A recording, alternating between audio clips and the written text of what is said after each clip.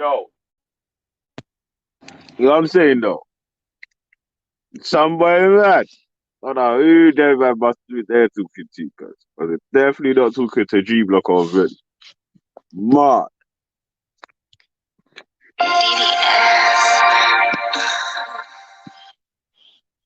one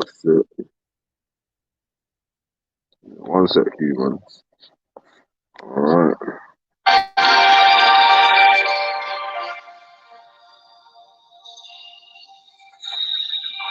Got a nigga trying, I'ma get his whole motherfucking phone. And I ain't playing with nobody. Fuck around and I'ma catch a body. Let a nigga try me. I'ma get his whole motherfucking phone. And I ain't playing with nobody. Fuck around and I'ma catch a body. Bitch, I got the mad for the 40. Turn a bitch. Turn a bitch to some macaroni. Yes! You know what time it is, man? Shut up, man. Shut your mouth, bro. I don't know who the hell you're talking to. Man, a big man out here. You get me? No fucking for you, bro. Relax yourself. You know what I mean? Bad man do a bad man what? You see it? There's some motive for shut them. You get me? Bruh. Man must have put my man's name Sarah or some passive guy on some Kalam and all that, though. No.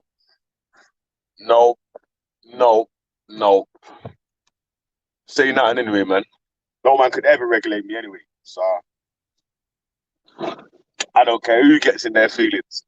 The whole world.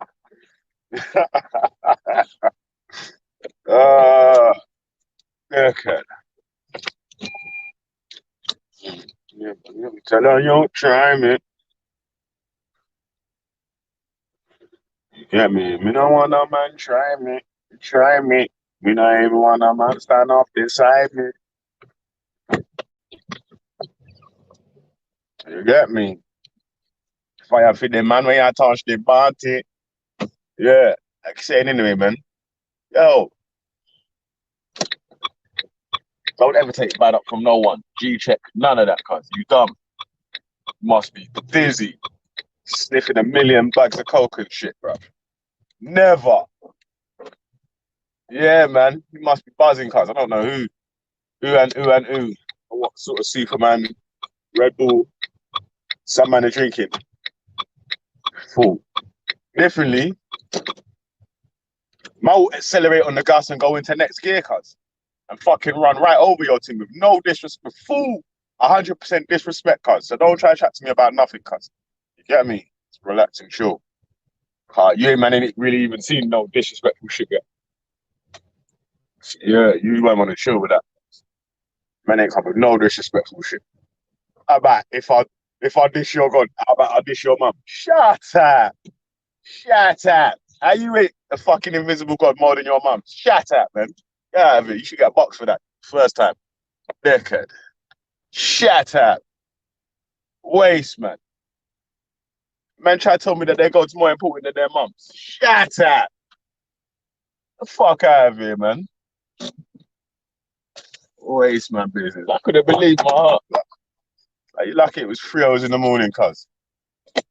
Mad, man. What did I miss, really?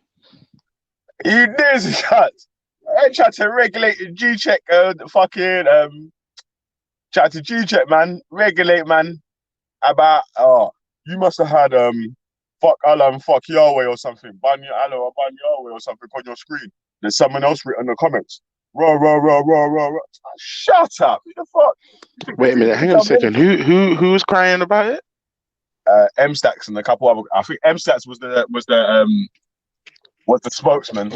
But there was a lot of moist hearts running about around there. You get me? Hang on a second. Wait, don't you get it, bro? All of those dons, all of those guys are fucking crybabies. Don't you understand? Don't you understand, really? Like, are you surprised, bro? Listen to what I'm saying. Hear what I'm saying, yeah? Are you surprised, really? All of these guys will claim that their shit is the best and it's the truth, but when they hear something they don't like, they go into meltdown. Do you know why that is, Veli? I've explained this before. It's because it's fake and they know it. Oh, wait, sorry, babe. Were you saying that part was wrong, yeah? Sorry. Yeah. It's they're jokers, Veli.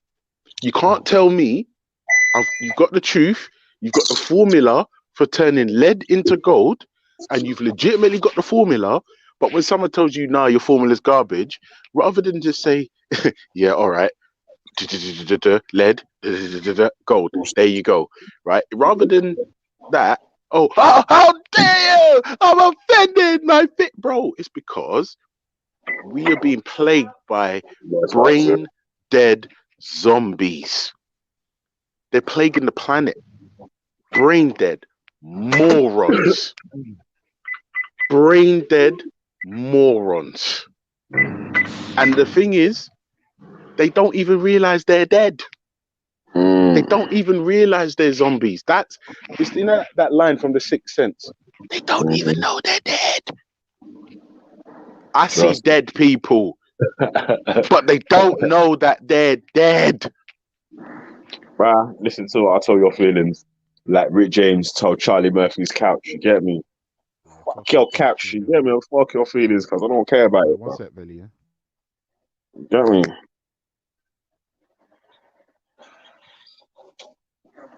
I think I'll big up this.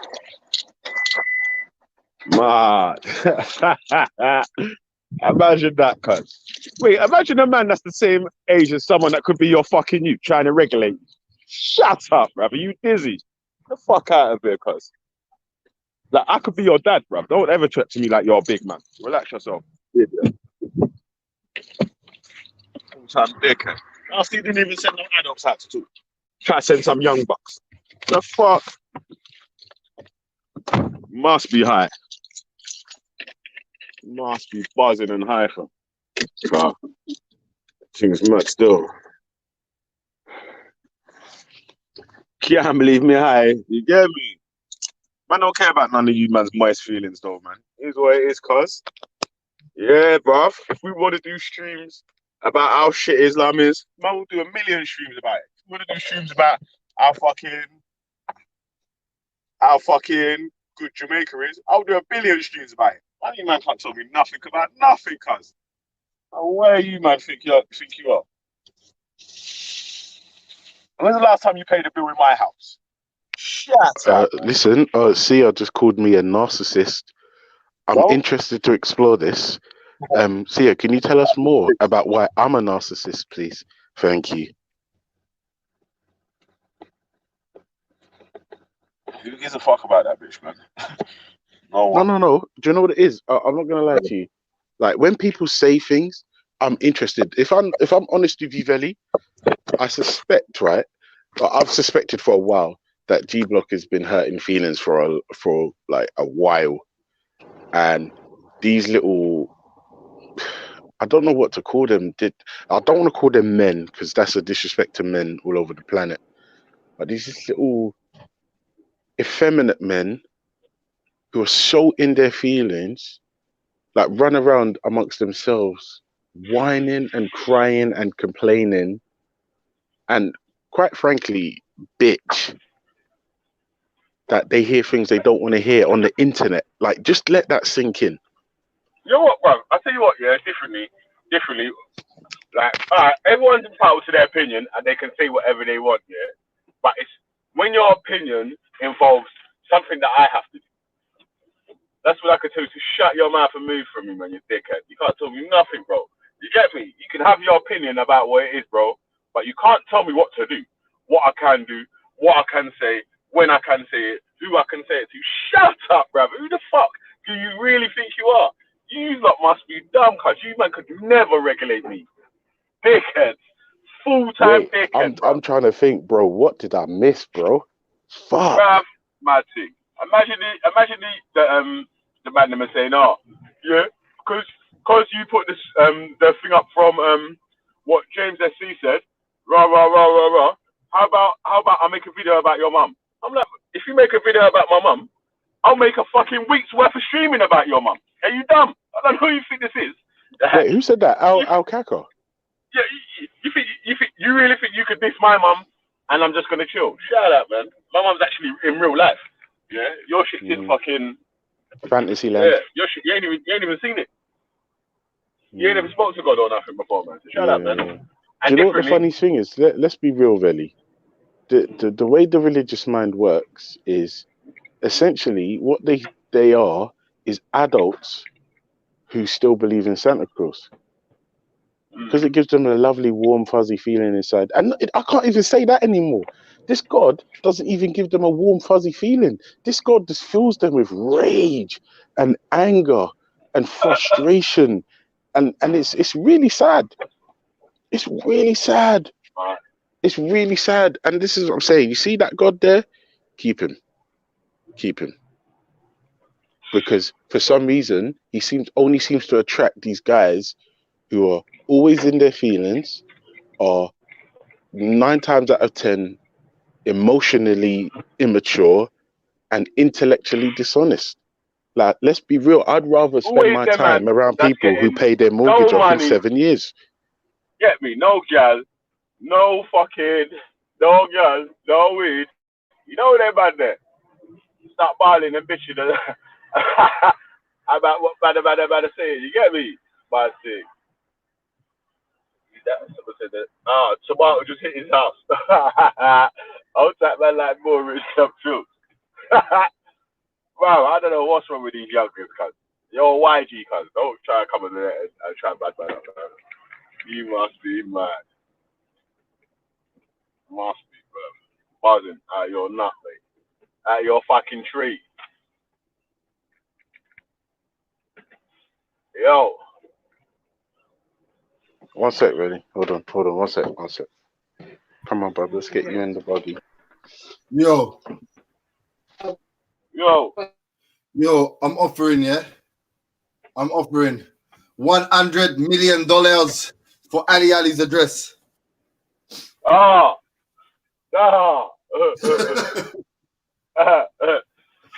little Ali the poster as well, anyway, man. Trying to tell Ultra suck his mother and that shit. You get me?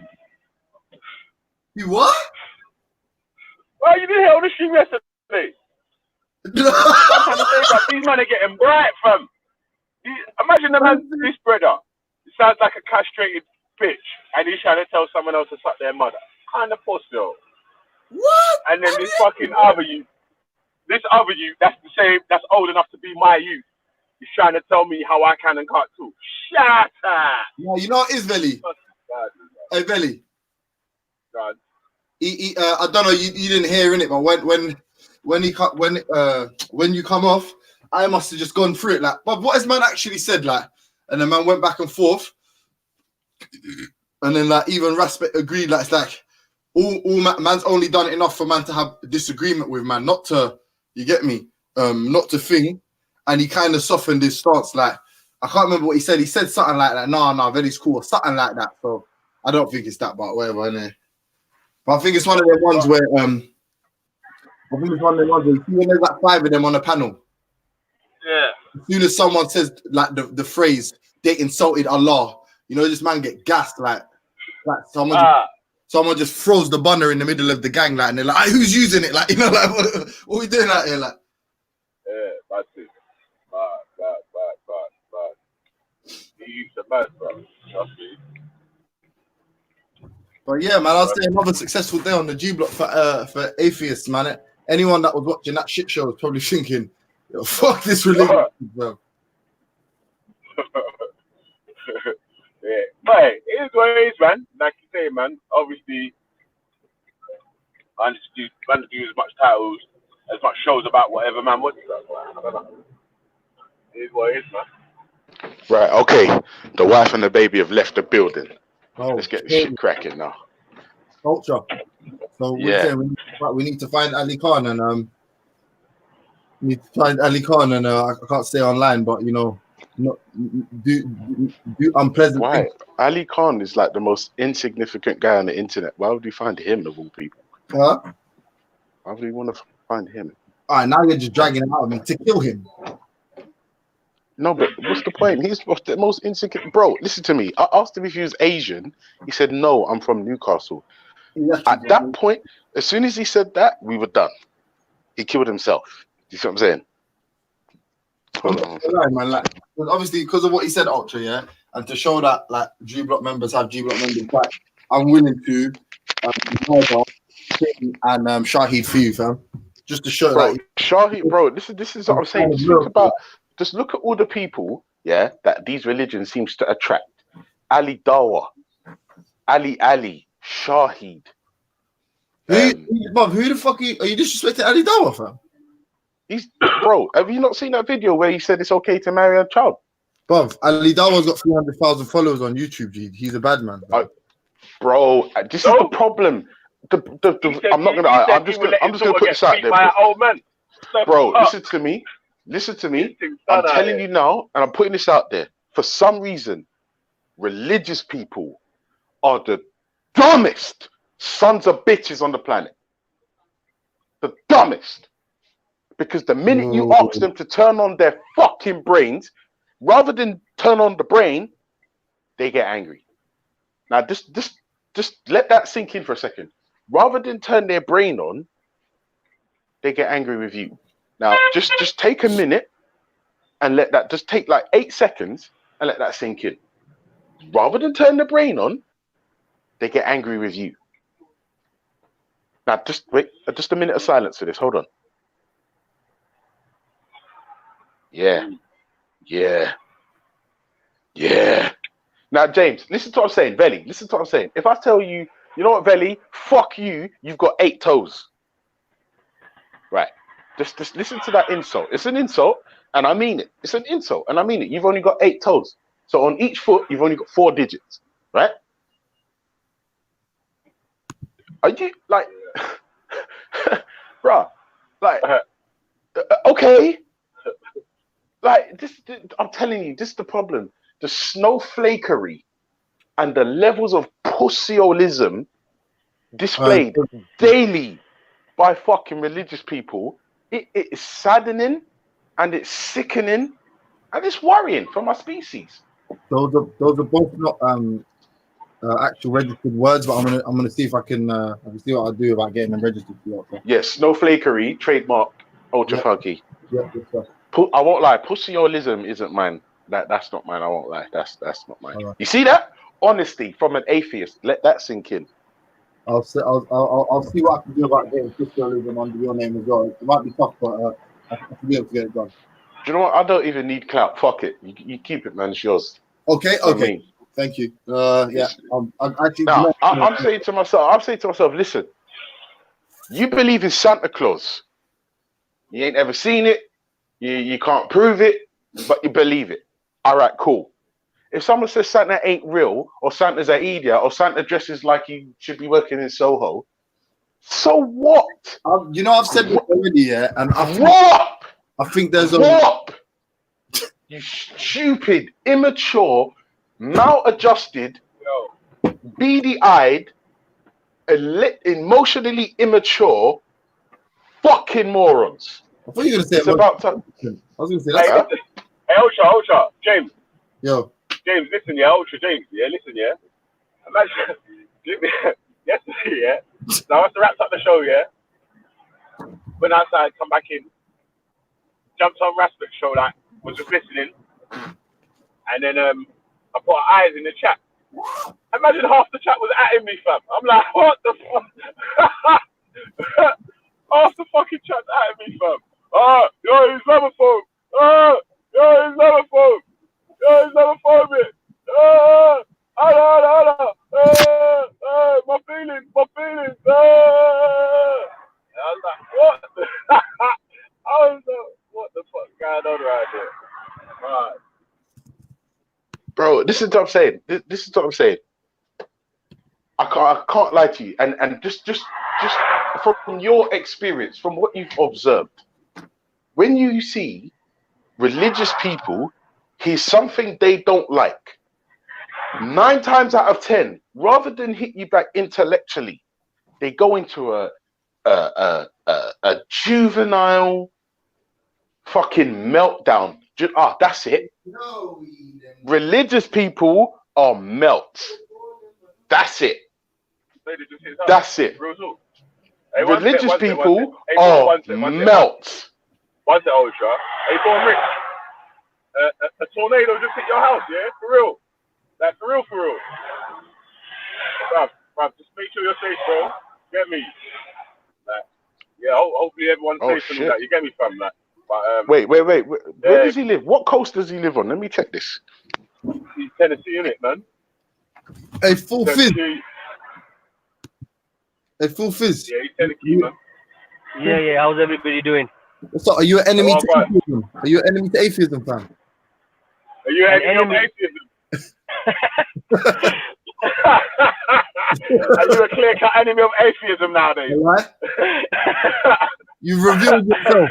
That's what man was dropping on me on the chat, you know. Man said you're a clear-cut enemy of Islam. I said, I got a comment on the screen. Oh, was that me who said that? No, not you. No, hold on. I didn't see you in the chat yesterday, you know. I know, stop, one second. You know, I can't really say nothing to you still. Hey, listen, you know it's bad when I'm... No, Veli, there's some serious tornado shit going on in fucking Nashville right now. Yeah. Fuck, like, man. Serious shit, bro. Yeah, fucking hell. Yeah, stay safe, bro. Stay safe. Stay safe, brother. Who's in Nashville? Born Rich, man. Yeah, stay safe, you got Southside, you get me? Nashville, the Nashville's them. You get me? Yeah, but in all seriousness, hold on. Big up the brothers, them, man. Big up the brothers, them. Every time. Big up yourself, Freddie. Man. Big up. Hey, Freddie, are you agent to them, man, there? Big up, Fred. Hey, Freddie, who sent you, blood?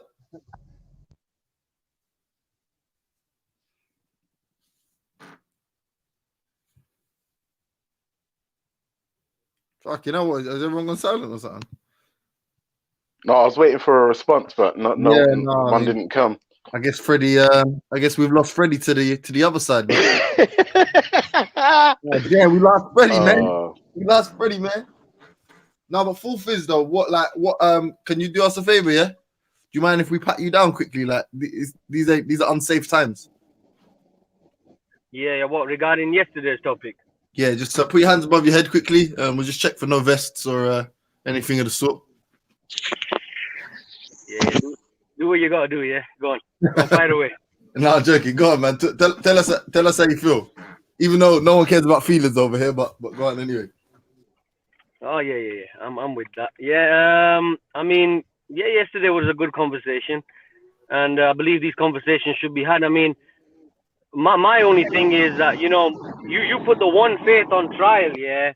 I mean, I'm sure you're not just signaling, just focusing on Islam specifically, but the majority of it was focused on that. But you put the one religion or faith on trial that explicitly states, in its holy text over and over again that the most righteous deed, that the highest deed, that the most pious thing is, every time you do a sin, every little excuse it can find is to emancipate people, is to free a slave. And you can't find that in no holy book. Take my word for that. I'll wait for you. You can't find that nowhere. So you put the one faith on trial where, you ain't got a leg to stand on, really. I mean, I can quote hadith for you as well that tell you about freeing slaves. So when you talk about, the Prophet purchased slaves, yeah, he might have purchased them to free them. He might purchase them to gradually emancipate them or to take them out of the torture that they were going through. Can I just say one thing here? Just so we don't repeat the whole of yesterday today. To answer your point, now a lot of Ultra spoke about Christianity with IO. The issue that we have is the majority of people in this community are Muslim. So when man poses an ambiguous question like that, and the majority of people that jump on to essentially defend slavery are Muslims, guess where the argument's going to go? So really, that you should target that more at the Muslims that jump on. Yes, I understand that, and you know what? Sometimes they don't articulate themselves correctly. There is no concept of slavery in Islam. Hold on. To cut you. Yeah. But brother, I've been listening to this for 3 days, innit? And I'm begging someone to come on that's got some sort of fucking knowledge about their religion. Because I'm fond of Rastafari, innit? But if I fucking don't know what I'm talking about, I keep quiet. Do you know what I'm saying? Hey, Like people are hey, just bruv, you coming know on what? Yeah, chatting differently. shit. And even today, my man don't even care about fucking Islam today, man. I'm fucking sick of that name anyway, man. It's pissing me off, bruv. Every time you say Islam, a snowflake pops out and starts crying. Islam. It's like, fucking hell, bruv. Who cares? Get me? Hey, Phil, man just want to learn something. And if this one said that one said, like, man can't learn fuck all, bro. Do you get what I'm trying to show you? Like, just bare opinions. Man just need to fucking get the knowledge and come with that and just stick to that. Do you know what I'm saying? Rather than going around the whole thing or guessing what you think you know. You know what I mean? But I listen to someone who's qualified to talk. You know what? Yeah. You know the problem. You know the problem is. Where's this thing, bro? I realize the most of the men who talk all of this, they're not versatile in their scriptures. They can't talk it, bro. It's like they can't give you no reference. Yo, I beg somebody bring up Shamsi or somebody, man. Don't let these riffraffs talk for fucking Islam. Bro, I beg somebody man. who's got who's on Shamsi's equivalent to talk up for the thing, because half of you lot are falling to bits. Come on, man. You say that, bro. You closest to the father, but bro, you're so distant when it comes to your thing. Go and call somebody who's qualified, bro, or if that allow it, because you're making your whole thing look ridiculous. Yeah, no. I completely agree with that. Against racism, hold on, fam. You make your whole thing look crap. I thought these British nationalists and everything. Let alone black people. Don't worry how we think. We know how these things set. We went through the traumas. We went through the tribulations. Yeah, but why you lot coming up here arguing over crap, bro? Your parents taught you to recite the fucking Quran. Come up here and do it how your parents teach you. Yeah, stop making your thing look crap. Big up everybody. Big up Veli. Big up the whole of the G Block gang. Big up everybody in it. You know how it goes. That's my only argument. That's my only argument, Phil. Big up the whole of the God Block. Yeah, definitely. Listen, anyway, listen. So I completely agree with Freddie and Rambo. You know, everybody wants to be a scholar nowadays, and you know what? They're doing more harm than good. And I've been saying this for the longest. You know that if you ain't got anything good, productive, or knowledgeable to say, if you're not educated enough, you need to calm down. I don't know what it is about people. You know, maybe especially Muslims. I think it's just that. They just want to respond to all the criticism. Everybody just wants to, they hear a little bit of criticism and whatever, and everybody wants to respond. They want to defend their thing. In a way, we was examining, we was examining Rasta, and what happened is when we was examining Rasta, Art Felly, I said I don't know certain things, I don't want to get them wrong, so I'm better off going to get somebody. Does that make sense? Remember, I told the man yesterday, that nothing's safe in G-Block, innit? Anything can be questioned and put on trial, innit? So that's it. That's just how it should be. As it should be, bro. Not the same right there. You can't hide around there. Oh, man ain't gonna case for no one or nothing around there. Listen, I've just spirituality on trial and all that. You ain't seen me you can't say that. You can't say that. Let me just say one thing, Veli. I'm gonna be popping in and out, if that's okay. I've just got a few things to do, but one last thing I'm gonna say, is everybody would agree, every Muslim that you ask, whichever side of the spectrum they're on, they will agree with my statement that I'm gonna make now. There is no slavery within Islam. Captivity, prisoners of war, yes. But again, that's why when people need to articulate themselves better, they need to make sure that they use the correct wording, because especially in the modern sense, when we use the word slave, it has very, very harsh and negative connotations. So you can never ever in Islam, the Hadith and the Quran is explicit in this. You cannot pick up any free person and enslave them. The only way is if somebody's attacking you, and even then, the Quran explicitly states in a verse and I can bring it up for you if you want. It says there are options. The first option is, when war lays down its burdens, is to free them. You let them go free. The second one is to ransom them. So obviously, as Shamsi said, you give us our prisoners and we'll give you your prisoners. And then you know what? Guess what? there isn't even a third option mentioned in the Quran of enslaving them. I don't think in anywhere in the Quran does it say enslave them, or even in the Hadith where this option is promoted, it's obligated. So nowhere in any of the texts you will find where it even like it kind of bigs up this practice of let's capture these guys and after war let's enslave them. You won't find that in any of the texts. But anyway, if anybody wants to have a quick response, or if anybody wants a quick question to me, because I need to get off. Like I said, I'll be popping in and out. Yeah. Now we're done with that. Cool. Everything's the great for that.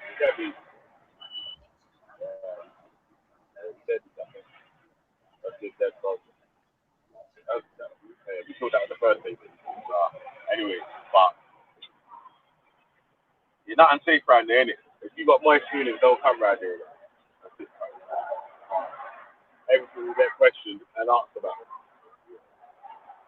Yeah, just, like I said, Veli, just think about the mentality, right, of the people we're talking about.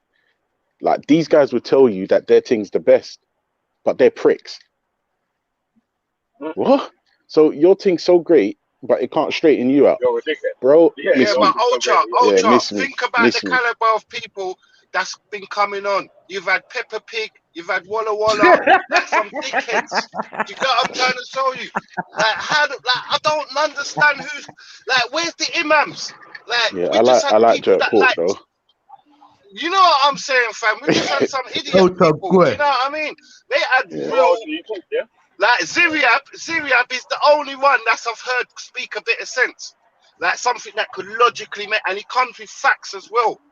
Do you get what I'm saying? The rest of them, I don't even know what they're up to. Yo, do you know what I mean? Like, so Ultra, what's the body counts on G Block now? To be honest with you, like, if I'm honest with you, G Block is undefeated. Like, hey, this is the thing. This is the thing. You think about it, Rambo. G Block is so deep. Man are congregating amongst themselves to complain and piss and moan and make up a narrative that apparently we're all Islamophobes and all this other bullshit. Man, these are dickheads, wait, man. Listen, Ultra. G Block is so sick, yeah. Raspix and Raj joined together. Yeah.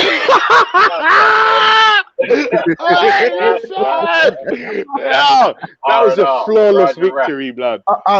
So ready. Come on, man. Yo, I got to big you up. You set up your channel and you start to go on with things. Get me? You call yourself G Block. I thought it was going to be called the Reject Block. Get me? But really, you're doing good, though, bro. You're doing good. Yeah, man. Big up the channel. Big up the channel, man. You're doing good. You know what? Yeah. Now, differently. Yeah. Like it's trying to say, yeah. It's not like just me, innit? Yeah. So although, like I've said from the start, and I will always say all the way throughout, yeah. Although the channel is in my name and so and blah blah, I might pick the topic for this and that now and then or whatnot. Yeah, but it's the participation of everyone that's willing to jump in and say whatever they want to say in it. So that's why it's really been about topics and not about personality. I ain't done a stuff about Ra. I ain't done a show about Ra. This brother is so and so and so and so. It's about actual topic in it. So even that. Yeah, tell you what though, I'm gonna be honest. Wait. Means that. Yeah. Even that, that should always mean that anyone and everyone should always be able to jump on the panel and have their opinion, have their say in whatever. You know what I'm saying? Like, if the link is out there for anyone and everyone to jump in. You get me? The only way you will get blocked in the chat is if you're doing something dumb, innit? Like, there ain't even no rules for the chat. If I just see something and it's just like outrageous and dumb, then you're probably gonna get blocked in it. Right? But if you're just chatting, if you're dissing, if you're saying shit, I ain't gonna fucking time you out or not. You know what I'm saying? That the only people that will get hidden is usually the fake account. Someone is trying to use someone else's name, or someone is trying to use someone's real name or shit like that. You know what I mean? Or if you get these dumb pussies who keep dropping people's addresses. Yeah, people's addresses, or people that come on the channel and say, so and so's live. let's go over there. Let's like, what are you doing, man? Don't do that. Like, everyone we've all got notifications on each other's channels, innit? So when one of us is live and the other one goes live, we all got the notifications. So no one needs to go round to someone else's spot to tell them to come over to there. Like, I don't want you to go on anyone else's channel and be like, yo, yeah, Benny's live, rah, rah, rah, come over to Benny's channel. That's dead, bro. Don't do that, man. Get me that. Allow that, man. I think sometimes when all stupid shit like that happens, people take the thing a bit too serious. You know what I mean? Imagine, bro, you got fucking pussios putting out people's addresses, bro. Listen to the fuckery, Freddie, right? You got people putting out next man's address. Like, what the fuck is happening? Bro, like, there's all these pussios in the trolls posting addresses. Bare these pussios are hey, bro, I know where Raj lives now. Like, I know where the man resides, and the reason why I don't like that is because that's not meant to be my information. Yeah. But you know what? All of that is weakness. It's a sign of weakness, bro. I'm not gonna lie, bro. I've been watching this thing for the last couple of days, and I ain't heard one of the real man them come on and say how it is. Do you get what I'm trying to show you? I think we need a mixture between a road man and a proper imam. Do you know what I'm saying? To just put fucking the point across straight how it's supposed to be. Because I believe, me personally, off of all the arguments, I know there was Arab slavery, but I don't believe it was Islamic. Like, there's no, you know what I'm saying, bro? So it's just like, that's dumb. You should just get someone to come and represent your argument. Do you know what I mean? Yeah, man. People always try to strong arm you, cousin. It's basically, it's the same. It will happen to everyone and anyone, isn't it? Yeah. So if you feel, it's just how you're gonna react to man trying to strong arm you, cousin. Man, it's never a strong arm thing, man. You can't do. You get me, that? Nah, I'm not having it, bro. Game. It's called the press game as well. It's called the press game. Dumb, yeah. Dumb. Yo, fine. Your camera's on, bro.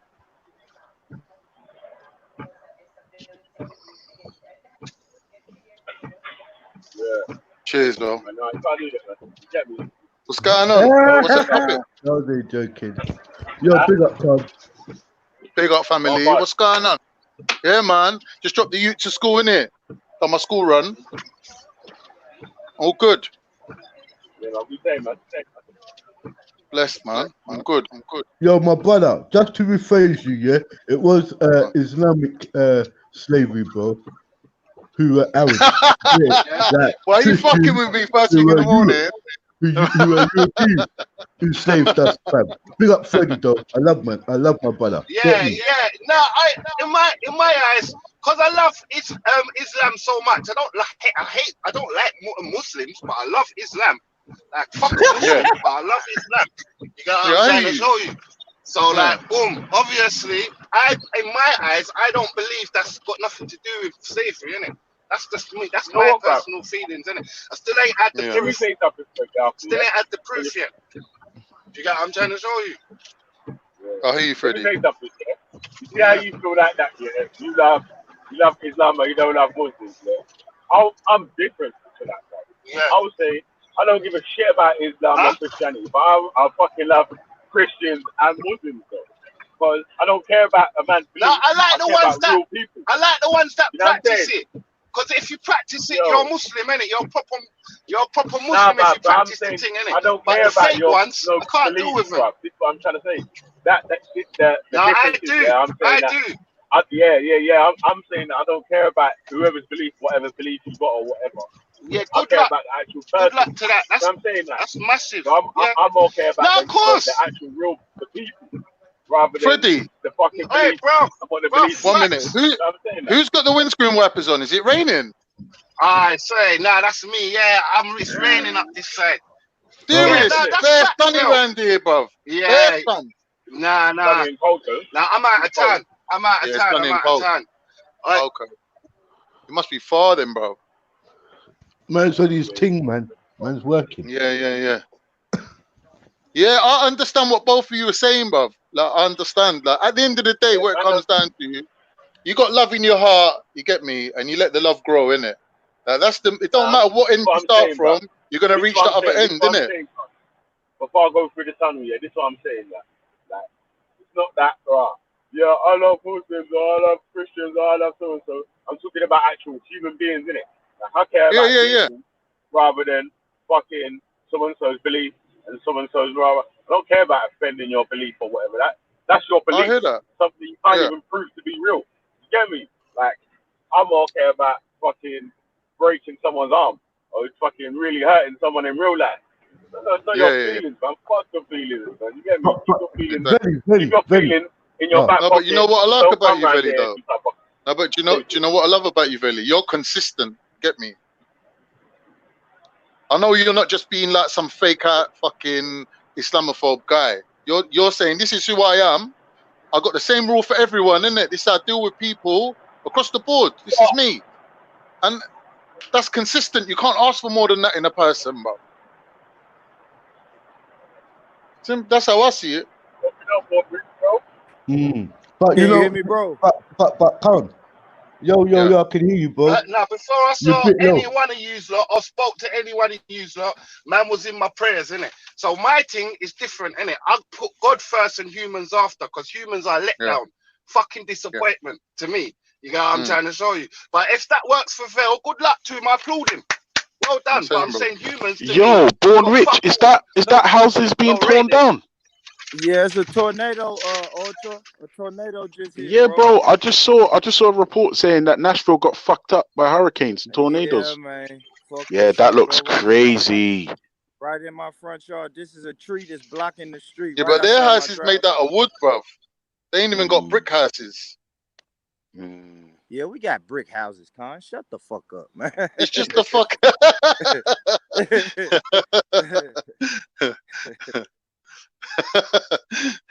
Yeah, man.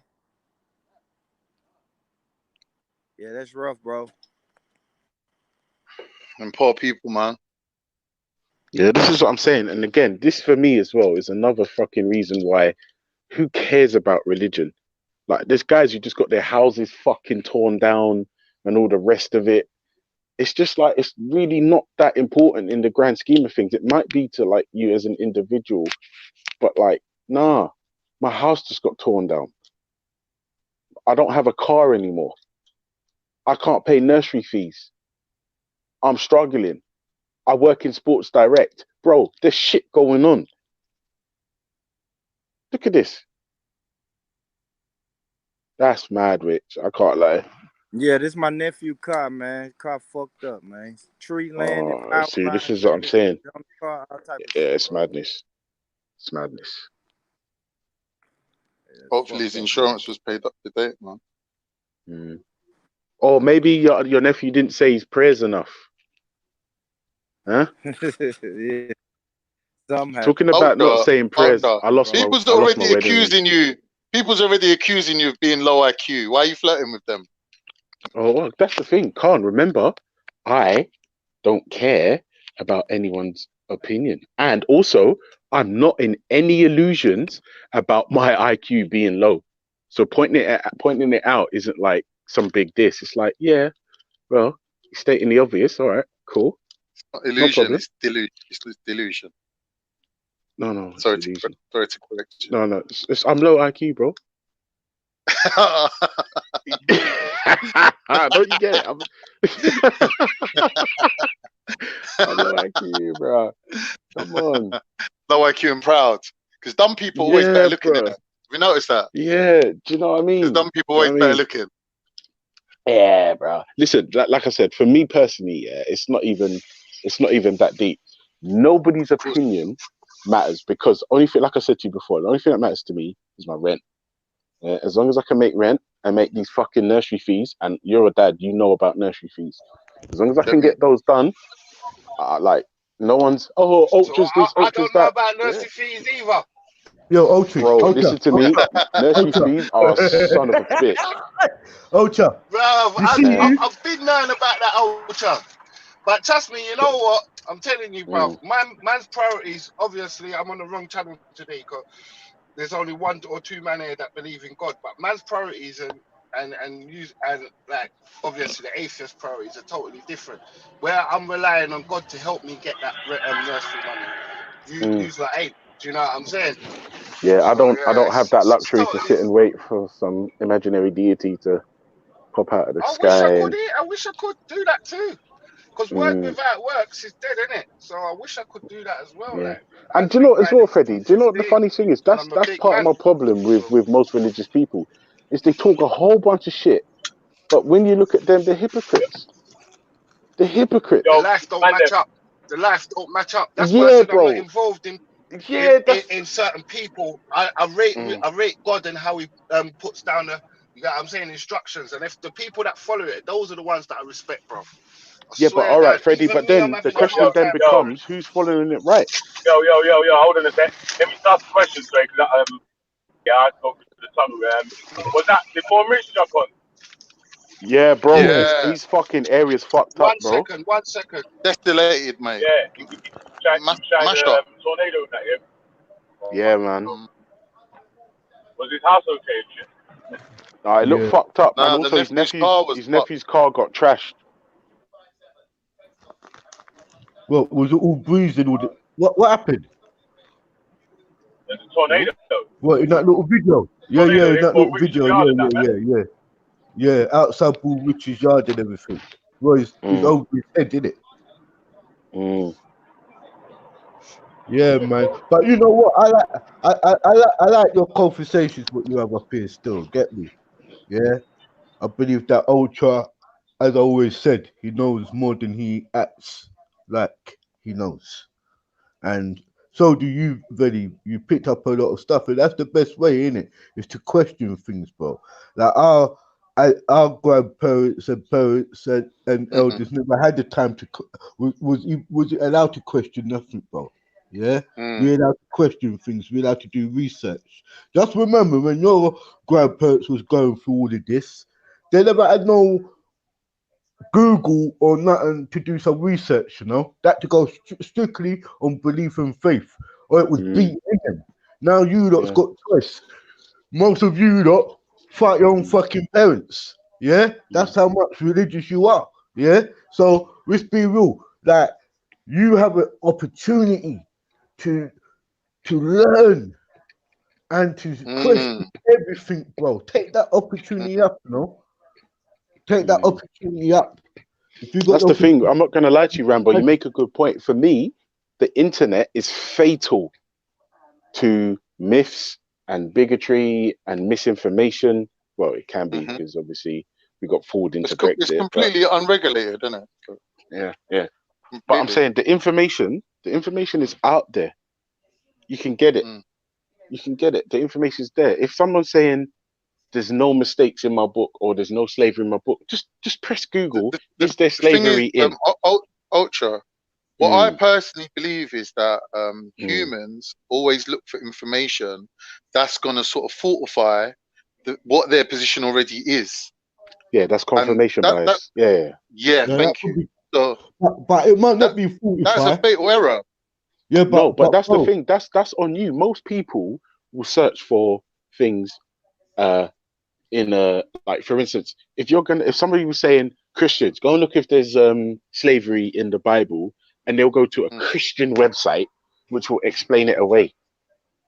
It's up to you to show diligence to get multiple references and then take each one of those to somebody who knows more than you. What I'm saying is, how are you going to identify legitimate sources if you ain't been trained up in that way? Like, we always get people coming up with like stories from the fucking Daily Mail and shit like that. Yeah, but look, this is what I'm saying to you. That's true. Apparently, people voted Brexit to get Muslims out. Fucking idiots. Fucking idiots. They voted Brexit to get Muslims out. You voted to get out of Europe, you dumb cunts. We ain't going nowhere. Fucking idiots. Because you don't like Muslims, you voted for Brexit. But you know what? Morons. Ultra, the best one was them people in their fucking chavved up areas where they voted Brexit. They come out the next day, went to the corner shop, went up to the Asian guy and went, "What are you still doing here? What are you still doing here? You fucking what are you still doing here, bro? Morons." Yeah, that's how thick they are. But this is the No, problem. that really This is the happened. problem. That really did happen. Of course Do you it know what did. it is? It happened That's to all the weak groupthink, black people as well, boy. Con. That's groupthink. It's groupthink when you make a stupid decision, like as a, it's just dumb. It's Yeah. it's so pathetic, right? But the problem is, remember, all of these people are the people you just mentioned, steeped in the Daily Mail, the Sun, and all the far But right stupid websites. you know what's And the one good problem is, thing if about you don't Brexit, move from there, you'll never hear another narrative, and that's the problem with human beings. We're pattern seeking and we're lazy. Pattern seeking, I like that. Pattern seeking. Yeah. Or living on autopilot. Yeah, I've done that once while I was driving. Went for a red light. Oh my god, I got disciplined hardcore. But yeah, man. Yeah, man. Big up Ultra, though. So what, Ultra? You stop wearing Batman fucking socks now? Yeah. No, now he's are wearing, you dumb, he's bro? wearing ladies' underwear now. Bro, listen, let me show you my socks right now. I can't even show it to you; it's overflowing. I basically washed all my socks for my trip, yeah, and then there was no point because I ordered new thermal socks from Amazon, so that was pointless. But did you actually go on the trip? No, it's next week. Later next week. Oh, right. But also, oh my god, Khan, chances are I'm not even going. Why is that? I just heard that all the budget airlines are cancelling their flights because of Corona. Oh shit! Yeah, you get your money back. I've got travel insurance, so it doesn't matter. Yo, I'll be really gutted if I don't go, man. I want to. Ultra, man, sharp, you know, you get quarantined, you know, because I think they're shutting down the country, bro. Because they're saying they go kind of, minimize the public, especially in central London. I'm telling you, what? Bro, Corona's already here. I saw a report. Some guy had it in Surrey. He had it in Surrey. And Surrey's just up the A3. Man's got all in Lewisham, bro. What are you talking about? You hear what the schools are saying? Even if your child ain't ill, if they've been in contact with anyone that's come from another country, you can keep them off school for a week. Yeah. For a week. Just keep because them they at come home. into contact with someone on the off chance they might get ill. That's how bad it is. Yeah, no, listen, couple schools have been closed near me, you know, in Wandsworth. What? They're closing schools already? Yeah. I can't remember the name of the school, but it's near me. It's around the corner from me. Can't remember the name of the school, but it's around the corner. Yeah. Mad, closing schools. But it's also as well, Con, one of my son's football match got called off with I think it's Swindon or Southampton, some S team. They got called off because one of the opposition players had suspected Corona. Oh shit! Yeah, it was mad, bro. Also, he was telling me, my boy was telling me, it's possible, depending on how bad this gets, they're gonna call off the Premier League. What? What did I just say to you, Ultra? Yeah. Because of mass, what they want to do is minimize the public, innit? Meaning that central London, you got like thousands of people, they're isolating, they go cut it down, bro. They will just tell you straight, you can't come in. Yeah. The truth is, Rambo, I'm the person who can't get Corona because if I do get it, I can't go home because my wife's pregnant. That's what I'm saying. You know what we do? I can't go and chill at my dad's because he's old. Yeah, we can't put you in London Zoo because you're on the bus, mate. Yeah, I'm you can't. No, you can't. I can't. I've literally got nowhere I can go that isn't like old people or somebody has young ones. Or Ultra, turn the negative into a positive. Book yourself into Holiday Inn for about a month. What? And I can afford that as well. Yeah.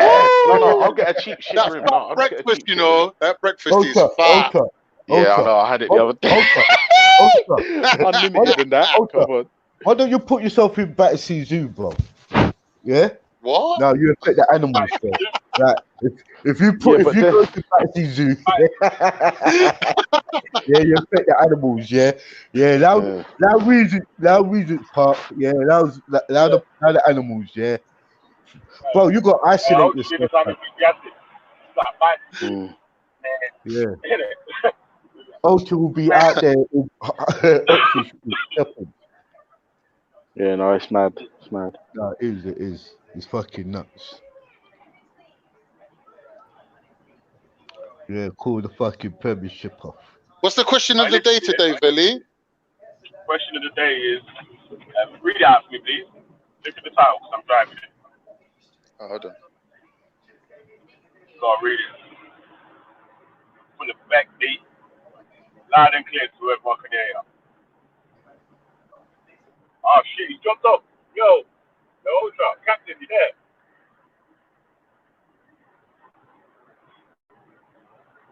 Yo, I'm here.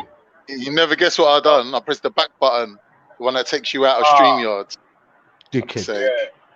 What an idiot. Well done. Let me do this properly. Question of the day. Should we tiptoe around people's moist feelings ever? Yo, is that how G-Block is going on? Well, I think we, you know, yeah, especially Carl singing. I asked, not mentioning no names, but last night after Veli jumped off, I said to the person in question that, you know, when the man told you to go fuck your feelings, how do you feel about that now? Like, what's the next step? Like, what we're gonna do now? And there was no answer. So I was thinking, what's the point of the whole thing? This didn't make sense. You know, like, if someone could turn around to you and say, do you know what? Go fuck yourself. What can you say to that person? It's the end of the conversation, isn't it? Bro, I didn't even say that. Wait. I know. I'm obviously exaggerating it. Man was saying, I can't even remember what man was saying. Man was saying, he was basically trying to communicate. He was trying to. Let's go through it step by step, really, innit? That basically what the guy's trying to communicate is that the comment that you put up from James SC that said "Bun Allah," yeah, he's saying that according to him, that's worse than cussing his mum. So if he was to cuss your mum, how would you feel about it?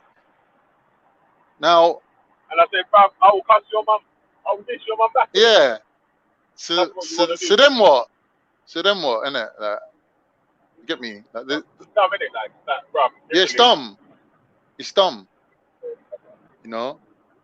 If you've got an issue with what James SC wrote in the comment section, maybe you should chat to James SC about it. Well, no, like if you're endorsing what the guy is saying, they can ask you. They can ask you why do you feel like this, Billy? Like, what do you think about this, Billy? Like, if you're the one that's putting it up there and saying, well, I agree with what this prick said, and you put it up there, yeah, then people can ask you, like, why did you do that? Like, don't you give a fuck about all these people that you're upsetting? And if you turn around and say no, they can all go fuck themselves, then that's the end of that, then, isn't it? Quite honestly, that is the end of it. Do you know what I mean? So when we're asking the question now, question of the day, should you tiptoe around people's feelings? I personally think, yeah, you should a little bit. Because if you're going to go around telling them to go fuck themselves, then there's going to be a repercussion of that on you. And it might not be what you're expecting. It might not be them getting in your face, or it might not be them cussing your mum, but it might be creating a disharmony where people start drifting away from you, and then you got less of a range of people around you. Do you know what I mean? It's like, you know what I mean? People who... There's another thing, though. There's the other side of it as well, Carl. Sorry. Yeah, of course. Finish your sentence. No, but like what I'm saying is, like, you know, when, like, for example, you become a miserable old git, yeah, as you get older, yeah, slowly, people that clock it start, like, giving you that extra little bit of space. And then before you know it, you're on your Todd, innit? And you're like, what happened? It might have took 20 years, but you ended up on your own, innit? So what I'm saying is, like, the repercussions of being an arsehole sometimes takes longer to pan out. And you don't really see it. It's like when you annoy people, they get annoyed, it's confrontational, gets dealt with, you're aware of it.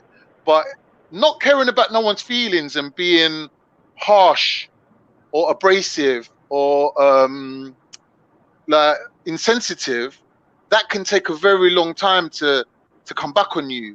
But there's no doubt, eventually, it does come back on you. Come back. Yeah, everything does. It's negative energy. It's negative energy. Wait, amount of age for this still, man. Like I was saying, yeah. And what I'm saying, it's like, whose feelings should I care about? Should I care about the whole of fucking Islam's feeling, or what I am gonna do? You know what I'm saying? Brother, I should do. brother. That sounds selfish and crazy. Let me finish though, man. What do you mean selfish? Cool. So what, I should only care about Islam and not care about myself. I ain't even a Muslim. No. I can ask whatever questions I want. Like, who's Allah and who's God? I can ban fire on everything and anything right now. You get me?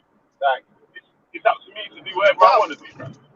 But man ain't saying to you don't bum fire, you know, Val, man ain't saying to you don't bum fire. You have to bum fire. Put fire with the purification. What I'm saying is that over disrespecting. If we still have to take people's feelings into consideration a little bit. Because remember, the energy you're pushing out, you're gonna get it back in it. Like causing an effect in it. You're not really gonna see it. You might not see, just like what he said, you might not see it tonight. It's not one of them where if you do something tonight, it's gonna come back tomorrow night or whatever. But I'm telling you, it's coming. You get me? We have to be mindful of it. I know it's an atheist trait to be disrespectful and rude, but just have to rein it in a bit. Or just find that sweet spot. What do you mean? Find that sweet spot where disrespectful. what the hell? I'm just saying. I'm just saying. That's all. I'm just saying, innit? Come on. Man's got a clean heart, man. Freddie's got a good heart, man. No, but Freddie's right though, because with an atheist or anti-theist, because they got that anti-position, they've always got to be in that negative, innit? Like their whole ethos is built around refuting someone else's idea. Hold on, fam. But hear this. Yeah. You could be religious and think you know all. Like some of you. You are cocky when it comes to me telling you that's hard to take. about black that is people. hard to take. Sometimes you are negative. You know what I mean? And this is what happens, bro. Like this is the problem, how it could do. You have That's what I'm saying about the sweet spot. There's got to be a sweet spot. Hold on, what I'm trying to say to you, it's no sweet or better, it's how the one is, bro. Long as you here, you are learning. When you're not here, I believe you pass your tests. Until now, you learning. See? And every situation you go learn from. You might over to whip my ass, and when Matthew comes here, he's going out. You know what I mean? That's how it goes out here. But it's how you deal with people. But I'll be real with everyone. If I have said I have God, I've got Allah, and boy, you know what? And I know that, and I realize you don't know like who your God is, or you don't know your path. Yeah, that's your business right now. I don't have no time to argue to tell you my God is better than your God and all of this ideology, because sometimes it's just that. It's ideologies, bro. It's not how you know facts in it. We just argue my God's better than your God, my religion is better than your religion. And when the truth comes out, the fundamental value truth comes out, there's no truth there. It's just blabble, bro, and waffle. Yeah. And this is what I'm trying to say from early on. You know what? Back in the days when the man used to battle, they used to bring their Bible, Quran, or even Tanakh, and argue with over each, verse. Each, do it properly. Yeah, that's how I remember it. You don't waffle.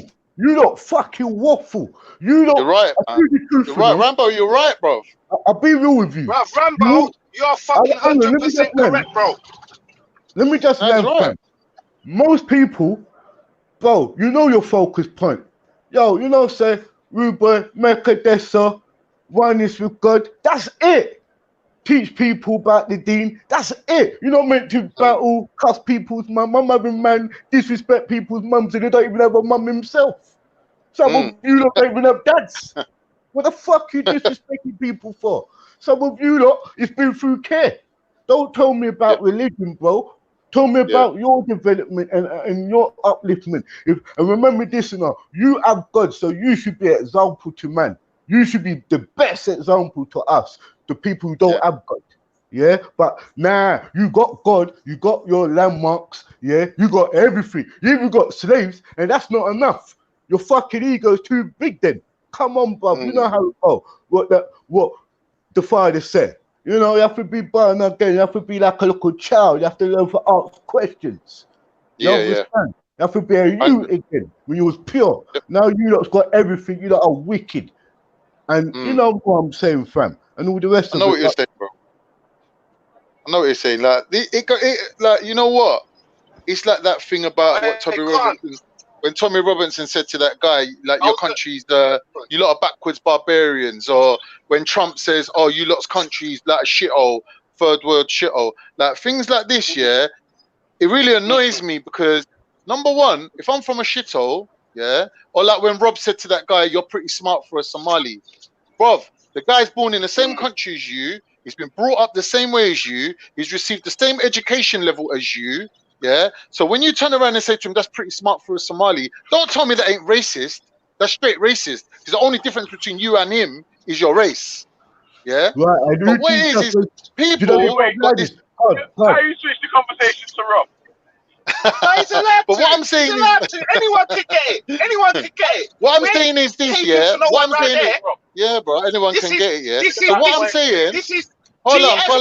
Let me GF explain something to you. Yeah, what is a load of bullshit is that when you get fucking people trying to take credit for something what they never had no part in, like some fucking, oh yeah, I'm descendant of the Vikings, or I'm this, or I'm that, or my country's this, or my country. Bro, you're the same as me. You're born here, yeah.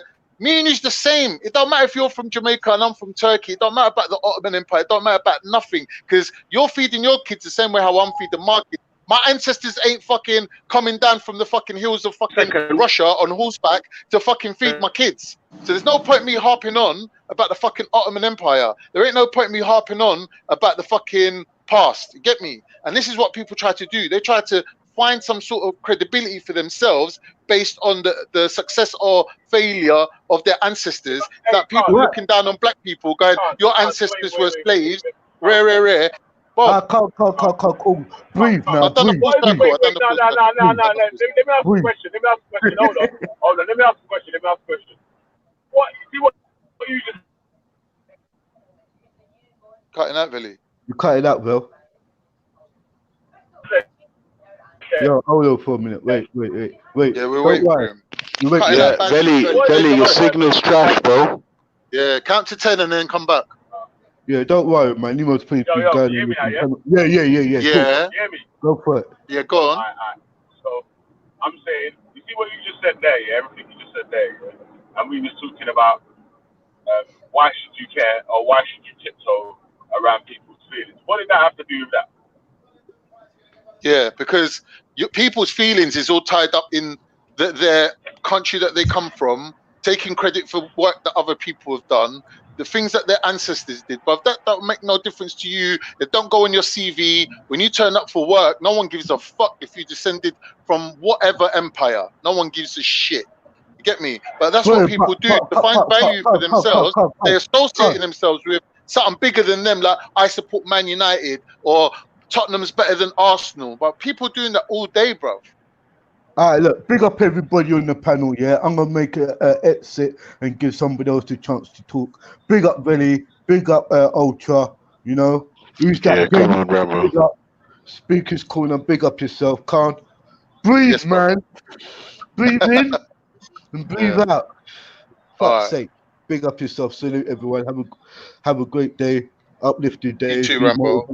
Big up. I'm out. Hey, listen. Keep listening, Rambo. Rich, if you're out there, jump on, bro, because I know we've got to talk to you, bro, about the tornado. I just want to see if man's all right with that shit. You get me that? Yeah, cause obviously that's real life, isn't it, man? That's the whole talking shit on YouTube. That's that. Yeah, bro, as well. It looks like proper chaos up there as well, man. Yeah, man. Hope he's all right still, man. Big up on Rich, man. Yeah. Hopefully you're safe, man, and everyone, the family and everyone's safe. Yeah, if you got any time, jump on and let us know, and everything's all good and all that. So, yeah, that's real shit. You get me, like the fucking Tornado. You get me, bro?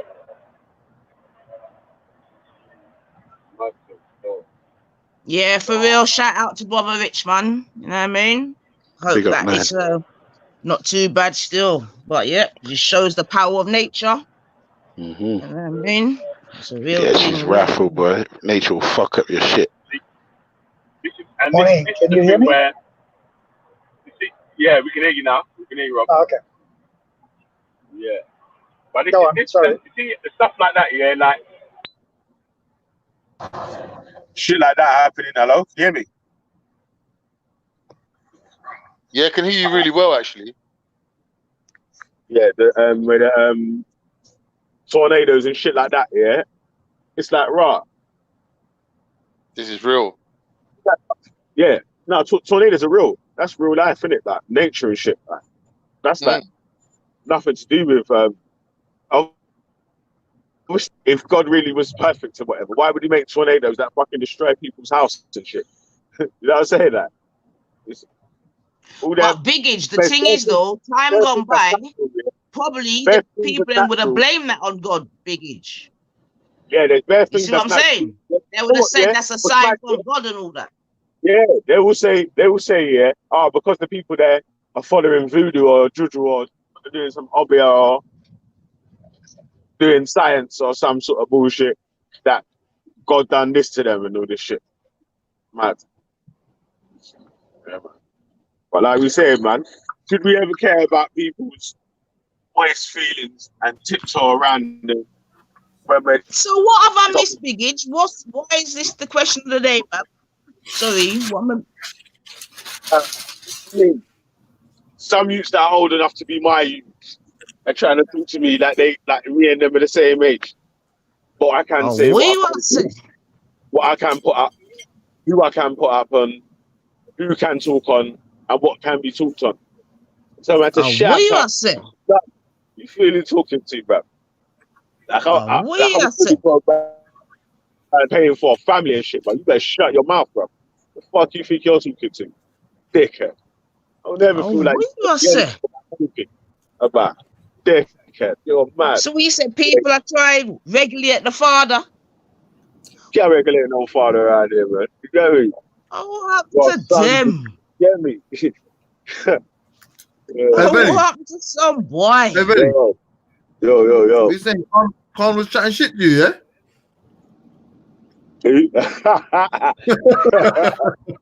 One minute.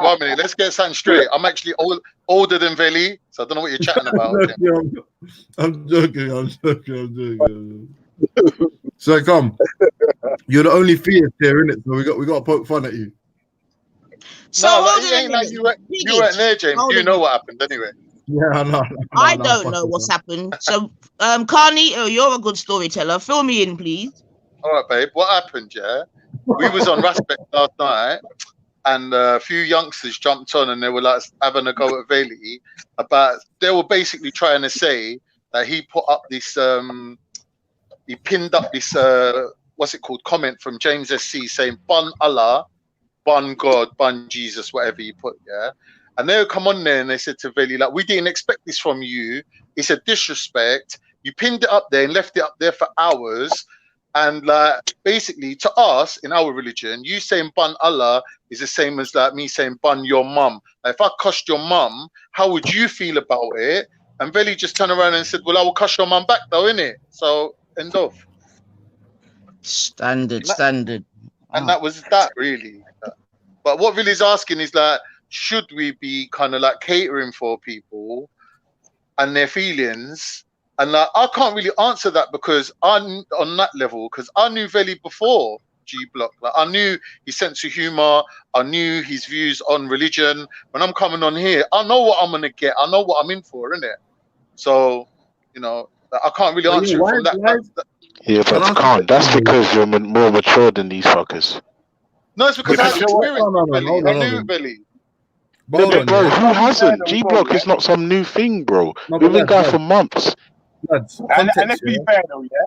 Everyone and anyone could click the link. Like M Stacks has been on there and chatted with Issa before. Yeah. Everyone and anyone could click the link, jump on, have a chattings, make sure that they have their say finish full to the end. Even if you were saying you was coming on to say rah differently, I don't like how you do this, that, and the other. I'll let you have your say, you know, guys. So it's not even a thing like man can't have a say in it. It's just like man can't really tell man what man can and can't do in it. Like that's different in it. Like, but man can moan though. Man's allowed to moan and say they don't rate it, they don't like it. Even allowed to say rah, bruh, you shouldn't do it and rah rah rah. But I'm not gonna really listen to that. You get me? So yeah, man, it is what it is, though, man. You get me, like. No, but M-Stack, hey, M-Stack, hey, listen, hold on, though. Just to be fair now, when you cut, Ras did a little monologue, and then I spoke to, not really spoke to Stacks, but I said what I said, and he agreed with it. And I don't want to lie on man, yeah. It wasn't like he said, oh, I love Veli, but it definitely was a step back from what he was saying. Carl, you were still there, right? Yeah, of course, man. Yeah, what did I swear he said something like Veli's cool or something? Yeah, no, it's cool. Like who are you talking about? El Kakafar? Yeah. All right. But not in it, Con. Just so I don't look like I'm just being a random piece. No. No. You got listen. Let's be fair to fucking M-Stats as well, though, bro. Because obviously, when man left here, man weren't talking bad like, rah, my man's a dickhead, and I'm gonna do this and rah. Weren't that, you get me? So yeah, man just coming, man's just saying over here, it's not a thing where anyone's gonna be safe, anyone's gonna be able to hide in any corners or whatever. Any questions gonna be asked, or if I see something that's funny, you might, bruv, someone said something funny about me before, and it was I put it on the screen. Yeah, that's what I told. No, but that's what I told Ras. I said, Ras, like, don't. And to be fair to Ras, you see what I did? I was like, hey, Ras, you're a righteous man, so you can't lie. And he went on some in whatever his monologue was. Yeah, he did address that. Never lies anyway. What you can't shit for? No, but yeah. But sometimes he don't say the truth. Like he just won't say it. But I said, blood, like you know that it's not no Islamophobic. It's not some Islamophobic message of the day. Comment of the day, man will cuss Jordan M and that will make it to the top, or man will make a joke about Raspet, and then Ras himself was like, yeah, and then I think that's when Kaka was like man was basically saying like, obviously, you know what man's bantering, yeah, and if something's funny, if he thinks something's funny, it don't matter what the topic is, man's gonna put it up. That's not the same way as saying I said it myself, blood. Like, don't be stupid, especially when like man's on G Block. No, wait. Veli came on and himself said that he endorsed the comment himself. So don't make out like it was just James SC saying it. Like, I didn't see that. Said himself that he endorsed the comment. So, you know, I didn't see he said that he put it up there for that reason. Yeah. Which is fair enough, still, isn't it? His own channel, isn't it? Listen, but do you know what, bruv? Yeah, like I'm trying to say, fam, you can't, if you're, obviously, but like you can't be standing there like you're the fucking old enough to be my youth, trying to tell me what I can and can't do, and can't say who I can like this, that, and the other. Oh, you can say this and blah blah. I'm like, shut up, man. Man. Fuck that. No, I think people. Up, man. I don't think it was that though, really. I think man was trying to say, look, we, whether you're atheist or not, we showing you bare love, yeah. And all we're asking for is a little bit back. So I can understand his point of view. He's trying to say that this is a two-way relationship. Who are you talking about now, Canito? Listen, listen, wait. So, did you not just hear that man said, yo, everyone and every single, it's never like, yeah. Wait, hold on. Yo, can you hear me? Yeah. Yo, can you hear me, yeah? Yeah. Yo. You hear me, yeah? We can hear you, Big Inch. Yeah, man. Sorry, man. Yeah, so that man starts off the show and starts to do the talkings and whatever. Man's like, yeah, big up everyone.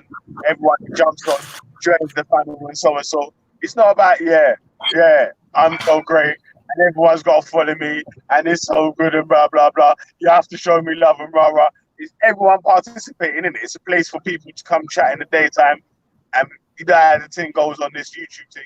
There's only a couple of rooms. It's like, stick to the topics, no personal insults, and let the other person finish their fucking sentence. You get me? Yeah. Yeah. So No, but I think that James no one ain't SC getting no was fucking taking the piss. treatment around there. Yeah. Like, James SC was taking the piss, bro. Respect's my actual brethren, yeah. That Of he's course. been to my house. I've been to his house, yeah. Yeah, And I've been on there talking shit about Respect, like, and I've not jumped on and said, "Oh, you can't say that." Rah rah rah rah rah rah rah. So who the fuck you think I'm gonna fucking do that when man are talking shit about fucking Allah? I was there Fuck when Raj come on and said to you, "Thanks for letting me dish your brethren," and you turned around and went, "Nah, ain't like that. Like, the man's big enough to take you on himself. Like, he don't need me jumping in to save it." That's what it is. It ain't like that. The panels ain't set up away, so it's this one versus that one. It's just how it goes, innit? If so and so jumps on and that one jumps on, like if Respect jumps on, he knows that bare people are gonna jump on and want to chat to him. If he's in a place where he can't mute anyone, he can't put them in the back, yeah, then boom, they're gonna want to jump on that spot and try to chat to man, innit? Like, so yeah, man, it is what it is. Exactly. Anyway, back to James SC, that little prick toe rag, yeah? Making out he's an atheist, and then he's turning around going, Jesus never had no slaves. Jesus never owned nobody. Jesus is a much better role model for humanity than Muhammad. But Muhammad was running a country. Jesus couldn't run 12 people without one of them selling him out. Jesus didn't own the jacket. Listen. Jesus didn't own not the going to jacket do that, on his back. Carnito. No. There'll be no finessing up in this bitch. Yeah, you're not doing that, man. You understand me? You ain't an And in atheist, fact, it was me you're a that asked the liar. question if Jesus had any slaves. It was me that asked the question. You understand? I was So how are you now gonna try come this morning now, finesse up the thing and nah. Jesus didn't have no slaves. Full stop. Jesus didn't have nothing. Jesus didn't have nothing, bro. He didn't have a but he didn't. or a window to throw it out of. Okay. What do you mean you see? Who you pointing that comment to? I see. Yeah, I see clear as day. Yeah. Who? What do you mean you see? What do you see? Am I lying? What are you talking? Listen, calm down. What are you calling me out I don't know if you've had your morning glory yet, but calm down, yeah? No, don't take it there. Yeah. So what I'm saying is, yeah, like I asked the question if Jesus had slaves. The answer is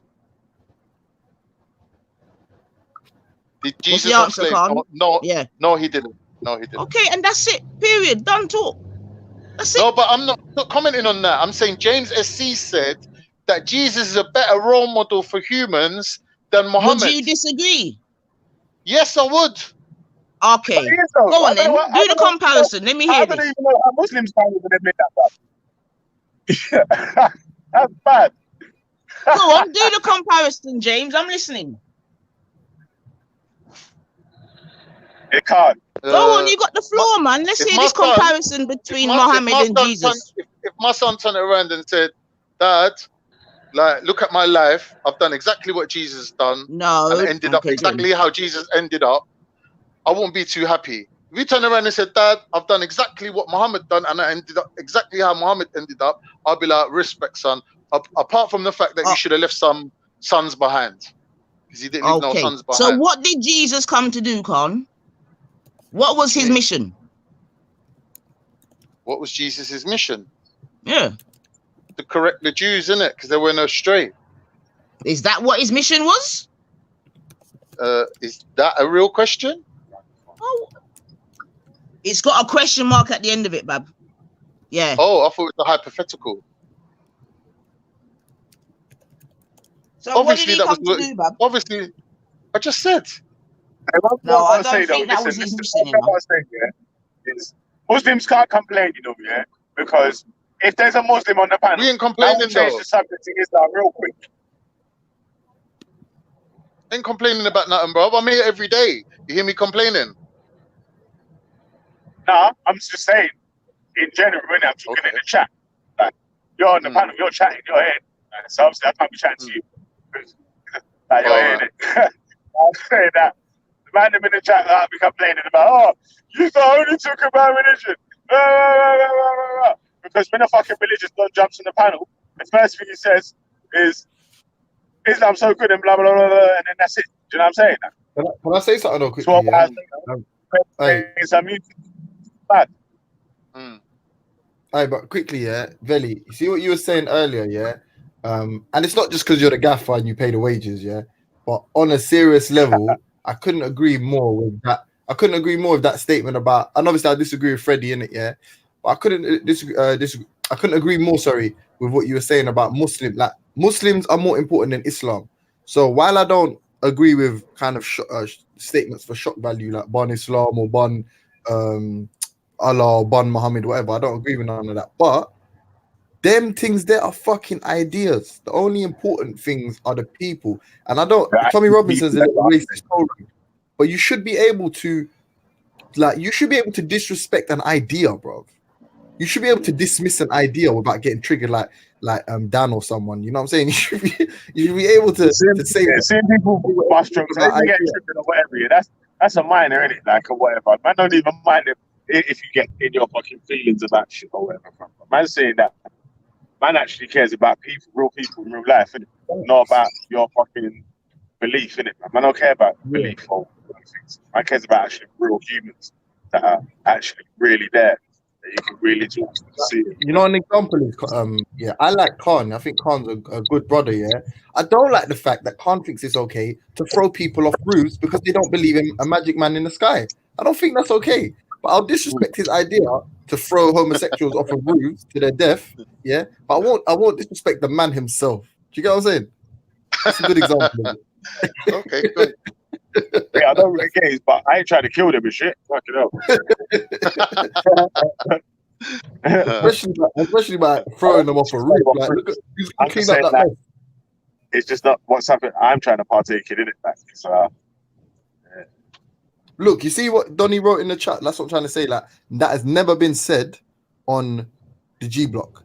At best, man's asked the question, does X mean Y? Like some kind of syllogistic questioning to get to a point. But no one's ever made them bold ass statements that all these right wingers make. And yet, you man are on here every day talking about we're the pagans. But go bother Ralph and them, man. There. You know why you can't bother them, man? Because they'll delete you from the chat and they won't let you on the panel. But you want to come and bitch over it. When man's giving you a voice, asking you questions. Don't forget, that's what I'm trying to say, bro. That's what I was trying to say to man yesterday, bro. It's like you man forget, like, yeah, car, fucking when this brother's finding up your shit and going wild. You get me? You man ain't saying shit, bro. You man are just chilling. You get me? Getting deleted in the chat and then see a man in speaker's corner and not saying shit, bro. You get me? Like, then right now, like you can come and try and tell man anything about anything, bro. Shut up. You must be buzzing. Hey, Veli and Con, yeah, and Ultra or anyone. Leave the start of a long time. Love it, fam. You get me? Trust me. Why do they call Faz blogger? Huh? Why do people call Faz blogger? It means stupid. In what language? I don't know, but apparently he calls himself blogger as well now. Has anybody made an argument in favor of people's feelings in a conversation where we care about what is true? Has anybody made an argument that suggests we should actually do that? Yeah, I have. What is your argument? Do you know what, yeah? On the part of just trying to insult, yeah, I give man that, yeah. If you're just literally trying to insult, yeah, to get someone riled up, yeah, then obviously that's some idiot business, isn't it? That's dumb. That's childish, isn't it? But like when you're asking a sincere question or when you're asking questions in a debate to get to whatever point you're trying to get to, like you shouldn't really care about anyone's feelings in the questions that you're asking. You should be if it's trying to get to the truth. Do you know what I'm saying? That? But if it's just trying to, I want to see you fucking start backflipping out and start trying to foaming at the mouth because I've said so and so about this, that, and the other, yeah, then I don't know, man. Like what point are you should be asking the question on the person, like what does that person care about? Like, that's doing that. Like, what do you care about that if you're just only trying to get man angry, winded up, all that sort of stuff. Fair enough. What about you, Rob? What's your opinion? You seem like you got something to say on it. Well, I think you know my opinion, right? Well, fuck them niggas' feelings, B. Yeah, feelings are not important in a conversation where we're talking about what is true or likely to be true.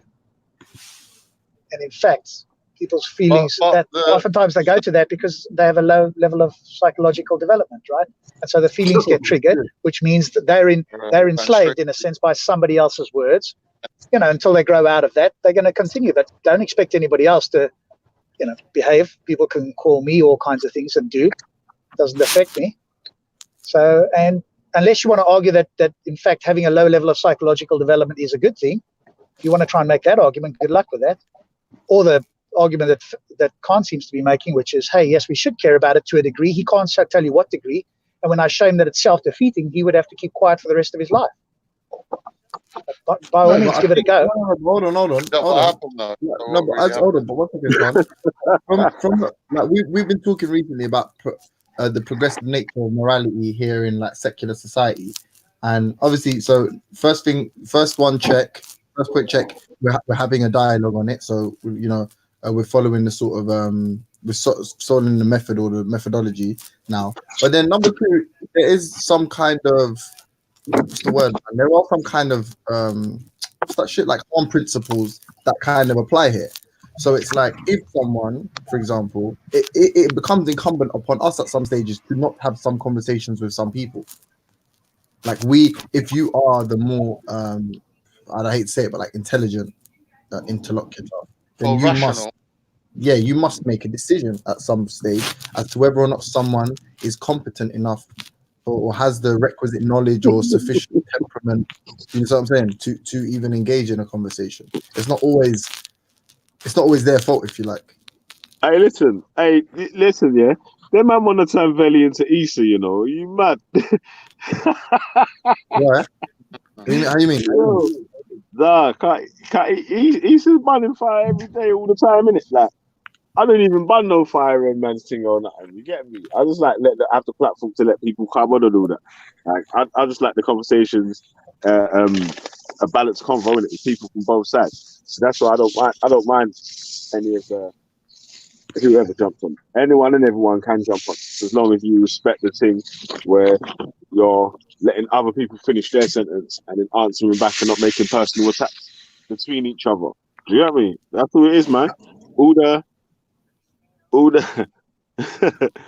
you get me?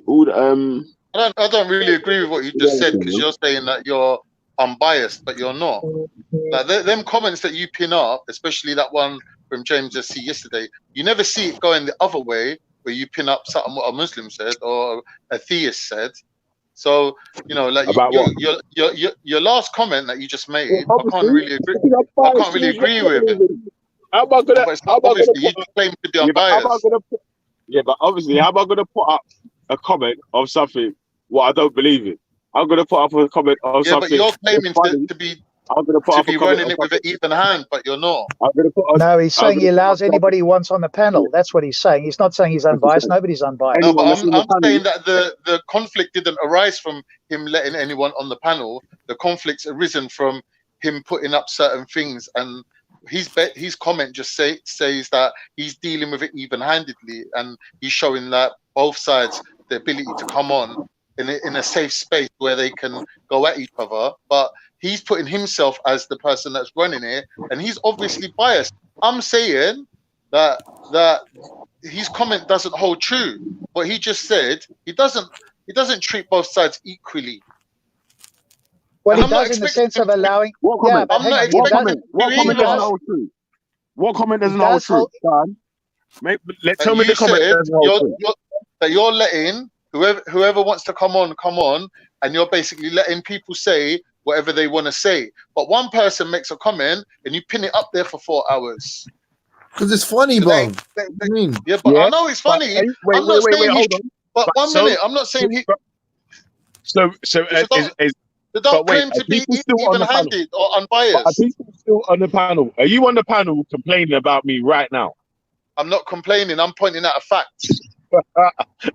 But Khan, Are you on the panel complaining about me right now? No, it's not a complaint. Yes, I'm not asking you to bruv, change like it. anyone come on the panel, yeah. That's your and man can say- interpretation. No, but I'm trying to say, bruv, anyone can come on the panel, yeah, and have a say. That's what it is. Yeah. I didn't say. Man had his say, but it was on someone else's panel. Listen, this is what's annoying about you, Khan, sometimes, bro. It's like I've let you speak, yeah, uninterrupted. But when I start to speak, the first 3 words, you're already interrupting and start fucking. Impulse you know control. what I mean? With the George Michael voice, allow it, man. I agree. Sorry, man. Sorry. Yeah, You're right. You're right. I've got impulse control. Yeah, but like I was saying, yeah, anyone and everyone could jump on the panel and have their say, like I was saying, at any time. It doesn't mean that I'm going to be pinning every single person's comment, because I need to be fair and balanced, and I need to balance every single person's comment. When the fuck did I ever say that? I didn't say that. I said everyone and anyone can jump on the panel and have their say. Anything that I find funny or I'll laugh at, yeah, with my sense of humor, I'll pin it up. Man has said shit about me and I've put it on the screen. Man has said shit about fucking Raspect, I'll put it on the screen. Man has said shit about James, I'll put it on the screen. Do you know what I'm saying? Like, sir? You don't know what you're saying. Anyone can get it, bro. No one's safe over here, bro. Misconstrue. Like, I'm not criticizing you. I'm saying where it's never going to be. Yeah, no one's going to have a safe space like around here. Like, it's not going to be safe for anyone around here. So all boys' feelings, yeah, are always going to get hurt around here, because nothing's going to be safe for no one. We're going to criticize everything. We're going to ask questions on everything all the time, every day. Yeah, we didn't rig none of the games. We're undefeated for real. Yeah, that's what we're doing. And can I just quickly add something here? Sorry, gentlemen, but it seems to me like, sir, there's man and man that feel so they can hurt other people's feelings or say whatever they want to say. You understand what I'm saying to you? But then when it comes back, it's a problem. You know what I mean? So I'm a believer in. Sorry. So my thing is, innit, you get what you give, innit? You see what I'm saying to you?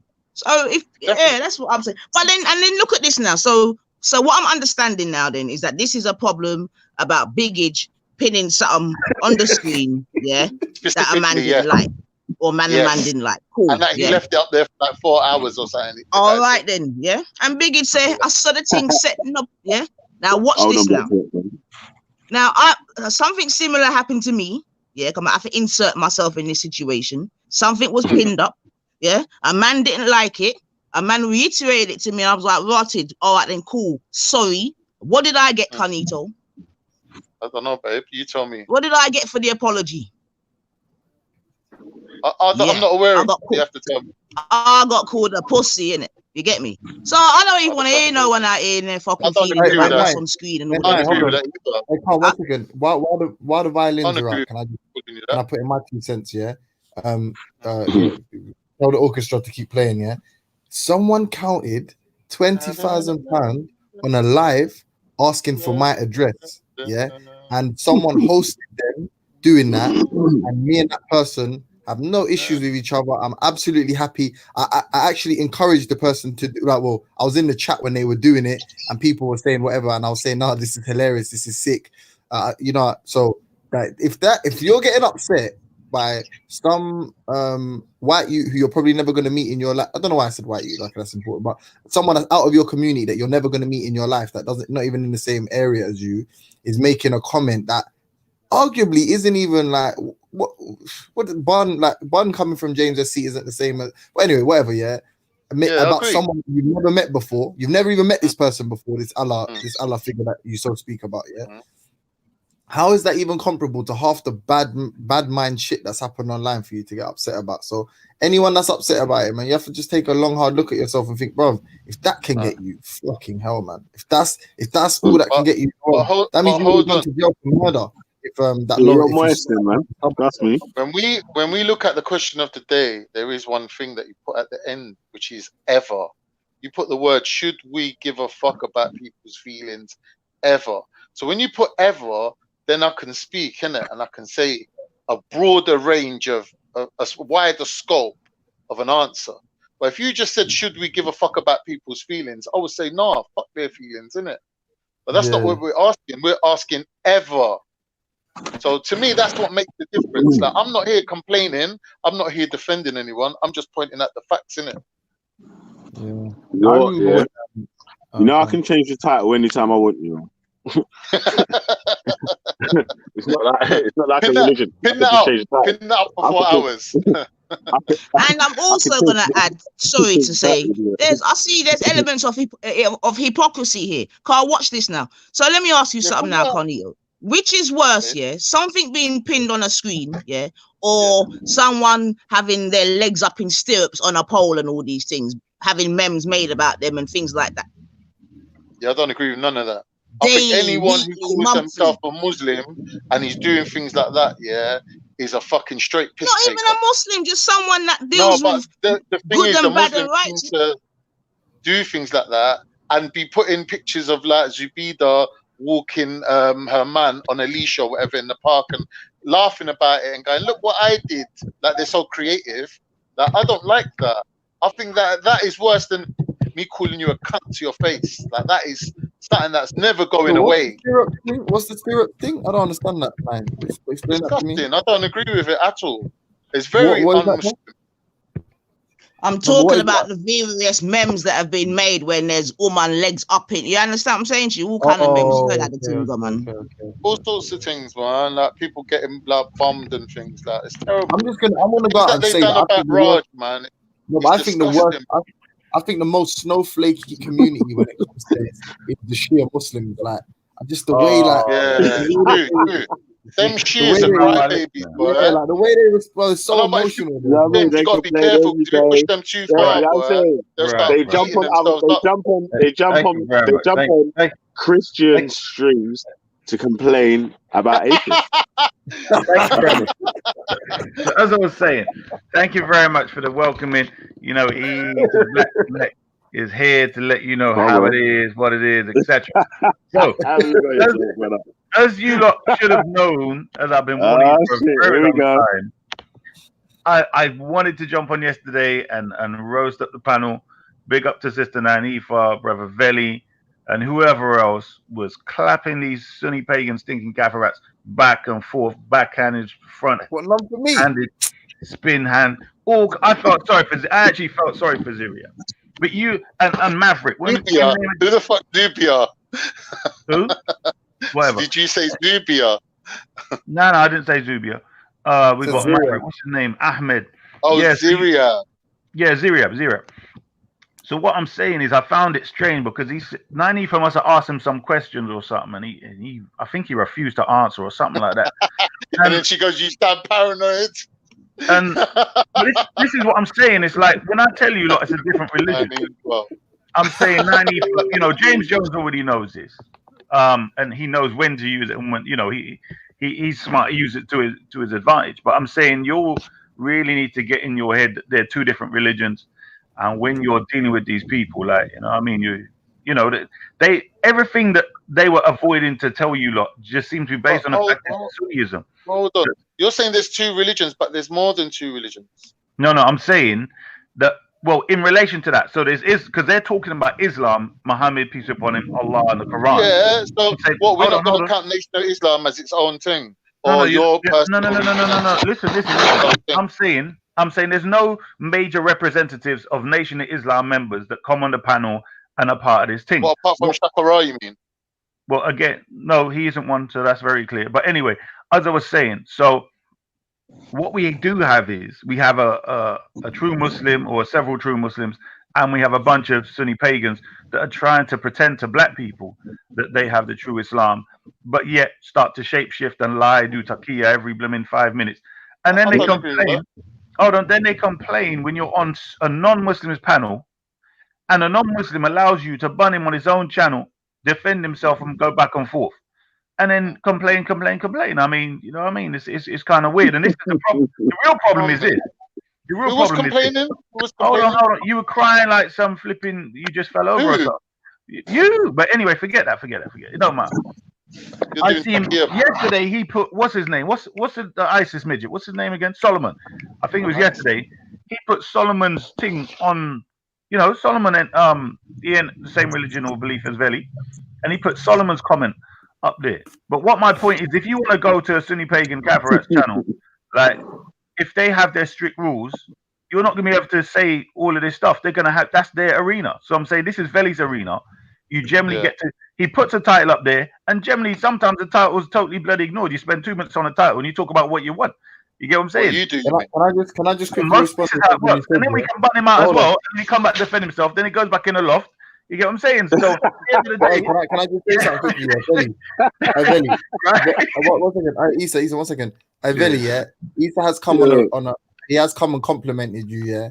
So I'm gonna try to tread carefully, but the reality is, yeah, Issa was one of the first people defending slavery. Yeah, I just have to put out there. I'm not trying to rehash the argument. Let me say this. This is why I didn't want to. Let me say, not defending slavery. Hold on. Alhamdulillah, yeah, he's on the hack. Yeah, he came to defend Islamic slavery and Arab slavery. No. Stop there. Listen, but hold on 1 second. All you Sunnis, just remember the first person here defending Arab slave masters. No, I'm a bunch in your mouth. Before you hate on him, yeah, just remember he was defending it before even you guys. So no. It's different. Right. So Islamic, i.e. Quranic, yeah, you're damn right. So if ISIS, and I'll give the example again, ISIS can be from the whitest white to the midnight black, and they roll up wherever. If I'm in the Caribbean and they come and I capture one of them, yes, they are enslaved by E to the black select, and my platoon, whatever you call it, right? And not only that, any black coon that gets in the way, you getting enslaved too, goddammit. I'm telling you straight. When these ISIS monkeys try to come and take over my place to do what they want to do, yes, this is to you, Speaker's Corner. This is to whoever else. Slavery. I agree. What black people went through was wrong. I agree in general. Sunni slavery is 100% wrong, but the Quranic, what you call slavery, that is 100% just. There you go. I'm glad. You know, I'm glad you and Respect agree on something, man. I'm happy that. Coonspect don't even know what the hell he's talking about. Forget that. You can't use that. I'm glad you two agree. Like look, and you're both passionate about it. Big up for you two for agreeing with slavery, man. Big up for that. Bro, I know the word slave is a catchword. Yeah, go on, Veli. Sorry. What does your label say, man? You can't see the full thing. It says Bun Sunni Batty Finger Beast or something. I'll change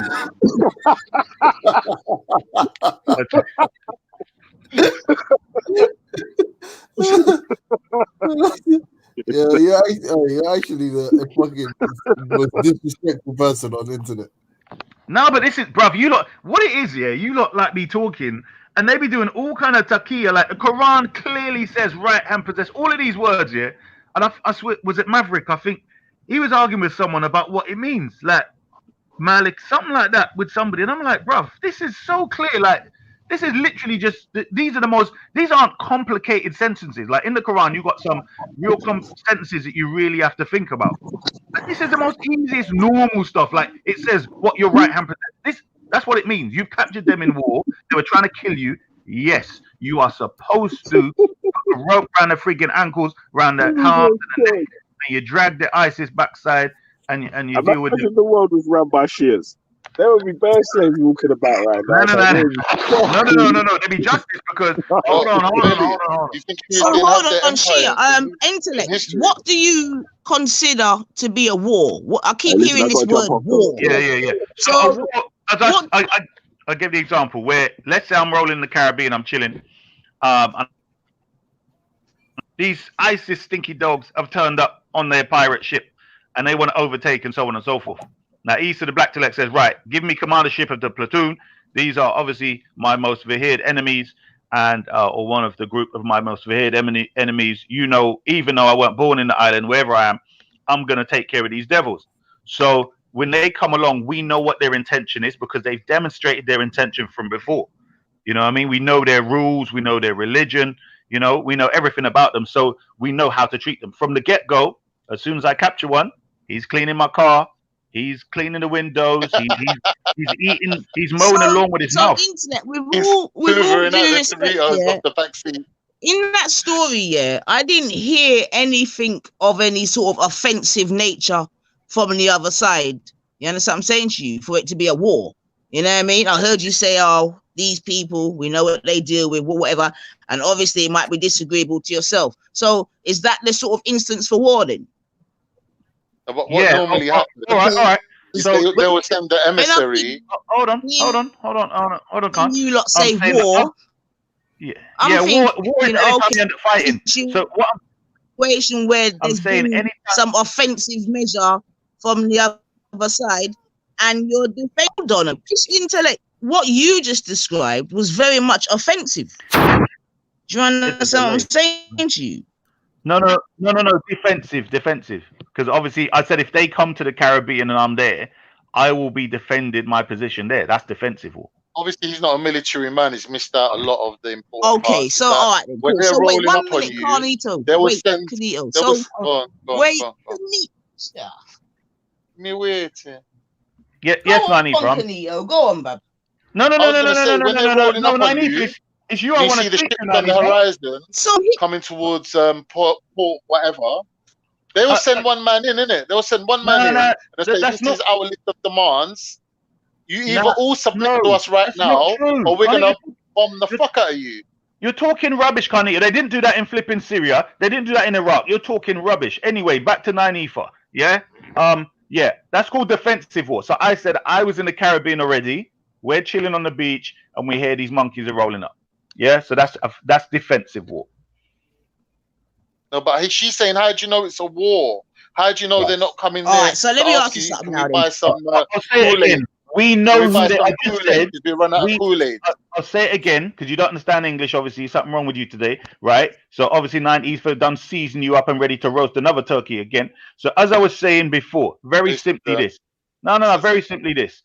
I said we know what ISIS are about. We've seen enough of what they're dealing with from before. So when they're rolling up in their ships, they're not coming and say "Salam alaikum," here's some leaflets, and then roll back over the ocean. They're coming here for war. You understand? So I'm saying, I would say to whoever it is, the prime minister, the commander, say, listen, give me half of your platoon, whatever else it is. He said the Black Select would take care of these monkeys. They'll rebuild the whole of the flipping Caribbean under me, goddammit. I'm gonna make it look like some super. Listen, man. I like the example that you used of wait, Naman. I would like the example that you used of ISIS. You know what I mean? Known terror people, known fucked up people, all the rest of it. You know what I'm saying to you? And I know in debating language, I could probably give a proper word for that, but you know, I'm not a debater. But my point being in intellect, Carl, I'm listening to you, and I'm not gonna lie, I'm having a laugh in my head top. You know what I'm saying to you? So how was Islam able to be spread? Well, it was Sunniism that was spread. That's what I'm saying. So the original Islam got suppressed, and the Sunni conquest ideology of terrorism, that was what was spread. But how come Shias had massive empires? Hold on. I've been trying to talk to 9EFA since yesterday because of our conversation with other people. It's a panel, but we're gonna do this every time. It is a panel, and people have to respect. Oh my God, bro! Everyone only has to write. Question though, didn't she? No, listen. It has to be a dynamic discussion, unless there has been some kind of debate set up, right? Which then everyone will respect. No, that's not true, bro. I heard you speaking for ages yesterday, but go on. If anyone ever wants to speak while I'm speaking, I'll be like, can I finish this last point, and then I'll let them come in. Like, no one dominating. All right, let's just make the last point, and then we go on, innit? Yes, yeah, that's fair.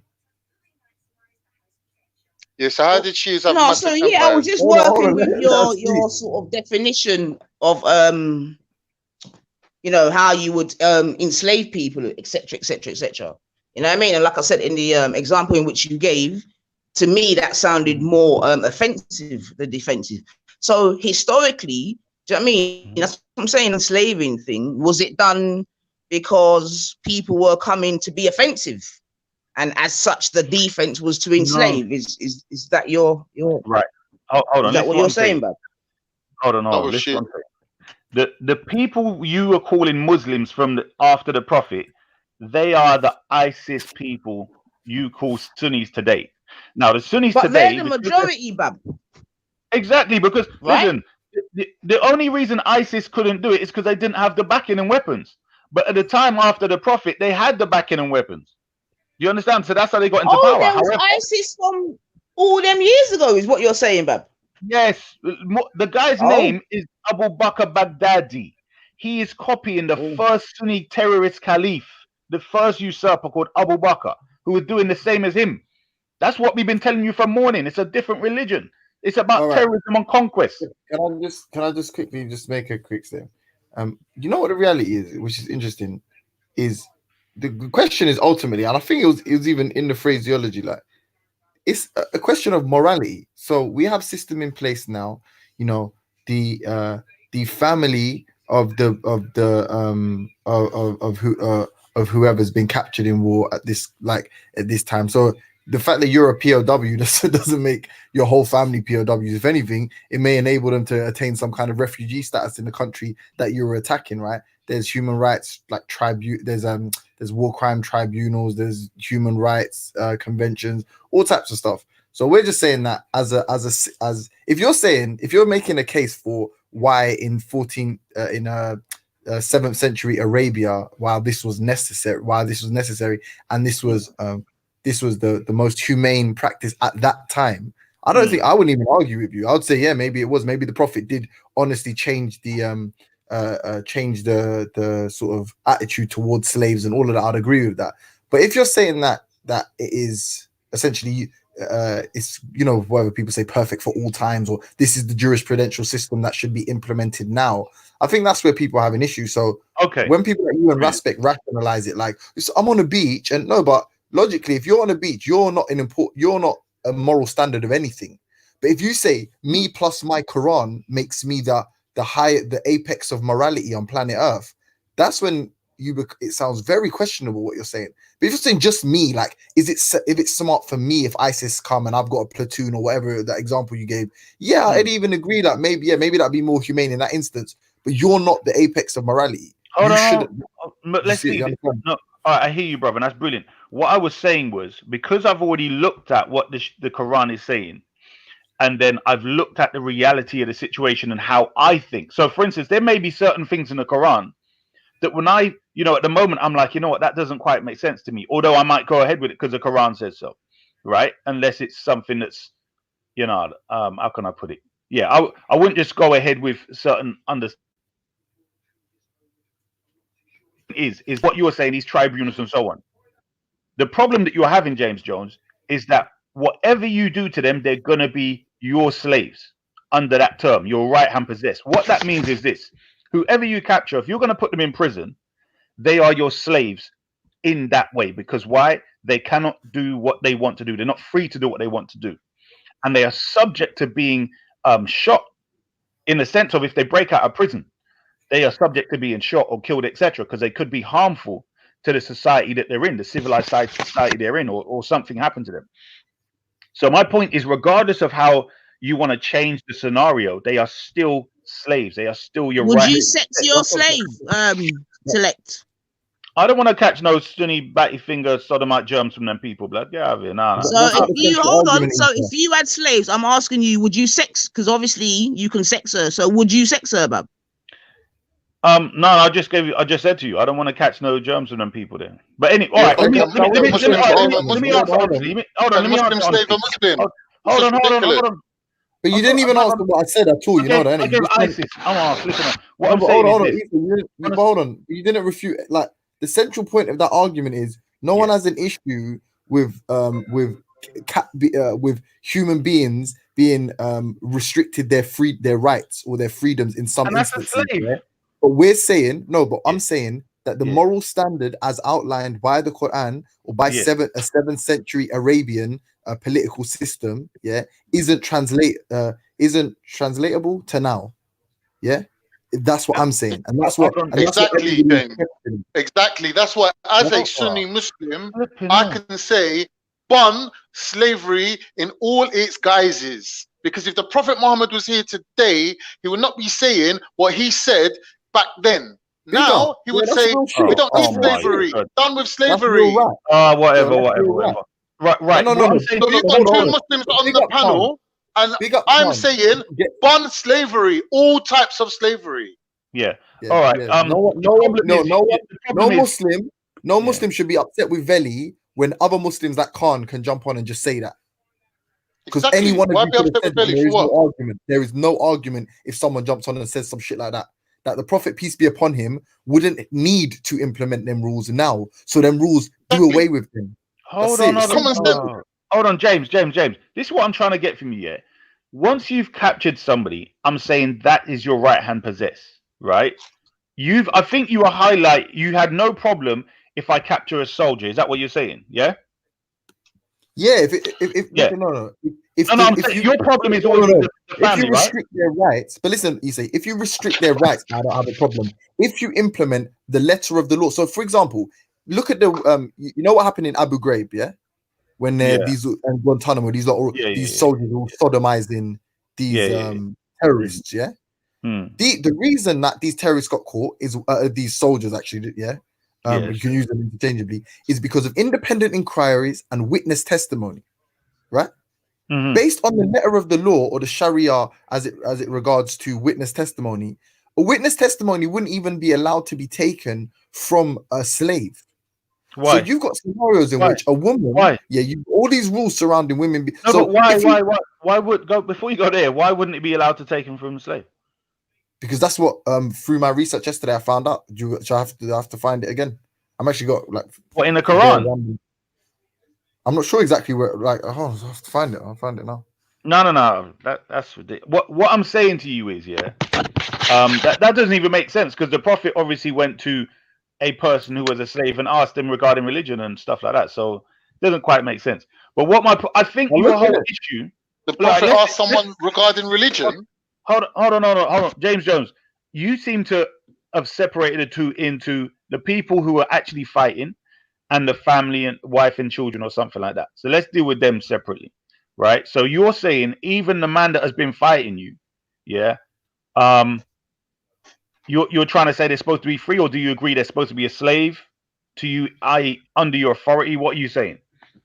I'm saying that the Quranic or Islamic 7th century position on holding human bondage should not be used ever in modernity. That's what I'm saying. Yeah, but I heard what you said, but don't just give me the Quranic. Tell me what it is, what it contains. Because what my point is, I feel like I gave you the sickest example just now about Abu Ghraib, but all right, I'll try to do no, bruv, bruv. Listen to what I'm saying to you. Even in Islam, hold on, measures in Islam will be making sure that doesn't happen, right? If you follow I'll give you an example. All right, cool. So I'll give you a better example then. Yeah. I don't think you should arbitrarily free a slave if they are a prisoner. So your argument is this: all the slaves ain't really slaves, they're all prisoners of war. They're all prisoners of war, they could harm us. So why would you arbitrarily free them? Why would you arbitrarily free them because you killed another Muslim by accident? In the Quran it says if you kill it, in the Quran it says if you kill another Muslim by accident, that your punishment should be freeing a slave. If you don't own a slave or a believing slave, if you don't own a believing slave, buy a believing slave to free a believing slave. So in that instance, I would imagine that this person that you've got such good reasons for capturing now, just because you did some stupid shit, you're just going to release them. That's not the same. No, that's not. Hold on. A jailer doesn't say, oh, I just ran someone over by accident. Let me just go to the prison and free a random inmate. That's not how that works. No, hold on. This is the problem you're having, James. Is you're thinking about it like an instantaneous thing. So the situation could be like, and this is how it would be, is that person has been found to be somebody that is righteous. Like, for instance, there are some people that end up fighting in wars that didn't want to fight those wars. There are many people that fought in Iraq that have come back and said, you know what, it's the worst thing they've ever done. I wanted to leave the army, blah, blah, blah, blah, blah. So I'm saying if those people were captured and you investigated those people, you'd find, you know what, these people are actually good. They actually believed that Saddam Hussein had nuclear weapons and they were fighting for a just cause. Why do you always start the sentence with these like so much bullshit? Like, why does it we can't keep interrupting you flipping little bloody Mickey Mouse character? What do you mean little? I weigh twice as much as you. All right, you flipping inflatable, whatever the hell you are, bro. Well, get it right. Get it right, Chad. But why you always start with these counterfactual, like conditional, like if and could and it may be? Because it's realistic. But hold on. Is it true? Hold on. Because you're trying to pretend I'm bringing up some made up stuff. Is it true or is it No, false? but it's hypothetical. It's not fact. You're not telling me any Hold on, fact. let's see, bruv. Let's see. I'm saying we have today documentaries of American soldiers in which American soldiers have said that they regret going to the war. They really believed in the war being regarding nuclear weapons, and therefore they were fighting for a just cause. Under Islam, that's a just cause, right? Okay. So if they were captured and it was found, they were interrogated and it was found, you know what, this guy actually believed that he was fighting for something good. And then we say, right, you know what, boom, you can either go back straight away or under certain things, certain circumstances, you free that person. Do you get it now? And then what In other words, you're not going to have, go on. His wife as well, like you're going to free them as well. But that's what this, bruv. Listen, to what I'm saying. The What if you married his wife at this Hold stage? on. See, this Do you agree? Hold on, bruv. The soldiers captured in Iraq by Iraqis. Do you agree their wife and children went over there? Exactly. So the problem is you're not paying attention to circumstances. Painful. All right, man. All right, you're right. You're right, man. It's perfect system. It's a perfect system. I agree. Your examples. No one's highlighted any flaws that you've responded adequate. Like it's cool, man. Whatever. Yeah, I know, because basically what I've given you the example is you can't respond to it. So fair enough, leave it there. I literally just did. Bruv, I'm saying you gave a modern day example. You gave Abu Ghraib. Let me help you out. You gave Abu Ghraib. I gave the Iraqis, and then you start crying. Okay, cool. How many scenarios, have there been in which the Prophet, as a response, has invaded an area? How many scenarios have there been? How many So scenarios? you go through the first stone, and they've invaded an area. Has there been many of those? From what I know of, a lot of them, the wars were in an area of battle, so they met to a deserted area and had a war there. Right, cool. It's cool. It's cute how you use it with white man devil, white man bad man. Do it the other way. Yeah, so that is cute talk. Still, I'm not gonna lie, man. Hold on. All right, Nanifa. Tell me about the Battle of Badr. Tell me about the Battle of Badr. Hold on. No. Because you don't think you're scholar in this. He always does this. Oh, fuck. Always does it. Hold on. Let me finish my last statement, and then Nanifa goes. Let me finish my last statement. So if you look at it one way, so it seems cute there. Let's do it the other way. So Twin Towers happens, and as a response, the Americans go over to Iraq. So while the Americans are in Iraq, they can capture people and set up prisons like the Abu Ghraib, as we described earlier. Torture these prisoners, do whatever kind of fuckery which is allowed in Islam. I guess homosexuality isn't, but if it's a terrorista instead of a terrorist, then maybe they can fuck them in Abu Ghraib or wherever other prisons. Yeah, they can take their wife and potentially marry their wife. So by the time they do this fucking interrogation and realize, oh, you're just a farmer, you're just a little goat herder, you had nothing to do with 9/11. We're gonna let you go. Oh, but by the way, I've married your wife and your sons are now mine. What kind of fucking? What are you doing? You know what, James? There's no one getting let go. What are you waiting for? James Jones, I don't know what the hell you're talking about. So, you know what I mean? What you just said is so damn ridiculous. And I'll go back to the example. Can you marry a slave? Can you marry a slave? Can you marry a slave? A slave? A captured woman? Of course you can. Can you have sex with a slave? Yeah. You can marry and then you have sex. Of course, you married him. Have sex. Can you if you take a woman, because obviously she. Let me just add this part. In general, hold on. The children ain't gonna fend for herself. Can you take the children as well? Can you take the children? So what happens to the children if you take a woman? You're not going to leave her children in the I'm wilderness.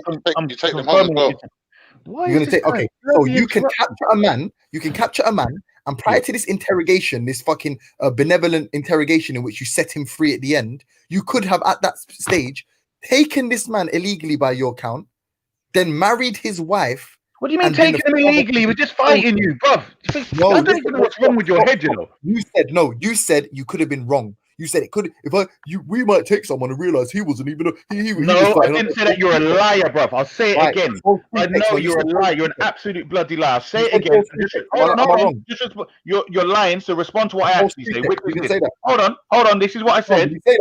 Hold on. I'll say it, bruv. I'll say it. I said these people are told. These American soldiers are told they're going over to Iraq to fight and get rid of Saddam Hussein. Hold on. Because he's got nuclear weapons, right? Yes, false pretext. That's called a pretext. It's called a pretext. No. So I'm saying the guy who's a soldier, you have soldiers amongst them that don't care whether it's that or that. They just want to kill and conquer. Hold on. Because you missed it the first time. If you listen carefully to talking, then you'll flip and get it and stop misquoting me. So I'm saying. That's fine. I concede. It's not illegal. You didn't say illegal. Pretext. You said as a result of the pretext that this person gets released. That's what you said. Yeah, I'd agree. What I'm saying is, at that moment upon his release, you could have potentially married his wife, and she might. Oh, hold on. How? Cool. Hold on. I'm getting a call. 1 second. Yeah. Deal with that call because he ain't got the brains to deal with it. Yeah, Nanifa, you were trying to tell me about sweeten up something or something like that. What was that about?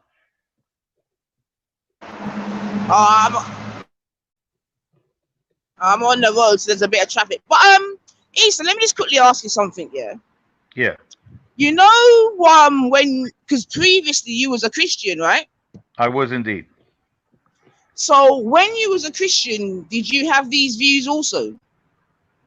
I don't think so, because there wasn't that much of this. I didn't know much about politics or this type of thing. So no.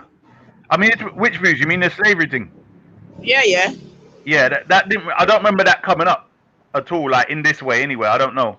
If I did, even if I said yes, then it wouldn't have been based upon the knowledge of politics and war that I have now. Do you know what I mean? So even if somebody says, yeah, you did say this when you were 17, yeah, I wouldn't have been based upon the knowledge I have now. So hold on, do you ban the transatlantic slave trade? Of course. What are you saying? Are you serious? And then do you ban the sub-Saharan Islamic or whatever else they describe it as? Sunni slave trade. Yes, that's my whole point. I'm telling. This is my whole point is that people want to ally and defend Sunnis and Sunniism when they were worse than the transatlantic. They're still doing it now. 1,200 years is always more than 400 years. Yeah, so simple as that. That's my whole point. All right, cool. And anyway, this is I'm my gonna issue. go on silent because I'm on the bus. This is my issue, Nanifa. This is my issue with Coonspec, is that he only wants to ban the white people's slavery. And I'm like, hold on, how can you miss out your brethren? Shush, bro. How can you miss out your brethren, them, right? Who not only were the enslavers, but they're still on it now and they still support it now. Obviously, he then recognizes that when Walid said he want finger batihi and sodomize him, he recognizes this culture of these people is where the white people got theirs from. Well, maybe he don't recognize that, but intelligent black people can see that. Do you get me? They got it from them people there. You get me? They literally got it from them. So got what?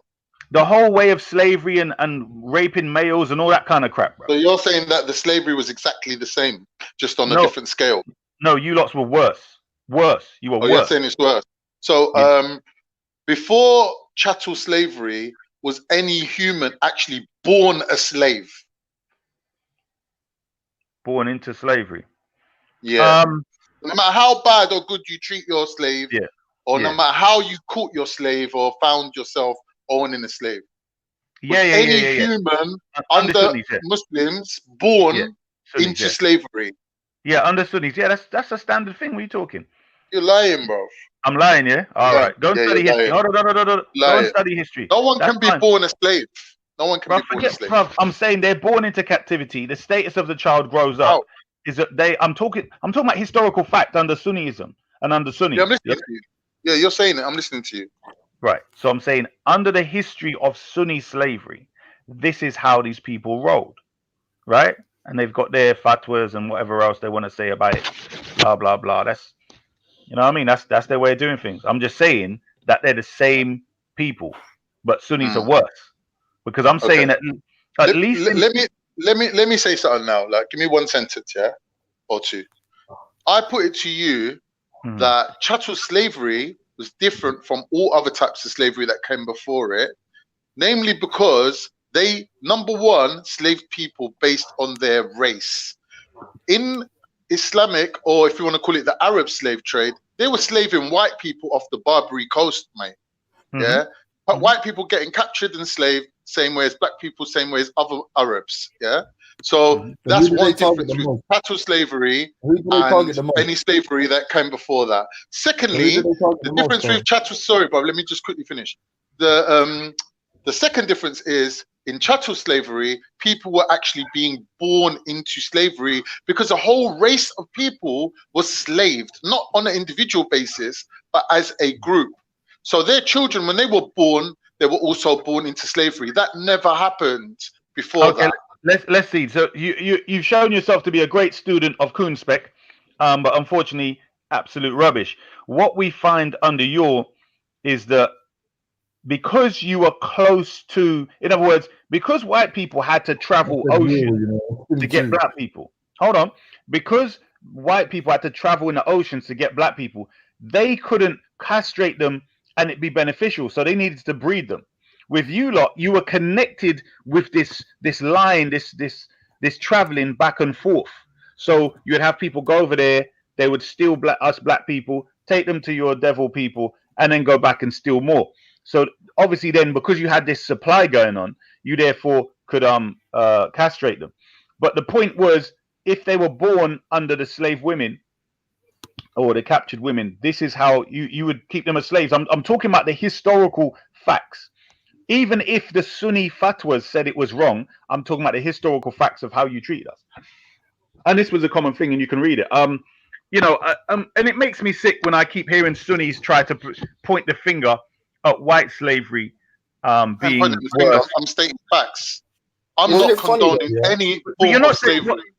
Khan has the most moral position on here, bro. Let's have it right. From the Islamic point of view, he has and all of you, yeah. This is everyone in the chat, everyone over these past 3 days. Unless you're some student of history, and I don't mean Islamic history because no one gives a shit about that. But if you're some student of history and you're, I don't know, man, you understand, like, I don't know, geopolitics, or you have a great understanding of fucking human rights conventions or whatever, then fair enough, man. You can make some kind of a value judgment. But the fact that all you know is some prehistoric nonsense and you benefit from the West, you benefit from all the amenities and luxuries that were provided to you, all the human rights that are provided to you by the West, and you sit chatting shit on panels about, I wish it could go back to 14%. No, you don't, bro. Stop waffling. None of you want none of that anymore.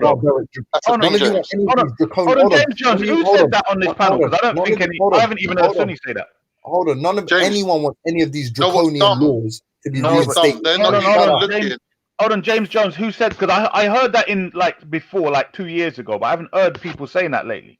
Who said that? You're saying it now, bruv. You're saying that you feel. Are you retarded? Right. This bloody clown. What are you saying? I'm saying what? I apologize. If I'm wrong, I will apologize to you right now. Are you saying that the Islamic jurisprudential system, as outlined by the Quran, you don't want that implemented in modern times, contemporarily? It would be much further than modern times, yes, but not according to James Jones's interpretation and explanation. You don't, or you do? I don't understand what you just said. No, the answer is 100% yes, but not according to the interpretation of James Jones. I'm speaking to you then. I'm speaking directly to you. You're not. You said to me, this guy's hold on. So tell me some basis of what you've got here in England, yeah? The basis, the basis of law. Tell me which one is superior to the Quran. The basis of law. Tell me.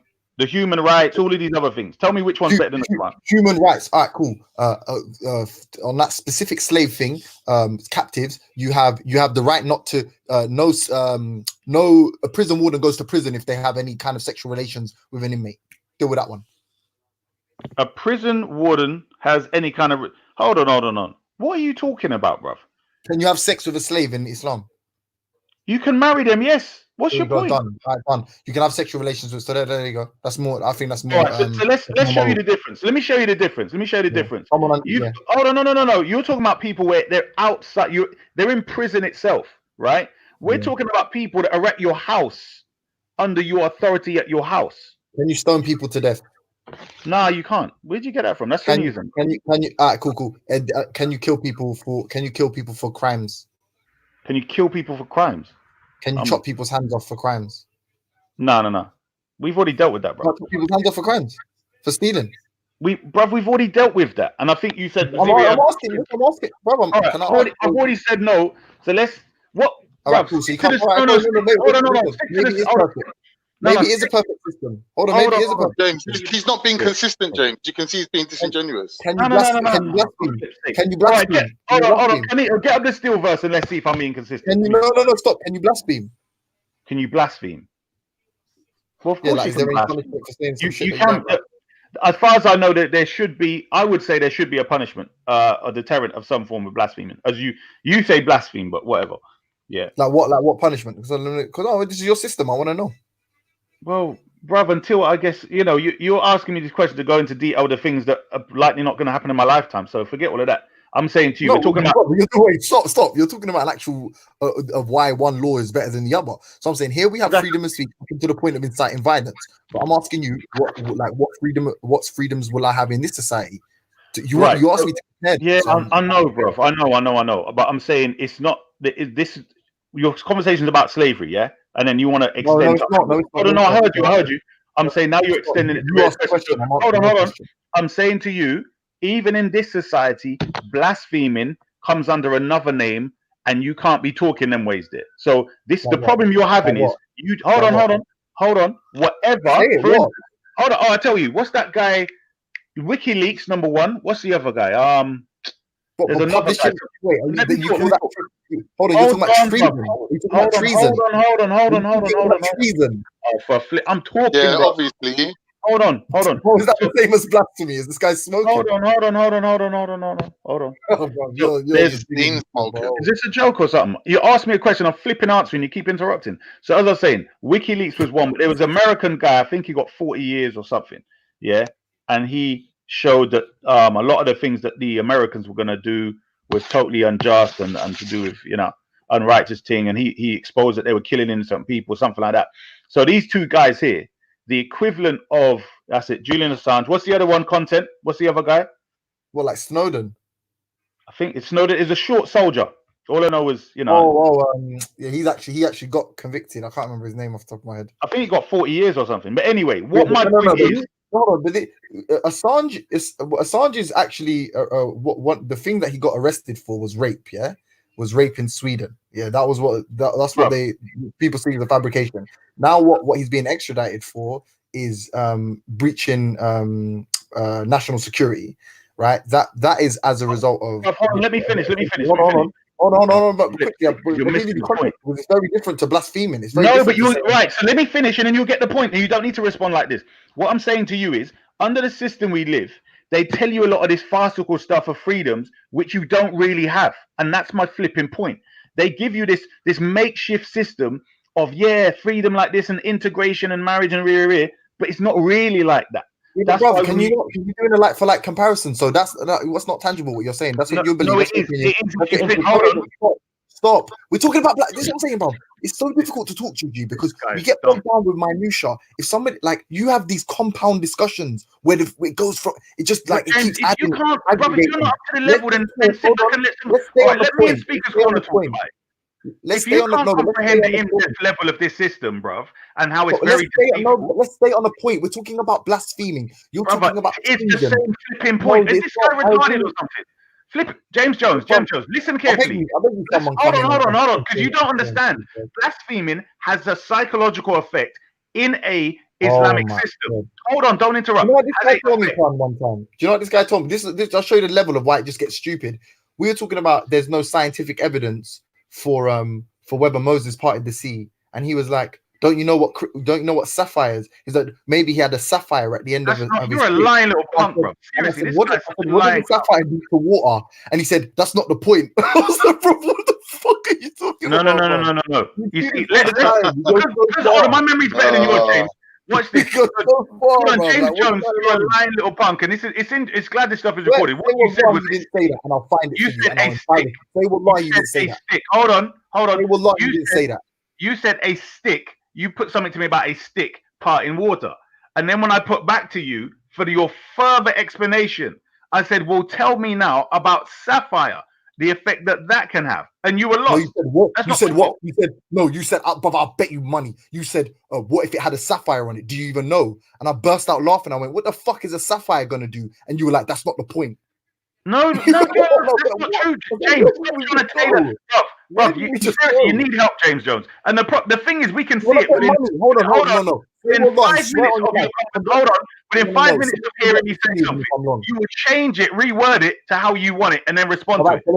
Let's bet on it. If I'm wrong, I'll do whatever you want. Money, donate to Zakat, charity. If you're wrong, hold on, no. If you're wrong, you have to convert to Sunniism. Yeah, whatever.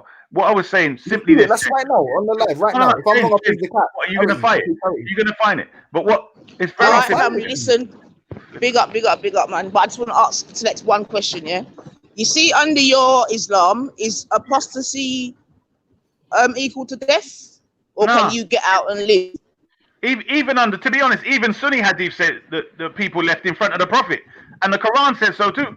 You can go if you don't want to believe in it. As your business. The Quran says. All right. Yeah, that's it. That's a simple thing. You don't. What it All was. right. People didn't get punished with treasonous. They came in to learn about the way things are happening to go back. So it's safe for you to come home then, my Caribbean brother. Come home. I already am home. You need to come home. I got you. I got you, man. You need to stop following. I'm black to let. You know what I mean? We can't say what you're on yet, but anyway, I'm home already. That's the thing. So, can I ask you a question though? Yeah? What does Sapphire do to water though? Like, why did you even put the? Now that we're here, yeah. Why did you even say that day? I'll tell you why. Hold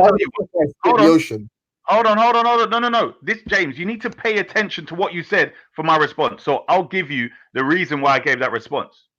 In relation to you saying a stick doing the parting, right? I then said to you to see your response that the tradition is that there was a gemstone of sapphire embedded in it. What is your response? Now, whether you laughed or not, I don't remember. But the point was, if there was a conversation surrounding the powers of sapphire and laser light, etc., then we would have a conversation on something other than a stick. That was my whole point. Yeah, cool. I agree, but I don't know the story. I've never read the Bible, yeah. So I just know about it in popular culture. So I'm asking you now, all bullshit aside, I'm not even trying to banter you. What did you believe? What do you believe the sapphire does to water?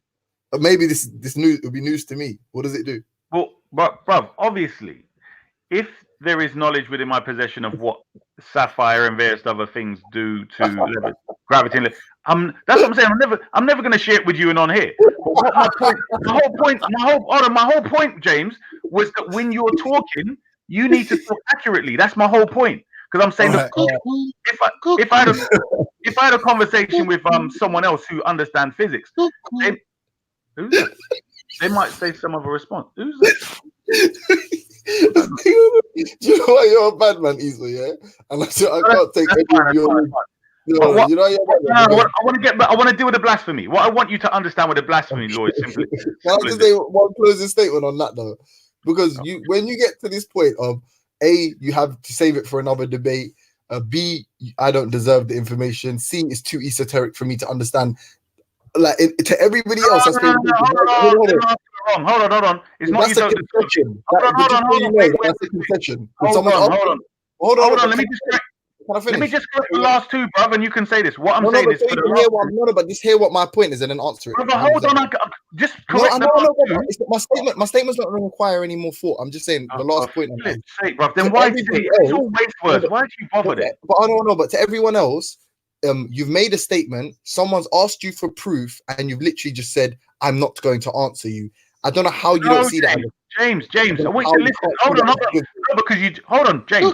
There's no point in lying on the thing when you can just hear what I say right now. So your first point was whatever it was. Number 2 and 3 are wrong. So what you have here, James Jones, is this. I'm saying unless you're part of the group of people I will trust with certain information, then obviously I'm not going to give it to you. Do you understand? Big up, Lady Divine. Blessing, sister. Yeah. So what can I say? What do you want me? You probably would understand it.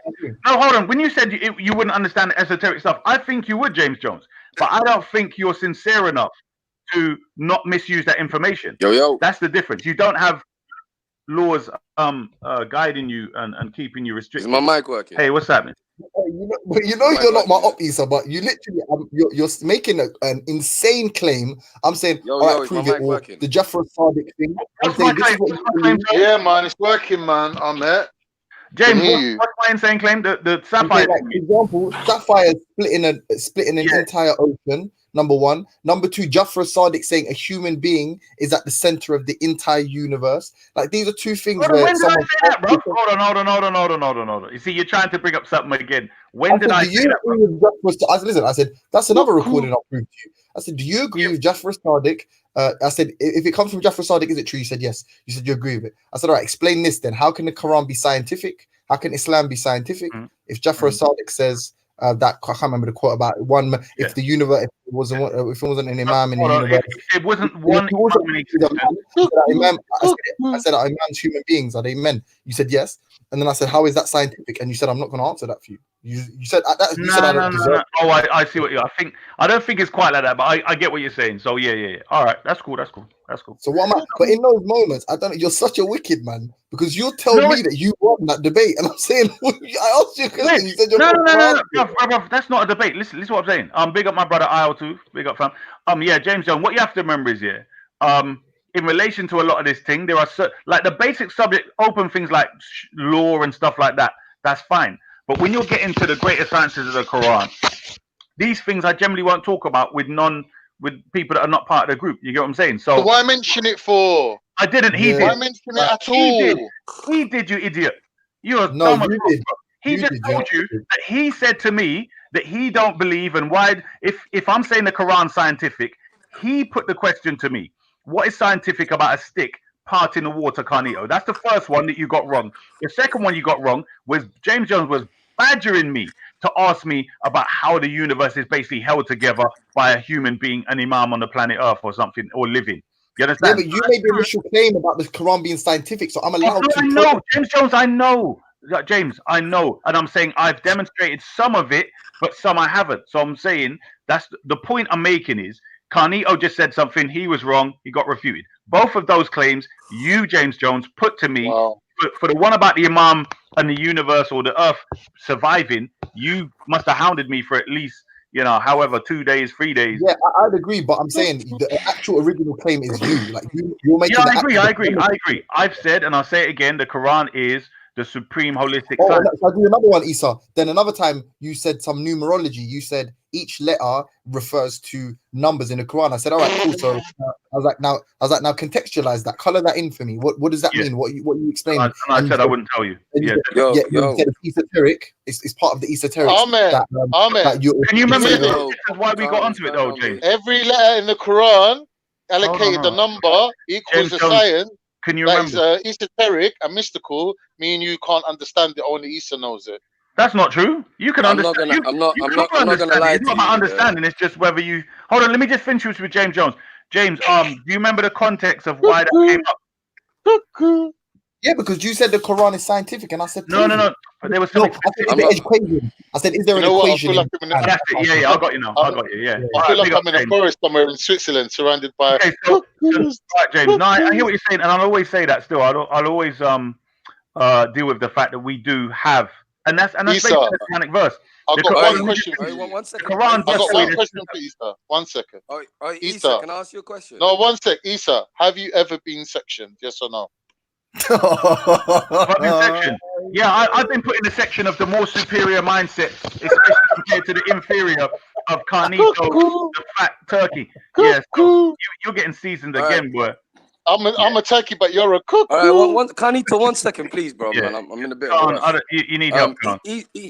Isa, let me just ask you a quick question, if you don't mind. Yeah. Go ahead. Which part of Malakat or Aymanukum means right hand? Oh my God! This is your pre-prepared script. Is this guy on it, bro? The same question over and over again. Guys, no intelligence. No intelligence. Maverick, please. I promise you. No. Because I've seen you do this with so many different people, and it's all right, bro. It's all right. It's all right. Mate, why do you have a Maverick, problem? you're right. Maverick. No. I'm not trying to be rude, Ahmed. I'm not trying to be rude, yeah. All I'm saying is, I'm gonna dedicate a whole video for you. You what? I'm really gonna dedicate a whole video for you, bro. You're gonna dedicate a whole video for me. You're seeking validation in this room, blatantly lying about a Quran you claim you believe in. So which one means right hand? Speak Arabic like. Turn up your mic. Turn up your mic. Turn up your mic, bro. Turn up your mic. You said I heard validation or something in this room. Can you turn up your mic? I heard you say something validation in this room. You're seeking validation in this room by lying about the Quran. If you speak Arabic, tell me which one means right hand. Malakat. Hold on. Let me get this right. Let's get this correct. In the room, the people are saying that it's wrong for slavery to be in Islam and Islam's wrong. But I'm seeking their validation by saying it says that. No, hold on. Let's deal with your first point, your premise, and how retarded you are. How am I seeking validation by telling them yes? Because these people want you to say. All right, let me respond to you.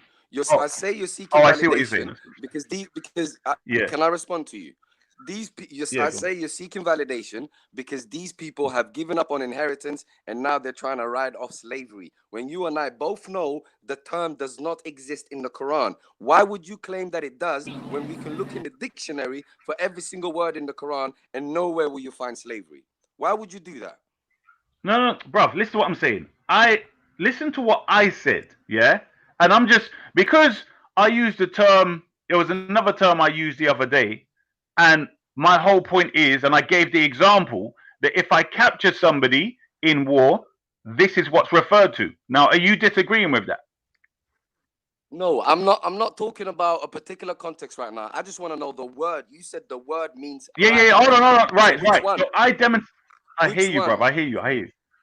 Bruv, listen to what I'm saying. Are you willing to accept that you're wrong in that? Are you willing to accept No, I'm bruv. I saw verses being pulled up. I saw even webs, bruv. It's not that difficult. I'm not sure. Like, do you actually want to have a debate? I think you want to debate about this, don't you?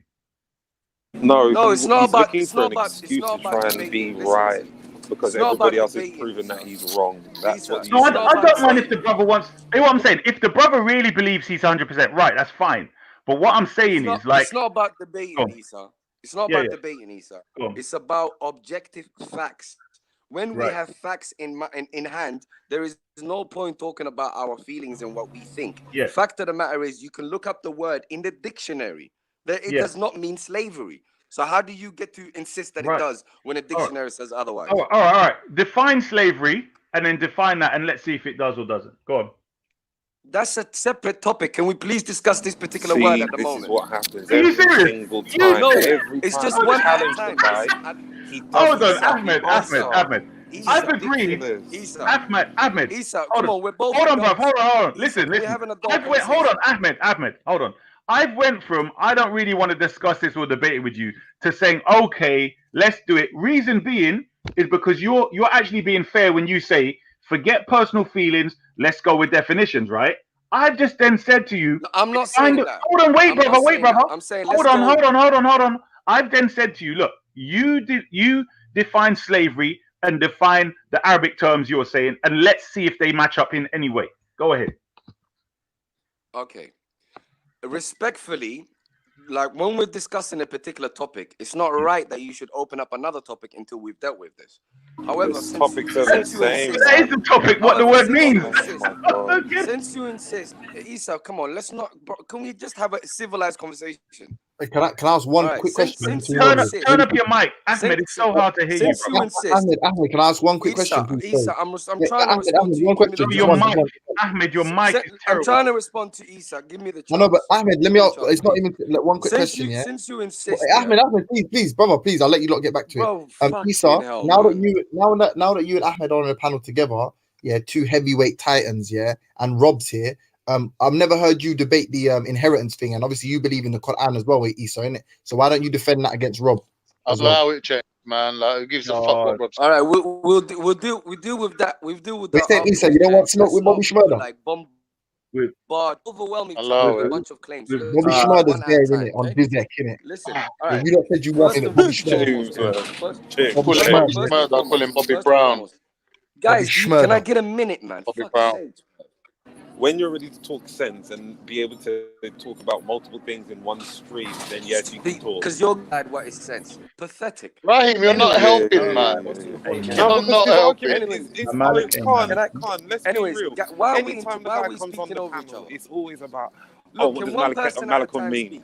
And his opinion must be the right translation. Yet the brother doesn't even speak Arabic. Yet he knows the translation. It don't make no sense, man, what he's talking. Okay, and you challenge him. Do me a favor, Do me a favor. Come off your emotions. Do me a favor.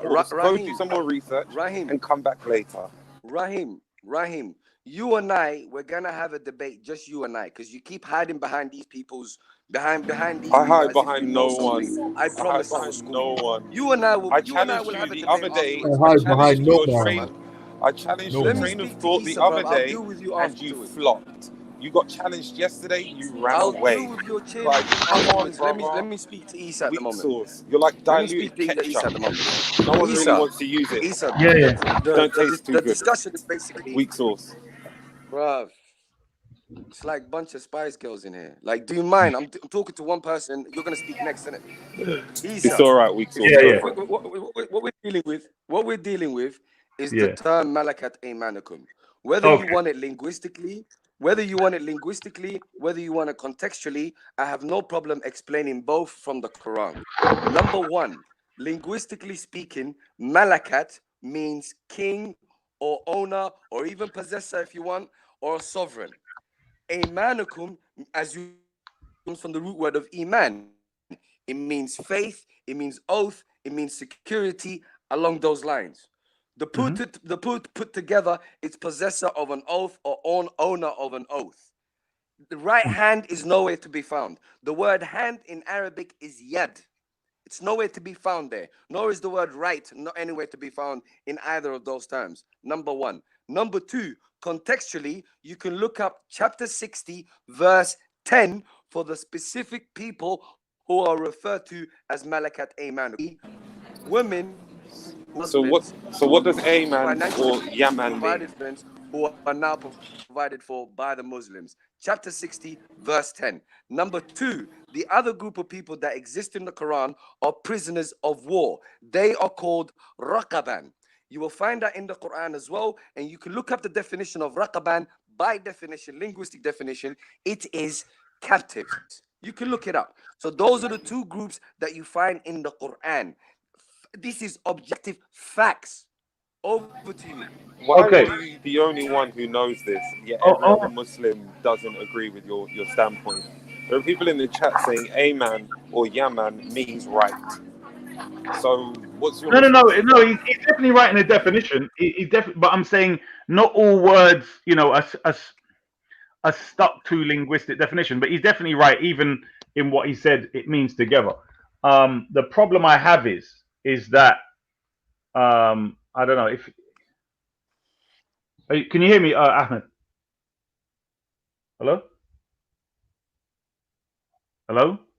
Oh, flipping it broken. Yeah, Issa, we can hear you. Okay. Ahmed, can you hear me specifically? I don't want to talk and then have to repeat myself. Ahmed, come back to the mic, bro. He's probably got a phone call. All right, cool. No, I think it's only fair if people are just saying, like, to be honest, no offense, Raheem, it's not fair to say he's the only one that knows, because there are a lot of verses in the Quran that have been thoroughly mistranslated. And but when you check like certain websites that give you 7 different translations, you can see that some are literally the opposite of what the other translations are saying. Exactly. So that's my point. Why is it that his translation is correct? Well, his definition is correct. So he can't. My point is he cannot turn around and say I am right because I believe these words are that. When I can go to 100 different sources, get 100 different meanings.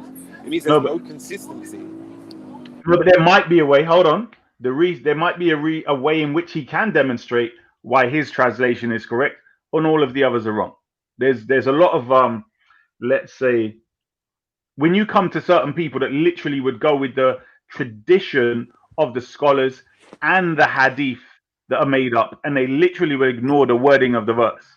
That is something that's happened. So he does have a point where we have to remember, Sunnis don't put the Quran first. They put Sunniism first, hadith first, the opinion of scholars first, and they try and fit them with the Quran. That's the big difference. So him being a Quranist and me being a person of the Islam of the Quran, we would both generally put the Quran first and then say, well, that hadith is right or wrong. That scholar's opinion is right or wrong, depending on how it fits with the Quran. So I'll give him that. I think he's being quite fair and just there. And to be honest, it's not that difficult to refute a lot of the Sunni garbage. But my problem with him is that he doesn't say that. He doesn't say, well, the Sunnis have got it wrong. He just tries to say, that you are arguing from a point as though you are getting it from yourself. This is the issue I have with Ahmed. Instead of Ahmed saying, look, Sunnis are garbage, even if he wants to say Shias are garbage too, but generally what people are using, they're using the Sunni hadiths, the Sunni history and practice to say that's Islam. So if he's coming against that, he needs to say Sunniism is wrong or Sunni's got it wrong here or whatever, but he doesn't want to say that. So that's very problematic. Ahmed, you come on to talk to me and then you bloody disappear. Yeah, he does this. Come to you. He doesn't like to be challenged. Yeah, Issa, are you? Same program. I ain't heard your opinion on inheritance, and Bobby Schmurder's out here taking souls. So what are we doing? No, I hear that, but me and James Speaker's Corner plan to have a discussion on that at some point. He put it to me in Speaker's Corner, and he's going to have the special privilege of discussing that topic with Issa, the Black Select, especially especially if I'm going to be the hero in this. You get what I'm saying? Yeah, go ahead. Yeah, but in these scenarios where Muslims are arguing points like this, which are actually like something you would essentially you would agree on, because someone's saying that this proves that God isn't that Muhammad, peace be upon him, is lying about speaking to a God because of this erroneous sort of portion of the Quran. Yeah, isn't that a quick? I'm saying because by proving that there is this inaccuracy or aberrancy within the Quran, yeah, people are saying that is further proof that the Quran could not have come from God because God is perfect and God couldn't make a mistake. That's the argument, yeah? Yeah, I heard that before. Yeah, he's a liar. That's what they're saying, right? Yeah. But for somebody, some of the things that you choose to engage on, you know, isn't this? When you hear someone like Ziria or whoever or Ahmed arguing with people, isn't this like the most pressing topic for you to jump in on? Because like it's like this has been going on for a few weeks. I haven't heard you heard you make a make any sort of or take any sort of position on this topic. Given that this is the most fundamental principle, if they're right and you're wrong, this undermines your whole religious belief or Muhammad's whole origins, the Quran's whole origin story. Yeah. But yet it's like I haven't heard you say it. Yeah, I mean, bruv, I've got various routes there. I could either come out, you know, pull out my my Superman cape, my black Superman outfit, and save the day, or I could sit back and let things roll as they're supposed to be. I love that black Superman outfit's the best one, isn't it? Out of all the outfits that Indeed. Superman's got, that black one is sick. I didn't Do you know why? Do you know why Superman wore that outfit? Why? Is it the one when he comes back from the dead? He died. Exactly. Yeah. He died. It was the outfit he was buried in. Yeah. Hey, JJ. Hold on. I haven't seen this. I was making that up. Like, when did Superman have a black outfit? When was this? One second. Superman in the black outfit. Superman with a beard. Proper Muslim Superman with a beard and everything. I haven't seen Yeah. I was just gonna like elaborate on what I was saying. Basically, how obviously all my faith in the Most High is like that's where all my faith goes. Do you know what I'm saying? Rather than putting it in humans that alter the fucking thing and mess about and let us down and do all types of craziness, I'm putting my faith in God to correct the humans. Do you know what I'm saying? Correct mankind, help us to move forward in a better way, rather than me relying on Vel to help the whole of humanity move in a better way, on my daughter or whatever the case may be. Do you know what I'm saying? But if every Muslim was to disappear and you were left with a book, it'd be no real use, innit? The only real use for the Quran or for Islam is a Muslim. It's to make a Muslim. Yeah, but if every Christian was to disappear, you know what I'm saying? It's the word, brother. It's not really necessarily the people, you know. It's acting on the word, bro. Do you know what I'm saying? Like the word of God is real, bro. It's good guidance for mankind in general. It's people that don't take it on. Do you know what I'm saying? That's where I was coming from this morning. Like when even I'm Rasta innit, but I'm saying if there's a Rastas that's not going like the way of, you know, how we're supposed to conduct ourselves, fuck him. You know what I'm saying? Christians the same. Do you know what I'm saying? All my concentration is following the Lord, realistically. That's where all my concentration is. Because I know, as I said, humans are good people, but they're letdowns as well. You get me? And this argument, like about Islam and the slave trade, shows it more and more. Like we fuck up shit all the time. We get good things and we turn them bad. Do you know what I'm saying? So that's all I wanted to say. I think the difference though, is people like me actually believe that the Quran was written by a man and the Bible was written by a man, and all the people that we speak about in these books, like Jesus and Muhammad, were men. So I don't really make a distinction. Yeah, I would never deny that, you know, because I'm not living in a fantasy world, innit? I know all religions got fuckery in it, definitely, 1000%. But the ethos of it, you know, the ethos, like the underlining words and what you're supposed, the guidelines you're supposed to follow, they're not wrong at all, in my opinion. That's just my humble opinion, innit? Do you know what I mean? Yeah, so that's all I was trying to get. No, I mean, not like obviously not like argumentatively. I still disagree with that fundamentally, because I don't believe there's anyone in the sky. But having said that, I can understand how someone's saying that their spirituality is more important than maybe, or subscribing to like the Most High, if you like, is more important than like not pandering, but like putting faith in humanity. Innit? I get that still. I don't understand that. Yeah, because me and Ultra was having the similar discussion, innit? I was saying to him, "Do you believe in God?" And he was like, "Nah, I believe in my wife." So I was like, after your wife, what else happens? Do you know what I'm saying? So like, it's a slippery slope if I just trusted in my daughter or my son. You know what I'm saying? Yeah, but that's what I was saying anyway, Jay. When I say fuck Muslims and fuck Christians and I mean like fuck the negative ones. You know, the ones that's never going to teach you nothing, and never going to elevate you. Do you know what I'm saying? Is someone speaking? Because I can't hear anything. Yeah, we're all speaking, Brahim. God, man, then bless up, man. Big all up, right, Freddie. man. Stay blessed, yeah, Freddie Coon, get out of here. That's not funny. He's funny though. We man's not funny. You're not part of this. It's a black thing. He called me Black Tolek. I'll call him Fred Coon. His name's Fred Cole. There you go. Hey, Issa, do you see what me and Ezra are going back and forth in the chat? I'm trying to focus on that. I've got to put the damn laptops on my ears. What are you lot saying now? What are you two saying? No, we're just talking about. Can I ask you something, Issa? Go ahead. He's out of his box. Watch out. You what? He's out of his box. You know, I've been listening. You guys been going at it, so I didn't want to jump in. But Issa, do you feel like you have a response to the inheritance error that's different from anything else we've heard? Doesn't modify the Quran, and you don't, you will not acknowledge that it's an error. So you have something that you feel will overcome that. I mean, let me be straightforward. You got to pass the test. His test. Hold on.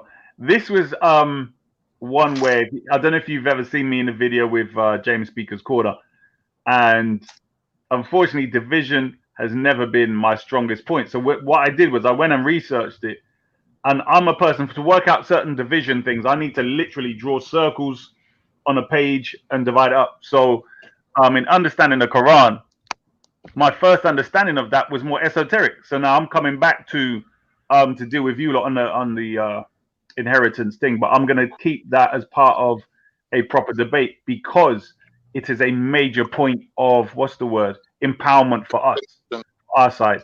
So I'm going to come out and deal with that at some point. So I do have I noticed this. He says, so do you not want the strongest response you can get from an interlocutor, or do you want to try and keep it a secret so you can ambush somebody and then pat yourself on the back? I just want to see, what is your approach to discussing things?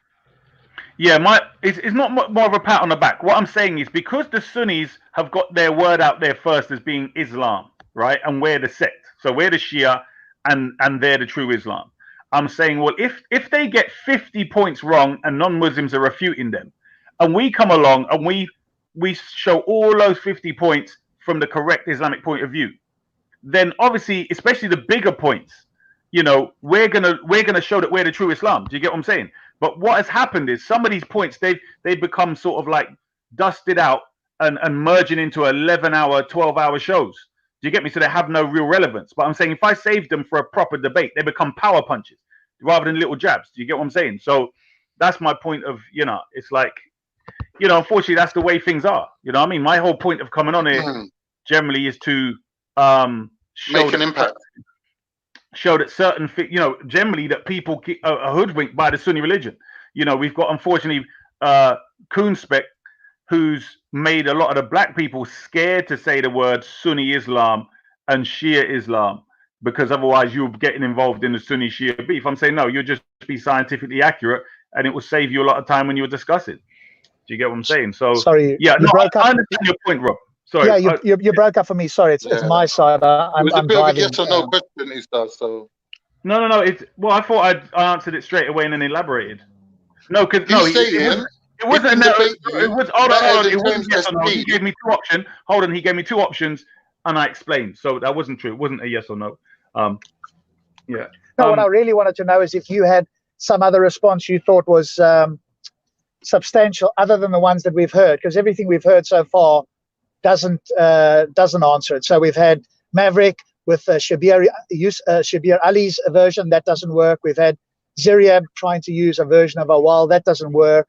We've had somebody, I think it was Ottoman, trying to suggest that you can divide it up in other ways, that doesn't work. So I'm just wondering if you have a different response that, and you don't have to go into details, but do you have a different response other than what we've heard from other people attempting to I have answer this?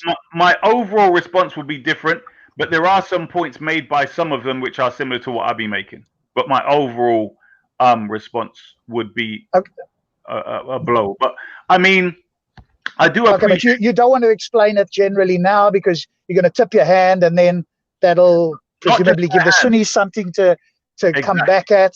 Yes. No. They will then roll with it. Do you get what I'm saying? Because what my point is, when it gets to the point where you have like websites or major points on websites where I think there's actually, not a website, but whatever you want to call it, a blog or something, where somebody's saying, the so-called error of inheritance in the Quran or whatever else. And then obviously, if we come to be the saviors of the day, again, it's another big point for us. And to be honest, mathematics is the most easiest thing. If you think of all the different, let's say even what me and Maverick are talking about now, the definition of words we're disagreeing on. Well, generally, we're not going to disagree on the numbers. Do you get what I'm saying? And division. That's, I'm saying in relation to the most basics of what the sentence is saying, we generally wouldn't disagree. Okay, so but have you got something that basically you feel like no Sunni has ever come up with? You have some answer to this that is separate from or different from any Sunni, and you can back it up somehow. Yeah. It's overall different, but in other words, there are certain points that certain Sunnis I've heard them make. I don't think I've heard the full Maverick one to you. I heard one where he was, I don't know, he went back, I don't know, it was a weird one. I think somebody said something like, sorry. Yeah, Maverick's one definitely doesn't work, so we can scratch that. That's the Shabir Ali. Somebody pointed me to, because like anything, right, apart from you, maybe, every other Muslim I've ever spoken to goes and looks and they try to find something a scholar said, and they just attach themselves to that without thinking too much about it. We found out afterwards. Fortunately, somebody found this out for me. I wasn't aware which one Maverick was using, but it turns out he's using at least Shabir Ali from this Canadian Imam apparently put this forward. But that's, that one doesn't work either. I hear what you're saying. And the problem I have with so-called Quranist Maverick, or Ahmed, is that, he claims to not be a Sunni, but then he uses Sunni commentary when he feels like it. And I find that very problematic. But yeah, no, I hear what you're saying. Like I said, my overall presentation, the way of looking at it, working it out, angle, etc., will be different. There are certain points that me and them, or things that they've said, that will be similar. Okay, so when are you going to reveal this? Or, well, maybe you wouldn't trust myself or James. Why don't you forward to us what you claim the answer is, so we can research it without exposing it to the Sunnis? Because if somebody else doesn't bring up that argument, we're not going to bring up a response to something that somebody doesn't bring up, right? I kind of, what it is, I'll be honest with you, I would trust you more than I would James Jones. Not James Jones, I mean James SC. Oh, James SC. Who are you going to have the discussion with? Yeah. Sorry, James. Yeah, James SC. What it is, I haven't spoke to him that much to say I can trust him, to be honest. Although I do give him that respect, but I'm saying I've spoke to you a bit more. You seem to be more hard hitting. So, I generally find people that do that are, I don't know, you would keep your word. That's the feeling I get from you. I was thinking about that, about another subject, which I wanted you to hear, but I was going to say, right, when I tell you, don't make it public. You just keep it to yourself and think about it, and then you don't need to talk about it again. In relation to this, okay, sorry. That's fine. We can have a private chat if you like at some point.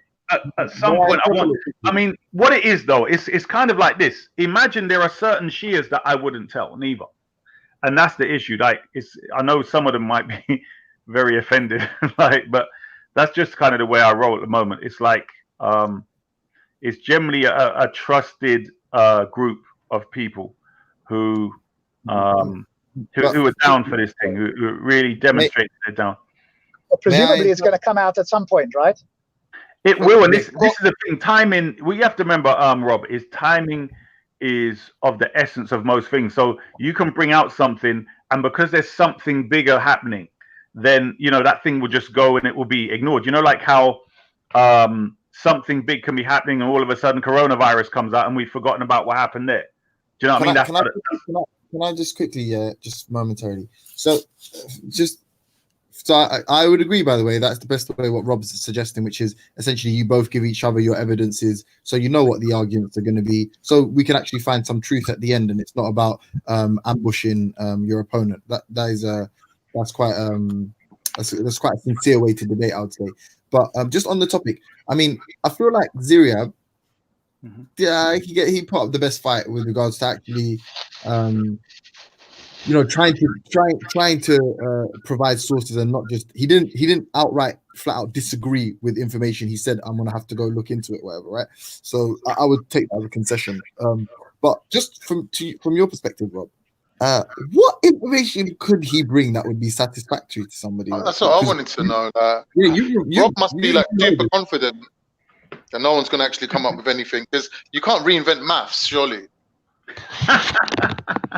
Well, that would probably be the only thing that probably at this stage could do. I mean, if Issa brings up something, because it either has to be, to me, the only thing you can come up with that overcomes this is reinventing or coming up with another version of maths, or you're going to claim there's a translation error there.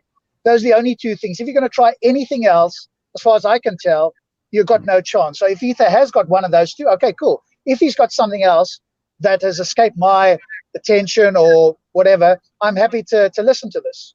But if you claim the Quran is inerrant and that you can't modify it, you're very limited to your responses. Okay. Hey, Rob. Surely you've got ex-Muslims on your team that can help you with translations, and surely math deal with it on your own. Yeah, sure. And I've got the corpus as well, right? So. Right. Let me just say something. One of the things I want you all to remember, is to convince non-Muslims or even Muslims. Maverick's point, and that didn't work at all for Maverick. So maybe Issa's got something else along those lines. I'm happy to listen. I guarantee you, Issa ain't got shit. Okay. Hold on. How do you guarantee that, though? Because my brain works very similar to Issa's, and we're not. I'm not sure that's the case. No. Let me finish. People like me and Issa are not mathematically well endowed. Put it that way. Hold on. Bakan, don't let it devolve yet. All right. So that's Rob's perspective. Issa, from your perspective, you agree that the Quran is inerrant. There are no mistakes in the Quran, because I just want to set up base premises so I understand what you'd even. Yeah. We've already dealt with that. But hold on. Let me just say this piece, because I was trying to say this when you first spoke, James Jones. Okay, what I'm saying is simply this: never is it for me a priority at this moment to convince non-Muslims in regards to the Quran being the word of Allah, etc. That normally happens because of what's happening. But my priority is just mainly to prove that Sunnism, which is seen to be Islam, and therefore making us all receive the backlash, is to prove that Sunnism is not Islam in the eyes of those people that are inquiring and therefore hating me and other Muslims because of what Sunnis do. That is my priority. Do you get what I'm saying? Okay, that's fine with your goal. Rob, 1 second, please. Sorry, because is your claim though that the Quran is inerrant? There is no mistake. It's the same answer I gave you before. That's a yes. Which was yes. So I'll say it again. Yeah. So the and answer finally, before. This is my last point. This is the literal last point. And what Rob is, and you accept that what people are saying to you is that, given a specific set of conditions, what is outlined would prove impossible. What? Repeat that. So given a specific set of conditions, so you've given these proportions, right? But given a specific set of conditions, which is definitely plausible, which is have one wife, six kids, whatever, 2 parents, a fucking brother and sister, some shit like that. that it would be impossible. You agree with that? The case that Rob's outlined, it would be impossible. Is that question you asked me something more, Carnito? Yeah, I'm asking you. I'm saying you agree. No, I'm saying in relation to what is presented to the people. Then, I will give my full response, or we will give our full responses in relation to all of this. Obviously, this has been an issue. I'm saying you understand that's what they're saying. That's what they're saying. They're saying given this specific set. Yeah, brother, it's not difficult, bruv. It's all easy, isn't it? It's a thing of inheritance, yeah. So to these people, you give this and da da da da da. When you work it out in this way, you're saying, well, you're either too short or you're too much, and it doesn't work out to 1 or 100. Very straightforward. It's very simple. That is, but if hold on, if it goes to 112%, you agree that's impossible, yeah? Well, maybe not, but I'm saying my response. Okay, so you are trying to change math. No, I'm not saying that. It's just I know you're trying to get, you're trying to get information by limiting what I would or wouldn't say. So you're trying to feed, and then in another conversation later on, you'll ask another question, which will ultimately lead you to narrow down to be what I'm really trying to say. I know what you're like, James. I see how smart you are. You get me? You throw this question here, then you wait until I've forgotten that question, and you ask me another question relating to the same subject. And off a cuff, I'll just answer it, and then you start filling up. Maybe you've got a board there, and you write down where you said this and this, and then you come to your conclusion. You said these 5 things, and da da da. So the only thing you could be saying is this. You get me? So yeah, I'm only asking you this because I just want to understand that we agree that if Rob provides a scenario that goes to 112%, you will accept that, given you believe the Quran is inerrant. That if it ever reaches 112% by your calculations or by Rob's calculations that you've agreed upon, you believe that will be impossible. Yeah. I mean, I would say yes for the sake of it. But I mean, yeah, right. Yeah, I want to hear you. It'd be interesting to know what your point is. Then that's interesting. Yeah. Sorry. No, there's a lot more. I find it very interesting in relation to all of it. Yeah, when I looked into it after James Speaker's Corner put it to me at Speaker's Corner,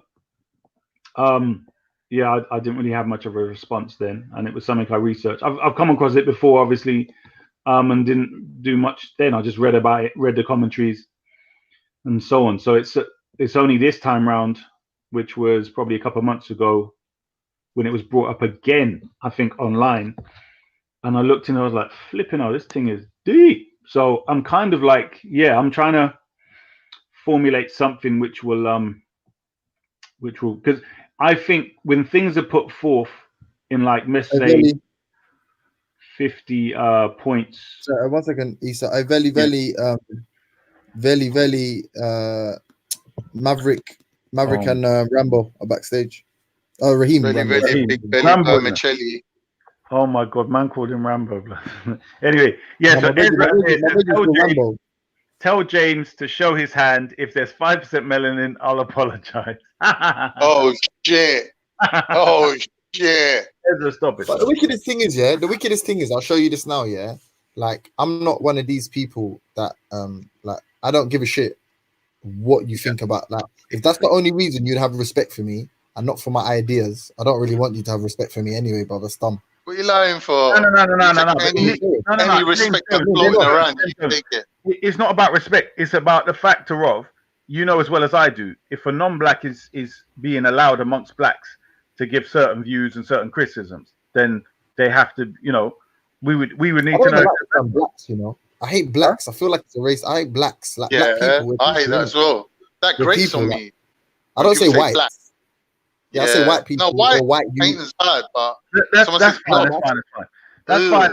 Carnito's view is irrelevant. What I'm saying is, in relation, it is. Everyone's always got bloody something to say about what grates on him. Who gives a damn? We're talking about with us.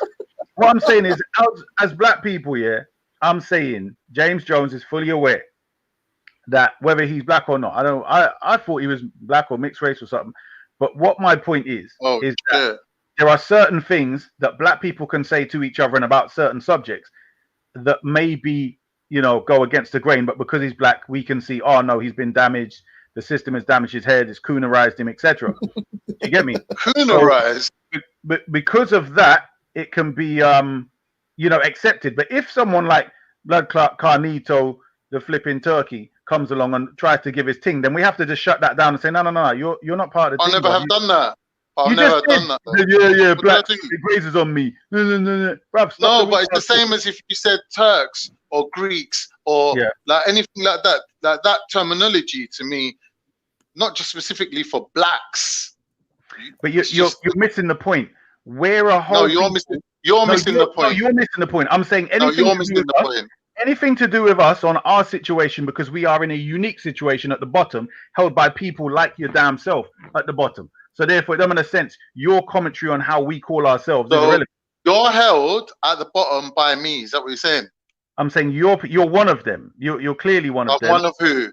You're one of the people, right? I'll say it again.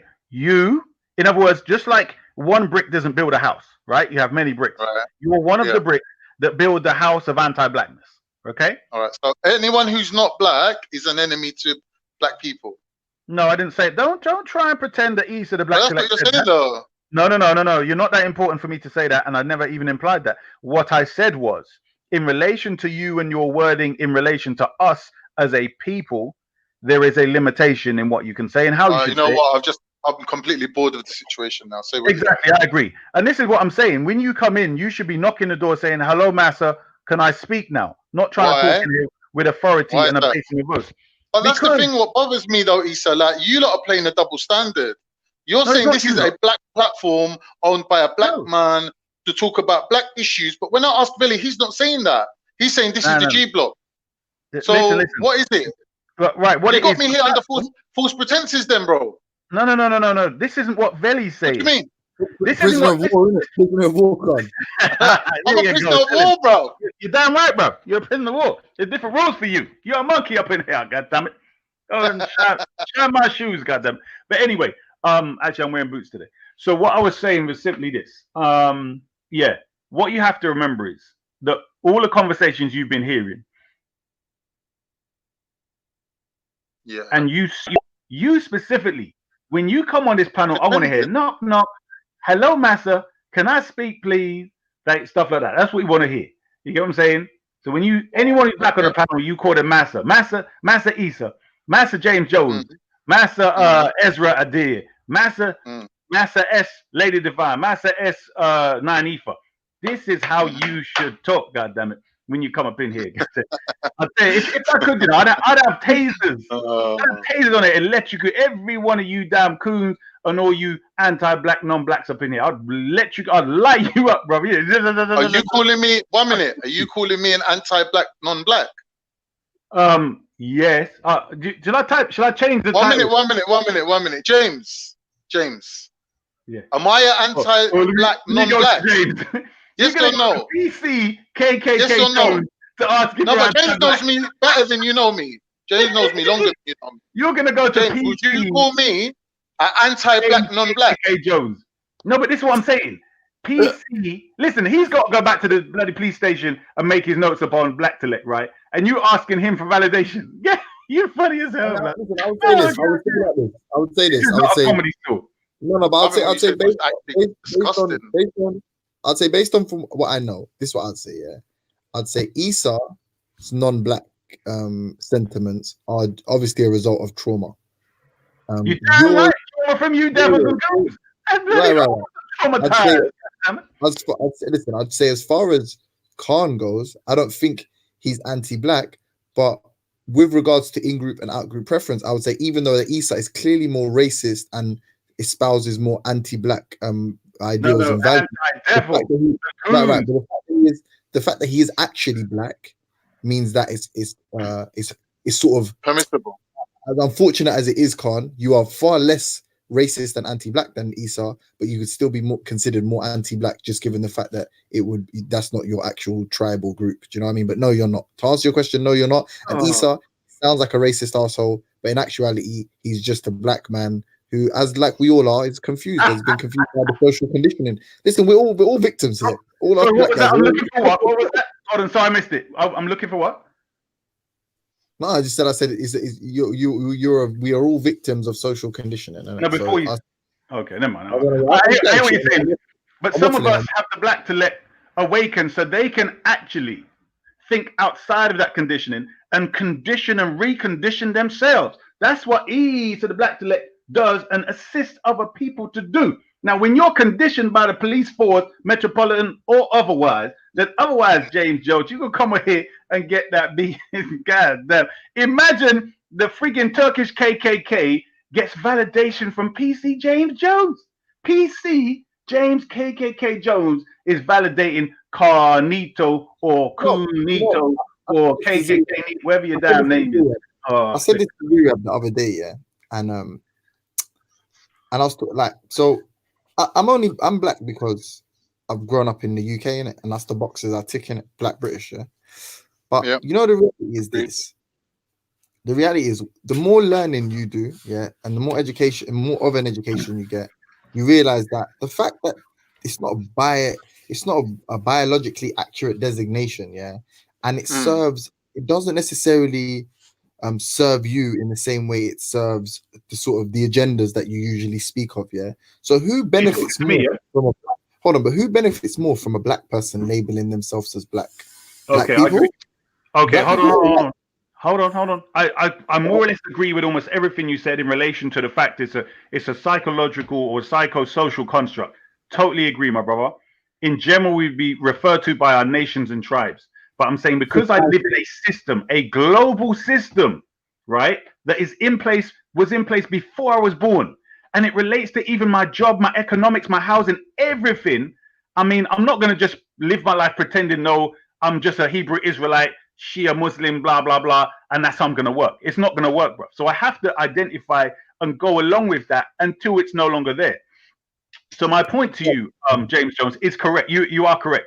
However, when I look at the example of the Honorable Elijah Muhammad, and when he called your masses at the police station the devil, goddammit, that's what I'm saying, James Jones. And this is why I notice how you don't like the Nation of Islam, because they call your massa the devil. And it burns you. And hold on. Listen to what I'm saying. Because you always burn in the Nation of Islam. And what I'm saying is, hold on. We've seen Elijah Muhammad. Hold on, let me just say this little bit, and please respond. With Elijah Muhammad, how he's used the term black and the term white to demonstrate the supremacy of the mind of the black man and the black woman.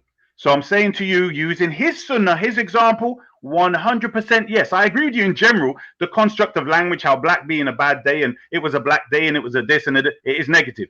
However, he's demonstrated that within your own circle, you can resurrect the minds of black people under the cosmology and sociology of Elijah Muhammad. So run your PC superiors and superintendents and the rest of them people that are pushing you up in here to try and interfere with the black to Lex agenda, because that's not happening, goddammit. All right, okay. Even the cadence with which you speak, I understand. I know where you got your education from. I understand the time you grew up in. From nature, bro. I'm looking at the sun. I understand. Listen, going out there. Where'd you get your? Hold on. I understand. Constable. Brother, you just said. Black people. Where you get your education from, bro? Being bullied by black people. You just said let me finish one thing, and I'll respond. But all right. Bro, cookies, some chicken. What do you need? What kind of food? You don't want to respond. Yam, Edo, Tashin. You get me? I can get you all that black food. Yam. You know what a yam is? You know what Edo is? You know what Dashin is? You know what James Jones? This is a good point. Do you know what Edo and Dashin is, James Jones? Do you know what Edo or Edos and Dashin is? I know you. But they sell Edos in Tesco's, bruv. What are you talking about? Do you know what Edos are? Go past it. James Jones, it's haram for PC James Jones to go in the ethnic aisle in Tesco. God damn it. He can't go. No. You're acting too black. Food. James Jones, the furthest he can go is a Chinese fish and chip shop. And that's it. Any food, he can't go to any food. He can't be seen eating curry goat and jerk chicken, bro. That's finished. He out of here with that. So, yeah. I understand a lot of his assessments, but what my problem is that too much of his assessments are from a non-black perspective. Because I agree. The term black itself does not relate to us. It is a metaphor, etc. However, when you're in the situation you're in, you have to use the term. It's as simple as that, because they're in the predominant people. Oh, breadfruit. There's another one. Big up my brother Natty to Dread. James Jones, you know what breadfruit is? Yeah? He's going to think that's you bake bread and you put raisins in it. That's what he thinks breadfruit, or you put flipping bits of apple or something. That's breadfruit. No, that's not breadfruit, my brother. Breadfruit grows on the tree, and we in the Caribbean we roast breadfruit. We get like a wheel. We put a bunch of wood in it, and we put the breadfruit on there. Light that thing up, bro. We roast it outside in the open, man. What else we got? We got sour sop over there. We got mango sour sop. We grow. What do we grow? I don't understand. I thought for a moment you was trying to actually have an actual discussion, but I don't know. Like, here we go. The biggest troll, the biggest PC troll. Now all of a sudden, remember, I thought it was actually. No. I don't mind. That's why I'm letting you do your thing. But I'm just saying, I actually thought for a moment. That's why when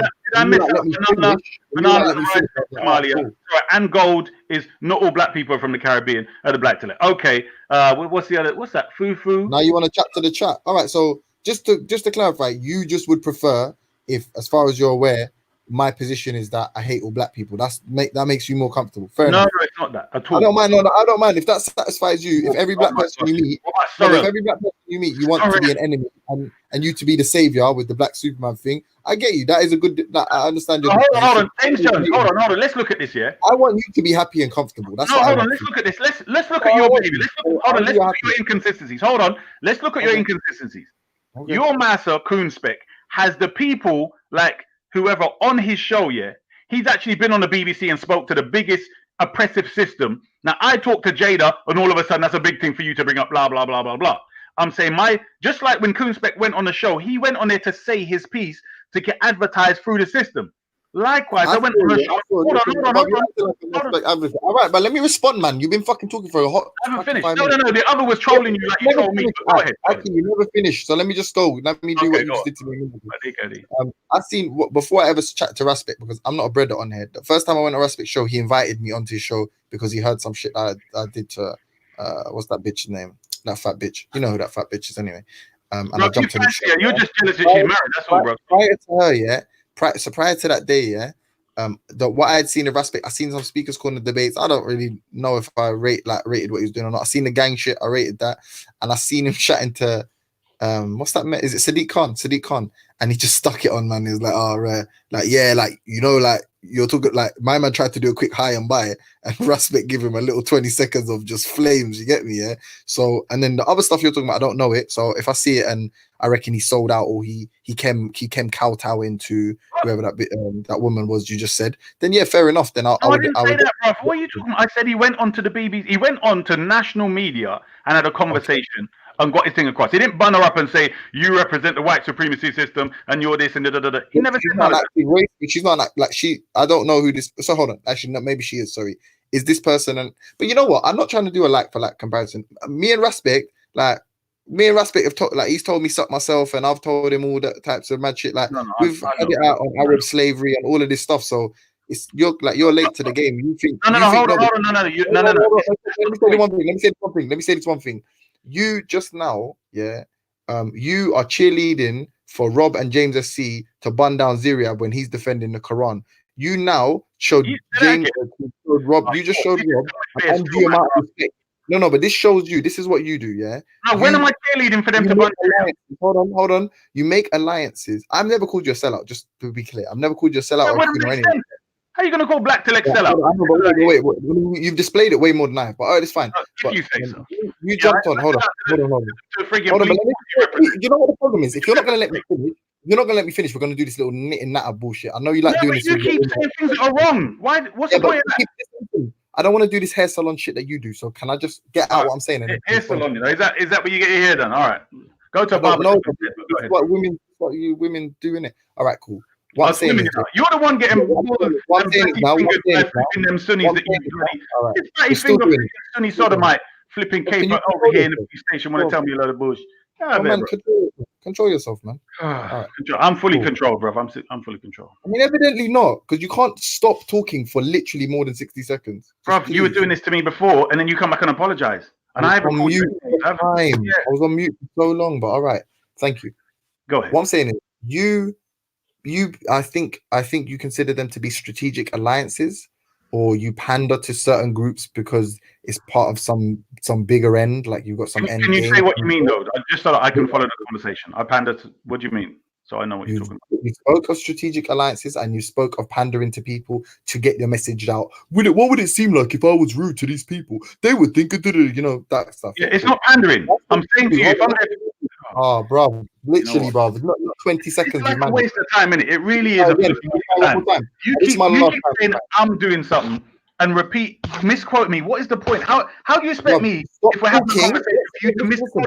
Hold on. How do you misquote me when I'm here? Now you know you're mad.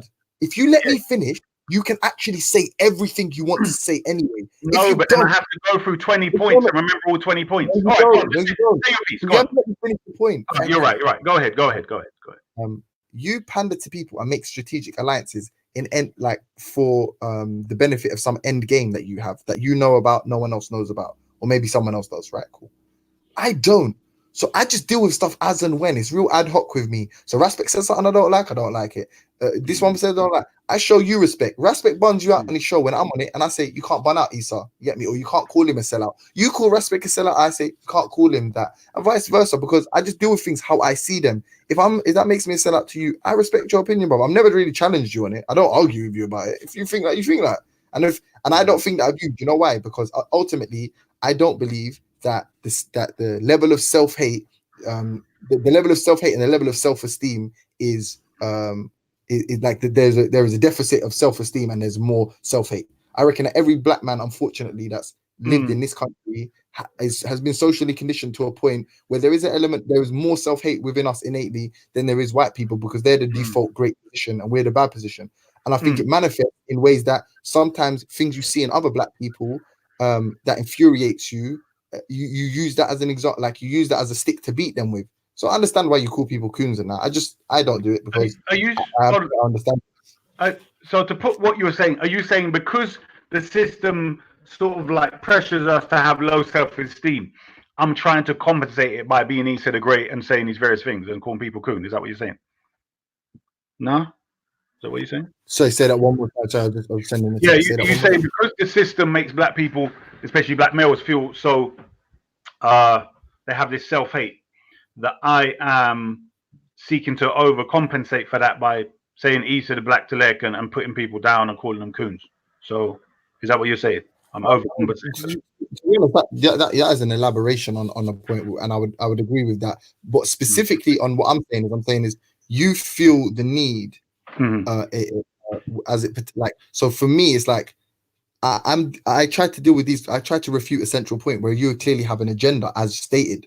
So there's no pressure on me to like decide who's black and who's not, because I'm not really. I don't making the claim that I am. But this is my point. Listen to what you're saying. Let me just say this. Listen to what you're saying. My whole point is you're thoroughly aware that I'm already in a stance. So, for instance, Coonspec, he's a Rasta who's not a Rasta. He's a Christian who's not a Orthodox Christian who's not a Christian. He's a Sunni pagan Kafirat Muslim that's not a Sunni pagan. The guy's a shapeshifter. With me, I am this. You've heard that from since you met me or first spoke to me all the way till now. So I have a fixed stance.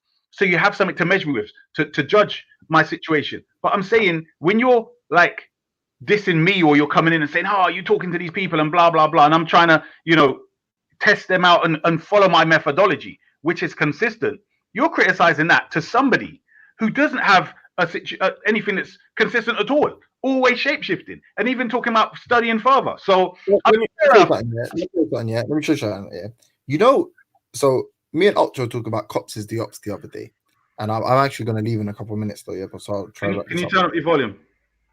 Yeah, can you hear me now? Yeah, it's just not as loud. Go on, I have to put the bloody laptop. Right. Me and Ultra were talking about cops is the ops the other day, and like briefly talking about snitching, and I was saying to him that. For some people, if you're a civilian, so if you're already a cop, is it a snitch when you take? Can you be a snitch if you're already a cop though, and you take back the information? Yeah, I mean, you know what my position is. I'm obviously, I've got a badge. No, go on. You and Ultra, yeah. And then I was saying, the reality is there is some young men that from the age of 11 or 12 have been at war with the police. Like and literally whatever you describe as a war, it's on site for them. It's on site both ways. Yeah, I mean everything, getting beaten up, getting chased, getting stopped unnecessarily, getting emasculated at different points. You get what I'm saying? Yeah, from strip searches unnecessarily to whatever else, to wherever they go through. Yeah, all that. Yeah, all of that, right? They're at war. So now anybody they see that has an alliance with the police that is meant to be from their community, that is someone they consider an op. Now, if we translate that, if we extrapolate that to this like hangout community, these right wingers, like when this woman's saying black bastards, you black bitches, with black women look like pigs, and all of that, people like me, we know what that comes from. That and there's a level of like, well, I've never stabbed a black man. Black people stab black people. You know, I don't hate black people. But it's like not everybody that was at a lynching party was actually doing the lynching. They weren't all. Some people were serving beverages. You know, some people were making like mac and cheese and giving out potato salads and I don't know, doing all kinds of shit. Yeah, and they were enjoying the fact that there was a black man hanging from a tree. Yeah. So when you say that no, it's to further my end, which is an Islamic end, which is an inclusive end. Yeah, that is an inclusive. It includes includes all your Shia Pakistan. Pro-black. Mine's pro-black. That's the first thing. Go on. Let me get to the end of this thought. Yeah. When you say that to that end, yeah, I can share some civility with people that are open enemies, that are my open opposition. In the same way that that young black man feels betrayed by someone who goes to the police because those people have been targeting him since he was a child, have gone to war with him. Yeah. It's the same way that people can feel like someone like Issa, who I do have respect for, that you let the side down, man. Like the way you talk to those people, you let them down. You let us down. You let people like me down. And all I can ever do is say, and whether you believe I'm black or not, let's say remove me. Or someone else that's black, like a Veli, can tell you Dave Smith has jumped on here and called everyone an N-word, monkey. Jupiter has said the most abhorrent things towards black people, let alone just using the N-word. Actual, like, black women look like pigs, talking about black vaginas, all type of disgusting shit, black bastards, all of this stuff. And to show them any level of respect, even a modicum of respect, we feel like you're letting us down, brother. And I feel that's fair for us to tell you that, man. That's I'm just always saying. You don't have to listen. I hear what you're saying. Now, let me ask you this simple question. The Sunnis who Kuhn Spec uses as watch this term. Cyber mercenaries. So Sunni happy finger cyber mercenaries, right? So this is my term I've invented. You're talking to me about Jupiter. Hold on, mate. Hold on. I'm talking, right? So what my point is simply this, is that when you look at it, right, these particular people support the enslavement of black people, which is much worse than these lot coming on there saying the N-word. I hear what you're saying, and in general, you know, my point is, James Jones, I have your inconsistency for bunning out, for instance, Jupiter and Dave, but yet you're not bunning out these Sunni pagans with the same energy. All right, so who knows more about this? You or Leo Muhammad? Who knows more about this? You or Leo Muhammad? Hey, boy, get your backside back in that on, bro. Listen, but if Leo Muhammad's saying if a man's a Muslim, then he's my brother, then who the fuck are you to say any different? You're a devil, and that's it. Right. So as I was saying before the devil tried to interrupt the black intellect. Now, what I was saying to you was, when the Sunni pagans drop the ego, like, can we drop the ego from? All right, let me just finish this part, Raheem. All right, I'll try and drop. Raheem, get him to answer my question. If Leo Muhammad says a Muslim is my brother. Let me just finish this point, and I'll answer your question. What I'm saying is very simply this: is that James Jones, your inconsistency is where you're talking about the specific people that come on here and may not have had the highest of education or the highest of intelligence. But when we're talking about people that are right now and have continuously been raping, abusing, finger biting, sodomizing our black people and abusing them right now, and their religion supports it and they're unsupporting it. He's done the same. She's got hadith. She's got hadith saying don't marry anyone from Zan. What are you lying for? Dirty rat. Years have got hadith saying don't marry anyone from Zan. What are you lying for? I don't understand cockroach language. Shut up. You know. And Issa, I did hear you, yeah? And I would just say, I would point to you, if you're being honest, bro, yeah? Of course I'm bloody honest. What was I doing all day yesterday? Why are people saying that I'm an open enemy of Islam? No, hold on. Listen. Stop. I said Sunniism. Oh, no, watch this guy now. I specifically am saying Sunniism because you cannot prove that, one, we have 1,200 years of history of true Islam enslaving black people. Number two, you don't have the whatever it is that the Sunnis have in relation to their culture, right? Hold on. Let me just finish. What's wrong with that? If I bun you both out, what's wrong with that?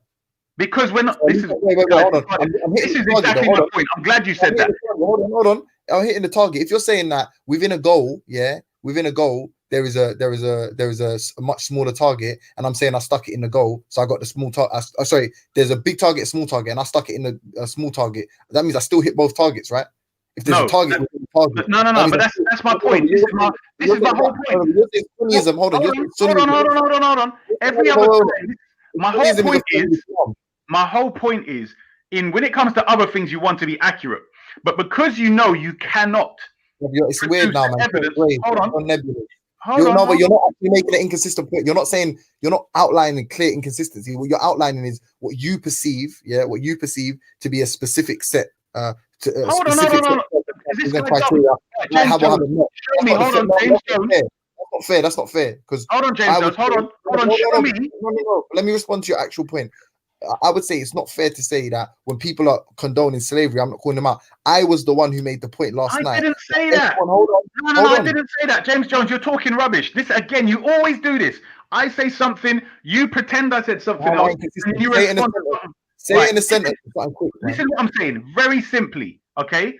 Sunniism historically 1,200 years and continuing of anti-black slavery, so much so that they call us Abid in their culture. Okay. So why did Muhammad Ali become a Sunni then? I'm not talking to you. Shut up. Just talking pure shit. Okay, well then, don't make me a couple or something. All right. Can I respond to that? Yeah. So I would say to that, that everything you said, I agree with and more.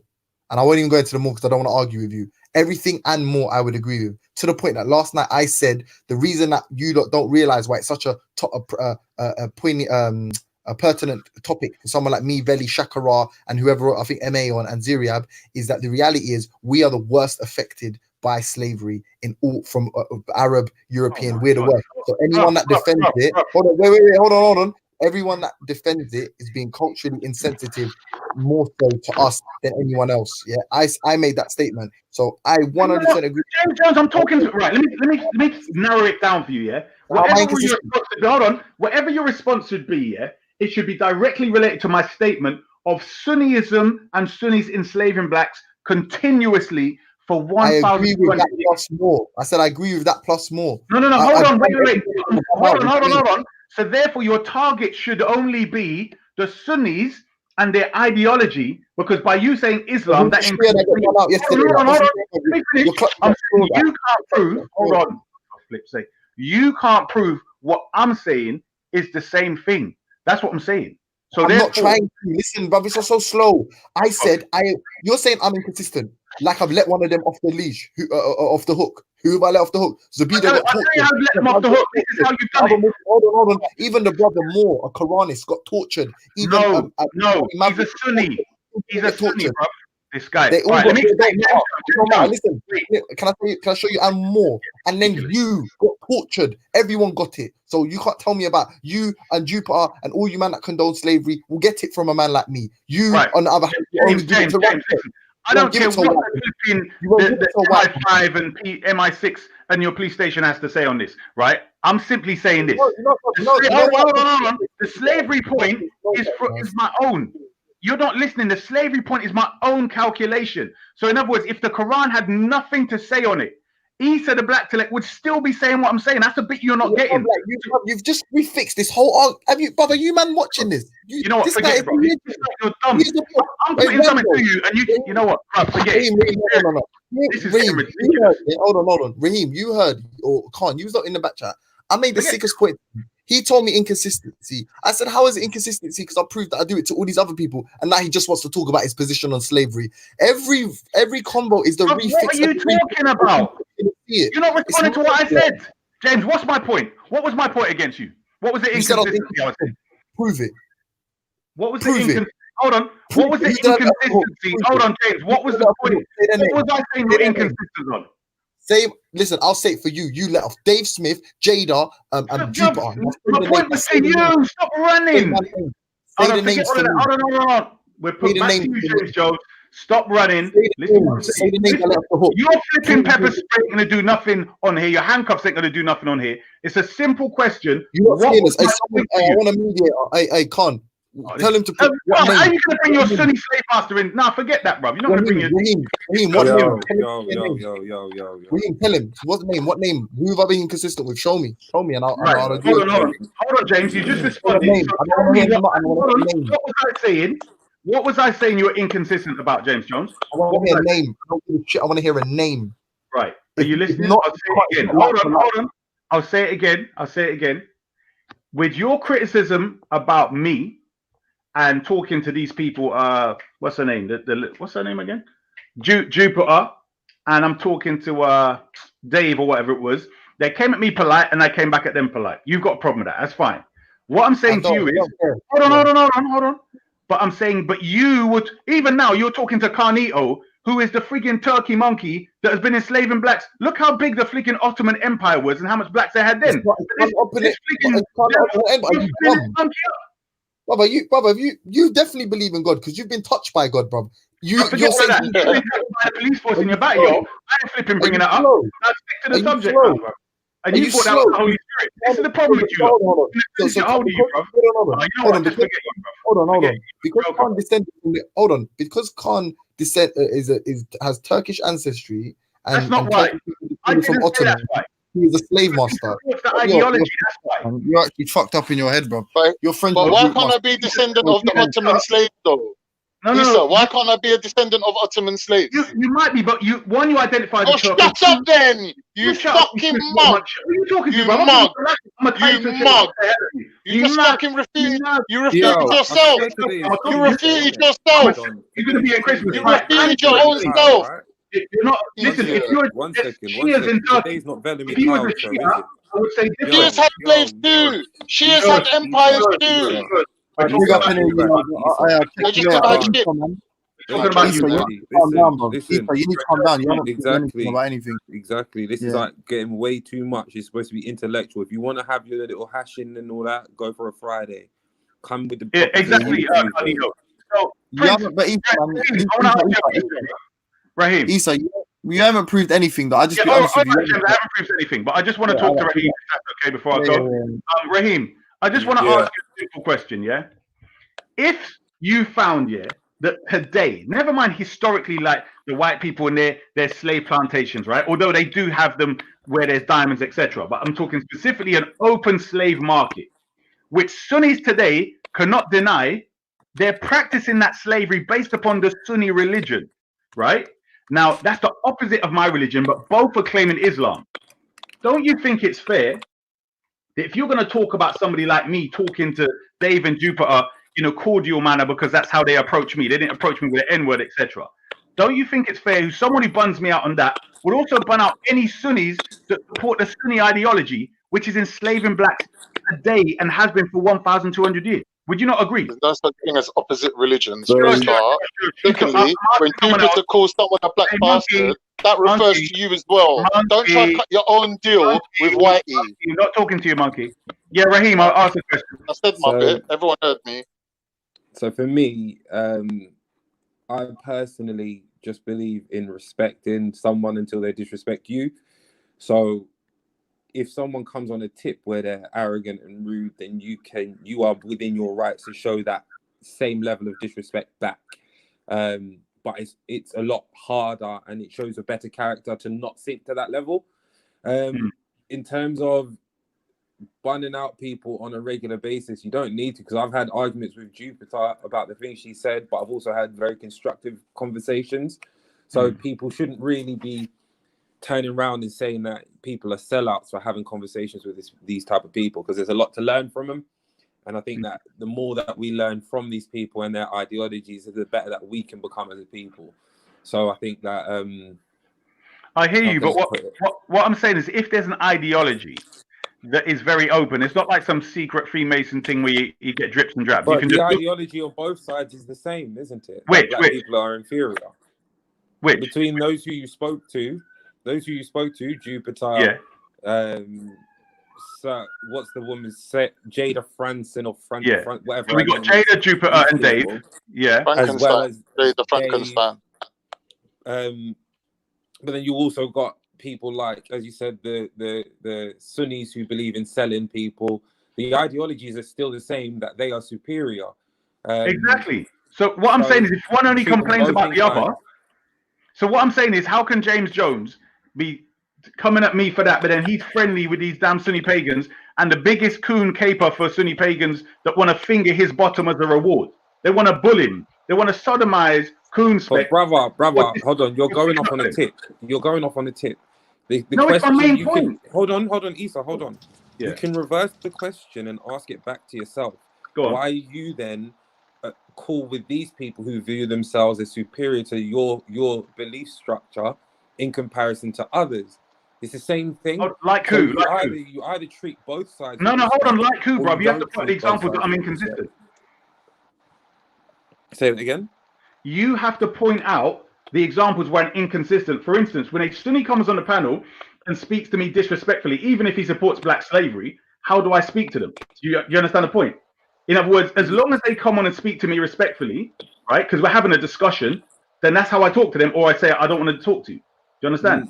I would disagree, because I've found that when someone goes against what you are thinking, or they don't meet a certain criteria that you have in your head, you then go on the back foot and start throwing out ad homs. That's my personal opinion on it. Well, let me say this. One of the things that wasn't noticed before is that the reason why I was doing what you're saying, or what is perceived to be doing what you're saying, is specifically this.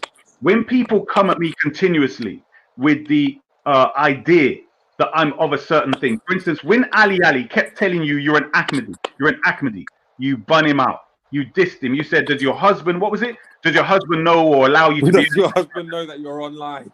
Right, there you go. Now that's highly disrespectful. But my point is, bruv, he came at you with an assumption, then started to argue with you on that assumption. Like, imagine that happening all the time to me, where I have to answer for Aisha. That's the Sunni religion. And I keep telling them, deal with that on Sunnis, but they come to me and I have to answer and so on. So my whole point, you have to realize though, brother, when it comes down to it, people don't differentiate Muslims by their sects until you get to a certain point.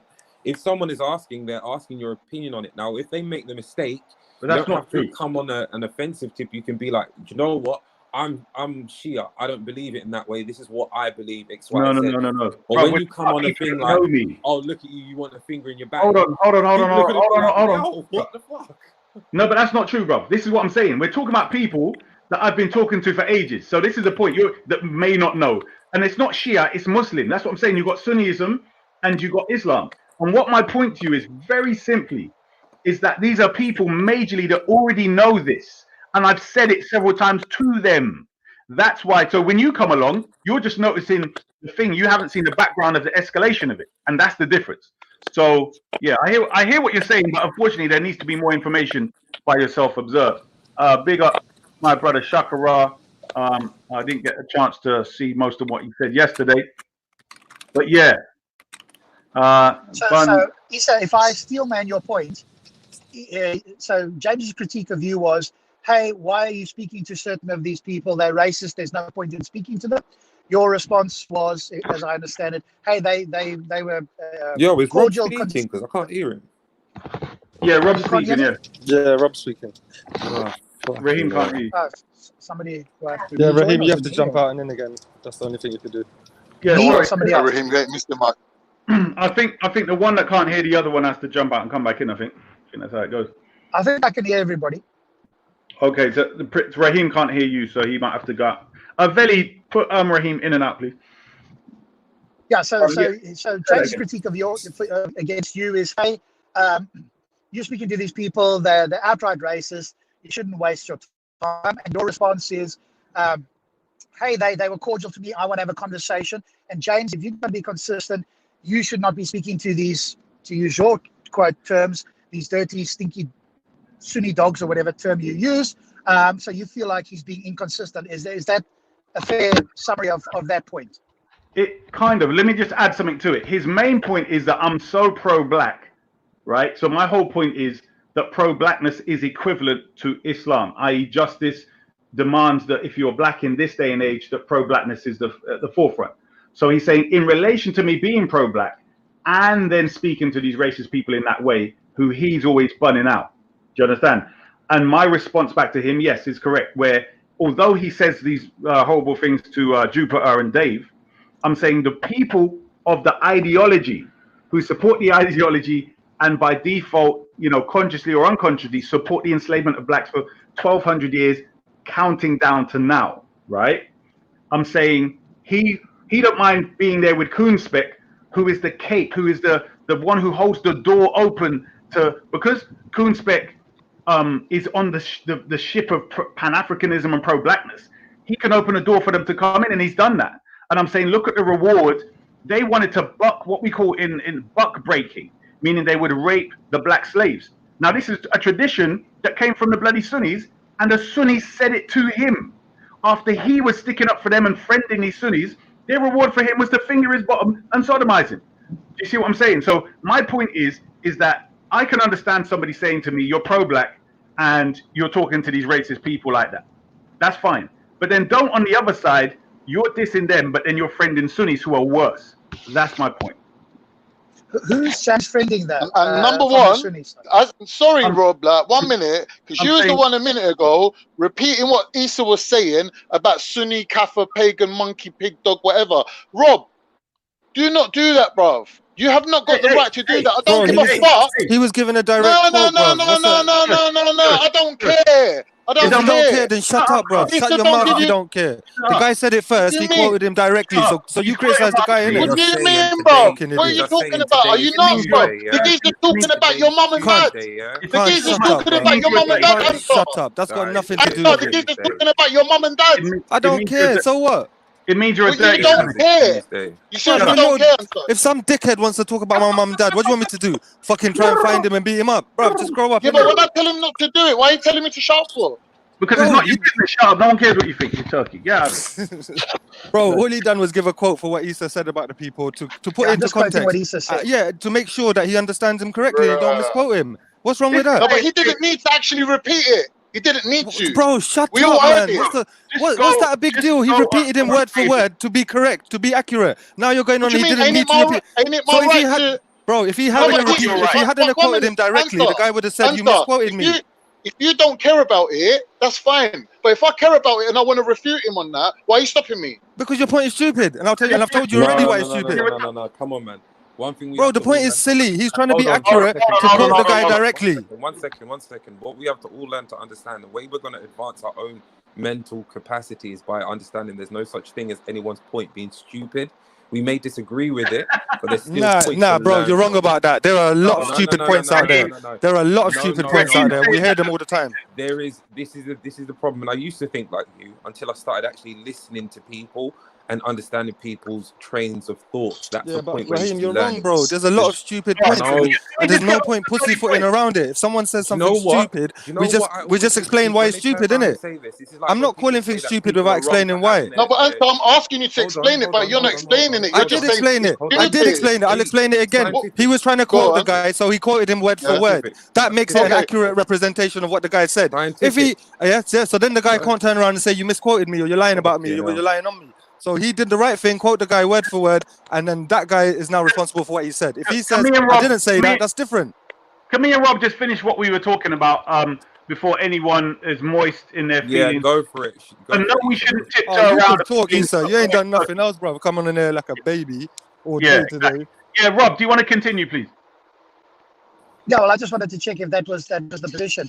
I suppose James is not here, but I suppose one thing that he could say to you is, well, hang on a moment, Issa. I'm critiquing Islam.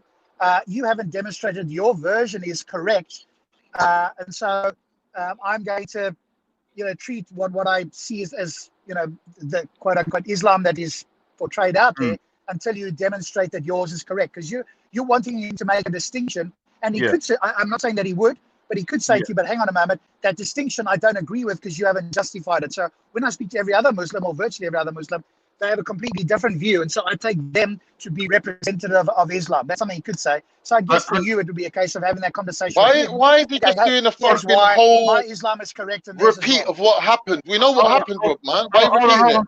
Hold on, we're nearly finishing now, Khan, so you can come in after. Yeah, so Rob, basically we have had that conversation, and that's exactly what he did bring.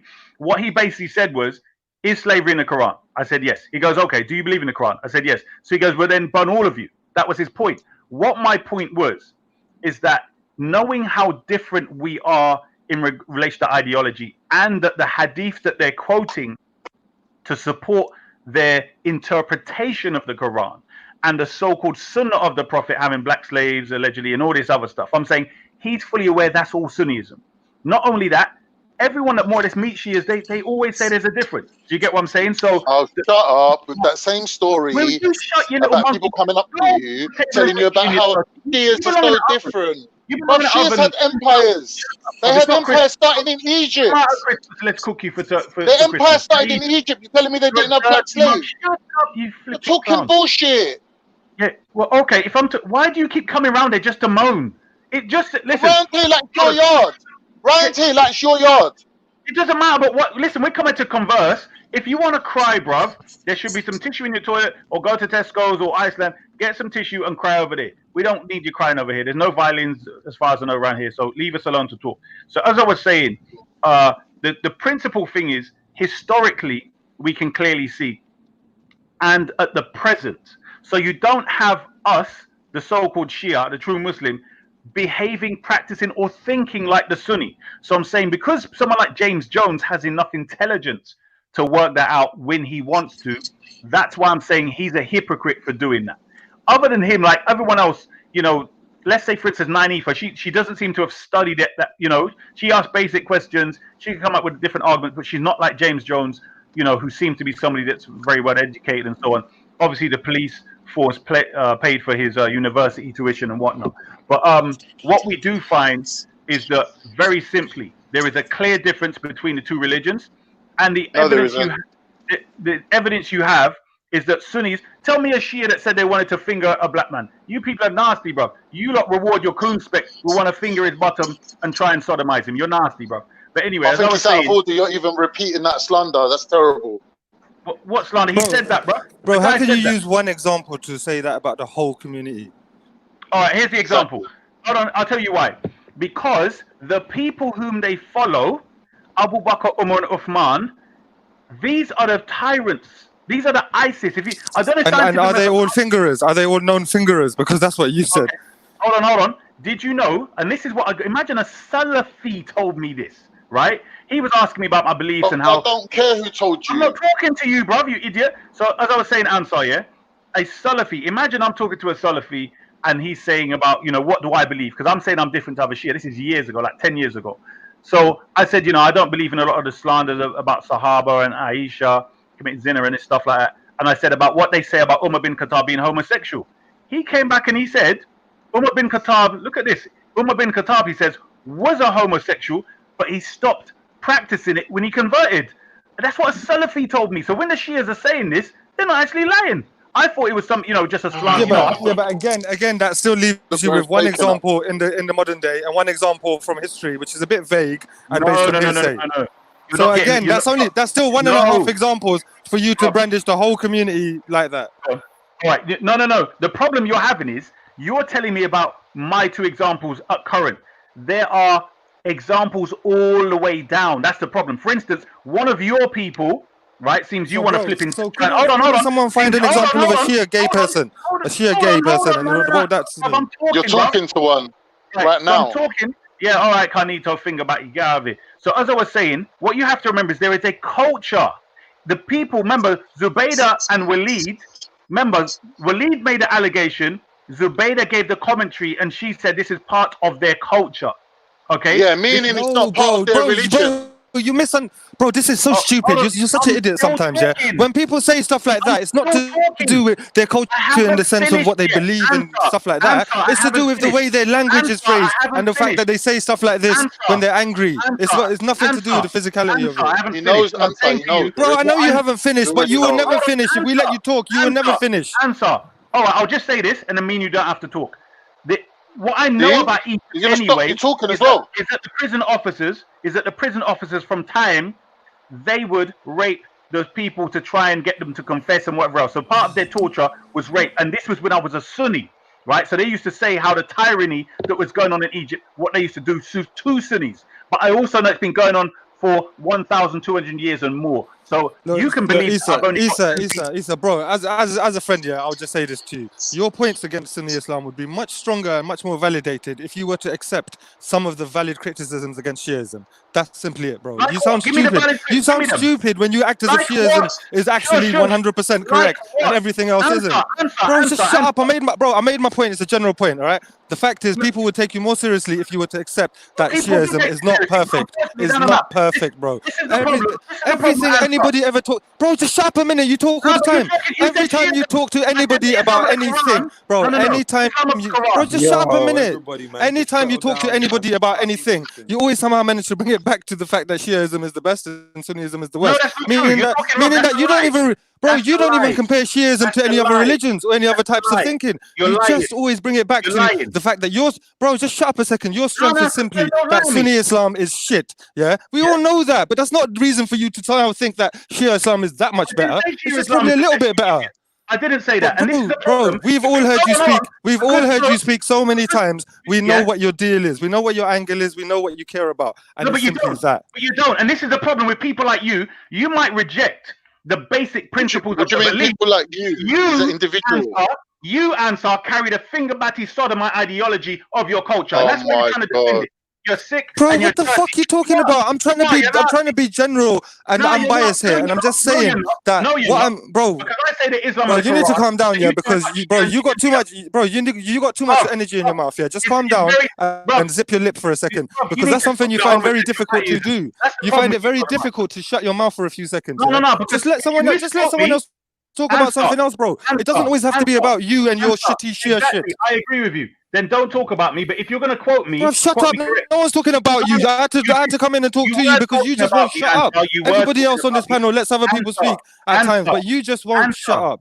Answer. It's very simple. I don't defend Shiism, the Islam of the Quran. If you talk about that, fair enough. But when you say Shiism, that now means I have to defend Iranians and all these other people. So get your facts right. You can criticize. Bro, just shut up, man. This is why I hate talking to religious people. The simple fact is, bro, just shut up and let me talk now. This is the typical example of a religious person. Yeah, all of them. They think that I personally, have somehow worked out the true aspect of the true religion that I was born into. Bro, just shut up. It's so stupid. We find it hilarious. Yeah, all of you say that shit. If I was to speak to any other religious person, he'd say, no, I've got it right, and everybody else in my family and everybody else in my community and everybody else who believes a slightly different version of this religion is wrong. Bro, it's typical. You people are just fucking idiots. Dishonest morons. You need the emotional feeling of being correct more than actually caring about what is true. Bro, listen to me. You need the emotional feeling of feeling like you're correct. Is that what you learn rather than finding out what is actually true? Yeah? Answer. You were talking about rape people. Issa, shut up, man. You're just being a little bitch now. Bro, you're just being a little bitch, yeah, because you can't handle the fact that you're you can't handle the fact, yeah, that you just got exposed, bro. We all see this. We all see this every day. You come on and you do the same shit. All you can see is your finger going. We see you do the same shit every fucking time, bro. Yeah, you come on. Oh, Sunni Islam, the Sunni monkey beast, and this and that. Come on, this bro, is it's getting boring, tiresome now. and it's stupid. Guys waffling is giving me a toothache. Exactly. Like, come It's on, simple. I'm talking to. Bro, if this guy had let me speak, if this guy had let me speak, if this guy had let me speak, yeah, without keeping on talking over me, yeah, I would have just made my points because I'm straightforward like that. But this dickhead won't shut up. He can't keep his mouth shut for literally 10 seconds. Bro, time him for 10 seconds. Time him if he can keep his mouth shut for 10 seconds. Time it. Time it, innit? Sorry. That would be a sheer miracle. Boy, shut your mouth, you sodomite. You all religious people are the same, yeah. You think you're magically Raheem. some shit. It's fucking Raheem, bollocks, can I clarify that I say Islam of the Quran, yeah? And he's trying to come up to you that you're going to put me with Iran and all these other Shias and whatever else, yeah? Obviously, you can criticize what they're doing, beating themselves. Bro, shut up, man.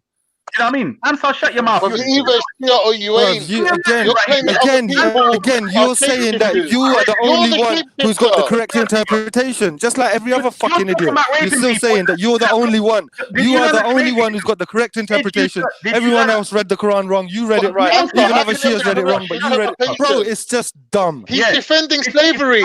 When you want to defending slavery, you, I've heard him say that before as well. This is what that dumb shit does to you. When you believe something you made up thousands of years ago because they were dumb. Defending shit like rape and slavery and pedophilia. Yeah, but these dickheads won't realize that.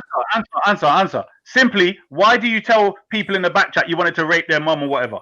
If you're so pious as an atheist, I've never seen that, bro. I've never seen that. You see this though. You see this though. Yeah. When a pussy hole gets exposed, what does he do? He changes the subject. He changes the subject. Yeah. Because he's a weak little bitch. Yeah, bro, shut up, man. Yeah, I'm talking about religious people. Hey, Veli, come on and moderate. Religious this, people are please, man. stupid. Yeah, are stupid and dishonest. Yeah, Believe in women. It's so simple. Don't talk to us. Shut up. It's simple. No, but I don't have to accept that. What You're a sodomite. You don't have to come on here, blood. You're a sodomite. Your name. So whose actual name is all about finger batty? Yeah, who's got finger batty in their name? You have, you dickhead. So what are you talking to me for? No, you're not talking about me. You're talking about respect. Yeah, I'm talking about you're talking about respect now. So stop being a bitch. You're a Sunni, right? You're a Sunni. You're a dirty, stinking, dirty. Bruv, I'm not a Sunni. I'm not a Sunni, and you know that because I'm an atheist. You fucking idiot. You're not an atheist. You're a liar. You see how dumb this guy is, yeah? Anybody he needs to hate, he calls him a Sunni. Bro, I'm a well-known atheist. I'm an atheist OG, high ranking. So shut your bitch mouth. Yeah. Shut up, mate. Shut up. You can't do that, you little batty boy. Shut your mouth, you sodomite. You're just a dickhead. You're a pussy. Dirty, You're a dirty sodomite. Shut your mouth. Bro, don't give it that big talk. Respect. Drag you around like a little rag doll. Drag who? Drag you like a little rag doll. Bro, no, he never. No, he never. You're a pussy, bro. Shut your mouth. Shut up, bro. I saw him drag you and you got shook. You were scared. He tried to take you out of the park and you did not want to go nowhere. You didn't want to go nowhere, bro. He grabbed you by your jacket and pulled you. Yeah, bro, you look like someone that nailed your feet to the floor. Yeah, you couldn't move. You did not want to go nowhere. Bro, we saw your heart. Bro, we saw your heart. Can you do it? I notice you monkeys always want to talk about black people fighting. Can you do it, Answer? I'll knock you back to Pakistan. Oh, really? Yeah, bruv, you tried that talk before once, and I saw you at the park, and you didn't say shit, you pussy. What did you do? Tell me something. You told me you was gonna kick me in my face. I saw you in the park. You didn't say shit. Shut up. Yeah, shut up. Saying that. All right, we'll see. When I see now you're gonna do something, bro. Shut up, mate. People like you are dickheads, yeah. You said you were gonna hit me. I saw you face to face. You didn't say shit. You didn't do shit. So shut up. Don't embarrass yourself again. Don't embarrass yourself a second time, yeah. Because people know what you're about. Shut my finger back, you man. Shut your mouth. Yeah, shut up, mate. You're a pussy. You're a dumb shit. Bro, look how dumb you are. You just come on and make a fool out of yourself. You're Bruv, look at your name. You're obsessed with it. You're the one that don't stop talking about it. You don't stop talking about it. You don't stop thinking about it. You don't stop typing it, and yet you're accusing other people of it, bro. You're crazy. I want black people to run. Nah, you're crazy. You're crazy. You're black people, yeah. So you're black people, yeah. So you're black people, bro. Most black people, when they hear you defend slavery, they will laugh at you. Save you, yes. Save you, you know. Shut up about your black people. I bet more black people hate you than fucking hate me. I bet you more black people hate you than hate me. Yeah?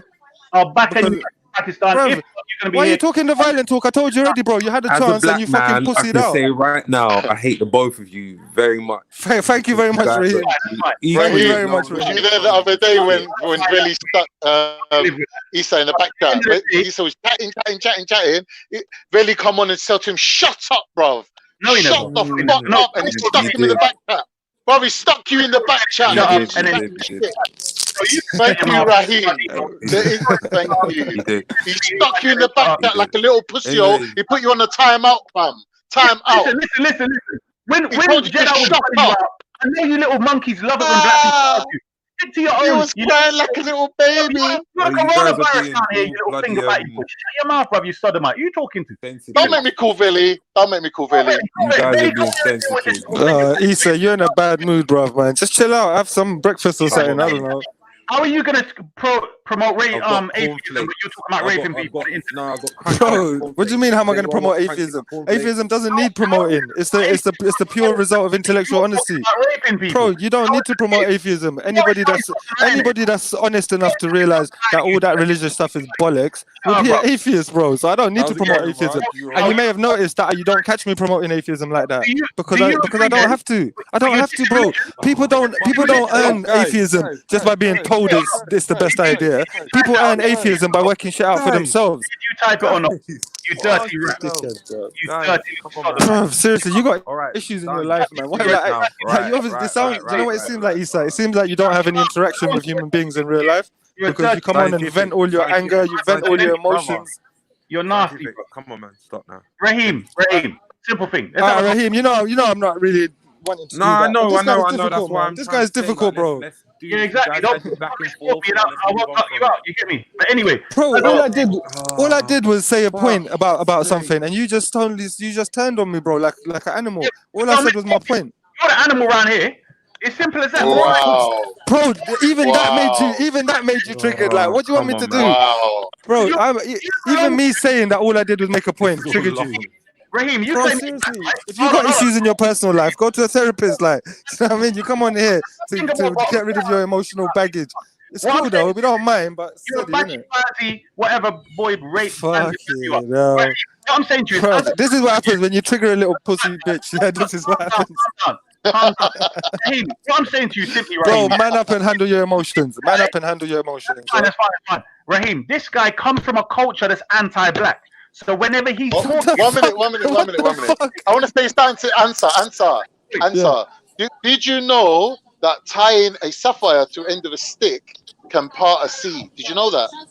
I didn't know that. I just learned that today from Shia Issa. I'm calling him Shia Issa. It's not really a Shia. The finger in, answer in his bottom, and I'm glad you learned that. Bro, what is it with you and the finger word, man? Seriously. I'm gonna have lost it, bro. Man, lost it, bro. You're nasty. Bro, you're making me feel uncomfortable, man. This is too much. Yeah, you people might be sick. That's what all I'm saying is black people need to know. Now you would have took the Raj. You lost it, fam. You lost it. Raj isn't Sunny. Raj, can you hear me? Hey, Raj here, yeah. Raj, take over, man. Even Raj don't want to. Raj, take. Oh fuck. Even Raj don't want to. Raj, jump out and jump in again. But the point is, I just want to clarify something he said yesterday, in regards to Islam. So yeah, we can have that conversation.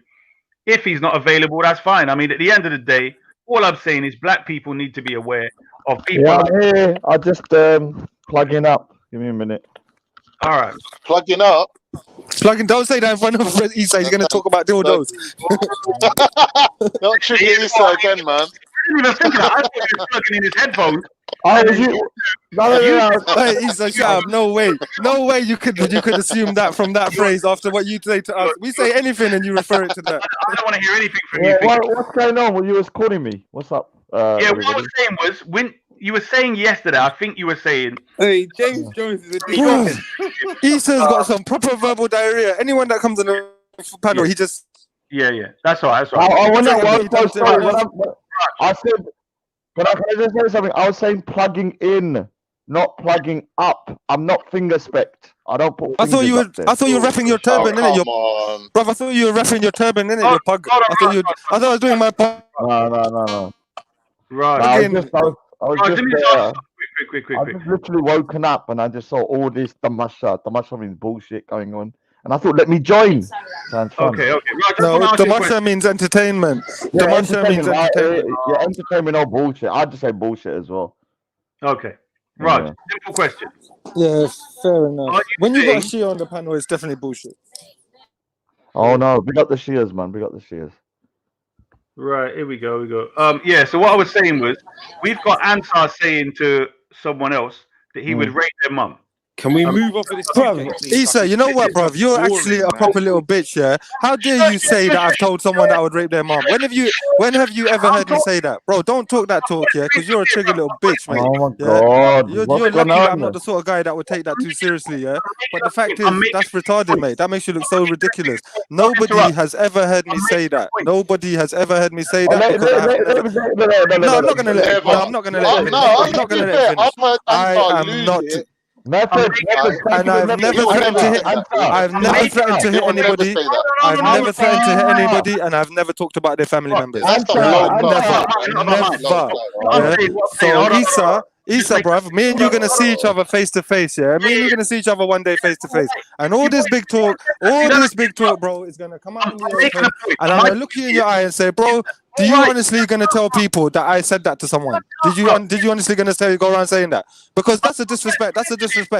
That's really bad, bro. Don't be telling people that I have ever said that, because anybody that's heard me speak many times knows that I just don't do shit like that. So at the end of the day, even right here and right now, you are making a pussy out of yourself. That you're so triggered and such a weak emotional bitch that you have to make up such disgusting lies about next man. Yeah, because you know intellectually, bro, I bury you. Morally, bro, I piss all over you. When it comes to honesty, bro, I shit on you from a great height. So what have you got left but to make up lies? Make up lies about disgusting shit. Yeah, bro, I'm not having it. I'm not having it. Man like you will get put in your place every single time from this time on, yeah? You said that about me. You said that about me, liar. Go fuck yourself, bitch. Yeah, that's a big lie as well. Anyway, That's a dirty lie. As I was saying, Answer, you're normally so polite. What happened? Bro, come on, man. Why am I gonna be polite to a dickhead like this? To a proper little dickhead like this? Issa, you're a weak little bitch, mate. Yeah, you're a weak little bitch, and I'm not talking about physically, bro. Well, I'm not talking about physically. You're a weak little bitch. Yeah, man can't handle your emotions. You have to resort to making up lies about me telling people I'm gonna rape their mom. Bro, how did you even come up with such a thing? Like, I don't know. Scientific road. Scientific road. Screenshot it. That's it. We don't scientific road, man. Either you're gonna say you admit this, you're a screenshot or not. That's it. So what I'm saying is very simply this. My point was. Shut up, mate. I'm gonna admit to it. Go and prove it, innit? From you made that claim, prove it.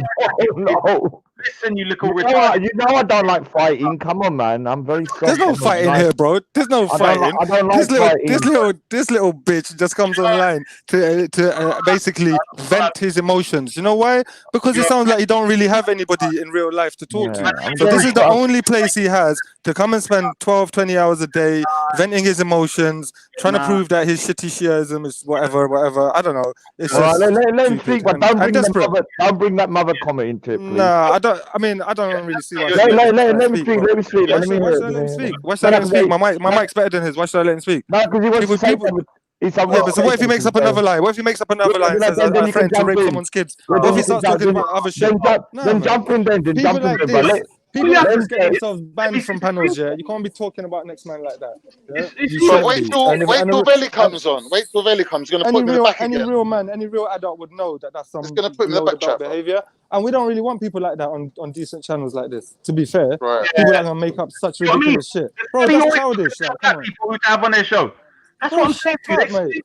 What do you mean? What's being black got to do with it? What's being black, bro? When he comes in, let's see if he thinks being black's got anything to do with it, yeah? Bro, you making up lies about me, it's got nothing to do with being black. You're just such a weak little bitch. That's the card you have to draw for, because you got nothing. You got nothing, bro. I bury you every time. I bury you every time. You can't bury nothing but yourself, bro. You're dead already. Don't bring any of these. Remember this. Everybody's listening, yeah. So we can all see that you ain't got nothing. I humiliated you. I put you in your place. And what did you do? You started making up lies. You started making up blatant lies. I don't like fighting. Come on, I don't like fighting. All right, the amount of fighting you cause, yeah, right. The amount of fighting you cause. No, I don't like it. I don't like it. I get stressed out. Let me just say something to Raheem. I just want to ask Raheem something. Raheem, right? Yeah. My whole point is, the reason why I brought this up is I'm saying is that atheists keep talking about the morals that they have in relation to religious people and how retarded and backward and we believe in fairy tales. And I'm saying that's fine.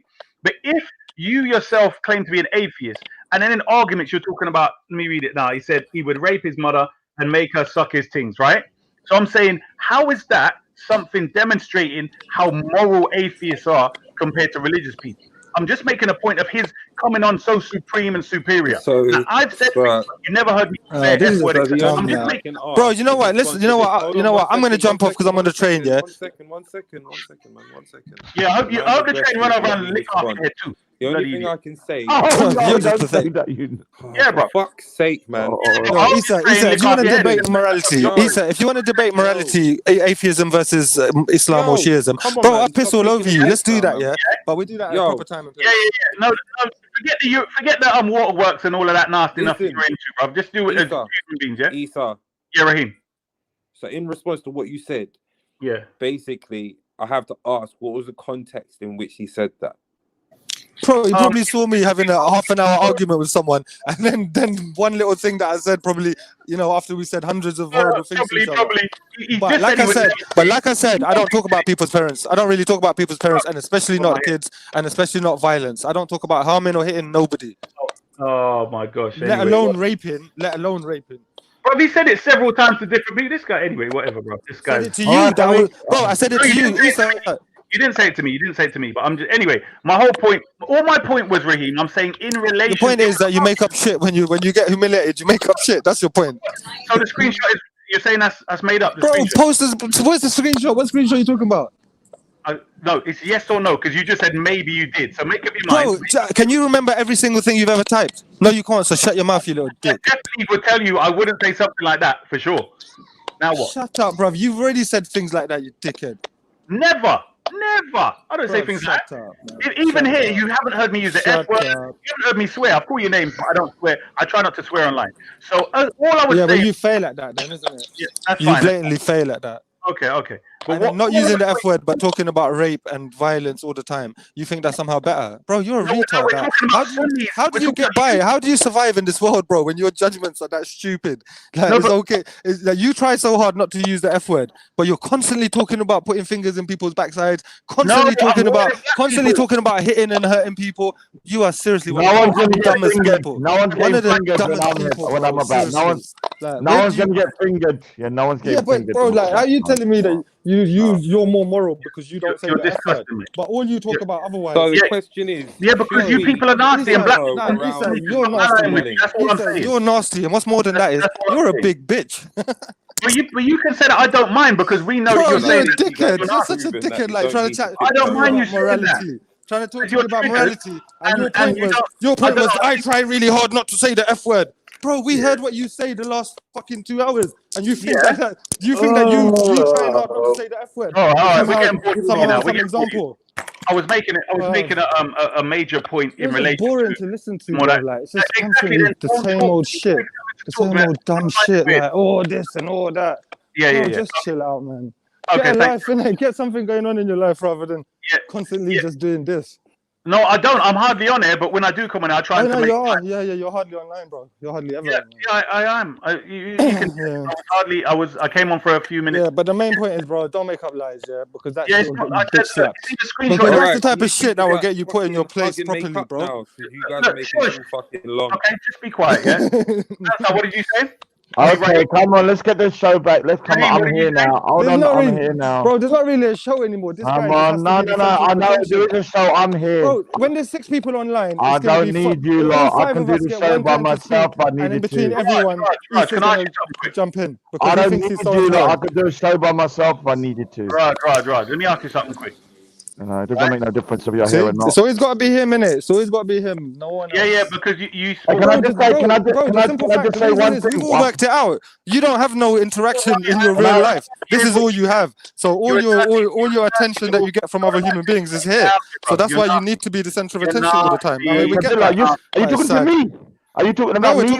I'm talking. It sounds like me though. I'm talking about. You guys are being Wonder Sunni, but Raj, that does explain you as well. It explains me as well, yeah. But I'm self-aware of it, so exactly. Raj, can I ask you a question? Raj. Here we go again. This guy. It's not about you, Ansar. It's not about you. Anything else. Nothing to do with you. It has to be the center of attention. It's about what he said yesterday. Oh no. It's nothing to do with the answer. Oh no. What it is, you mentioned yesterday about Islamic slavery. I think you were saying all forms of slavery wrong. I don't want to make a debate out of it. It's just a question. In regards to Sikhs, and I know you lot believe in fighting and warfare, but just if you can limit it as much as possible, do you have any teachings in regards to what you do with the captives? Because I know Sikhs are allowed to fight in defense. Yeah, I know for a fact that we must have captured thousands at least, because we, as a minority of only 5%, we was actually controlling for around 60, 70 years. Punjab, Pakistan, Pakistan, the whole of Pakistan, the Sikhs run. Kashmir, let me finish. Kashmir, up to Afghanistan. So all of those areas are majority Muslim. And so the Sikhs only made up 5%. I've been looking into it. I know under that rule, there were some pretty savage moments, no doubt about it. Lots of heads are being lobbed off. But big up to the Sikhs, man. But hold on. Let me finish.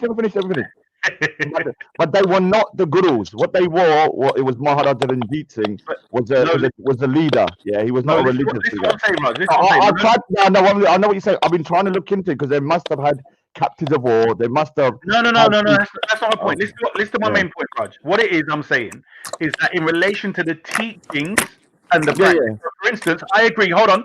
I agree. Sikhs and Muslims and Shias, we can all do wicked things. I agree with that. What I'm saying is, are there any teachings from the gurus that would be guiding them in relation to do with what to do with war captives, or is it just left open?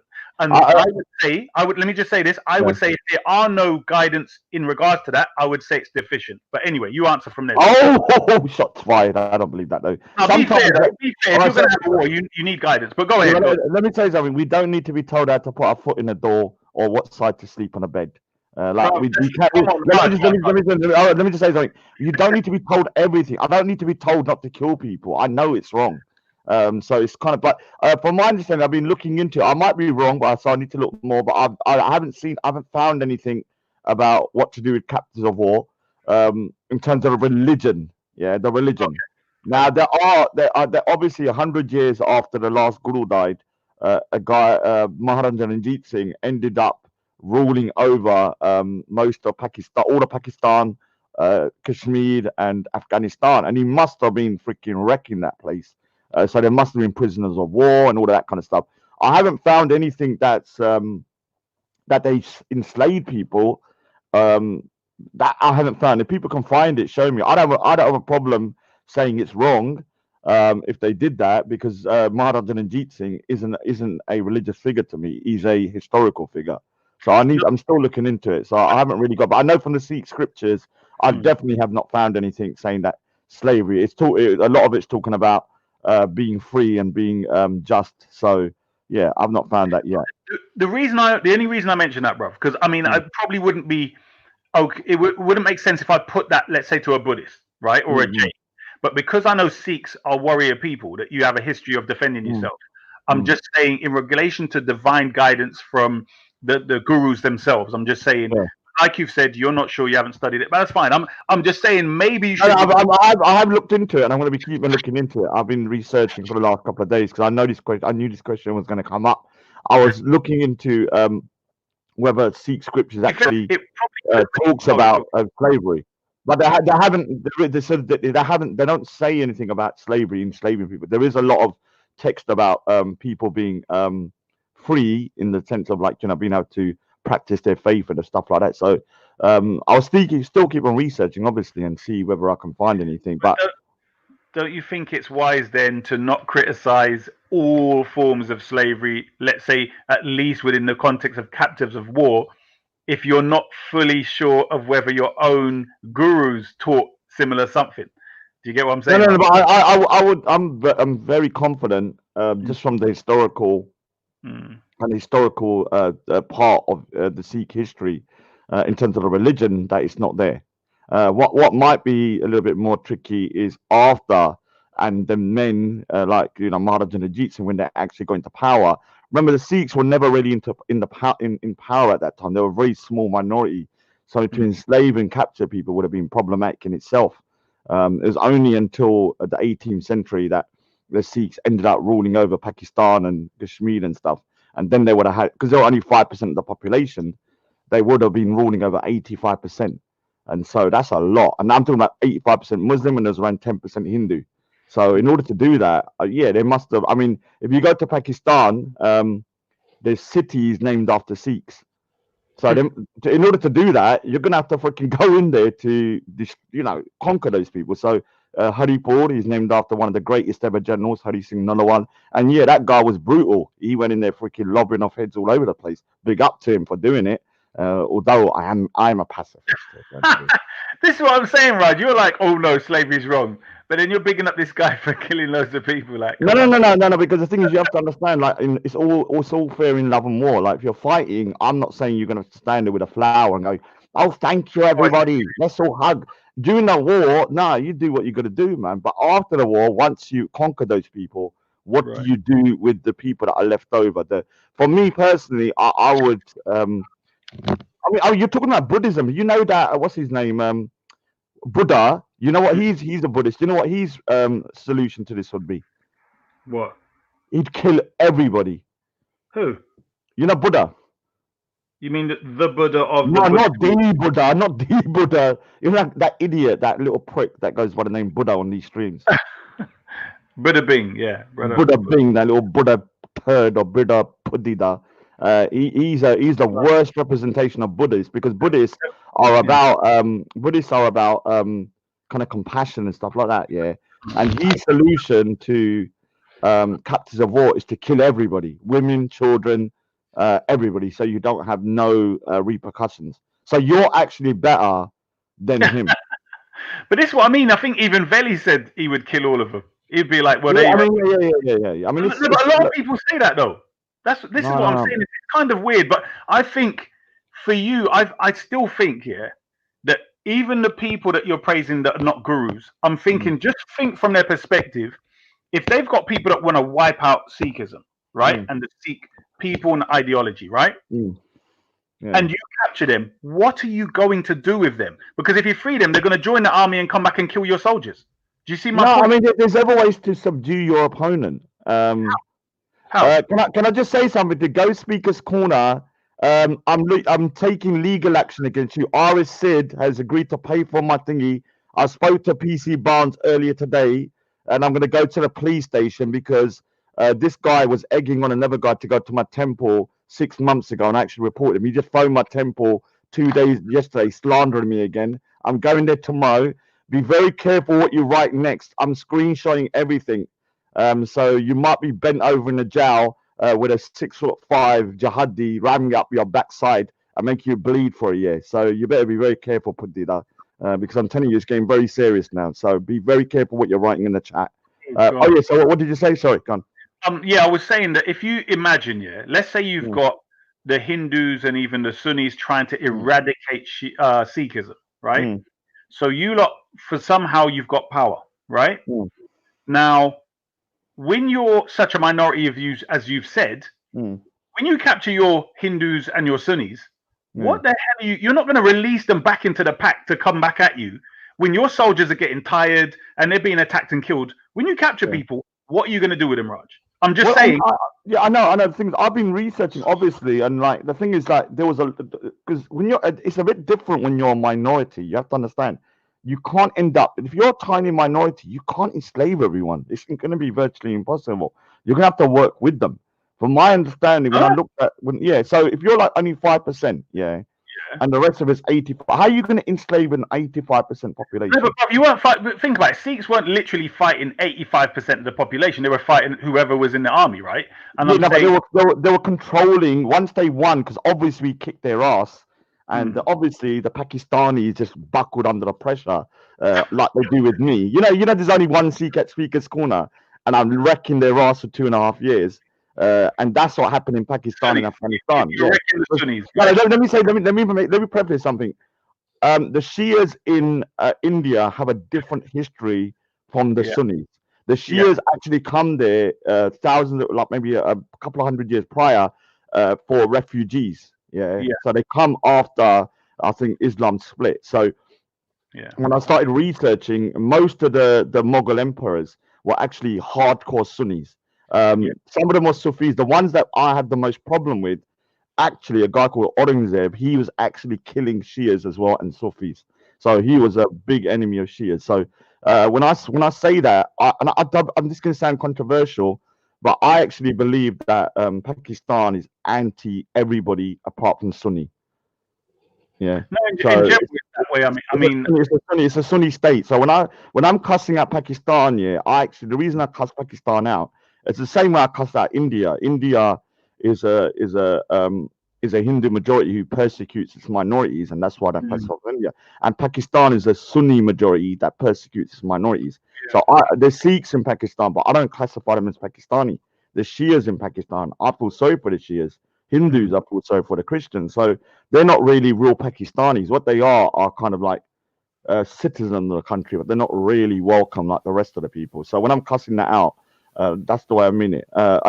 So when I get caught in my Pakistani bashing, I get very kind of like forgetful. What was you saying before? No, that's all right. No, it was just a point I was saying that regardless of, let's say, the gurus said what to do with captive war or not, I'm saying when you've got, it's either you're going to kill them, it's either you're going to follow what Buddha said and what Veli said and others, which is to kill them, or you're going to tie them up. Now, once you tie them up, what are you going to do with them? You have to feed them, clothe them. Do you see what I'm saying? So I think no matter what, you're going to be resorting to some kind of slavery. Yeah. I mean, the thing is that, I mean, look, when you're saying slavery, like, I think there's a difference between captives of war and slavery, because a captive of war, I believe, are people that you was once fighting with, and then they're now in your kind of captivity. But at some point, they must be released to go back to their lands. Now, that doesn't mean you release them with swords, machine guns, M16s, rocket launchers, tanks, you name it. You take everything away, everything they had. No, but let me just finish. So we have examples, don't we, of POWs? Look at Germany. Look at the crimes they committed, and now they're a prosperous nation. So So I mean, Germany's it's a new example. So it's going to be a bit more difficult. We're talking about in the past, but I would say that the way I would do it would be to when you capture them, you make sure that you kind of take everything that could be used against. Let me finish. So demilitarize. So when demilitarize, then when you have the women and children, they have families, don't they? And then release them back, and you can kind of like control the area for a while, just to make sure. But you must demilitarize them. At some point, they might remilitarize, but by that point, it might be years and years later. So what can I say? No, but this is what I say. Even though you take their weapons off, bro. Veli, can you put a guy's writing my home address, keeping it real, that Sikh pussy hole? Can you just time him out? Because he's putting my home address in the chat, and he wants to get my head kicked in. I've got a protection order on my house, so if you do come down, I've got a hot cup of tea for you as well, and maybe a big stick to put up your bund. Be very careful. So can you time him out, because he's putting my home address in 9. Go on. How are you doing, Dave? All right, Dave? You all right, mate? Yeah, mate. Are you all right? Doing, Dave? What you up to? You heard I've moved away from Tommy Robinson. Big up, Dave. What's going on? You all right, Ryan, mate? You good? You heard I've separated from the Tommy Robinson movement, haven't you? Yeah, mate. Yeah. Go on, sorry. Yeah, it doesn't mean that I don't still agree with a lot of stuff he said. I'm just sick and tired of the ethno-nationalist, civic nationalist bullshit.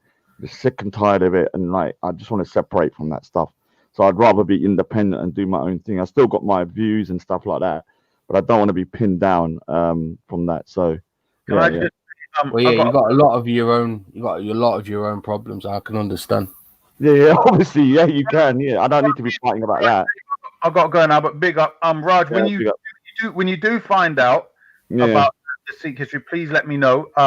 Because I'm saying I feel that we should have a discussion on that and some common ground. Because I'm saying, as far as I know, Sikhism is generally a peaceful Sufistic type of religion in and of itself. So if we could come to a common ground on it. So obviously, we can be nice. Obviously, I'm lovely most times, but if you're gonna freaking start talking shit, Rajanator mode comes out, and that's like where's your name saying again? What's your name? I can't see your name. What does it say?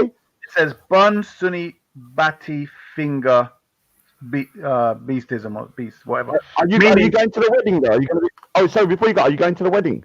What wedding? The wedding. What wedding? Queen J and Respect. Are you joking? No, they're getting married. Allegedly. I don't know. It might be wrong. I don't know. I've heard some rumor. Are you making this up? No, I just said I heard a rumor. It might be wrong. I don't know. Someone told me Raj, you're making this up. I'm not. I just said someone wrote in the comment the other day that Queen J and Respect are together, and I'm assuming that if you're with a Muslim woman, you're gonna have to marry her. You can't be in a relationship with a Muslim woman and not get married. Is that? I don't care about people, but me personally, I don't care about their personal life. Is it permissible to go out with a Muslim woman and not marry her? No. Well, she's a Sunni anyway, so that's their responsibility. But Dave, inshallah, we'll talk another time. Raheem, take care. Take care, man. Take care. You need to stop arguing so much, it's not good for your health. Take a leaf out of my book and be calm, man. Raj, we'll talk soon, man. Take care. I'm at Biggest Corner Sunday anyway, man. So if you're there, I won't come until probably the summertime, June or something, bro. I don't like. I'm still on the phone. I'm still trying to arrange with Raza to come down. I need to do a talk with him. about something Adnan Rashid said about. Remember I told you he said something about the Shias and the Sunni, Shias and the Sikhs, and he kind of related the two together. So I need to talk about that at some point. All right, bro. Anyway, man. Take care, man. Take care. All right. So what's going on, people? Rob's on there as well. Oh no! Oh, look who's in the chat. See Alive's there. Oh no, See Alive's gonna jump on it. Let me say something, yeah. If See Alive jumps on, yeah, I'm gonna not stand my ground. I'm gonna run away like a bitch. So I don't agree with. You know the problem is, yeah, fighting with women, especially fiery women. There's no point, man. There's no point. It's not No, it's not even that it's not good. They're gonna lose no matter what. Because if I suddenly lose my temper, I say, "See ya, shut your mouth." All of a sudden, I'm going to be the bad guy. Oh, how dare you talk to a woman like that? Yeah, after she's been gunning for me for like Why hours would you be a bad guy? Why would that make you a bad guy? Well, I've just from my own experience from having lots of sisters. I've had loads of experiences where my sisters are like going like crazy on me, like for hours. And then when I lose my temper, I say, "Shut up!" Everyone's like, "How dare you speak to your sister like that? How dare you?" And then I'm the bad guy. So I've learned over a long period of time, just don't even go down that route, man. Raj, why are you speaking about like ladies that you shouldn't be speaking about? It's really out of order. About who? If you're upset with respect, that's fair enough. But why are you speaking about that lady? What's her name? Well, you the internet police, yeah. No, Raj is normally not that low.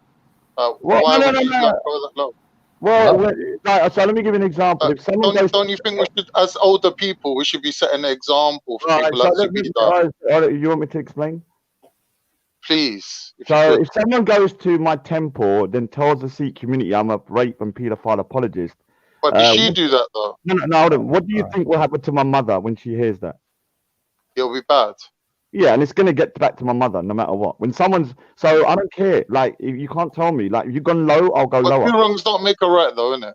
It does to me. I'm a scorched earth. What if the woman's like an innocent party? Like my mother's innocent. Yeah, she's very ill, and she hasn't done nothing wrong. She's against my. So that's more reason. That's more reason to not. So I don't look. If you go to my temple, I'm telling you, morning people. You run up to my temple, you talk about me to my Sikh community in my temple, to my Sikhs. Hey, Raj. Paedophile apologist, the gloves are off. Has that happened, Raj? Yeah, it's happened. Yeah, Raspect went this. I would never do this to some innocent person. So but they put your life in danger. Yeah. There's Sikhs now coming down. Oh, you got to take your turban off. You got to do this. You got to do that. So yeah, obviously you're lying about me. Why are they making them allegations? Where does that come from?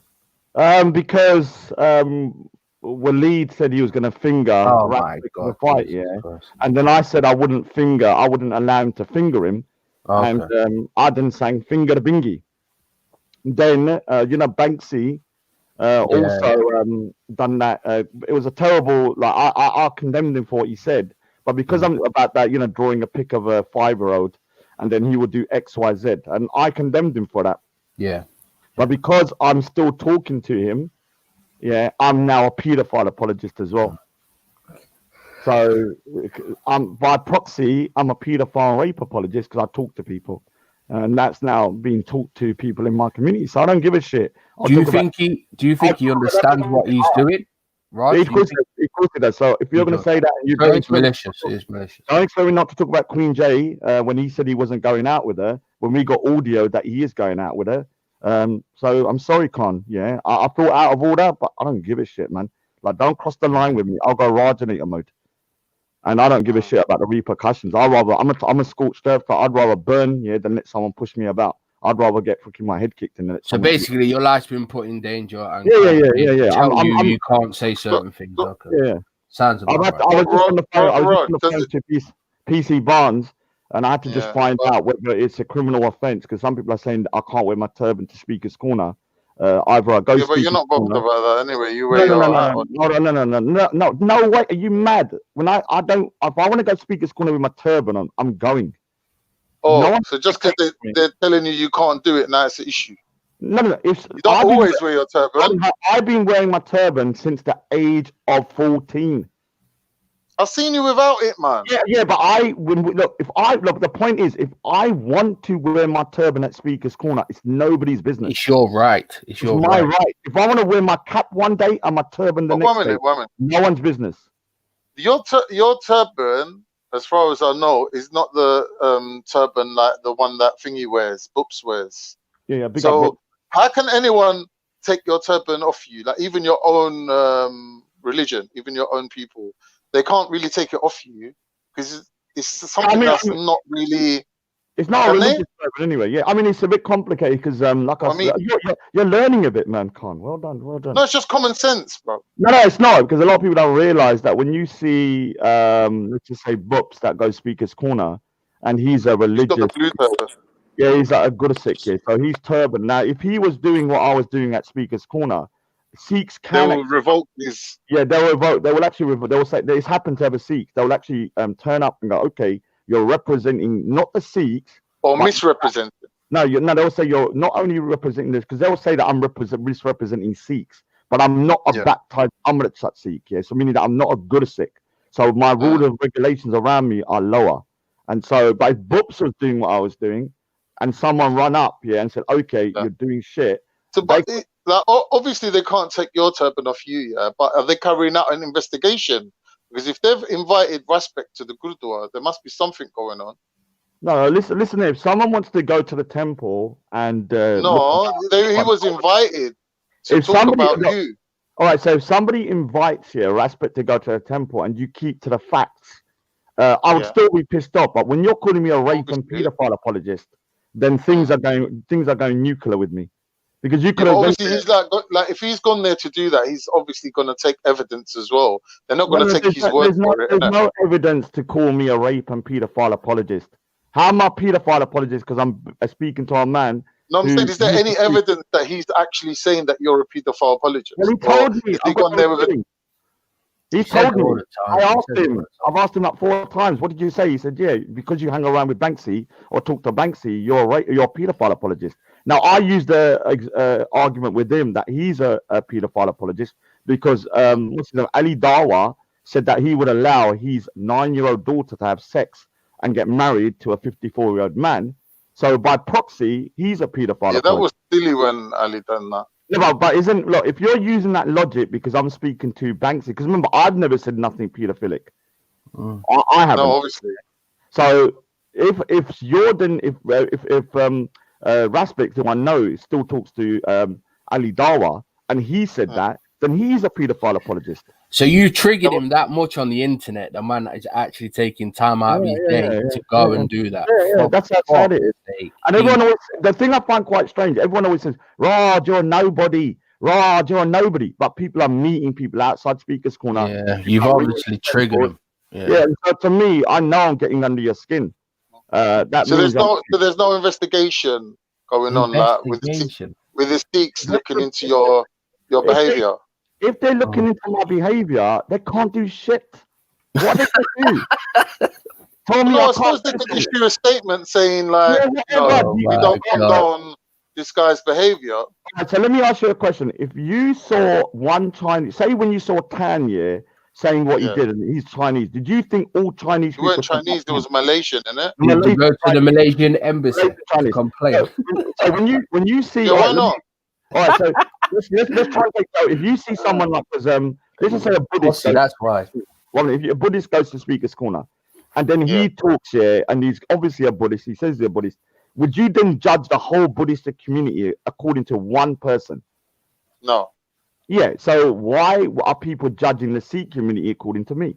It doesn't make sense. Because they don't have any standards. I don't know about that. But if you need to go to the authority that deals with a certain person or their behavior, then you can do that. Like within reason, you can do that, can't you? Well, then if I've got a problem with a teacher, I go to the school and I speak to the governing body. If I got a problem with a policeman, I go and speak to the complaints department. If I got a problem with a Muslim and I know what Sikh, what temple, what mosque he goes to, there's nothing wrong with me rolling up to the mosque and saying to the Hajjah.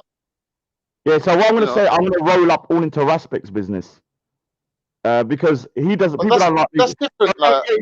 That's fine. he wants to roll into my Sikh business, I'll roll up into all of his business. No, but I'm saying that, including the same. How can you be somebody who's against slavery? So he goes to a Libyan march against slavery. He's protesting. I'm against slavery. Let me finish. I'm against slavery. I'm against slavery. I'm against slavery. Then when he goes out back, he's for the Islamic slave trade. You think anyone? No, but seriously, what I'm asking you is, are your people at the Gurdwara carrying out an investigation on you because people who are friends with Respect put complaints in that have initiated the Gurdwara inviting Respect in to give his evidence? I did not invite. Is this happening? I'm just reading between the lines. No. There's a certain few people. Yo, Belly Ultras backstage. Hold on. So there's a few people. There's a few people that are in the cult of Fingerspect, yeah. And whatever I do, no matter whatever I do, they think that my actions, as one Sikh, is gonna get all the Sikhs beaten up. That's how much of a pussy-os they are. Now I walk around everywhere by myself. I don't have no crew. I can't fight. I've seen the videos. I can't fight. Yeah, I walk about. I get stopped in the road all the time. Now, when I'm doing that, I'm not scared for my own safety. So why are you scared for your safety? So Raj, can I ask you something? Do you not feel? Because I was trying to ask it, but then my Streamlabs cut out. Do you not feel that you yourself are provoking these? They're not attacks, but these things that are happening to like people going into your temple and all this type of stuff. In what way? You'll have to give us examples. How does he provoke that? Let me answer. Look, I am a very controversial character. Even in my own Sikh community, if you say my name, they'll say, "Oh, that guy's a weirdo." Now, I am not your average Sikh. I'm not even your average person. I'm a weird guy, man. Everyone knows I'm a weirdo. Half my family get freaking angry with me 24 hours. So I'm used to it. Like, that's why when people will probably hear my name, they're like, "Oh, it's him." They're not gonna really care because you had these oddballs in every community, and I'm that. How is it that they've invited Respect to the Gurdwara then, or are you saying that's a lie? No, he's not been invited. The temple wasn't. Look, it's not like some old man in the temple says, "Oh, give me Respect's number. I want to talk to Respect." They don't know who Respect is. Some guys that listen to the streams invited him to talk to him. Yeah, they have then gone down there, and when he's gone down there, he's run up all into my business and told him I'm a rape and paedophile apologist on top of it. Now, when that happens, my mum goes to that temple because it's one of the big temples in East London. And my brother goes there, my nephew goes there, all my family goes there time to time, and then I have my local one. So when you do that, at some point, that news will start filtering, and like a gossip, it will go around the whole of my community. That will be. Are you saying there's no like legitimate chain of communication? It's just gossip and hearsay. All right, so am I a rape and paedophile apologist? No. Yeah, so if you're calling me a rape and paedophile apologist, you can go if you went there. Calling you a paedophile apologist to who though? Who's the person? What's their authority? Is it just like walking around the building, bumping into random strangers and saying random shit, or is it an official? No, you met a few guys, not the people in the temple, like the people that run it. They're old men. You're not gonna have to. You can't run in there. You're talking about the younger guys who then can tell the older guys in the temple. So when he's done that, he's gone there and met them. Yeah, he didn't meet the elders. He's met probably like the kind of middle-aged kind of guys and stuff like that. And so what I'm saying, he's run into my area with very serious, dangerous allegations that can not only get me hurt, it can actually damage my family's reputation within the community. Now, is this going to make you back down, Raj? Will you back down from this? No, never. I'm exactly. It's not going to work. What I've always said is that I would rather burn and get destroyed in the process than give up. Exactly. I'm a scorched earth type of person. Like, I'm like, all right, whatever. If you're going to go there, I'll talk about Queen J. I'll destroy you on the slavery thing. I'll demolish you. If I'm going to go down, you're going to come down with me. I'll drag you with me. Well, see, that don't you think that response is what is fueling this whole situation where people are going up to you? No. What do you do? Back down, Raj. What do you want me to do? Back down to intimidation. Oh, so what do you want me to do? Do you want me to say, "Oh, sorry, I'm not going to go speaker's corner no more. I'm not going to talk no more. I'm going to stay at home." Oh, because you're doing. No, I'm going to go speaker's corner more. I'm going to speak more. I'm going to actually go into your business. I'll talk about Queen J all day and his relationship with Raspek. You're not going to stop me. So you you stop going into my angry. business. You and can't get angry when people turn up to your retaliation. You can't get angry when people turn up to your going into my business. You stop going into my camera. What do you mean, man? You stop going into my business, yeah, because you initiated it. I'll stop going into your business. Fair? A bigger person and a person who with I'm not a bigger person. I'm a prick. To stop. I'm a prick. Shit. Right, political. Right, being very genuine. I'm not meaning to be offensive, but being very genuine. I think you enjoy the level of attention that comes with this. Well, I'm a narcissist. It's just my opinion. I'm a narcissist. Rogers never denied that. I'm a narcissist. When someone went to my temple 6 months ago and rolled up and live streamed it and spoke to my religious guy, what did I do? I ended up going Rajneeta mode and freaking more like went mental for like 3 weeks. Yeah, that's what I'll do until they back down. Did you say Rajneeta mode? Yeah, I'm on Rajneeta mode right now. What? We don't negotiate with terrorists, Raheem. We don't negotiate. You see on Sunday. I'm going to be there on Sunday. Don't worry, I'll be nice. Hey, Raj, you know one thing I like about you, Raj? Yeah. One thing I like about you is you're honest, you know. You see, like when someone's racist, yeah? Like, a lot of dark-skinned people don't like racist, but you see when someone's racist and they're openly racist and they tell me what they really think, they tell me their views, I appreciate the honesty. I appreciate the honesty in people, like, and that's one thing I like about you. You're an honest guy. Like, I can't take the liars. That's what really gets to me. Yeah, that's the same with me. I mean, the thing about people, like, I can get on with you even if you're a nasty person, if you're very straightforward. Like, I meet a lot of people in life that are very, very sneaky. And people don't. I can't get on with people like that. Yeah. You know what? It sounds like you're on the spectrum as well. You need to get checked out.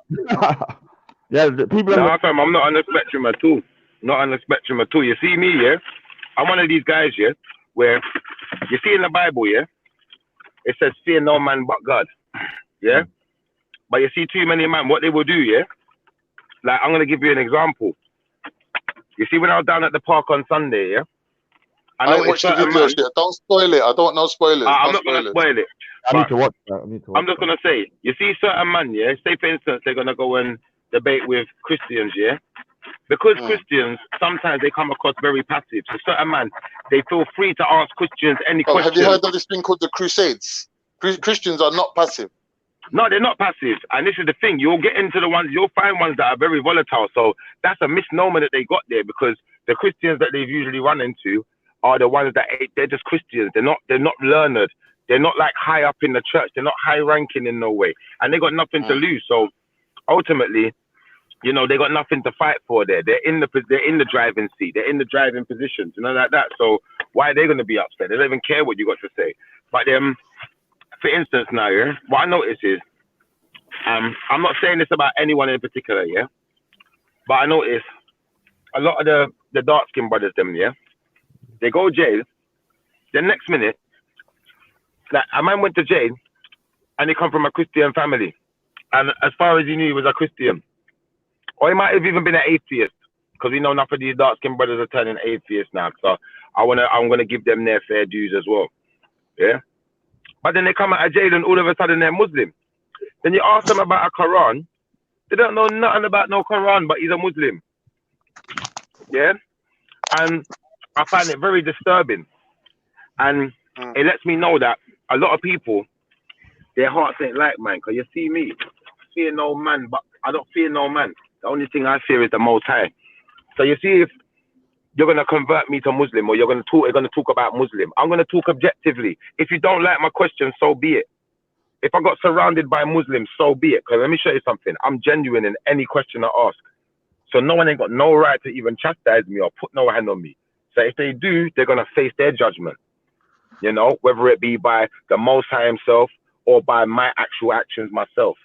You know, and I'm not afraid of that. Before, what did you talk about? What was the subject? Because I need to. I've not watched the videos, but what did you talk about on Sunday? It's him and Shamsi, I think. Yeah, me and Shamsi we weren't really having a debate. Like, we were just having a conversation. But I don't want to spoil it for Carnito, so we're not going to go into that right now. What's the topic? I'm just going to say, my brother, we're not going to get into topic because literally, if I tell you the topic, that's going to spoil it. You've got something to look forward to. You can look it up in it. You can look it up as well and look at the topic in it. I saw a little bit of it, and Shamsi was kind of like seemed to be getting a bit agitated. Well, I'll be honest with you, yeah. A couple of times, Shamsi tried to insult me. He said he called me a waffler, amongst other things, and you know, he said some quite insulting things. But what I've come to realize by being on this channel is we have to keep our composure and don't fear no man. Queen J. Sorry. Don't fear no man. We only fear God. And I know that Carnito is a Muslim, and if Carnito thought there was something wrong with that statement, I know Carnito would have said, you know, there's something wrong with that statement because you're supposed to fear man and God. But I know that I can't think of a Muslim who I would call a real Muslim, a genuine Muslim, who goes by what I understand to be Islam, that would tell me that that's wrong. No more than I could find a Christian. I'll tell you what, Shiva, 1 minute. Shiva, do you know when you got Speaker's Corner, I'm going to introduce you to some real Muslim people who don't love the camera, who are just silently doing this stuff, who are really amazing people. Those are the people that kind of make me change my mind. No, Carnito's a real Muslim. Carnito's a real Muslim. And do you want to tell you why I say Carnito's a real Muslim? I'm going to tell you why I say Carnito's a real Muslim, yeah? Because every single time I've asked Carnito a question, I can't remember a question yet. Unless Carnito goes against this at some point, I've not asked Carnito a question and he has not just directly answered the question. I've not asked him a question and then he started asking me questions before he can answer my question. You know? And I find that confusing, that there's so many people. Carnito does say, I don't know when he doesn't know. That's why I rate him. Yeah. And it's not only Muslims that do that, you know. Christians do it too. You ask a Christian a question and he wants to ask 10 questions before you answer that damn question. Yeah? We could do it with a Jewish person. They do the same thing. And I come to realize there's a lot of time it's religious people. Not all religious people though. And this is why, you know, when you watch that video, Carnito, it's the religious people. I agree. What I want you to do, Carnito, when you watch the video, make sure you watch the video all the way to the end, because I make a statement at the end just to show that realistically, I don't have an agenda here, you know, and at the end of the day, I'm not here to prove anyone wrong. I'm here to give people the chance to prove themselves right. Do you know, like that? That's what I'm about. I'm not about debate. I'm about discussion. Like all of these masturbators, they need to take their hand out of their masturbators. Listen, all of these masturbators, they need to take their hand out of their pants and, you know, put some clothes on their argument, because it's not. Right, like, listen, bro, I was in high school, okay? I ain't perfect.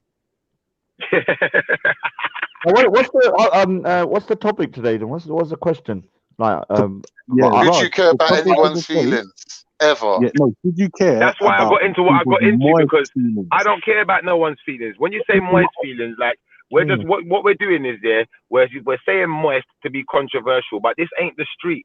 Yeah, so we can use street terminology if you like, but we have to remember, like, and I'm gonna say that and I'm hoping Veli's listening, like. This is a platform where people come to talk about knowledge and spread knowledge. So sometimes we need to leave these kind of words out of it. We don't need to say moist. The same way when Shamsi was throwing insults at me, I've learned that from this channel. I've learned about a little bit more about humility. I knew what humility was before, but I've learned it a bit more. And by going to Speaker's Corner, I don't need to throw insults. Just another point. When someone resorts to ad hominems, they lose by default. Yeah, I know. Don't say Queen J. Don't say Queen J in respect. That's ad hominem. What? Don't say Queen J in respect. That's ad hominems. You're a wicked you, but you're honest. No. I'm just trying to give you a thingy. Oh, so what's the topic today then? Because I don't understand. What do you mean moist feelings? I just told you. No. Explain about your Did you care about anyone's feelings ever? Is the question. Should we trip around people's moist feelings ever? Yeah, Raj. You know what the topic today? Hold on. Raj, listen to me. At least listen to me. I'm telling you what the topic is. I'm telling you what the topic is. The topic today is. We don't listen. The topic. I'm telling you what the topic is. No one cares what you listen to me. Listen. You guys gonna allow this guy to violate like this? Yeah. Somebody take control. I beg you. Yeah. Don't let this little biatch violate. You're boring. I beg you. Don't let this bitch violate. You understand? Don't let him talk over people. Everybody on this panel has got a right to have their say. A little bitch like you, ain't gonna, take over. No one cares. Yeah. All right. What's up? Yeah, we got man. What's up? Listen. Like, I'm not even trying to call you out here, but listen, remember, there's rules to the channel, you know. You Yeah, I can't just know, cut I people know. off. Let the man have his say in it. Even I if you thought don't I was like thinking him, first. even if you don't like him, Raj, I understand you're doing your Rajinator Tell thing. Rod to I resist understand the who you Maya. are. Tell him. Yeah. Tell Rod I to know. resist the Maya. Deny it, and Rod. we know about Avoid it. because we we know he's doing the Rajinator, innit? But Raj, let there comes a point let- where we have to be grown up, innit? Let's Yeah, be grown up, yeah, Trent. yeah. All right, yeah. Let that bitch Fullfist talk. Fox, no personals, Raj. Oh, Remember, it's not Friday. sorry. We got a long It's not history, though. Friday. You have to, but what you have to understand, Shiva, these people are not right. I've got a long history with these nasty individuals. They're just not random. Yeah, but people. if he says, Raj, if he gets personal at you, I'm going to say the same thing. Okay, all right. So don't Thanks. get that. No personals, Raj. It's not Friday. On Friday, you can go personal, innit? Oh yeah, channel, the day, because I've been live streaming so much for the last couple of days, man. I'm Velimi cow, Rod. Velimi cow. Friday. Yeah, go on then, go on. Let him talk. I was about to say something, but I didn't. No, but you're gonna resist the Maya, aren't you? I just had to end it with something, so I bet you could tell him. Full fizz, come in, man. Is you got the floor. Wait, hold on. Full fizz, you got 3 seconds. 2, 1. All right, who's next? I think he might be upset. I'll answer them, yeah. So, all right. So I do have a rule of engagement about religion now. I thought I was a free speech absolutist, but I've been kind of tested over the last 2.5 years, and I do kind of have a rule of engagement around religious people. Like, I'm not gonna mock your prophet or your Jesus or your Bible or the Quran unless I've got something genuinely I think's wrong in it. Like, I don't like the right hand possesses thing, but I'm not gonna like mock it. But I'll just say I don't like it. But when I do believe that I can't use that same rules and regulations for atheists. I can't expect like an atheist to respect my gurus, even though I'd like you to from their behavior. I can't expect you to respect Prophet Muhammad or Jesus. Yeah, I'm back. Yeah. You don't have that what I call kind of. Let Raj finish. You don't have your own religion. I can't put that criteria on you. So I'm friends with people like Steve, who's an atheist. Although, I can't tell him not to mock my religion or everybody else's. I wouldn't like him doing it, but he don't believe in anything. What can I do to retaliate? Yeah, if I say, "Oh, you mean he doesn't believe in anything?" Raj, you mean he doesn't have a God belief? It means he doesn't believe in God. That's right. He might believe in science, and science can be his religion. Science can be his religion. So if you want to attack his religion, you could attack science. You know, the same way. Look, with Raj, you see, when you ask the right questions, what you'll find is, you'll find the right pressure point. Now, I've said that before. The atheists don't like when I attack science, and the atheists don't like when I say I don't believe in the atheist. So if God don't exist, you don't exist. They don't like that. I don't know why. I agree with you. That's the pressure point that you can hit. So I'm giving It's not that we don't like it. We just think it's silly. No, so when you say that an atheist doesn't exist because we don't believe in God, it's not that we don't like it. It's just that it's a really silly thing to say. Yeah, but it gets you going. It gets you going, don't it? It gets you talking. No, it doesn't get me going. It's just frustrating and disappointing. Hold on. It is frustrating. See, he said it's frustrating. Thank you. Shiva, I do have my attack as well. One of my attack is to atheists. I say you're more fundamentalist than most religious people in your belief in atheism.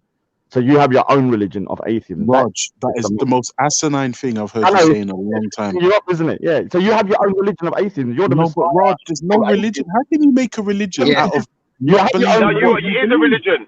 No, Ultra, it is a religion. Do you know why? Because you're realigning to something. And when you was growing up here, you see, when you was a baby, Ultra, when you came out of the womb, you didn't know nothing about no damn atheist. You didn't know nothing about no science. So you had to learn something to align yourself with it. So that's what you've realigned with. When we're talking about religion, when we're talking about religion, we're talking about realigning to something. Christian, that is not the definition of a religion, though. In a Christian household, I went to church all the time. Exactly. So that is your religion. You've realigned. You've come from that religion, and you've realigned yourself with science. No, bro, it's not that I realign myself with science. I'm not clever enough to understand those things. you're the Messiah of. So you're actually leading your own sort of mini religion. Now, I will say that. We got him going now. You see how we got him going, Raj? We got him going now, innit? You two are not making any sense. But the other day, Yo, boys. Shipper, the other day, yeah, he hurt himself and he said, "Oh God." Did you know that, Shipper? The other day he hurt himself and he said, "Oh God," and I said that in his moment of pain. I didn't say, "Oh God," I said, "Jesus Christ." Yeah, Jesus. Yeah. So when I didn't say, "Oh God," I said, "Jesus." Jesus God! Yeah, he's like, Jesus Christ. In my car, but Jesus. Right. Listen. Right, listen. A question was posed earlier about what the topic's about. And you know, this is appropriate considering who we've got on the panel. The topic, obviously what I've got from it is obviously don't be such a pussy. Don't be so, it's an appropriate title. Don't be so moist. And what that means, Raj, is, don't go from panel to panel. Hold on. You're gonna mention me, Pudida. Again. Let's maintain control. Let's maintain control here. Again, this is. This is finished. You know what this is called? Again, don't be moist, Raj. Don't be moist. Don't be moist, Raj. Don't be moist. Don't mention me then, because this topic is about you, Raj. Stop being moist. Stop being moist, Raj. This topic is about you. My brother, it's not about Raj. It's not personal. It's not personal. There's no personal. No. Listen. In all seriousness, but the topic is about you going from panel to panel, chatting whatever shit you want, and then when the repercussion, you don't want to face them repercussions. You want to run over to PC Barnes. That's what the topic's about. It's about stop being moist. You got to face up to your consequences of your actions, of your trolling. It's about, you can say all the shit that you want about people, about whole communities, about whole nations or whatever. But when somebody you don't like comes on a panel, as was proven today, like for some reason you don't like me, you want to talk over them. So stop being moist, Raj, and take heed from the title of this show. What can I say something, my brother? Let me talk to him, please. No, hold on. Let me respond because it's about me. You're making it about me again, and that's why I become a narcissist, because everyone makes it about me. Then I think I'm a celebrity, and I think I'm better than you because I am better than you. And so it's not about you, right? It's not about Raj. No, but I'm saying they keep on saying it's not about me, but then it's all about me. They're obsessed with me. No, Raj, obsessed would be the wrong word, because the thing is, I came on this panel right now, Raj, and it was you who was talking over me. Everybody can attest to that. So it's not me that's obsessed with you, it's you who's obsessed with other people. So you need to check yourself. My brother. What's your name, my brother? Full Fizz, yeah? What is your faith? What is your faith? Full Jizz. You're what? I am a Muslim. He's called You're Full Muslim. Jizz. So are Muslims supposed to practice humility?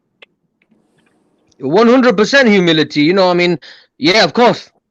So my brother, my question to you is this, and my question to you is not just for you, it's for every Muslim out there. If you're supposed to practice humility, you see when someone lowers themselves to just attacking you, the two wrongs make a right. So is you lowering yourself to just attacking that person making you live up to your Muslim faith? But my brother, listen to me. Here's my response. First of all,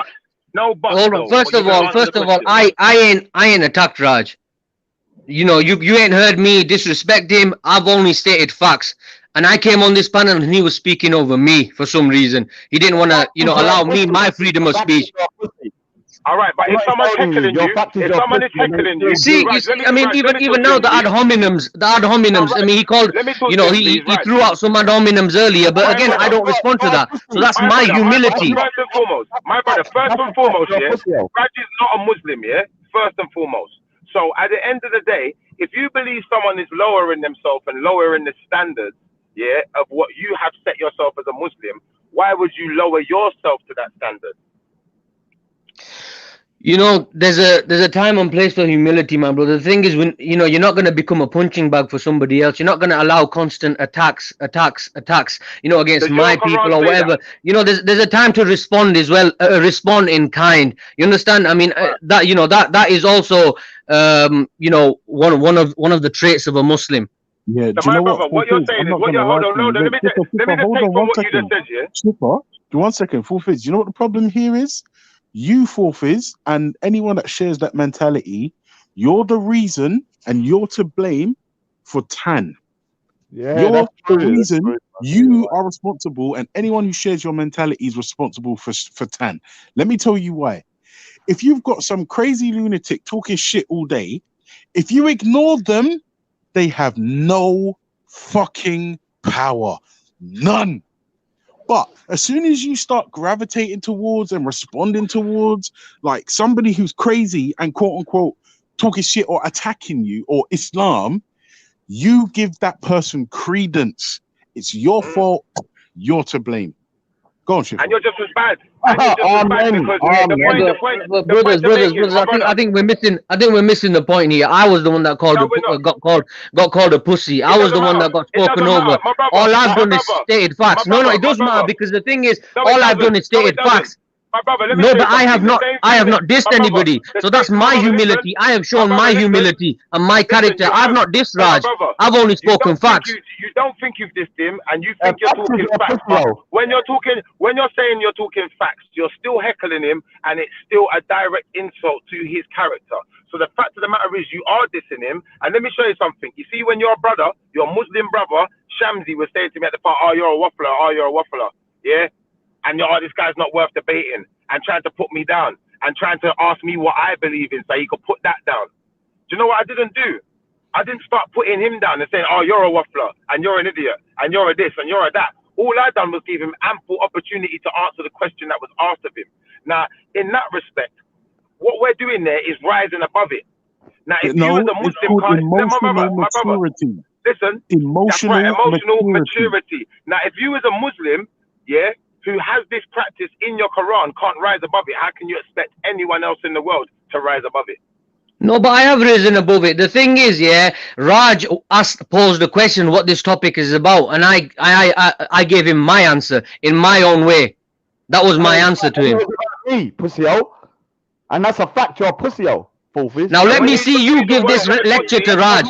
Now let me see you, Shifa, let me see you give this same lecture to Raj, like you've just done to me. Listen, I'm going to give the same lecture to Raj. And what I'm going to say to you is this, Raj, you see when a man starts using words like pussy and then you're using the word pussy back here, you're just making yourself just as bad. All you're doing is lowering yourselves. You're lowering your own standard. I know, I'm willing to do that. I'm in the gutter and I'll go in the gutter. I know, but Raj, you're not a Muslim. I know, so... Raj, let me ask you, what do you believe in? I believe that I shouldn't really, if it was according to my faith, I'm actually going against it. What is your faith? What is your faith? I'm a Sikh, so I believe what I'm doing... Do Sikhs practice humility? And are you supposed to be forgiving of others? Yeah, but I'm not going to say I'm a good example. I'm trying my best, but I'm not going to say that I'm going to go... and forgive people that are like talking shit about me all the time. So yeah, I'll talk shit to them. All right.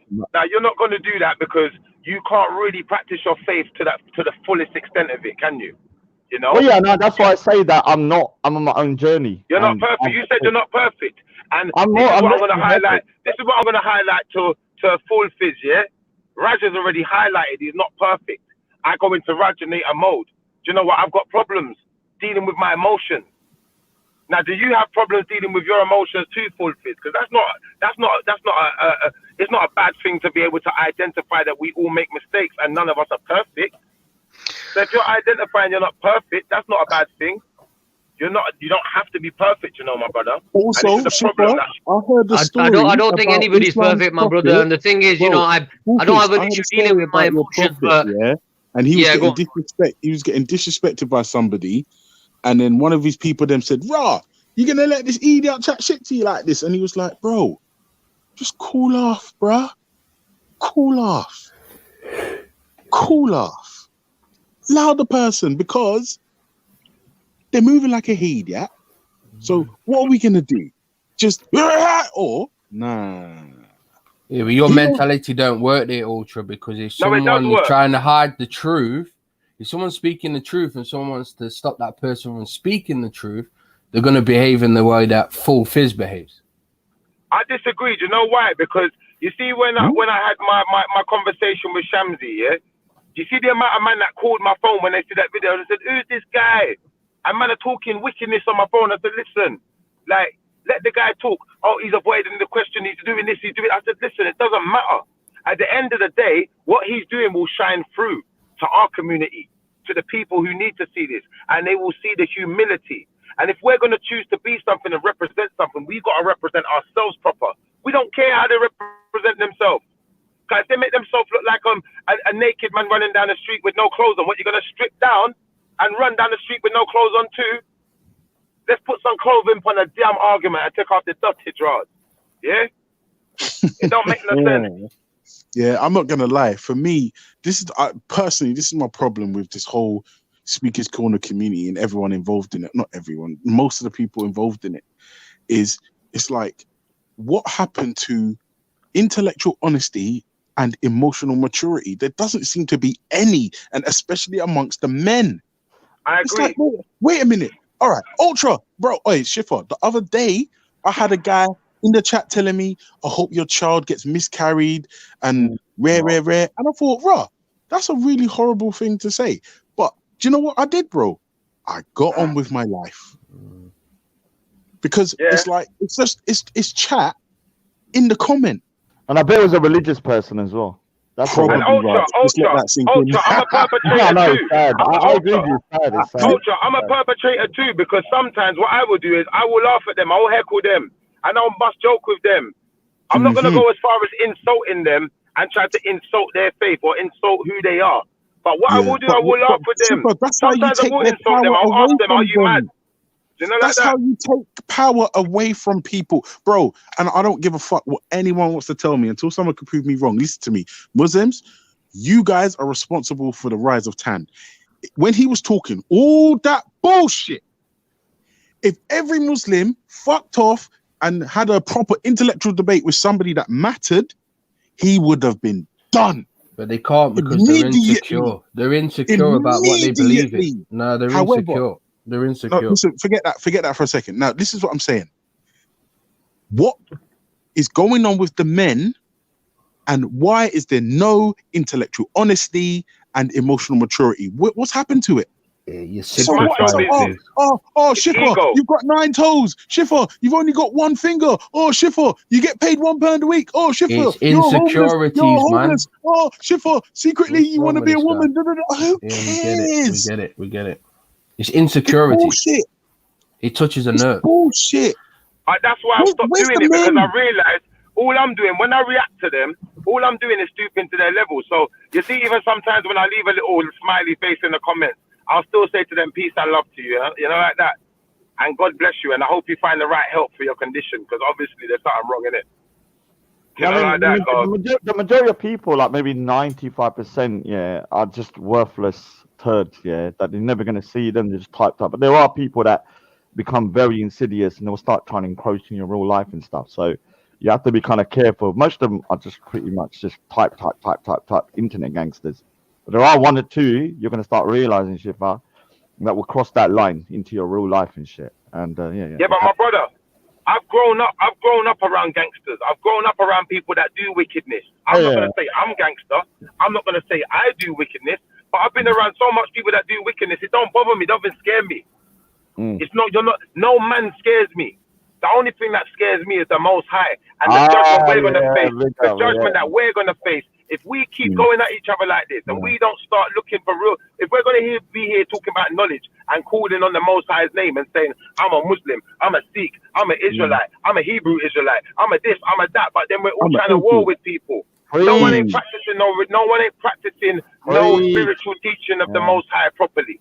No one ain't doing it properly, even including myself. But the sad thing is, the state of the religious people at the moment is that the most moral person on the net is Ultra, the biggest atheist demon. So we're gonna have to crush him and make him look. Ultra, you are following your own religion, Your religion is atheism. My religion. No, Rog. If I have a religion, it's humanism. You're preaching, you're doing dawah. Wherever you go, you write. Let that sink in. I'm an atheist. Ultra was sent by Jesus. Ultra was sent by Jesus. Hey, Rog, you're on one with this religion and Scientology religion, a couple of weeks ago, we had a long conversation. He said that he hurt his toe and he said Jesus Christ. And I said, in that moment of pain, yeah, all your arrogance left you and you was vulnerable and you went back to God. Because what it is no, Raj, that is so wrong. It's true. What you're saying, Raj, it's wrong. Oh, let me finish. Yeah. Your arrogance, yeah. What happens is that when people are ill or when they're very vulnerable, they tend to go towards God. And I've done that myself, like, you know, when I'm in a bad place. And that's because all your defenses and your arrogance is down. You're kind of broken down to your bare basics. And when you I kind of disagree with that, man. I think it was just a knee-jerk reaction. But same time, Raj, what I want to ask Ultra is one question. It's like Shipper's the only guy on here with brain. But Ultra, can I ask you one question, please? Ultra, one question. Ultra, just one question, yeah? Would you say that you are an atheist convert from Christianity? No, I would say I woke up from Christianity. So are you converted though to the atheism? No, I haven't converted because there's nothing to convert from. All I've done, you can't convert. I think the correct phrase would be I've reverted to atheism. You're a revert. I'm an atheist revert. You're a revert then. But do you know the funny thing? That's still a religion. Like you said, revert. No, Shipper, hold on. I'm an agnostic atheist, as in I don't have a God belief. I don't have a God belief. Right, but there could be a God. I'm not convinced by anyone that's come to me so far. Wait a second, brother. Wait a second. Ultra, are you of the belief that for something to be a religion, it has to have a God concept? Are you of that belief? No, because there's plenty of religions with no God. All right. So therefore, can you honestly say that what you're doing is not practicing a religion if there are many other atheists and agnostic atheists then like yourself? No, because I don't deify anything. Agnostic atheist. You guys are taking words and combining them together. That's what he said. I didn't say that. He said that. Agnostic atheist is the term I choose to use, and I'll have you know, if you try to take it from me, I will bite your face. Can I ask you a question? That's all right. I haven't got a face to bite. Ultra, can I just ask you a question? You can't be agnostic and atheist. I think you are agnostic because No. Agnostics by definition are atheists, bro. No. Listen, agnostics by definition are atheists. No, they're not. Atheists. They don't have a God belief. Are you mad? Because agnostic. No, you believe there could be a God. I don't know. I don't know. Belief in God. Whereas agnostic is the understanding that there may or may not. There's a separation. There may or may not be. However, I'm still currently without a God belief, and therefore, you're agnostic. That's a good point. Yeah. Ultra, let me just ask you a question quickly. If 90% of Britain was Christian, do you believe this nation would be better or worse? No, Christians are pricks. So you think if 90% of Britain, of Britain was Christian, you believe this nation would be worse? Yeah.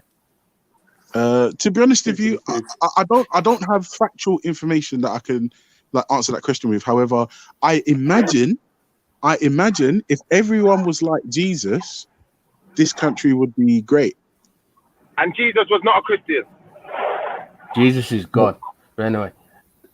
Yeah, I don't believe Jesus that. was not God, and Jesus was not a Christian. Yeah, Jesus did not subscribe to Christianity. So is that a yes or a no, Ultra? Like I said, if everyone was a Christian, I'm not sure. If everyone behaved as Jesus did, probably yeah. Because let's be honest, there's Christians out there, the massive tosspots. However, if everyone followed Jesus's example or the Jesus character, then yeah, this country, and not just this country. So if 90% of Britain was Muslim, would this nation be better or worse? In my opinion, it would be for the worse. I'll tell you why. First of all, I'm black, and I'm hearing Muslims tell me music's haram, pork's haram, and we've been having debates over the last 2-3 days where I'm hearing slavery's okay, right hand possesses. If you nah, it's not for me, bro. Islam is definitely not for me. What about you would say of the two, though, Christianity is the better choice. Sorry, Rod. You say of the two, Christianity is the better. No, not Christianity. He never said that. No. if everyone followed, but he was very clear on the Jesus' Islam part, not example, Christianity. Then yes, the problem that I do have with Jesus though is that he said he ain't come to like abolish any of the Old Testament laws, and some of that Old Testament stuff is heinous. Yeah. So I'm saying, I listen. All I'd say to you is this. Ultra, what do you confirm? Sorry, Rod. As Old Testament law? Wait, Schiffer, you're cutting out. Schiffer, you're cutting out, bro. You're breaking up, mate. Ultra, can you hear me now? Yeah. So what do you confirm as Old Testament law? Because what is the law, in your opinion, from what you've heard from these Christians? I don't know all of them, but I know there's 613.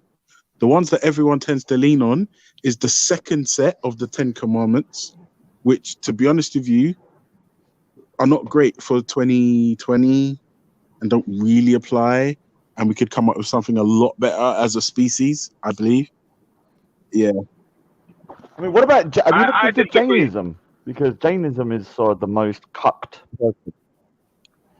No, but those guys don't have a good time either. At least Jesus would come up to a party and turn water into wine. That's my kind of guy.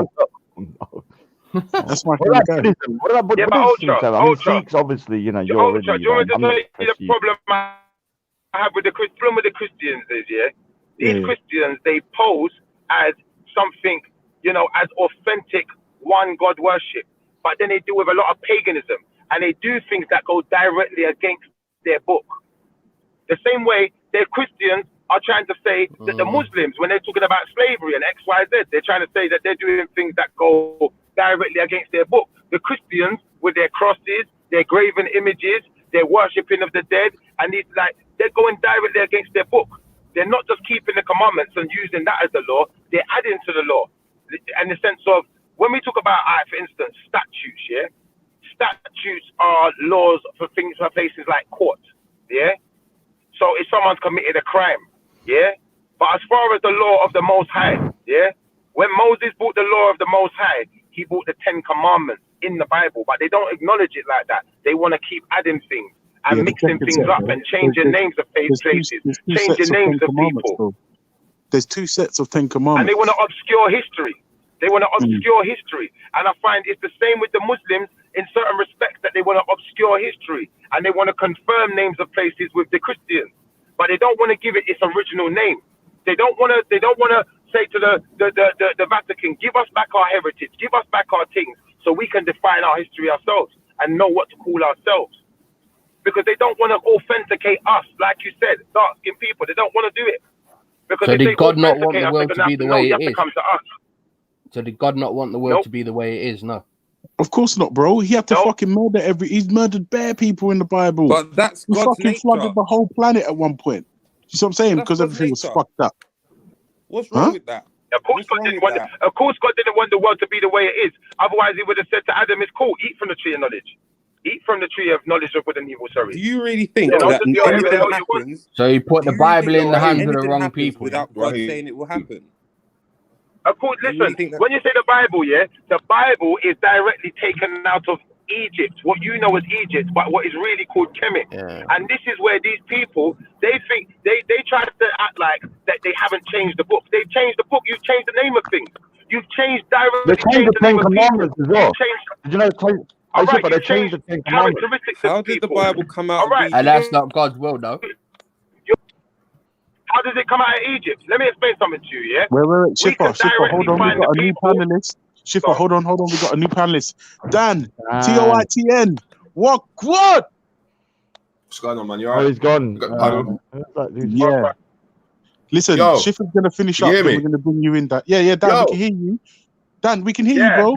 We can hear you. You can hear me, Dan? Yeah? Listen, let Schiffer finish, Dan, and we're gonna bring you in, yeah? All right. So, for instance, you need to tell a bit more about your belief. Schiffer, 1 minute before you go. Schiffer, 1 minute before you go on. You're confusing me about your beliefs, though. What are you, a Hebrew Israelite? Is that what you are? No, I'm not a Hebrew Israelite. I'm an Israelite by tribal right. I am You from assume the because you from don't the 12 actually tribes know. of Israel. Yeah, I'm confused, Listen, man. you're saying I assume. You're saying I assume because you want to attack me for some reason because you've got your own emotions to deal with. But the No, fact of the Shifa, you matter is, yourself said you don't know.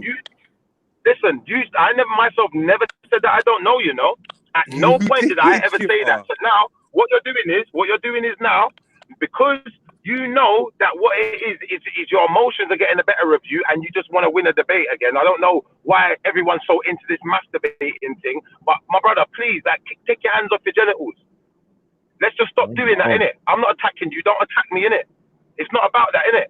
Shifa, you said that you do not know for sure that you are an Israelite because you don't know your genetic When did I say that? When did I say that? Against was it Hashim? The very first time you went to I never had no debate with Hashim. That was not a debate with Hashim, first and foremost, and that's when you got your hands on your genitals again. Because I do not debate. You said that you weren't 100%. I never said I wasn't 100% neither. All right. Find me where I say the words, I am not 100%, and then play it back for us. No, you said you're not sure that you're an actual Israelite. You said you would like No, to think I you never are. said I'm not You sure said that you I'm would an like to actual think you Israelite. are, but you're not sure. That's what you said. Let me show you something here. Really and truthfully, yeah. You see, when someone's trying to debate me, yeah, and they're trying to be artful with words, one thing you're gonna understand about me, my brother, I can be artful with words too, you know. And like I said, at no point have I confirmed that I do not know that I am an Israelite. At no point have I confirmed that. And by heritage, by transatlantic slave trade, which you can authenticate as prophecy within the Bible, yeah, my people are Israelites. Yeah. So if you want to get into it like that, we can get into it, and I can affirm to you right now. Yeah. And we can stop this. Is it just me or is he breaking up? And stop trying to score points. Because I ain't trying to score no points on you. Yeah. If you want to score points, score points. If it makes you feel better. Yeah, it'd be interesting to know your belief though, because I'm confused myself. Am I still breaking up? Yeah, it was breaking up a bit before. You're right now. You're right now. Basically, my belief is this year. Yeah, according to the Bible, according to the walls of the pyramids, according to the prophecies within the Bible and the Quran. Yeah, according to as far as history is concerned, and certain people who we can authenticate were actual people in history who lived, who have made documentation of what and who Israelites were and are. Yes, I am an Israelite. So if you want to get into it, we can get into it. I ain't going to try and score no points on you. I don't even want to know who you think you are. I'm done with all of that. And what I've realized is I've been drawn out by people who clearly have got a problem with themselves. That's why they want to find problems in other people. And now that I understand welcome to I'm not Hangouts, debating with no one no more. Welcome to YouTube. I'm not debating with no one no more. I refuse to debate. Is that Sanchez? Yes, yes. Big up, man. Alright, kiddam. First of all, let's start. Yeah, go on, Raj. We're gonna try and do a show tonight, so I need to prep you though. Like, are you definitely Sikh? 150%, brother. I might have to do a private call prior. I do believe you are, just to double check, because we're gonna be talking later on today. So, big up to yourself anyway, man. Yeah. Okay. First thing I've got to get out of the way is I ain't painting that bullshit, Jizzy. Oh no. I don't do as well as you, Raj, but yeah. So big up everybody anyway. Yeah, sorry about that. Yeah. How's everyone doing, man? They're doing good, man. Bless, fam. More Sikhs on the channel, man. That's good, man. I appreciate the Sikh brothers coming on, man. Even if you disagree, at least you got the balls to jump on, man. So big up. Yeah, of course. I think this is going to make the atheists pull out their hair though, because they're built for this Abrahamic kind of anti-theism, but I don't think they know that much about the dharmic stuff. So Rod, tell Dan how mistaken he is, please. He does. He's this demon, atheist, unholy spirit has been learning about Sikhism and using it against me. So he keeps on doing stuff. He's a real little Rod, demon. am I using it against you, or am I trying to make you a better Sikh? Yes, demon. Yes, demon. I'm not asking your question. You're a demon. I have to admit, yeah, he does actually say stuff. And I didn't look at myself. I was like, yeah, you're right. Like the Maya, like, you know, think when I'm getting in an angry mood. What, deception?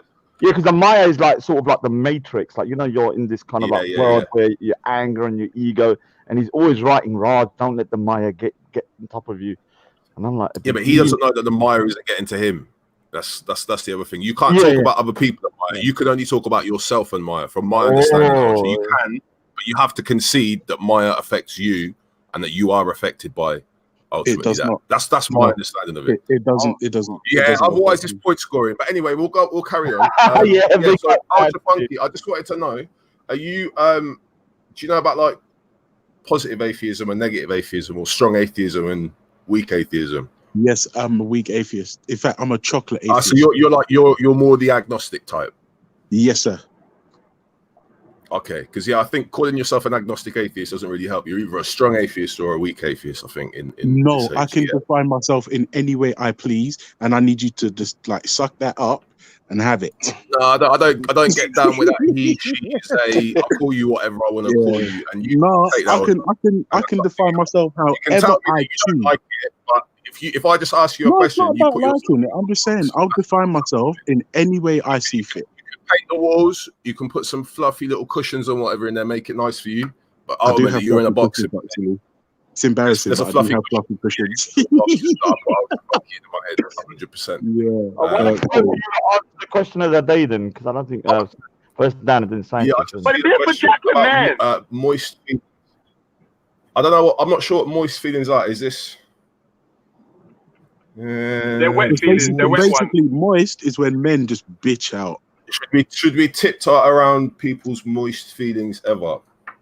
I don't know. I was raised well, so I don't know. People's sort of feelings. Yeah, I don't know. That's a big part of social interactions. At the end of the day, if someone disrespects you, don't know, not really. But what's the context? What's the context? Because I can only ever really imagine it in the sort of atheist versus theist. The theists have got moist feelings. Yes, Becca, I love Christmas. Kwanzaa. Sorry, Kwanzaa. Yeah, anyway, all right, cool. So, Ultra, I wanted to ask you, I was having a little thought about this. I was watching some Lawrence Krauss videos yesterday. I don't know what, do you like Lawrence Krauss? To be honest with you, I like all of those. I like all of those big atheists, right? The problem is a lot of those guys are above my pay grade. You see what I'm saying? See, that's what I'm saying. It's not really that bad. No one's really above your pay grade. They might, are you on a smoking? Good day, have enough coffee and yeah, I'm smoking. There is enough. Could you just allow me to speak, please, Ultra? Sorry, one no, sec, mate. Yeah, I am smoking. Probably the obvious. Yeah. I mean, if that confirms or denies your belief in a god, then cool, bring it up. But yeah, so from watching Lawrence Krauss, he was talking about this idea of scientific nothing. You understand that principle, right? Oh yeah, no, I saw that video. Yeah, I saw it. Okay, so do you still believe in the concept of like evil? Do you believe in like the problem of evil, as it's called? What do you mean? Do I mean do you believe evil exists as a concept? Or? You believe that the existence of evil. Hold on, no, one sec, Shifa. Do you believe that the existence of evil negates the possibility of a god? Well, in my subjective opinion, if a god is all good and he created everything, then no. By definition. Okay, so if you understand the concept. You understand the concept of like he created everything. You understand? Yeah, I get you. You understand the concept of the nothing in Lawrence Krauss's kind of idea. No, I'm not gonna lie to you, bro. There's a philosophical one. Ultra, one sec, because I'll explain it to the panel, not just for you, right? So, scientific nothing is one thing, and the philosophical nothing, just for the sake of discussion, like the philosophical nothing could be, if I ask the panel, what do inanimate objects think about? That answer would be the philosophical nothing that we could all kind of discuss, right? The scientific nothing is more like 0 equals 1 minus 1. Does that make sense? Yes. Cool. All right. So let's imagine evil as having a kind of a mathematical kind of value. Can also be cancelled out by good. So you could say that all of the evil in the universe, well, let's just say all of the evil in the universe adds up to a number that's a little bit less than 1. So like 0.999999999 recurring. Well, how about this 0.5, bro? Well, no, because 0.9. Because if you're going to add, we need to get as close to 1 as possible. So if 0.99999 is going to be negated by 1, then there's obviously an extra 0.00001 of goodness in the universe. My point is, it's all well and good for us to kind of be calling out how much evil we can see in the world as it currently stands, but we don't necessarily know that evil isn't going to be kind of, I suppose, cancelled out in the future by people's good deeds. So bringing it back to the questions of people's moist feelings, I would say that, I tend to just err on the side of being good and doing good things. And I don't know. I think that the problem what does that have to do with evil having a mathematical equation? Think about it, Ultra. Are you trying to say Ultra's dumb? No, because you understand what I'm saying, right? No, because Dan's saying err on the side. Hold on, it doesn't matter. If you don't get it, that's cool. I want to see if I've explained it well to the panel, and I'll adjust it if I need to. Yeah. Let Sanchez jump in it because from a Sikh perspective. Wait. Hold on. You understand what I'm saying, right? So do you understand the concept of good cancelling out evil? Yeah, myself, I think good can cancel out evil. Yeah. So that's kind of the argument I'm making. So do you think it's possible for good to cancel out evil? Oh, yeah, I believe. Yeah. Oh, I was talking about Ultra. Sorry. Wait, I don't understand. So wait, Dan, you're saying that's very simple. Just asking you a question. Saying, the end of what you said, you were saying that you would err on the side of goodness because we don't know what future good deeds people would do. No, forget that. I was raised. I believe that goodness trumps evil. I don't think evil gets you very far in society. Therefore, there's good reason to kind of err on the side of decency. I'm saying to you, 100% agree with that. Okay. 100% agree with that. And in fact, that's how I live my life. I try not to be a cunt and I cut the fuckery. Try not to be a cunt. Around people's feelings. Not tiptoe, no. I try not to be a cunt and I enjoy trying not to be a cunt. It's a challenge at times, believe me. People in the chat talking about incoherent ramblings. I mean, it's incoherent ramblings if we're talking about a kind of philosophical nothing or a mathematical nothing. I think the same applies to the problem of evil. You can extend that logic the same way. So I just want to know, Ultra, do you think it's possible that we could be observing lots and lots and lots of evil, but actually in the kind of grand scheme of thing, that evil doesn't add up to anything significant in a kind of universal sense? No, because what I'm saying? I'm not sure if I do, but let me respond and you can tell me if I didn't get what you're saying. One rape is one rape too many. I don't give a fuck how many good deeds happen after this one rape. No, just no. Now, my response to what you've just said, that was it. And maybe it's well, I would say it's impossible for you to ever live in like a universe where I don't know, justice or any kind of balance of good and evil can exist. No, because how do you balance out like rape? But you've just said that one rape means that it's too much. So we're basically past the point. Is too much. But wouldn't you agree? This universe is now too evil. Say that again. Wouldn't you agree? Well, let me ask you a question. Right, Ultra, how many rapes do you think were involved in this panel arriving on this panel this morning? The historical causal links. There's been a lot of bad things. A lot of very bad things have led to this state of affairs, this state of play that we're in today. You yourself have argued that you think life is good and things are good.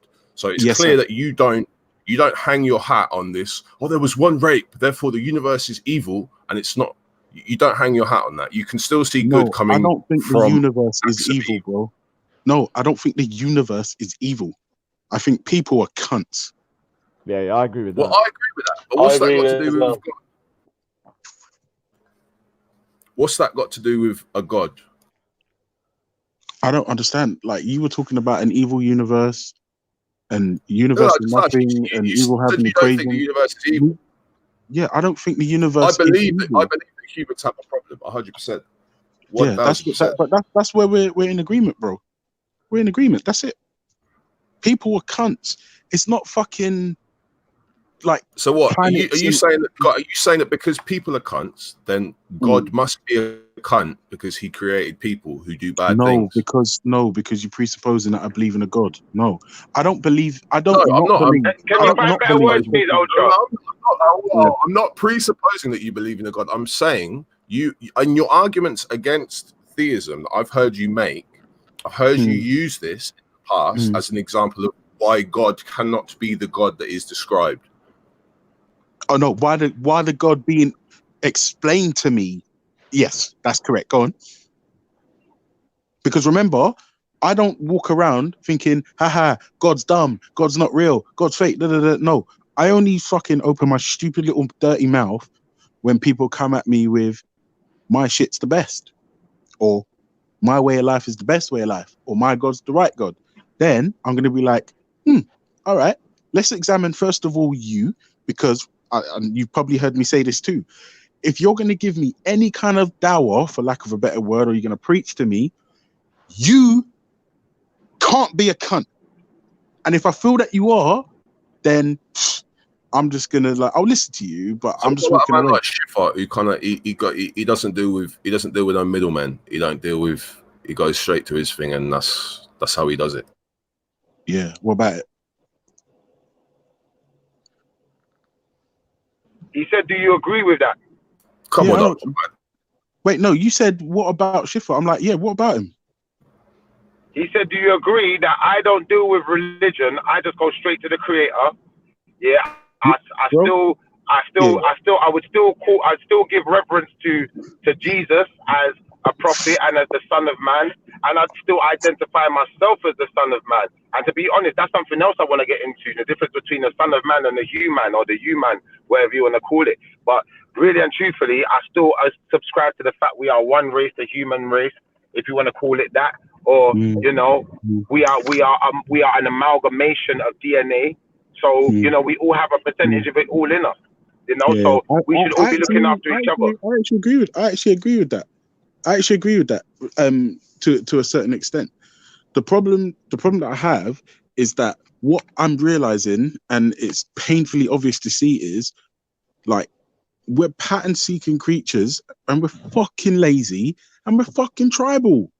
It's so pathetic. They're like, kind of truisms.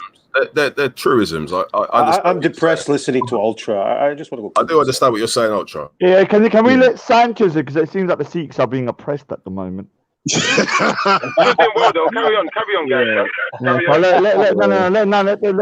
Sanchez. I think Ultra's going to be converted today. You know, Ultra's going to convert to the no, we're going to get him. No, he's already agnostic. He might even be an Israelite. Yeah. I just wanted to add what Schiffer just said. That he's one human race. That's a similar belief that the Sikhs have. Yeah, that's why you've all got the name Singh, to do away with the class system. Yeah, big up. Oh, he knows a lot, man. This little fuck's sake. So you know, Todin, sorry. What faith are you Christian or sorry if I've said it wrong? That question is to Todin. Christianity, yeah. So like, you know, with obviously Sikhs, I understand you're saying caste system, but the gurus came down. They didn't come down with the caste. That's man-made. That's just like it's what occupation that you had in that time. It still goes on. I'm not going to lie, but No, but it's we're going to go over that later on. But it's a watered down and very diluted version of the Hindu caste system, with more to do with marriage rather than anything else. It's not. I mean, yeah, it's not as deep, insidious as a Hindu version, but it's still there because Rob. We've got the pantheist atheist on the panel. He does believe in a god, but just not the god that's been written of. He's come to help Ultra. You know what though? My brother, waiting people for have called me an atheist. He's gonna write the holy book of Rob. He's gonna construct a mythology for Rob to place his theories within. Welcome, Rob. I don't need the mythology part. I'll just construct the moral part, right? And the science. Well, I think you're still working on constructing a democracy. I believe. I think you've yet to experience true democracy. You were raised in an a-democratic state from our last conversation. Well, I think the UK is democratic. Are you still taking notes? But I was actually interested in your point because you were speaking to Ultra about, you were asking him, okay, so they're bad humans. Does that mean God is bad? Talk about this. No worries. So yeah, you know about the idea of kind of a philosophical nothing and mathematical nothing. So I was thinking about this yesterday, and the problem of evil. You've probably also heard you've heard like Alvin Plantinga's argument, sort of defense of evil and that sort of stuff. So I was thinking about this. Do you think it's possible for the total sum of evil acts to be cancelled out by good acts? Rob, Speaker's Corner. When you say acts, do you mean human acts, or do you mean like God's acts? We can isolate it. We can isolate it to the moment. Well, this is the thing. We could talk about naturalistic stuff as well. But we were dealing with. Ultra said that he pinned a lot of the blame on humans, and I've heard lots of people do that. And I think it's necessary to separate. What blame? One second, Ultra. 1 second. I'm speaking to Rob. It's necessary to separate. 1 second, Ultra. See, that's what I'm saying. Don't cut me, man. No. Do you know, you're just saying things that I'm saying. It's not that deep. No, but you're saying things like, I'm like, what? Did I say that? We just had a conversation like 10 minutes ago about evil. What is it I'm blaming humans for?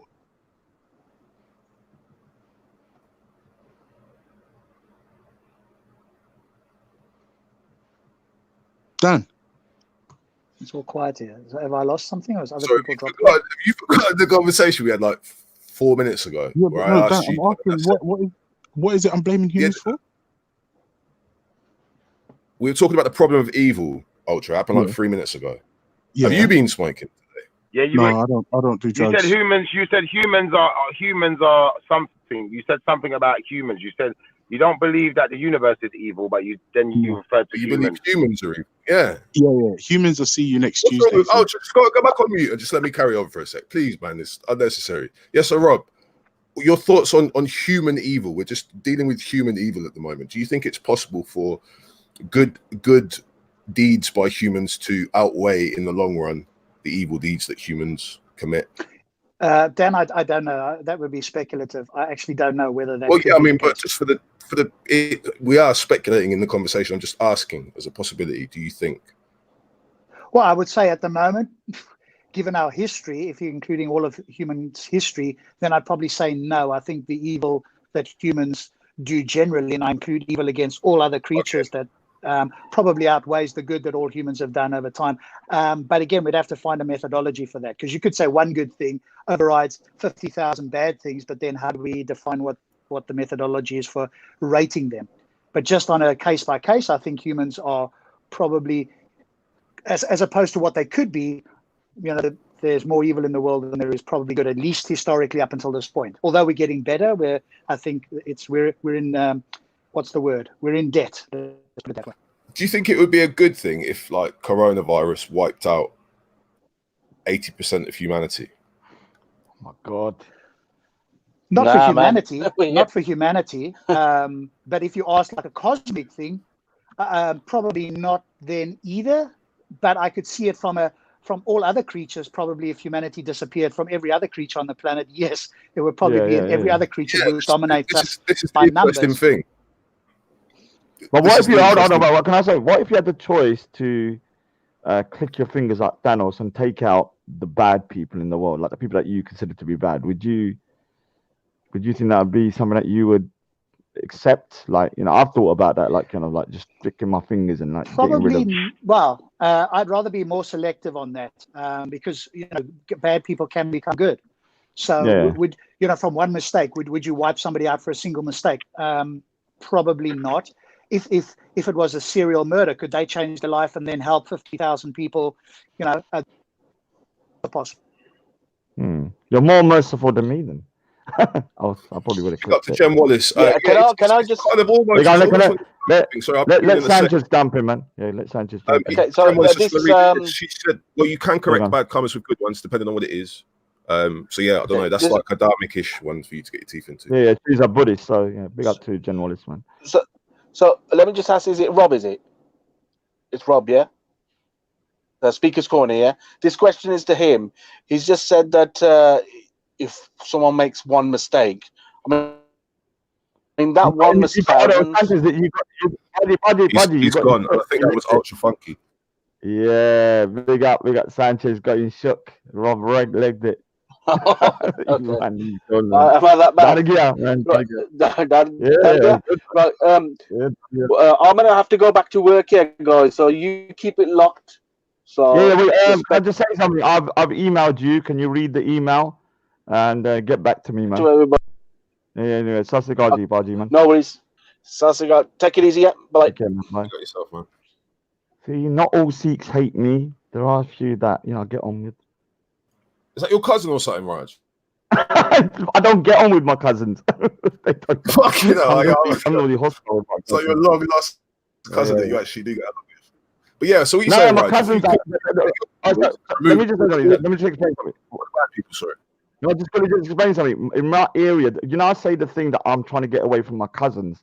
90% of my cousins used to live in my vicinity around my house, like literally across the road, up the road. Around 60% now live there, and so I've been trying to get away from them. So yeah, I don't need them anymore. So yeah, big up to my cousins though. But yeah, Raj, if you could snap your fingers and get rid of all the bad people, or get rid of all evil people who are kind of inclined to commit evil, if you had some way of working it out, would you do it? I'll be honest with you, since I've been Speaker's Corner on the net, yeah, it's really made me like sort of hate humanity even more.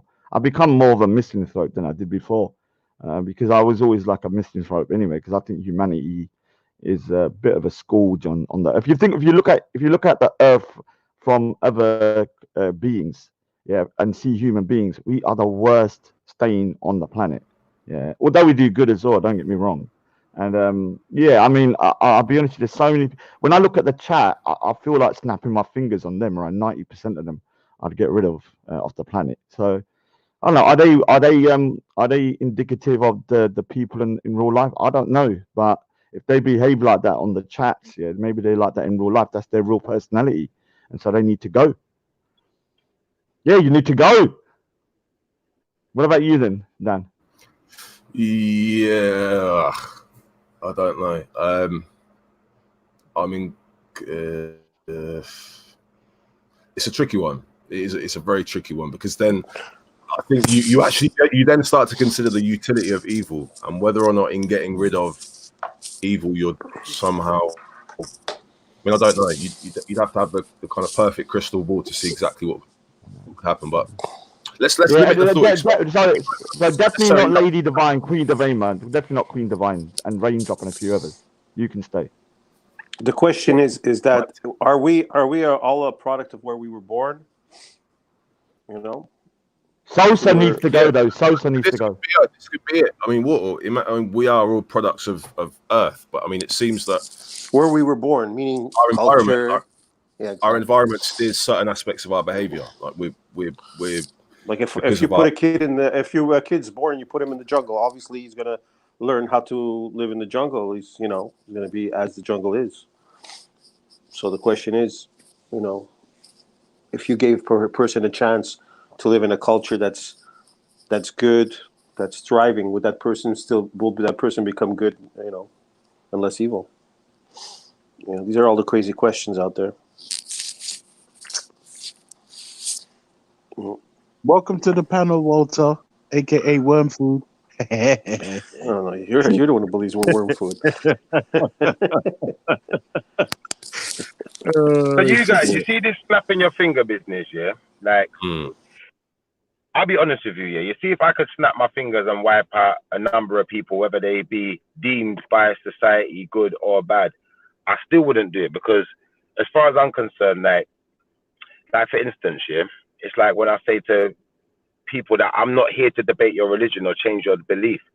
It's because if someone's gonna, like, for instance, when Ultra said to me about, you know, if God's a good God, then why would he send people to hell? Why would he send but that's God's job, that's not my job. I leave all of that to God.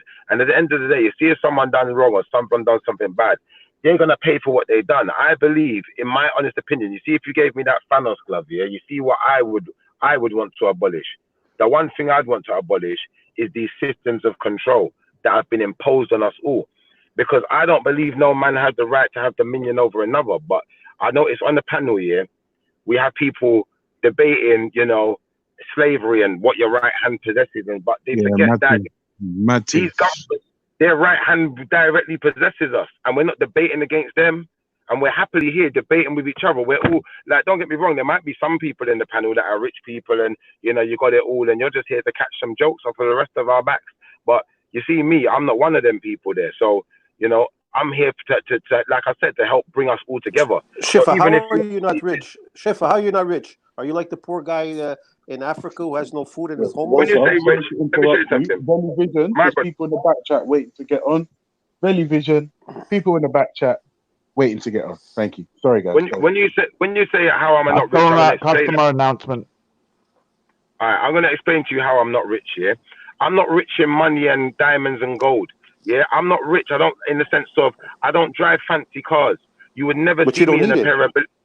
Let me show you something. I don't need it. You're right. And even if I had the money for it, I ain't buy. Let me show you something. Even if I had the money for it, I wouldn't buy it. But I'm not rich enough to own a Bentley. I don't have that kind of money. I'm not rich enough to own properties. I'm not rich enough to own a part of this world yet. Yeah. But Shifa, you're the type of guy. You're the type of guy who have all that money. You'd give it away. You'd give most of it away anyways, right? Well, when you say this now, yeah, I'm the type of guy that would do this. I would abolish the government systems. Yeah, I'd take every single last shred of money that they got. We're talking about if you inherit a lot of money. All right, if I inherited a lot of money, I'm going to tell you the kind of person I am. Yeah, let's just say, for instance, tomorrow I got £10 billion. Yeah, tomorrow. Yeah, you see, the first thing I'm going to do. Yeah, you see, all of my, like, because I'm a West Indian. Yeah, and I know that my West Indian brothers are also in the Americas and all scattered around the world. I go around the world and I start helping my community. And then after I've helped my community, I'd look at other communities, whether it be people, you know, that's in the Chinese community, the Indian community, the other Asian communities, and I'd look to help people. I would. That's what I would do. But everyone else ain't like that. Everyone is so selfish. All we do is look at ourselves. You know, and I haven't got a problem with helping yourself, you know, because at the end of the day, if I don't put shopping in my house and put food in my fridge, I can't eat. My children don't eat. So then we starve. That don't make no sense. I can't help the world unless I can help myself. But, you know, I get upset sometimes. This is what it is, because I'm passionate about it. You know, we as humanity, we need to be looking after each other and looking after each other, not making one person own everything. Yeah, so that people like the Queen can own hectares upon hectares of land that nothing ain't growing on, but there's starving people in the world. Yeah, so that there's hectares upon hectares of land that no one can't build no house on, but there's people who ain't got nowhere to live. You know, but no one don't argue about these things. You know, I look on the news, it hurts my heart, it hurts my actual spirit. Yeah, when I see people's homes getting flooded. Yeah, but our government are spending billions upon billions of pounds to fund weapons to go and fight wars in other countries and kill people and fight for things that don't belong to them. But they can't even protect their own people in their own backyard and say, let's put up a water barrier. But then the same little village that you see flooded by the water barrier, you see the main road ain't flooded, and they can still transport their goods up and down and get the things they need, yeah, for their companies to keep going. Yeah, but the small companies are the ones that suffer. The people at the bottom end of the spectrum, we're the ones that suffer. But we're the ones who fight to keep these people in their position of power. Yeah, or you would basically have to say is that countries have to trust other countries. and stop worrying about if they're going to bomb them or not. And not even just that. What we need to do is, for instance, England, America should stop their war machines. All countries should stop their war machines so that they know that, hey, you know, some guy's never going to, you know, somebody's not just going to step into my place one day and clean out all the people, you know, that type of stuff. Basically, we have to. Well, you see when you say that. You see when you say that, yeah. I'm not going to go into. We just have to trust each other. What I would go into. We have to. You see if we're gonna. You see if we're. You see trust. Yeah, trust is not a given. We're willing to die for peace. Now all right. Be willing to die for peace. Trample down Babylon. So if we can abolish the government systems in our own country. No. We die in peace, meaning that they come, they kill us. My brother, let me finish first. Let me finish first, yeah. And then you come in and you tell me your diet, because I want to hear you too. Don't ever think I don't want to hear you. So please let me finish, yeah. So if we could get one country to do it, it don't matter if it's England, you know, it don't matter if it's France, it don't matter if it's Mexico, it don't matter if it's bloody Nigeria.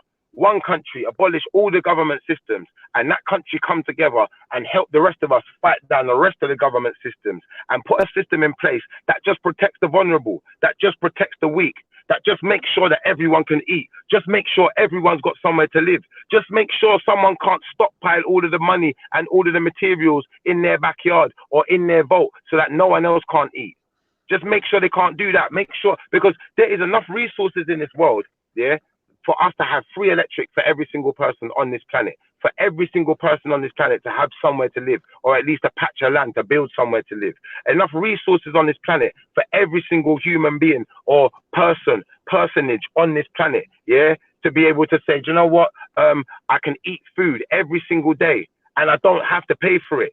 They can grow food artificially, let alone it growing wild in many countries, that tropical countries. That's got masses upon land, yeah? You got people in Africa starving, but there's how much land there, yeah? And they could drill wells all throughout Africa so that everyone's got water to water the crops to make sure that everyone in the world can eat. But we don't want to help each other. All we want to do is become vain. And I'm going to use my religion to break your one down, yeah? So this is why people get confused with me when I say I'm an Israelite. Oh, are you an Israelite? You're a Hebrew Israelite, so you're religious too. No, I'm not religious. I'm an Israelite by tribe. Yeah, you could call me, if you wanted to call me a Native American, I'd accept that too. Yeah, if you wanted to call me a British person, yes, I'd accept that too.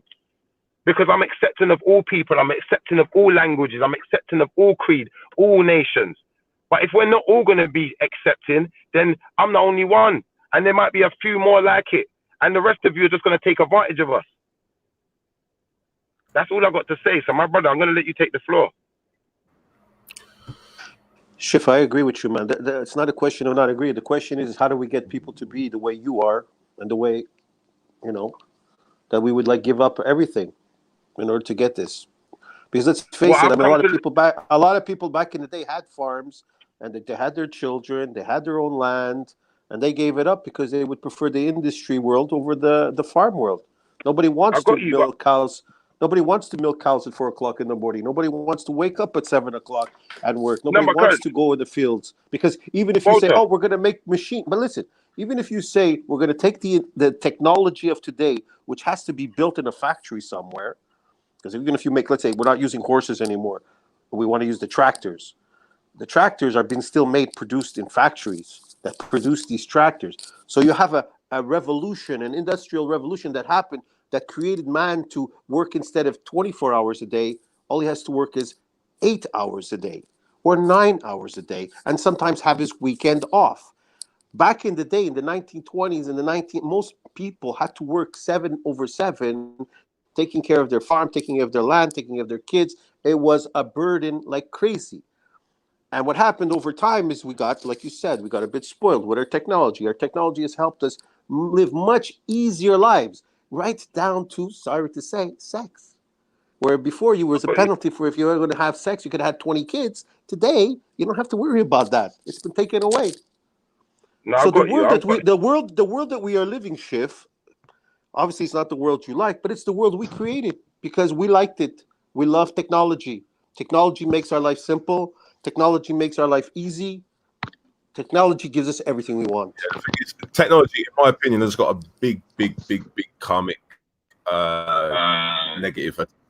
There's a lot of bad karma. Sorry, not bad karma attached. Technology, the kind of this technological kind of junk that we've reached, industrial juncture. We only got there really because of slavery. At the end of the day, we're walking around with iPhones and stuff like that. But I think if we trace back the yo, Shift, can you mute? I'm getting background. Yeah, there's lots of background there, right? Yes, I don't know. That was I've kind of forgotten my point. Hearing my my own words being back. Something about technology. Yeah, we didn't get this technology in a kind of sin-free, guilt-free way. There's a lot of guilt and a lot of negative karma attached to this technology that we have. Whether it's just the sourcing of the raw materials, the fact that there's slave labor used in the extraction of the raw materials at some scales, still. So you don't have to be, you don't have to kind of be a Bible thumping or a Quran thumping believer to sort of be supportive of or co-signing of slavery. I mean, if we all wear stuff from sweatshops, we're all connected to this kind of unequal, exploitative global economy. And yeah, if some other country, some big powerful countries on the other side of the world decides to go to war with another small one, we've organized ourselves into these alliances that mean that we're ultimately going to be forced to kind of take part. See, I don't know. I'm still waiting for the punchline, if I'm perfectly honest, because I think humans have gotten away with quite a lot. But then big up nuclear weapons. We've been spoiled.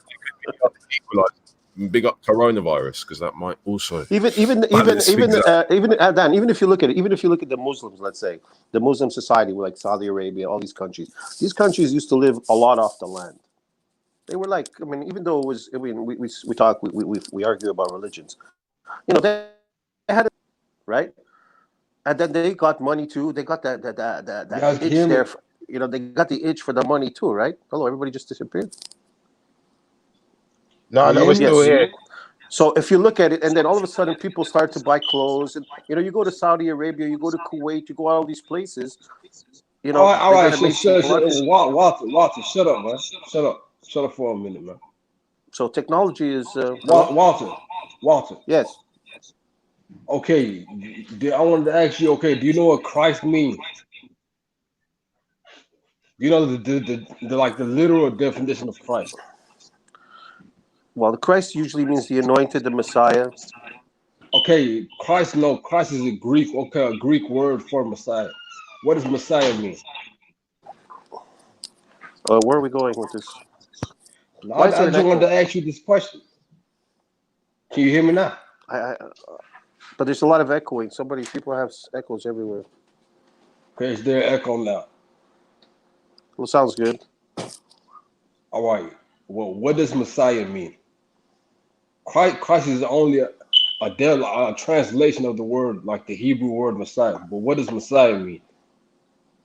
Well, the Messiah, to even the Jews today, are the ones that believe that Christ wasn't the Messiah, the anointed, the person to come and take them away, bring them to the next covenant. That's what it means. It means anointed person. Okay. Of God. Okay. Christ Christos, the Greek word. Okay. Yeah. But how can a Messiah be a God? That you have to ask God Himself. I'm asking you. You're the Catholic here, right? You're the Christian here, right? Well, let me go ask Christ for a second. Hello. No. Okay, look. How can you be a God? Well, I don't know. Let's see. I said I was. Okay, no problem. Okay, Messiah means chosen, and the anointed one. Okay, I know where somebody chose God. There could only be one Savior to save the world, and that's God Himself. But who anointed? If Christ came if a Messiah means the anointed one, God anointed by God. Okay, no, yes. Okay, yeah, God anoints. So God anointed like Himself. God anointed His word, which is the Son, and He chose Himself. Yeah, he chose himself. He could do that. I think so. Yeah. Yeah, He chose his. Why not? So you're saying you're I'm not. Christ? I'm not. Are you Okay. saying? Are you saying that God can't save the world? Is that what you're saying? No, I'm saying, look, Christ literally is just a Greek translation of Listen. Messiah. If I'm gonna listen to a man, listen to me. If I'm gonna listen to a man who comes to this world and says we should live in love and forgiveness, I'd rather it be the word of God than just a prophet saying it's the word of God. Do you understand? Like, what gives authority to Christ is the Father. And what gives the power to the Son is the Spirit. So okay, in Aramaic, these people spoke Aramaic. What do you think the Father meant? Like, how do you think they? The Father is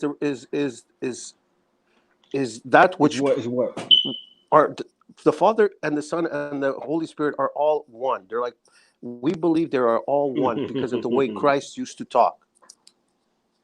Don't you understand that the reason why the Trinity, the reason why the Trinity exists is not because I made it up.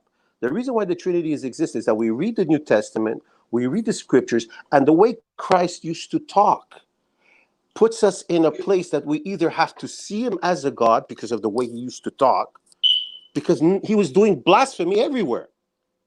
Okay, Walter, look, do you love the cross? If I'm a Jew in the year 2000, do you love the cross? Yes or no? To me. If I'm a Jewish person in the year 2000 years back, every time Jesus opened his mouth, it would have been blasphemy. Okay, Walter, look, it says, I forgive sins. Your ancestors invented this whole cross follow thing. me.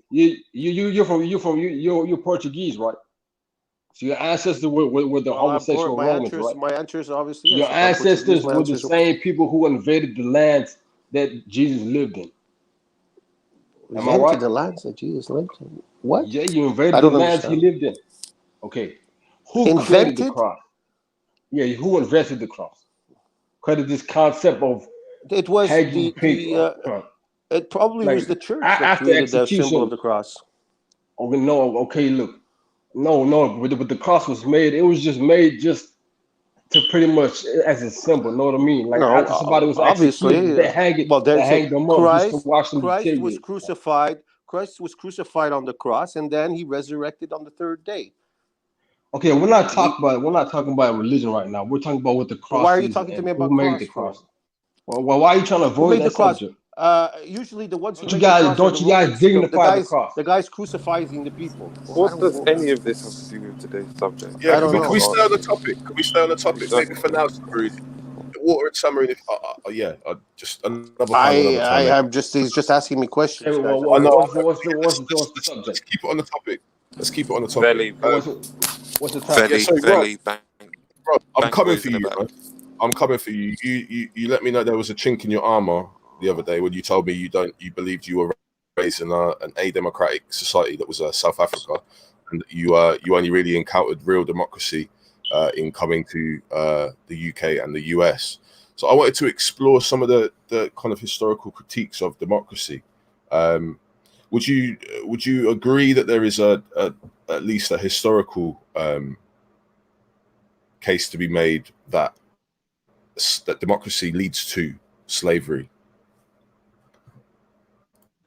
I don't know that it's a direct correlation. I mean, in the past it may well have done, but that doesn't mean that democracy itself inevitably leads to slavery. Okay, so the past. I mean, I think we had this discussion the other day. The utility of slavery sort of diminished as societies became more industrialized. So we're at a point in history where we industrialize. So we kind of remove the need for that particular. Well, you earlier said that we still have slaves that apparently are making all our clothes and stuff. So by your lights, apparently not. Yeah. So we abolished slavery, and the first thing that they did when they still needed the labor was they created a new system of servitude called indentured labor, and they sought labor from a different part of the world. In fact, the same part of the world that a lot of the cheapest labor is still found, in Asia.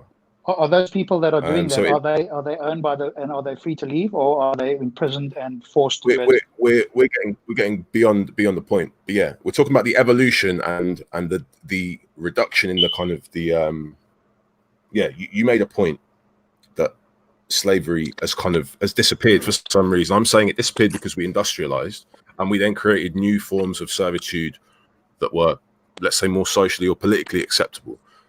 I'm asking whether or not you can point to an example of a democracy that has kind of reached any point of repute or a democracy that's worthy of discussion that hasn't also relied on slaves. Well, I don't know.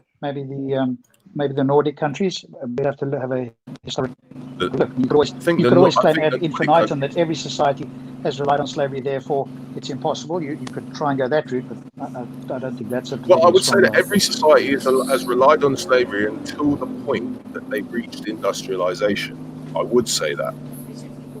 Does that make it good? I'm not making any value judgments. No, he's just saying it was a norm. I think, yeah, you're rushing to that. Is that good though?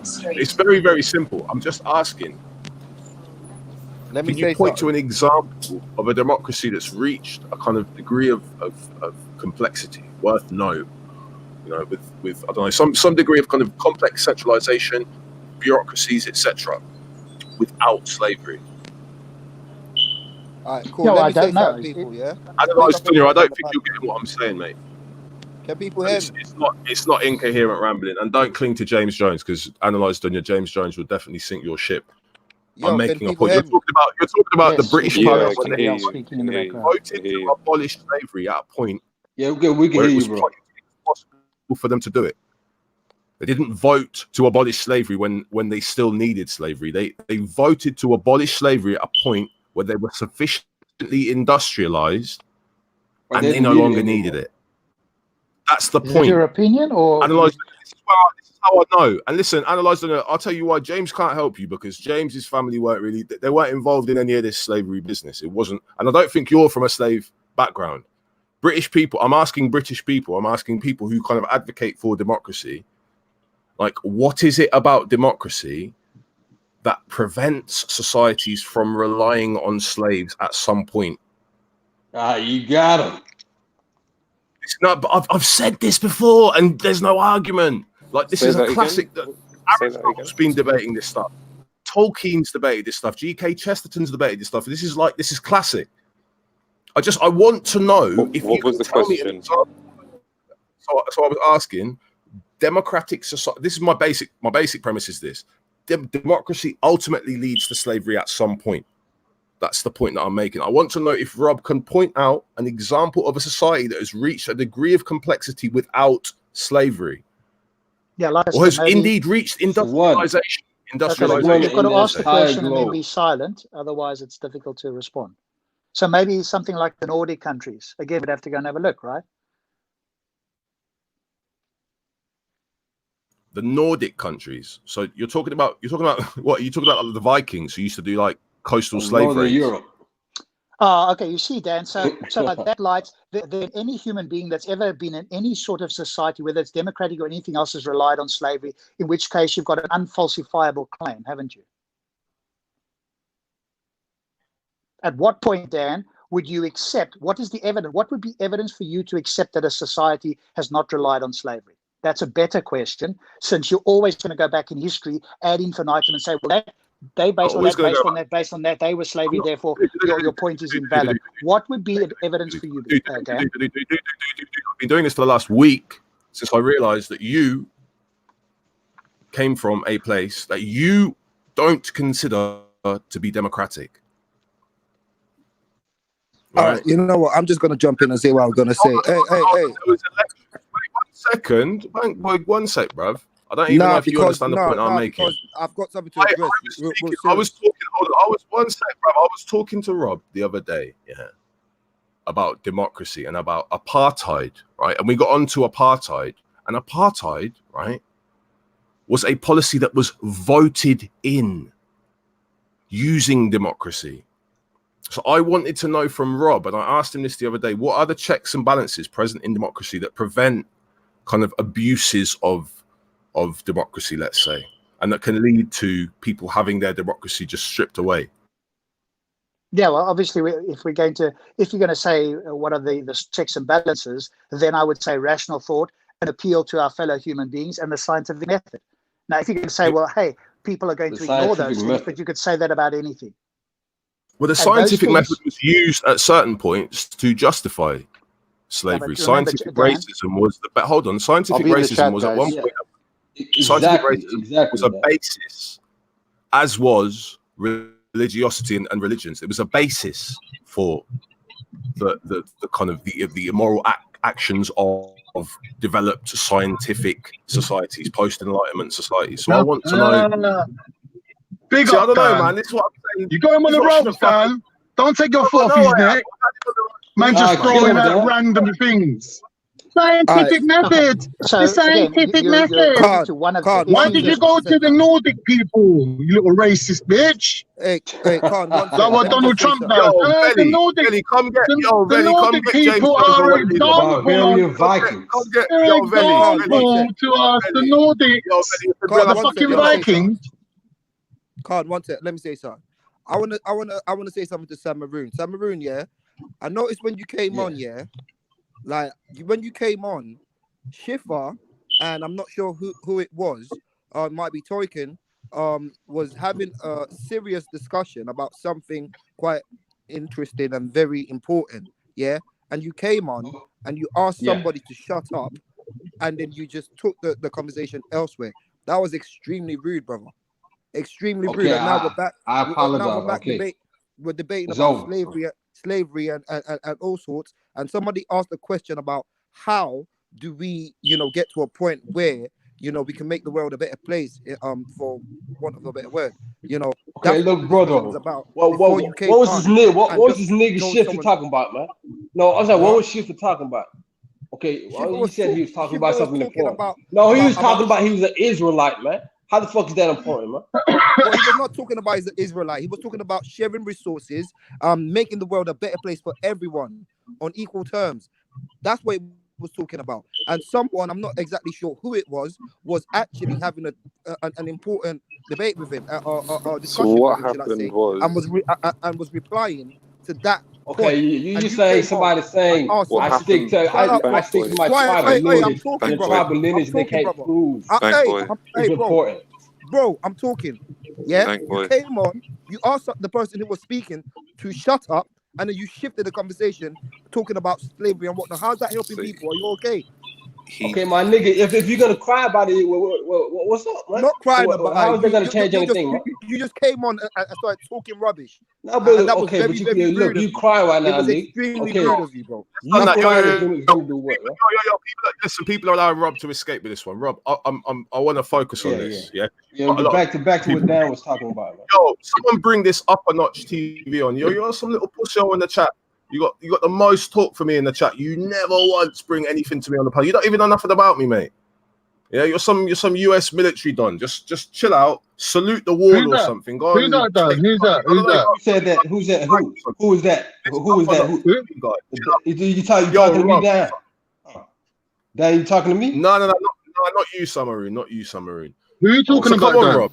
Hey, where's Bank Boy gone? Why's Bank Boy come off? Rob. I think he was upset. Yeah, no, but Maybe what he said was right. You can't come on and just demand the conversation.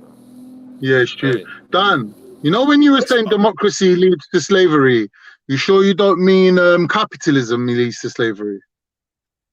No, it's been quite a well sort of discussed point. As I said, Tolkien's discussed it. G.K. Chesterton.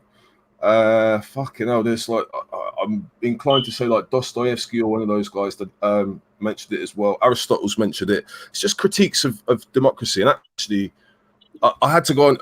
I was looking through some of my old like seminar papers and that the other day, and there was like a load of stuff on the Quaker movement at the time of abolition, sort of discussing how democracy had reached this point of kind of excess and gluttony, where it was so fat and kind of it was benefiting so much from all of the developments, all of the kind of innovation that had happened, that it was almost impossible. It was like their belly had kind of stopped them from seeing their feet. So if you imagine their feet as kind of being their grounding as humans, once you reach a point where you're so fat that you can't see your feet for your actions, then yeah, that was the kind of argument someone made. I can't quite remember who it was, but a lot of these Quakers were pretty much railing against democracy and saying, hold on, if it can't be the case that we've reached this enlightened point in history and we're still depending on this stuff that's being done out of sight but is still happening and we're still benefiting from,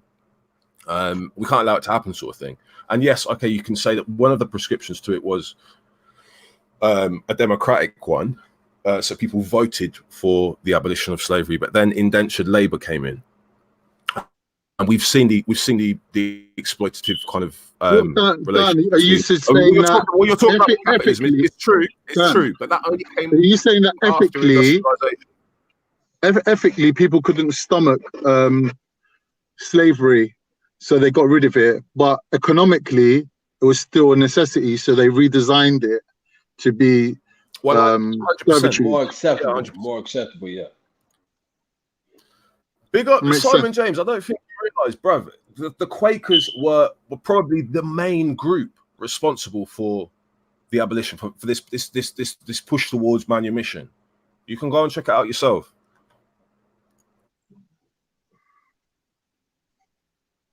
Yo, Veli, bruv. Let's be real. We ain't got to talk about Christianity. We can talk about that. We can do that if you really want. But I really, really want to get into this thing with Rob. And Rob, if you're talking at the moment, I can hear you you. might have to jump off and jump back. No, I can hear you. Can you hear me? Yeah, I can hear you. Yeah, I had to jump off. There was somebody I couldn't hear. So you said something about the Nordic countries, and I pointed out that actually they'd used coastal slave raids quite frequently. I mean, they used to raid the coast of Ireland to capture slaves. Okay, so Dan, let me just make sure I understand. Your question is, how do we guarantee, I think that was the word you used, that democracy cannot... What checks and balances do we have within democracy that prevent things like slavery or indeed any kind of other kind of great immoral kind of act taking place? How can we kind of insulate ourselves from that? Yeah, I think, like I say, science, reason, and empathy. If we combine those, I could put forward an argument to get. Did the South African government possess those things? It's impossible to have a in conversation if you talk 1948? over me. No, it's not impossible. I'm asking you a question. Did the South African government possess those things in 1948 when they implemented and enacted the apartheid regime, when that was voted in and pushed through? See, I didn't hear your question because you were talking over me. Did they have those things in 1948? No.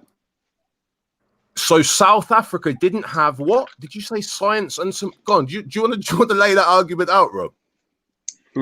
I'm saying, yes, I'll say it again. If you wait till I'm finished, then you'll get the picture.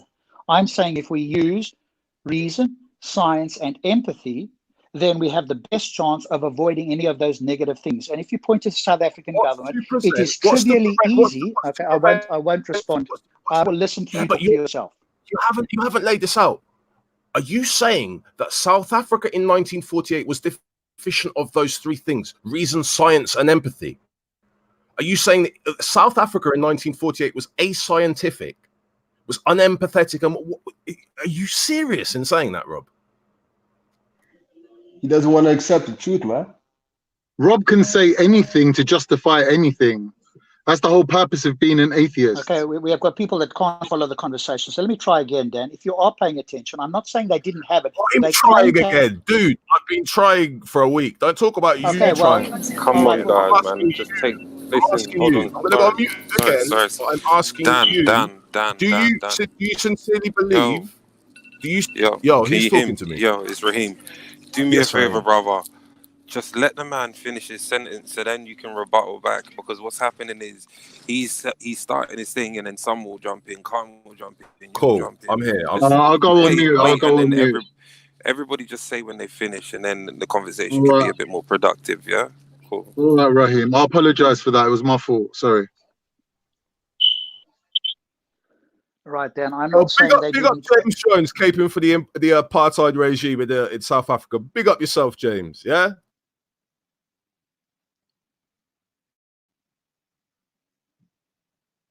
What are you saying? You're on the panel now, Jim.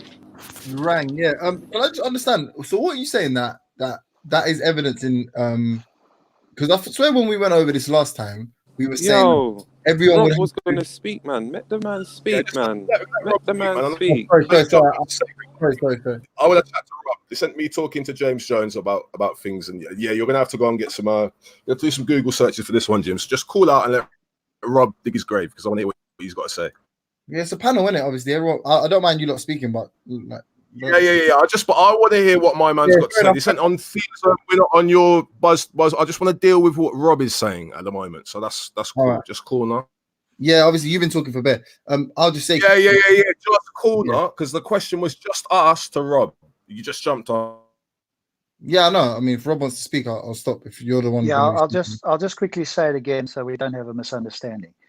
I didn't say that the South African government didn't claim they had those things, but they were wrong about their claims. That's the difference. Anybody can claim it's possible to use to possess those can things. claim to It's use possible reason, to can possess claim those to things use and still come to and Dan, let him speak. Oh my God, man. You know. Go on, Rob. Go on, Rob, man.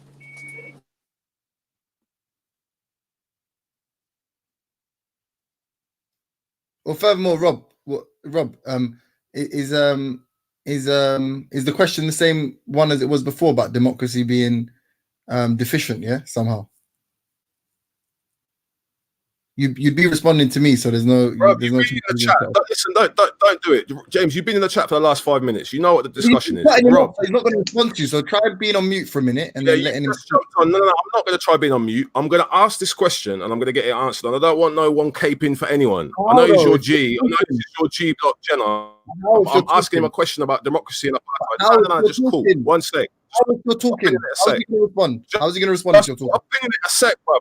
Listen, he just said that it was possible in 1948 that South Africa had all of those things and still came to the wrong conclusion. That's what he just said.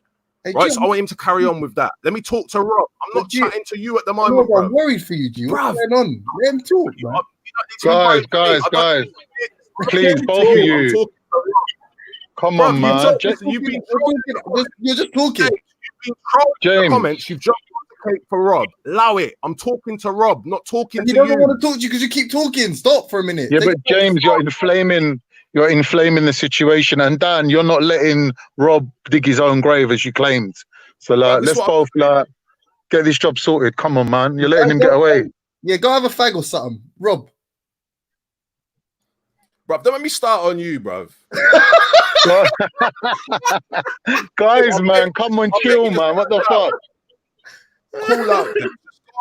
For once in my life, I actually want to hear Rob speak. Go on, Rob. Yeah, I'll say it one more time and then we'll get there. Like I say, I'm not claiming that other societies haven't claimed to use these things. I'm saying that we can use these tools to show that other societies that claim to use them were using them incorrectly, i.e. wrong. Is that or without the correct so? incentive? They didn't have the right incentive to implement them.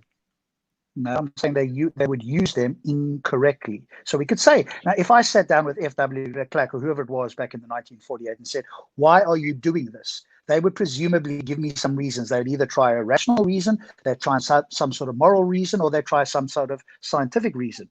And if I could sit with them, I could say to them, hey, here's why you're wrong, ... on any of those positions. You are undermining, you are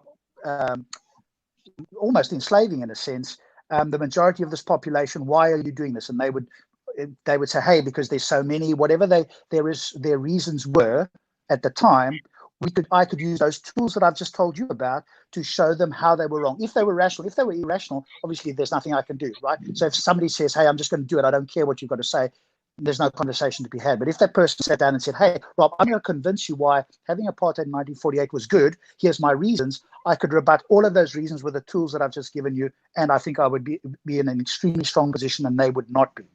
But democracy is meant to protect the voters anyway. Like, no one, I don't think anyone's making a claim that the sort of out group is going to be more is going to be the beneficiaries of democracy. James, my question would, if Rob was sitting down with the FW de Klerk or whatever, what incentive would he offer him? Like, as an atheist, obviously you couldn't say to him, look, God made these lists of sins and you're breaking them. Like, what would he say to him? Would he say, like, it's for the greater good? Because when you've got a minority ruling a majority, how can you then tell him that what he's doing is against the greater good? No, but we have science. So no, but we have science. Like, yeah. What about, bruv? He just said. Yeah, but what would the incentive be? He just said you can have all of those things and still come to the wrong conclusions.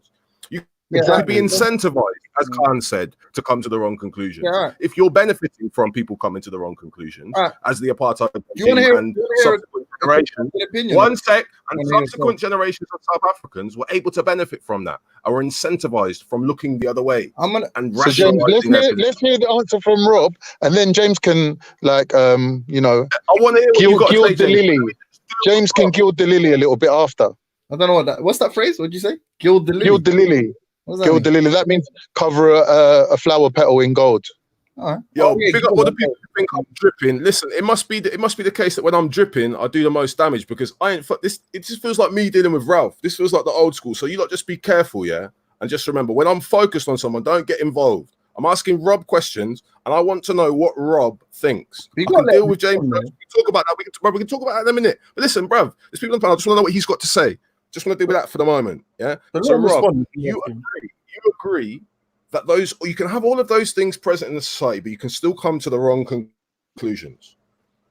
Some people can come to the wrong conclusions, correct. But I think those are the best tools we have to come to the correct conclusions. In other words, if somebody used science and they said, hey, black people were less intelligent and therefore below white people, for example, and the science showed that that was not true, we can show them the science. And no matter what they say, they are simply wrong. If they said, for example, that it was morally good because, hey, we built this country, we could say, well, hey, what if you were the minority? What if, in fact, if other people did it to you, would you be okay with that? And clearly they wouldn't. So they wouldn't have a moral case either. So any of these things, we can have a moral, because either they're right or somebody else is right. Right, so this isn't a case where it could be 50-50. That's not the case at all. So when we use these tools in principle, we have, to me at least, one of the most powerful ways to combat any of this immorality or whatever the case may be. And if you think that's not the case, I invite you to provide me with something else that is more powerful. In principle. Khan's going to say Islam. Dan, you're going to say?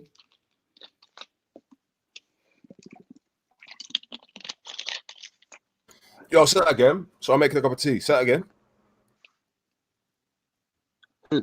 Rob, say that again. The question. I'm saying the tools that I'm proposing are the best tools we have if people obviously accept them, as in like they're rational people, they care about what is likely true, and they care about their fellow human beings. Now, if somebody comes along, like let's say the South African government, whoever, and says, well, we don't care about our fellow human beings, then there's no conversation to be had. Then we could just say to them, well, fine, you're in the minority, then we don't care about you, and let's, overthrow you, because you'll be playing by your rules now, right? So they wouldn't go that route. They wouldn't be irrational either and say, hey, but it's only fair for us, because, hey, we're the best. And you say, well, what evidence have you got? Well, we don't have any evidence. Okay, so you're just making that up. So whichever way they go, we have a response, which I think in principle, it will override them. So it doesn't matter what they come up with. I don't think they've got a leg to stand on, not a leg to stand on. And if you're saying to me, hey, but they can still do it, they can still use these tools and come to the wrong, well, sure. But by that same token, anybody could use any methodology and come to the wrong conclusion. So that's not an argument against it. I'm looking for something that you say, hey, Rob, you know what, those tools that you've presented, they're not good enough. Here's a tool that's better, that consistently will give us the better results. Even if people misuse them, we can show that it's better than your system. I'm all ears. I'm going to go, Dan, you know what, I'm giving up nationality, science, empathy. I'm going with your tools instead.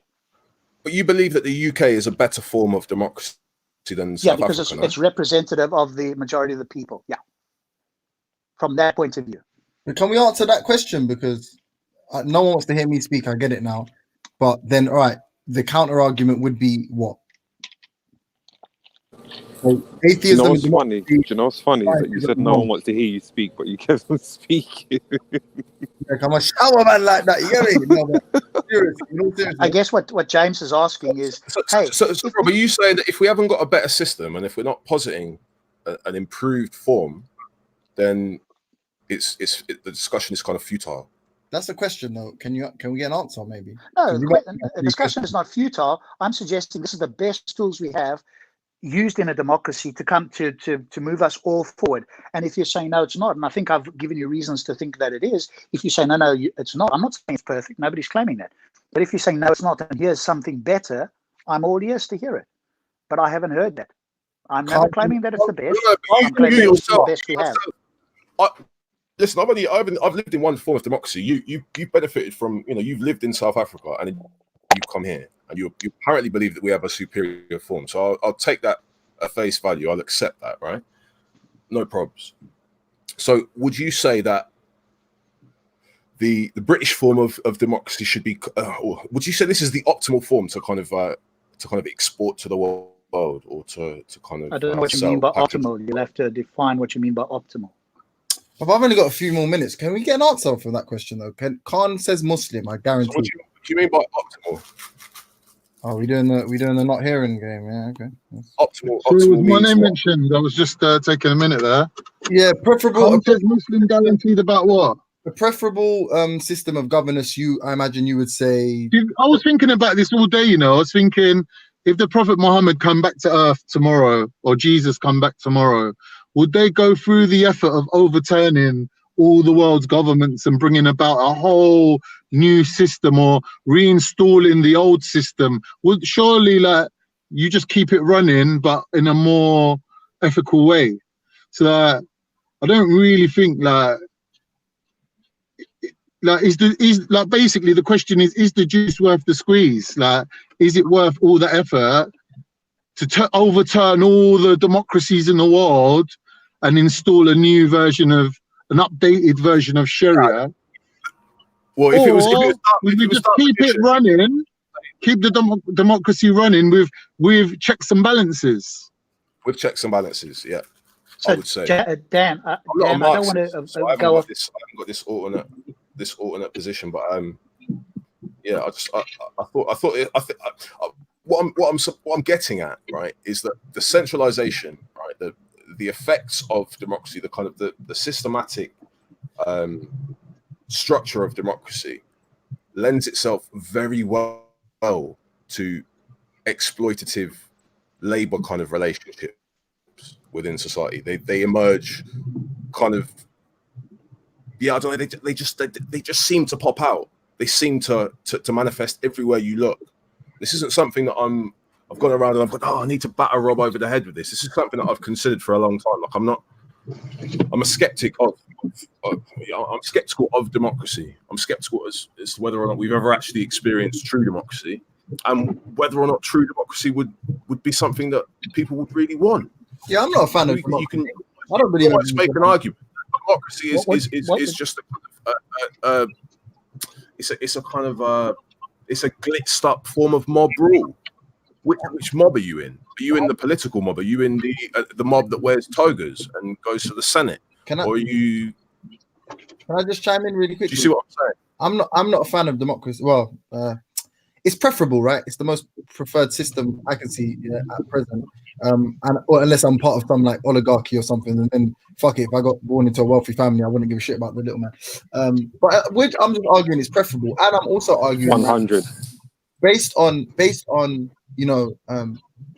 I said science before, and you kind of I don't know, scoffed at that.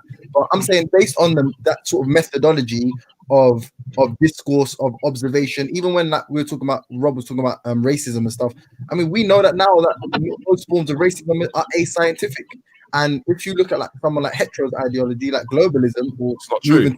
It's not true. You look at stuff like the bell curve. You look at the arguments, the IQ, the race realist arguments, the scientific. I don't think it's gone anywhere.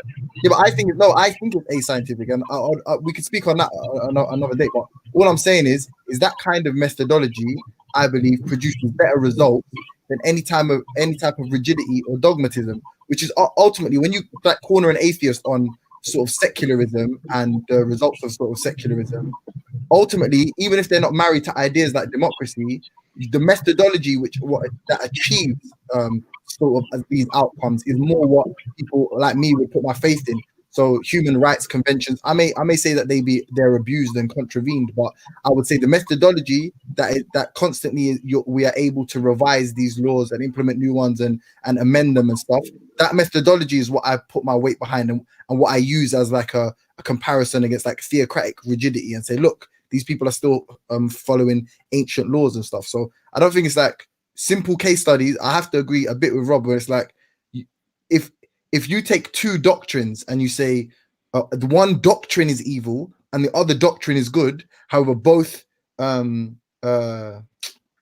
subscribers are evil, you can't say that they're both equally bad, because even though both subscribers are the people that subscribe to these ideologies and are both evil, at least one doctrine is actually on the face of it better.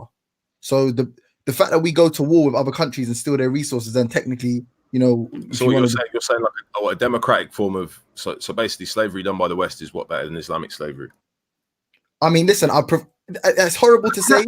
No, listen, it's horrible to say, but a pretext. Is that what you're saying? No, I'm not. But listen to what I'm saying. It's horrible to say, but a pretext. So killing 1 million Iraqis but essentially using a sort of false pretext to go into Iraq means I have more faith in the sort of constitution of America and the UK than being mandated to invade and expand another country.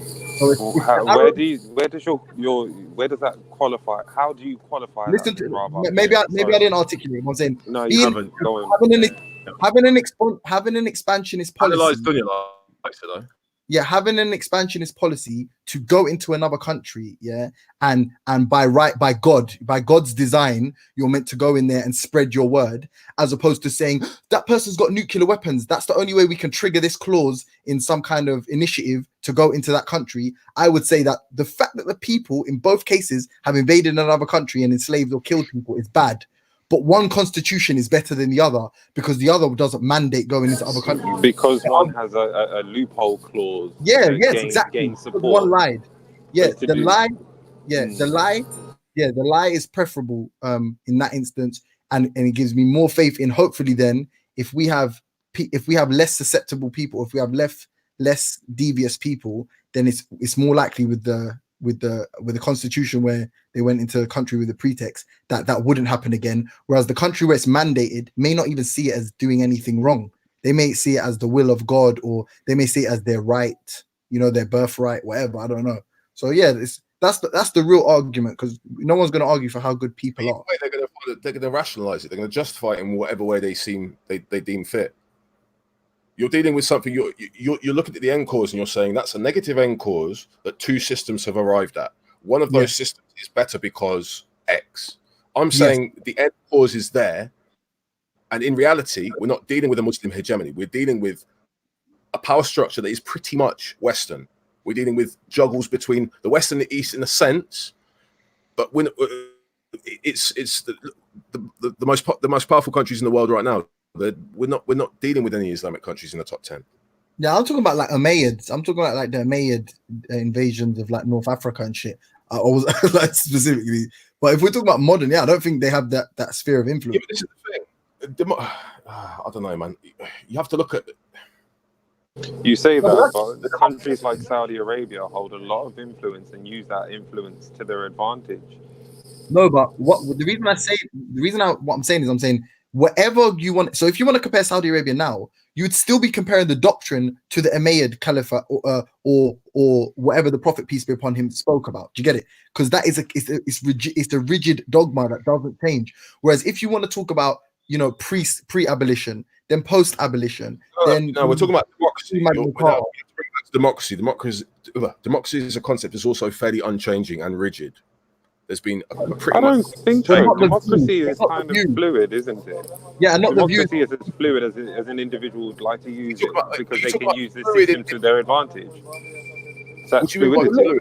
Think of what you're saying. You're saying one prophet who's got an unchanging, unwavering word from God, and then you're talking about the omnifarious ideation of millions, if not billions, over this period of time since democracy has existed, of billions of people. Well, my thing was more that. When you have a democracy, you lobby for your votes whereas the I can't even speak. The way that you want it to come is that people do it off of their own backs and people vote for what they truly believe in. But that's not the case with democracy in the modern age. It's extremely manipulated to people's advantage and people's agendas. People make promises.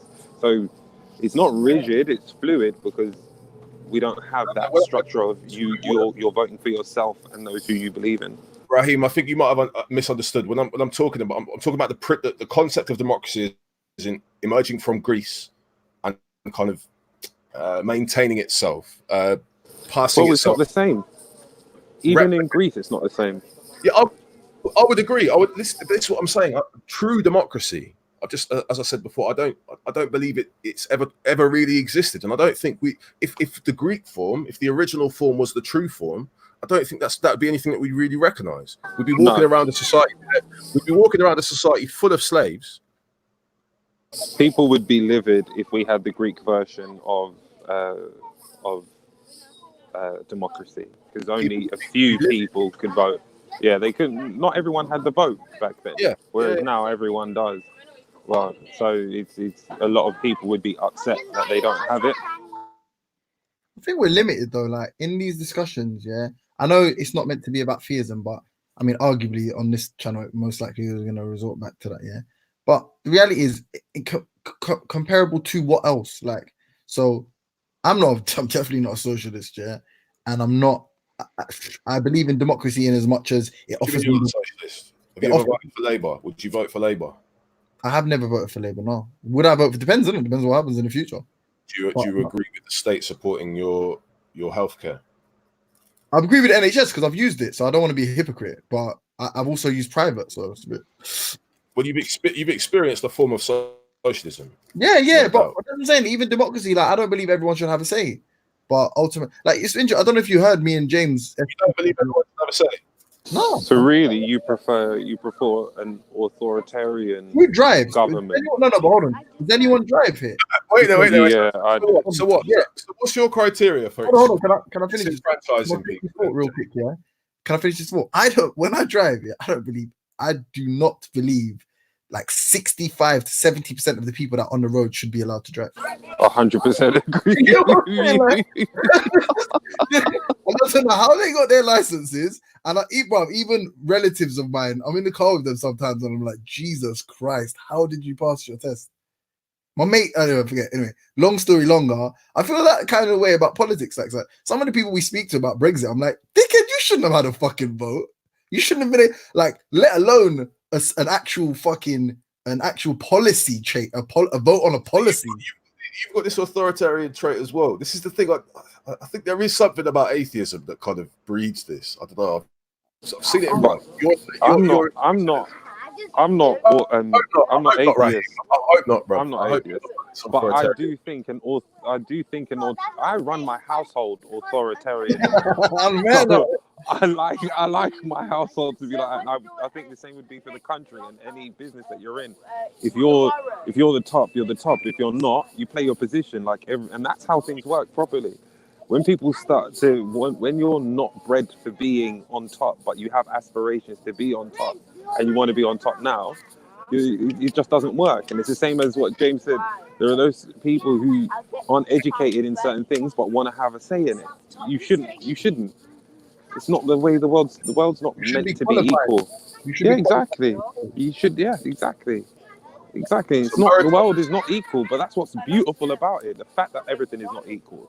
But that what is one of the foundational sort of precepts of our society, at least, or is meritocracy. Now, I don't believe it's being implemented correctly, but meritocracy is something I do agree with. Right? I agree with healthy competition. Yeah, agreed. Whoever is successful gets their say, and that's what you fought for. That's what you worked for, and that's what you deserve. What I don't agree with is everybody having their say, or I don't know what they call it, but this culture now where everyone gets a gold star for finishing last place and shit in a race. Like, no, bro, if you didn't finish first or second, get the fuck out of here. We don't want to hear about what you. Bro, do you know what I told my youngest son when he tells me he's done something? I say, listen, second place ain't good enough. It just means you're the first loser. Up to now, my son is doing the best in the school. He's the top of his class in everything. Yeah, there's nothing wrong with it. It's the nothing William wrong with Kelly it. right there. You know, 100%. 100%. My What? son is going to be successful. Both of my boys. If we can go back to Rob, so I just want to work out. So, Rob, are you saying that sort of barring an improved sort of system of governance, that sort of conversations or critiques of democracy, could you just crystallize it once more? Yeah, I think democracy is not perfect, but it's the best of what we have currently. If somebody comes up with something better, then obviously, and they can demonstrate it very importantly, because I was just looking here while you were talking and wondering what it is, how do we judge, right? What is a good system? But what is the yardstick by which we judge it? Because we can talk about it, but I think the underlying point is, what is it that allows us to say one system is better than another, or indeed one country is better than another? And I just looked at, it's kind of the one I go to, but there could be other ones out there, probably are, something like the Good Country Index. And they have got 7 metrics that they judge countries by. Now, we could disagree with this, and we could say, hey, what makes a good country is people that are kept in slavery, that beat their wives, that have sex with young children, that throw people off buildings, that prevent speech, whatever it might be, right? We could talk about that. But I mean, they've got 7 things here: contribution to science and technology, contribution to culture, contribution to peace and security, contribution to world order, contribution to planet and climate, prosperity and equality, and health and well-being. Now, those on the face of it, those seem like 7 fairly good metrics to go by, and then they will use those in whatever way. And again, we could critique these, I suppose. And here they have a list of countries that they measure these all on. And so there's a way of doing it. Somebody's put out a system and said, hey, this is how we're going to judge a country. And it's interesting, if I look at these, as far as I can tell, every country has a form so that we don't go with what absolute democracy is. Every country, at least in the top 10, and if I keep going down, has a form of democracy. I'm not sure about Estonia. I'm assuming Estonia does. Rob, can I just also exactly the Sorry, same? what's the website you're on there, Rob? It's called goodcountry.org. Goodcountry.org. While you were muted, did you just go away and Google what is a good country? No, I've always had this. It was always the one I used for the last couple of years as a measure of what it is that one would, or potentially what one would use as an index for it, because we're talking about what's Human Development Index is another index which all the top 10 or probably top 20 countries are all democratic as well. Sorry, there's another one. Yeah, I mean, there's different ones out there, but I guess the question is, how is it? What is the metric that we are deciding what is better, good or bad? Because I think a totally capitalistic society probably is not the ideal society, because some people just do not have the ability. I listened to somebody. He was the top table tennis player in the world, in the UK, should I say.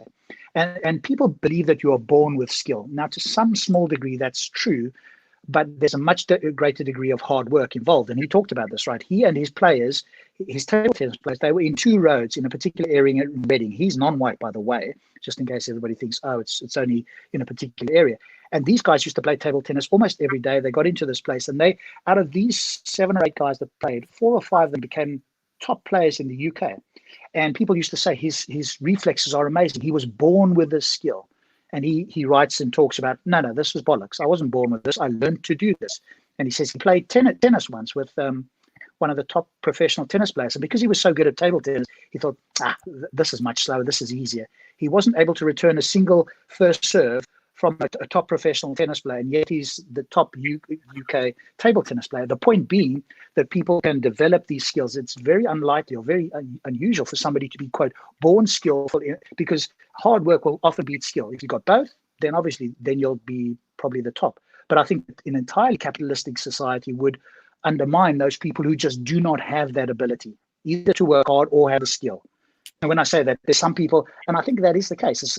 It's like, it's not as if people can't work. It's just that they won't. It doesn't matter what goes on. I wouldn't agree 100% with what you're saying, because there are people who are naturally better at things than others. So but it's normally quite a small. It's quite a small degree, though. I mean, apart from like Usain Bolt, who's got longer legs, you can't grow longer legs, right? He doesn't actually, as far as I can tell, when they did the studies, he doesn't actually run faster. He runs longer paces. His steps are longer, right? There's no way, if you're only 6 foot, your legs would have to generate more speed than his He's just using longer strides. So when they counted the strides, he was the same amount of strides as everybody else in 100 and 200 meters. He was just able to do longer versions, which meant he was faster. Rob, can I ask you this? Can everyone... Schiffer's in the back chat, and I'm going to jump up in the back. So really. Can I ask you, can everyone sing?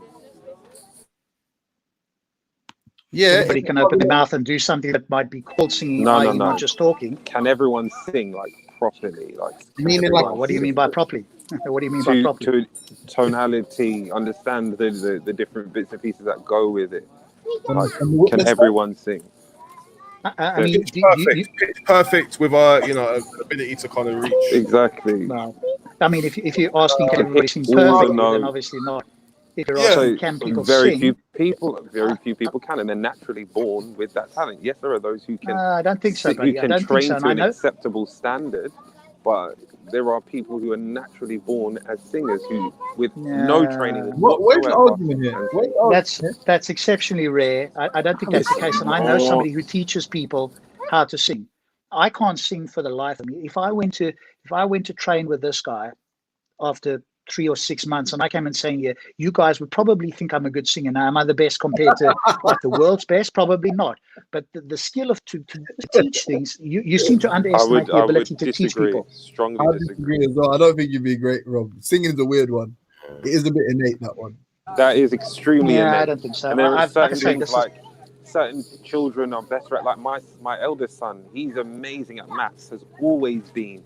From the day he was born, don't understand how, don't understand why, but he can do anything with math. No, but you know what? Ask him to do something with music, he can't compute. Can I say why that's different though, Raheem? Yeah, I think singing, there's an implication that it has something to do with technique, but I think it must be. I'm not fucking what do you call it, like a mouth and throat or whatever, doctor, but I know that has it has something to do with your voice structure. And a comparative example, kind of loose example, would be in basketball. They say you can't teach height. There is, if you can regard someone that's 7 foot and that's kind of has a bit of dexterity, you could describe that as talent. So that he needs 2 years of basketball training and he could go to the NBA, where someone that's like 6'2" would need serious skills. No, but when it comes to singing, it is a bit how your voice is structured, because some girls with no training at 10, 11, 12, 13, 14, 15 years old are well beaters. And then there's women that have fucking been training opera singing their whole life that can't fuck with these girls. Yeah, agreed. I wholeheartedly agree. But in terms of like the way you're talking about the basketball thing, like there are plenty of tall brothers and sisters out there who can't shoot hoops for nothing. That being tall isn't a prerequisite for the talent of understanding. It is. There's science. No, it's not. No, it is. There's a phrase. I'm 6'3". I used to play basketball in school, and I'm 6'2", 6'3". I can't fucking remember. I ain't been doctored in ages. I used to play basketball, and I was not even. I couldn't even call myself decent. I could put it away at times. You're tiny. So this. What do you mean I'm tiny? No, I'm saying you're the same height as me. We're tiny, but we're not tiny, brother. If we're gonna go for basketball tryouts, we'd be accepted. Come on, man. Taco Falls is like 7'4". That's a whole foot bigger than you. Don't worry. Who? There's a guy who plays with the Celtics. You can't teach height is a rule. But I'm only using an example to say that talent in some fields is your like genetic makeup, or is your like your physical attributes, right? Your like not phenotypical. What's the word? Like your physiology or your physical traits. So in that respect, when it comes to stuff like singing, I think it's a little bit of that. It's not just technique. I don't think it's just a technique thing. It's not like fucking figure skating. I think the main point, though, going back to James's thing, is I don't think capitalism in and of itself is the best thing. I do think you need some form of socialism to help those who either literally cannot help themselves or to some degree won't help themselves. Because I don't think that it's purely, I used to think that, hey, everybody has the ability to do X, Y, and Z. I'm less convinced of that now, having listened to this and other people, that in fact, some people are just genetically not able to, regardless of skin color, they're just not able to. They have the abilities, i.e. it's not like they are disabled, but the firings that are going off in the brain just won't allow them to achieve their potential. And we could always say, hey, kick them to the side. I'm not of that view. Again, I think empathy is important, because if I were born like that, I would want some help and go, hey, it's almost like I've got the brain, but it's just misfiring in such a way that I'm just not somebody who can, even with the greatest incentive, reach my potential. And It's so true what you're saying, because when my wife asked me to cook dinner, my brain just can't understand how to cook dinner. I'm joking, Rob. Just had to add a bit of comedy into it. Go on. Yeah, no, it's all good. Like you say, just to bring it finally back to that original point, I think like methodology is the most important part. And if there's something that's so static that it cannot move, that's what I feel like is fair to criticism and to hold up our society as a standard. You may be able to shine a light on our society and point to flaws, which I don't think anyone would disagree with. But we'd say the fact that there is potential for growth in the future, and the fact that we have grown from far worse positions is an example. Is why people like you can speak for yourself, Rob, have more faith in these systems and prefer them and say that they're culturally superior than other systems in the world that have been static for well over 1,000 years. Being static doesn't mean it's superior, though, because what I find is that a lot of people will turn around and say, like, for example, England is superior to culturally another culture. But it's not. It's a whole load of borrowed cultures all amalgamated into one. For example, the drainage system is Egyptian. Raheem, one sec. Were we culturally superior when we sent our trade envoy over to China to try and sell them a bunch of our tap prior to the Opium Wars? Were we culturally superior at that point?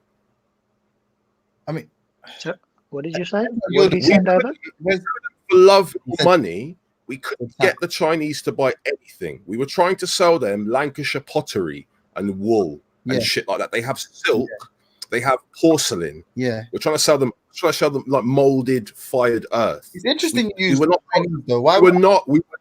culturally superior at that point in terms of high culture. What's your point? Britain was heavily, I'm making it heavily enamored with the East and the high culture of India and China. Okay. So where did this is what I'm saying. Where did this kind of cultural superiority come from? So that's my point. I just borrowed culture. Yeah, I just so if I was to say like simply by subsuming and amalgamating everybody else's culture, stealing from the rest of the world and pouring the rest of the world's resources into a hub, what would be your response to that? Let's stay on the point. Do you think that you asked for a question? That's not asking why. You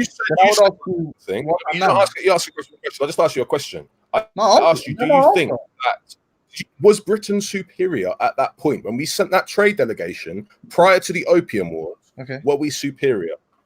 Well, I mean, considering what happened in the resulting, I'd say culturally we are. Our systems. What happened? You mean Jardine and Matheson got on some boats, went and picked up some opium and dropped it off in Hong Kong, and then let pirates flood the Chinese mainland? All I remember, you know what? The only thing that stands out. Interesting, you brought this up because. Hold on, Don't irritate me. If you think China is, but don't ask questions. And if you think that China, very irritating. It's very irritating. No one wants. You're very irritated as well because I don't think you don't cling to the points that are made. I asked you a question. Question. At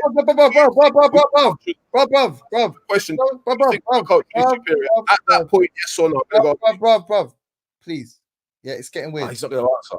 Bro, no answer if you shut up after you ask the question, bro. It's very irritating. Why do I need to listen to you ask a question? Talk from little youths, man. Come on, just answer the question. Answer the question, yes or no. Listen, man. Listen. We launched a large-scale drugs war on the Chinese mainland after they refused to accept our tax. That's what happened. Wait, bro. Seriously, yeah. If you actually give a shit, I love how you argue with history. This is just the facts. Don't deflect, Jay. Don't deflect. Man. All right, man. Shut up, please. Man. I'm not. This is what I'm saying. You love to cape. You love to cape for the West. I'm just asking you a question. Answer the question, James. Don't answer it with a question. Were we superior prior to the Opium Wars? Were we superior to the Chinese prior to that point? Yes or no? Am I only allowed one word to answer? Or can I answer it how I want? I'm gonna go make a cup of tea anyway. But big up yourself, Right. James, and you're Yeah, big ducking up, and mate. dodging and Alright, cool. shirking the fucking. Just focus on the question. You obviously don't want to answer because you just have to be normal to get your answer. But you don't want want to answer. You don't want to be normal. James, answer the question. This guy, okay, all right. I don't know why you get so emotional. Were they superior? Like I was going to say before I was really interrupted, and what I can remember about the opiate wars, because I'm not a great student of history on that specific topic. Dan may know far more than me. Yeah, So I can tell. So he may be able to educate me on parts I don't know, which I'd happily receive from him. I probably could. And maybe help me make a better decision, right? But Probably won't. If I were to answer from what my knowledge, I remember the one thing I remember is I think it was Nemesis was the name of the gunboat they used to force the Chinese into negotiating, and then obviously they took Hong Kong or whatever. So based on my understanding, I'd say that given that they had an ace in the hole, and I guess if I was playing the game like that, they had a sort of a final move laying in wait. I would say that, yeah, like at least tactically from that position. And then what would lead to somebody being sort of strategically far more advanced than the opposing nation? I would say maybe it's the culture the sort of culture that was the sort of crucible for this kind of strategic dynamism. So I'd say, okay, based on that fact, I'd say, you're ducking it. You don't need to do the big words thing, James. I'm saying, all right, but I'm trying to give you an answer. So I'd say, big up yourself, ladies, mate. Yo, there's bare people. Come on, James, just answer the question. You're ducking and dodging and doing all sorts of shit. I don't understand how you're allowed to speak for so long. And my next question, once you answered that, is: was it morally right for a supposedly superior country like England to flood mainland China with opium? Yes or no? A morals culture. I don't give a shit if it's morally right. Come on, go and get Pat. We're gonna give you another history lesson. Have you googled Crystal Night yet? Have you googled the long night? Dan, he's kind of right though. Morals. He's not right. He hasn't answered the question. Brother. Answer the question. I'm gonna ask you yes or no. Do you think it was? It's just simple. We can open up the conversation from there. Bro, you're not like, I don't mean, I'm gonna jump answer the question. Fucking now, James, what's wrong with you, bruv? You're doing this. I know there's 142 people watching. You don't look stupid, but answer the question. I'm gonna come back. Is this Joe? Like, I don't know what is wrong with him, but I'm gonna assume it's because he wants Rob to be his buddy. Nothing wrong with me. Don't do this ad hominem stuff, bruv. I'm asking you a question, and you always do this. You're trying to appeal to me being somehow, I don't know, mentally unstable or whatever. Just answer the question. I'm not triggered. You are unstable. I'm not gonna lie. You are unstable. These questions, reframing them over and again. I just want to know. This isn't normal. Just listen. Just answer the question, James. Yeah. Yes or no? I don't answer superior. I've answered it, and you're not listening. You can't do it. Why can't you do it, Jim? All right, go. Challenge. If you go silent for 30 seconds, you might hear an answer. Try it. I bet you don't. I bet you don't. I bet you don't. Yeah, I bet big up James speaking from the back of his throat, top of his voice. Go on, Jim. What does that mean? What are these words? What are these preposterous words? Anyway, speak from your solar plexus. Say with your chest. Yes or no? He can't do it. 30 seconds. Watch. All right, cool. Anyway, Raheem, you're listening, yeah, and Rob, I'm assuming you're listening. I literally answered it by saying, based on my knowledge, unless you can color it in for me, shit I don't know, I would say that is an example of cultural superiority. If whatever my culture is produces, and I think the term I used was that a strategic dynamism, in the way that I sort of foresaw all the steps of the conflict, and I managed to impose upon you my will, yeah, and you. And my dominion over you, then ultimately, yeah, I would say that is consistent with a superior culture. If you like want to tally up every sort of cultural, you know what I'm saying, sort of cultural benefit of each nation and say this is why they're not, I would take it, but I would like to. I don't know. For me, I think you might say one second, Raheem. I just got one more question. So, do you therefore think that cultural superiority leads to a kind of moral superiority? I don't know, man. I'd have to think about that to answer that. Because that's the thing. You just made the statement. You've basically just made the case for the West and said, oh well, because we're culturally superior and because we reached this kind of understanding about slavery and because we did all these things, we're probably better, and I'm probably glad that we live here. What I'm trying to say to you is, do you think that cultural superiority or whatever that you think we had, do you think that also imbued us with some moral superiority? I think it allowed for sort of more discourse, and one of the examples of that is what I was saying about the power grab or the resource grab. You know, the more you take, the more ideas you take from different people, the more you have the option to pick and choose. Whereas some people are forced into, as I've said many times, rigidity. Like some people don't have a choice; that they have to think morals are, this. I had to cut you. But then, man, they're dropping the quote banter. James, I don't want to answer because I don't know exactly what to counter with Jones. James, I'm uncomfortable right about now, Jones. Bruv, I'm not trying to do. I don't know. You're just moving. I'm not gonna lie. The questions are. You're moving super mad. I'm only staying because I don't want it to seem like I'm running, but I do actually need to go to the gym. But you're moving super crazy. Okay. I beg you. I'm not on my life. Hand on my heart. I beg you. Do your trigger. No, but on a level, yeah. I beg you have a wank. Do your trigger thing. Like go have a wank. Big up chat with the big man. James Green with his rule judge. And listen, you should really not be considering other men's sexual lives. Don't think about me having a wank, mate. But anyway, James. I hope you do, man. I hope you let it all out, bro. The first question, I think you got stuck on the second question. So you've arrived at the conclusion. Like you're talking to me. You're reading out things. You don't know whether or not we also hold the moral. No. What's going on in your don't mind? know whether or not we also hold all right, I'll go the on mute. moral. I'll go on mute. I'll hear your question and I'll answer it. You go on mute when I'm answering it. Go on, ask your question. I've just framed it already. You just kind of cut me, but But it's I was interesting. talking, so go on, do it now, and I'll listen. Now, go on. No, all right. So, do you know what I think? I think that you two need to take a chill pill, man, because you guys are proper emotional, bro. Raheem, you'll fall out with me. No, hey, Raheem, you'll fall out with me now if you're saying I've got anything to do with this. What is going on? You're winding him up as much as he's winding you up, man. You're winding each other I up, might man. be triggered, James. I might be triggered, Jones. Dan, come on, man. Come on, Dan. You guys, who laughed like that? You believe that Britain is moral superior as well? The extension that you just made. You laughed like that. I'm sorry. You laughed like that. Made me laugh. He's man. actually finished. Oh my god. Hey, Bro, no, listen. James. Culture, morality doesn't James. define. Hold on. Listen. Hold on, 1 second, Dan. 1 second, Dan. Culture. 1 second, Dan. Culture doesn't define. Morality doesn't define culture. They're two different things. I don't think you just heard the layup that James just made. I did hear it. But I'm just saying, in terms of my own opinion, I don't think that the two are synonymous, and they have to treat them very differently. And in answer to what you said about them dropping off the thing, I think I asked, and he said, and this is where I was waiting. I was waiting for the discussion to carry. So I'm asking you, James, are you saying that cultural superiority somehow imbues us with the moral superiority as well? I tried to answer it. So imbues is not necessarily, because it's not a direct cause, like a result of the cause, right?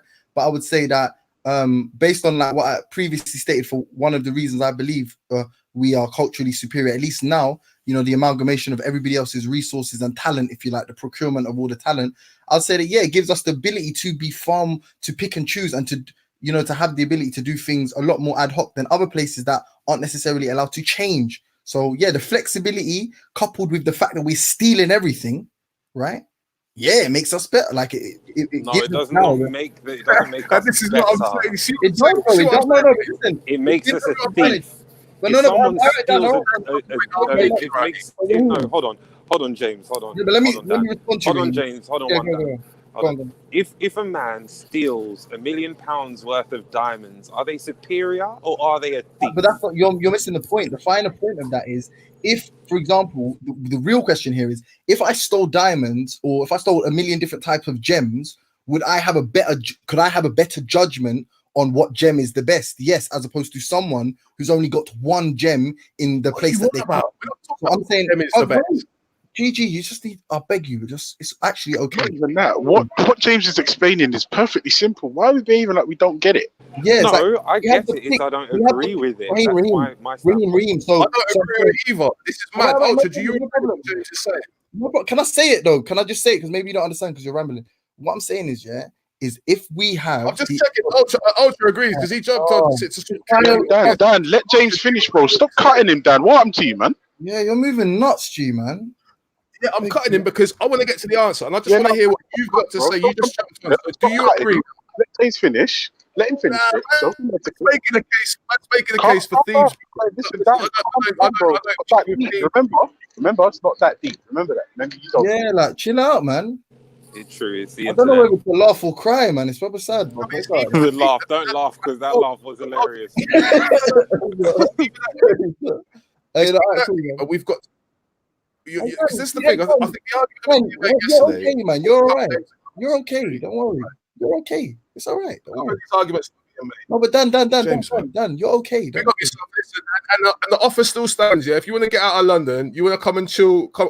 There's a room for you here. Yeah, same offer from a couple months ago. It's still there, bro. Big up yourself, man. Yeah, call out, take on the deal, saying. But what I'm trying to ask, are you saying that? What's going on here, man? What is going on? What's happening? I don't know, bro. What's going on, bro? What's going on, bro? Can I just say what I'm saying? The answer to Raheem, please, yeah? Yeah, so go for it.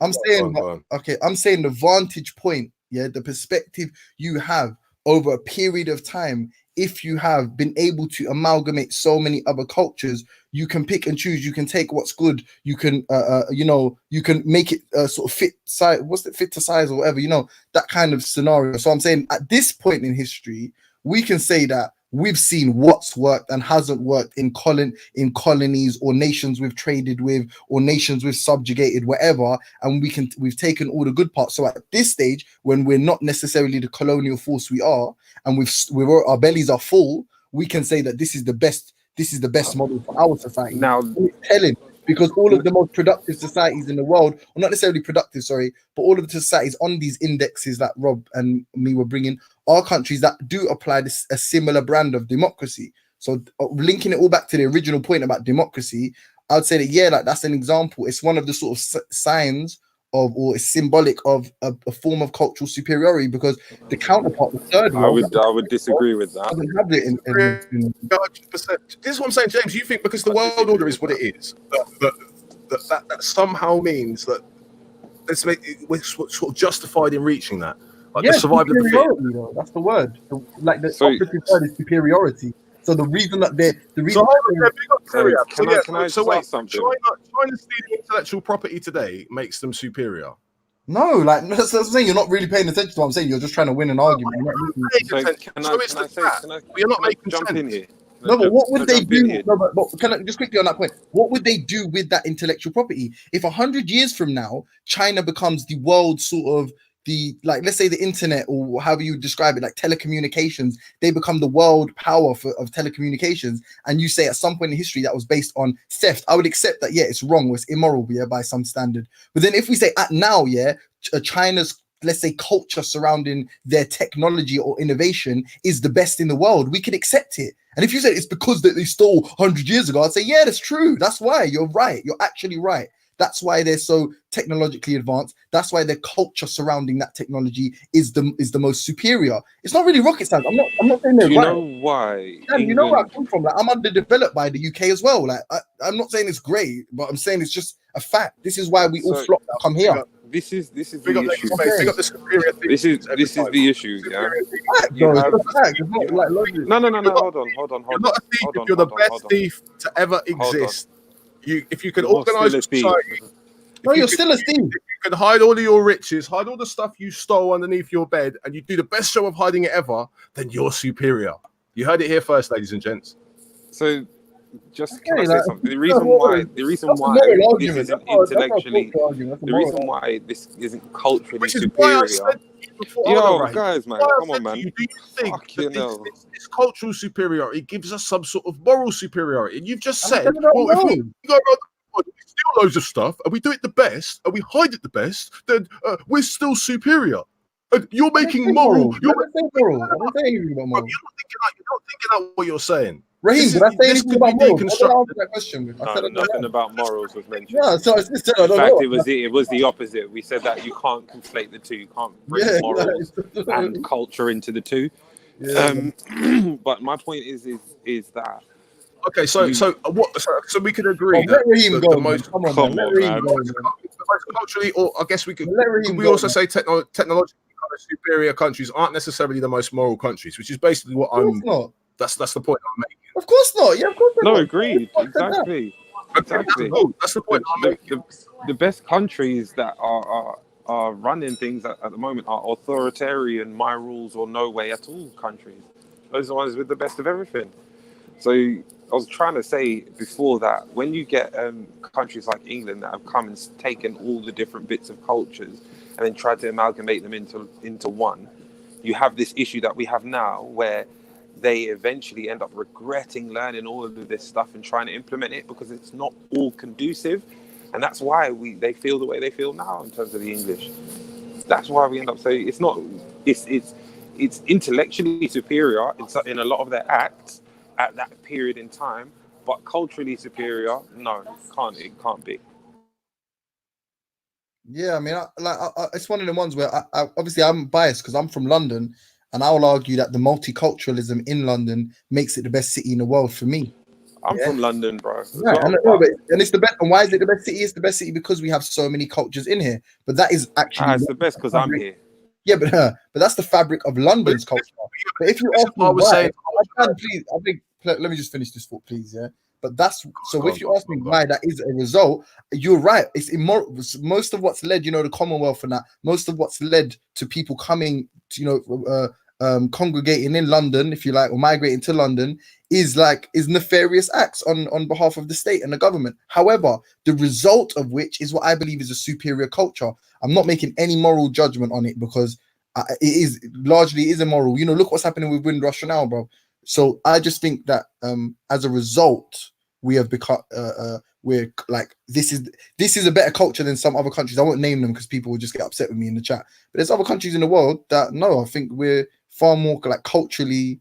It's subjective as well. It's my opinion. I think you mean socially. I think you're stretching. 100%. It's all this whole conversation is subjective. It's all subjective because I'm sure there are many people who think that a lot of the stuff, how the country works and everything is fantastic and it is the best. So it is all extremely subjective. Yeah. But yeah, like I said, the morality thing, I'm not. If I did a lot more research, I'd feel far more comfortable to make that judgment. But be it philosophically, be it historically, I don't feel like I possess enough data to sort of or to draw a conclusion. I'm happy to listen though if anyone has a better point. Yeah, but Jim, this is what I'm saying. This is why you could have just answered the question simply. Were we culturally superior at that point? Yes or no? If you just said yes, my question would have then followed, and you could have just made that point that you just made. Then cool. It's an open and shut case. Yeah, fair enough. I just wanted to give context because it sounded a bit mad. Like if I said yes, see how it seems like you are massively caping for the European power structure that includes and was built the power, the superiority that was built on slavery and built on. You just spoke about the multicultural nature of London. Do you think that's the case? No, but how for some sort of arbitrary reason? That's obviously the case because of our imperial past, our links with the rest of the world. Yeah, right. That's an argument I have to unwind Ralph on all of these all the time. I'm like, yo, you lot didn't get to this point from just snapping your finger and being the best. That wasn't how it happened. There was a hell of a lot of pain and suffering and immoral acts that were used to kind of create this system. So yeah, cool. You can look around and say, yeah, we benefit from it, but to say that it's yeah, I mean, this superiority, you've really got to check it out because I don't think we're culturally superior. I don't think we. You can't be culturally superior if you don't have a culture. But we do have a culture. What's the English culture? What is the culture? See, James, you're normally asking other people this. No. Yeah, I've had this conversation with Ralph and a lot of these people before as well. This is what I'm saying. And I've asked them, where is it? Like, and they brought up shit like fish and chips and stuff like that, which aren't English. James, what is British culture? Cool. So, some people would argue, you know, the loose cultural Christian values. That's what some people would argue. Some people would argue that the multiculturalism, the fact that we want to include as many different cultures and amalgamate. Some people would argue there's an importance on, you know, logic, rationality, science, the atheist tenets, if you like. And there's lots of things that I would say that it's only obvious to someone when you compare it to someone else. So it's like culture means absolutely nothing until you're comparing it to something else. So customs, whatever, customs values and stuff only become sort of illuminated by other customs and other values. So when I go on holiday or when I go to another country, when I forget where I'm from, but you know, forget. But there is examples that I've seen that I've been like, I like the weather here, but I don't want to live here. And those little, I guess, amenities you'd say, or like the little, you know, the what's that shit? The creature comforts of where you are. That is the culture of where you're from, and it becomes. I don't think so. I think that's more to do with the country's GDP wealth than it is to do with the country's culture. How they spend the money is their culture. Like no. Because if you don't have money to spend in the first place, it means you can't invest in property. It means you can't invest in infrastructure. No, but even Jay, you see that inclusive London. Freddie, one more thing I just want to say, yeah. You know when people use the nightlife to demonize England, you know, it's all lager out, football hooliganism, like all of those little things that are negative. For some people, they're positive, and that's also part of the culture. So be it the football culture in the UK, the nightlife in the UK, or in London, especially for me, like I'm more cultured from London than anywhere else in England, yeah. Like all of that stuff. It's like it's almost like trick someone. But if someone told you, "Oh, I'm from fucking this place in Nigeria. Tell me about your culture," and I say, "My culture is this food and this dance." That's not a culture, bruv. But that it's hard to complete like the whole what's the word, like the whole tapestry of their culture. It's far more complicated than give me the top 4 cultural things. No, bruv, it's to explain it, you'd have to compare it to something else. What's your culture in this kind of shit against my culture? That your dancing culture, you know, we fucking dance around the campfire in a teepee. If you're a Native American, okay, we go on a night out and get fucking wasted. Or we go to the football and get blooded and fuck people up outside the football. But that's not a unique culture. That's not culture. Yeah, that's not British. That's not a culture. Get your shit face. Yeah. That is, bro.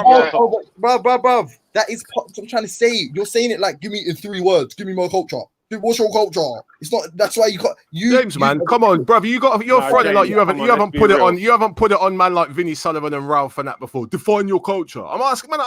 I don't ask that question. I've never asked that. I throw my life on it. Find me a clip of that thing. I'll give you all the money. You're lying. We've all asked that question. I don't know. I swear, do you know why I don't know? Because I am aware of how when you reduce cultures, you say it. You use like someone will put it like dancing or something, and then someone will argue, blood, we're talking about how your society's like what your That's society. What I'm saying. So are you talking about the culture or are you talking about the society? Because you just seem to be making a load of claims about the society, and that's why I was interested to know what aspects of culture you feel have kind of emerged from this society or are kind of pinning this society together. The first thing you said was loose Christianity. The next thing you said was that's not unique to this country, by the way. Again, and not unique. So I want to know what you think is British culture. What makes No. Be fair. I said that's what. I'm gonna go on mute. Freddie, I beg you, ask him this question, man. Raheem and Freddie, see what you see. See what you're saying, because it needs to be. Hold on. We have to set a criteria. James, one second. I'll just say this, and then you can go through. We have to set a benchmark and a criteria in which we are defending what we are defining what culture is. All right, to me, it has to be something that is unique to here and this place we live in order, which is comparable to another.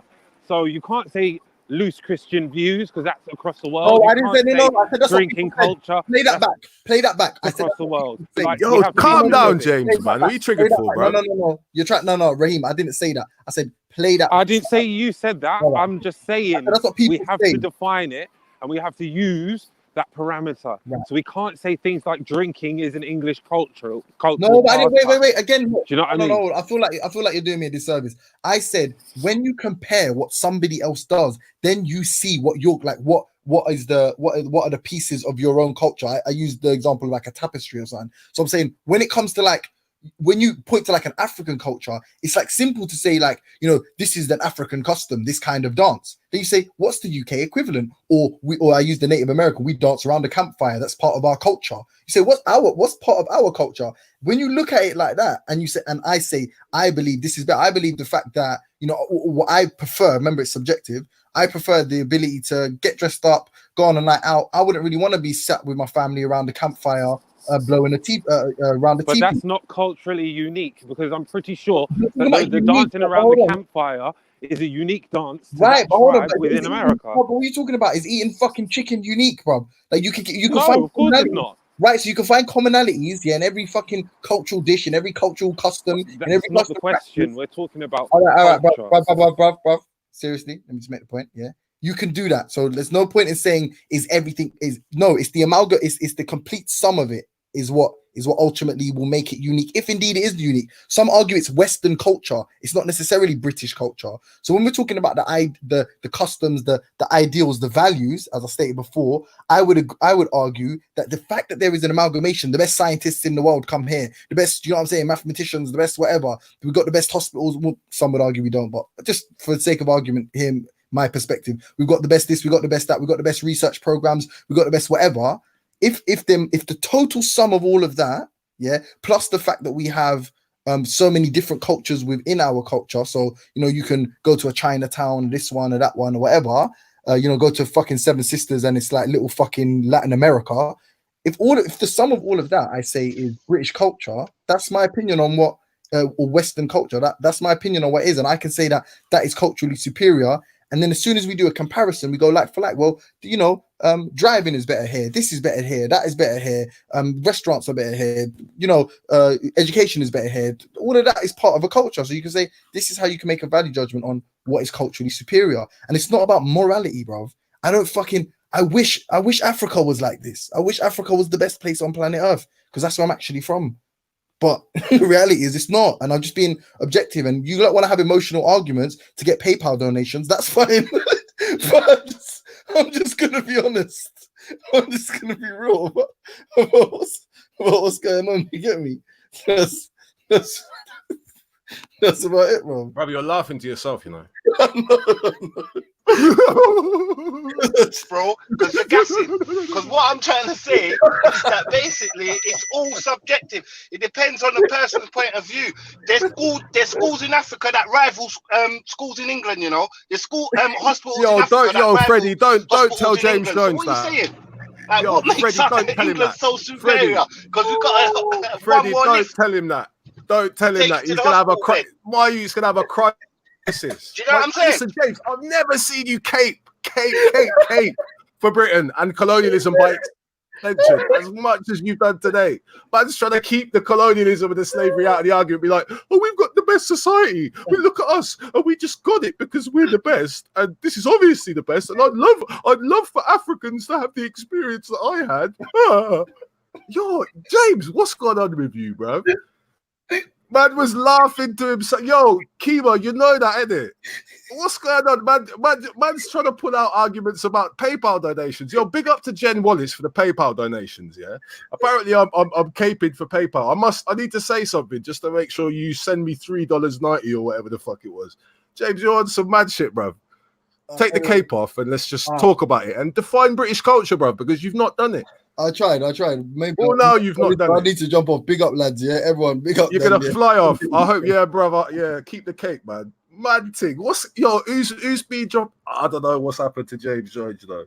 Venny, you're gonna have to come through, bruv. I'm gonna go and make a cup of tea, go on mute. But this is some madness. Culture, fix up, man.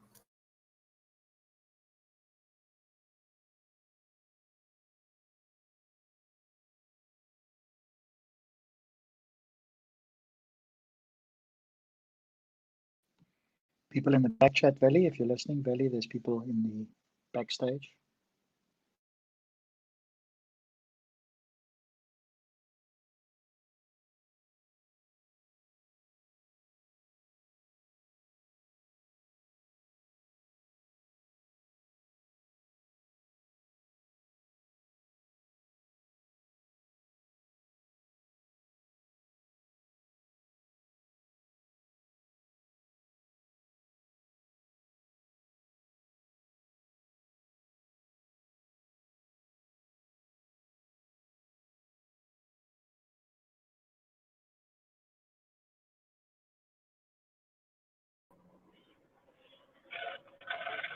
Yo, you saying just gonna stay on mute, yeah?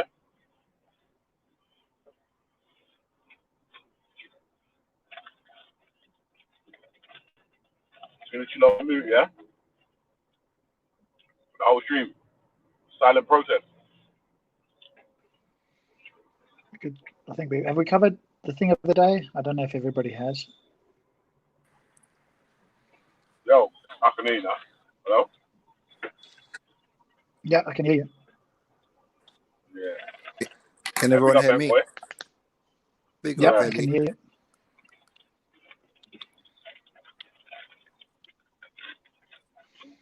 I don't know if What do you everybody think about has the or question of the answered day? the question.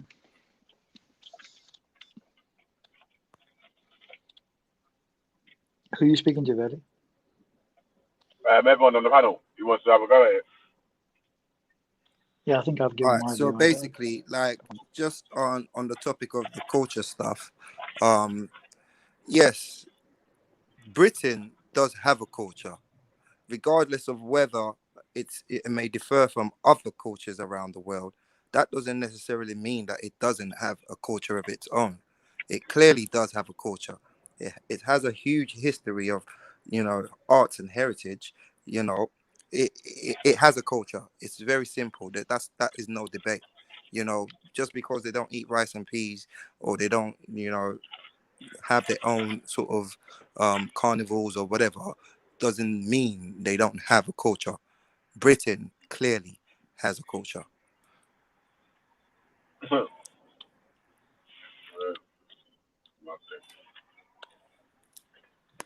So, what about the question of the day, though, man? Should we ever tiptoe around anyone's moist little biting man feelings when they're crying and bitching and their little cubby Never holes that. are like, you can't say this and you can't say that? Should we fucking be pandering and bending over to them and saying, yes, master, we won't say that just because it hurts your feelings? Or should we Never ask that, Veli. questions, hard questions Yeah, that of we want course, man. answers to? Of course. We must always ask the right questions, whether they're difficult questions or not. And we should never cower to the feelings of people who want to bitch about their feelings. We're not here to to talk about our feelings and our emotions.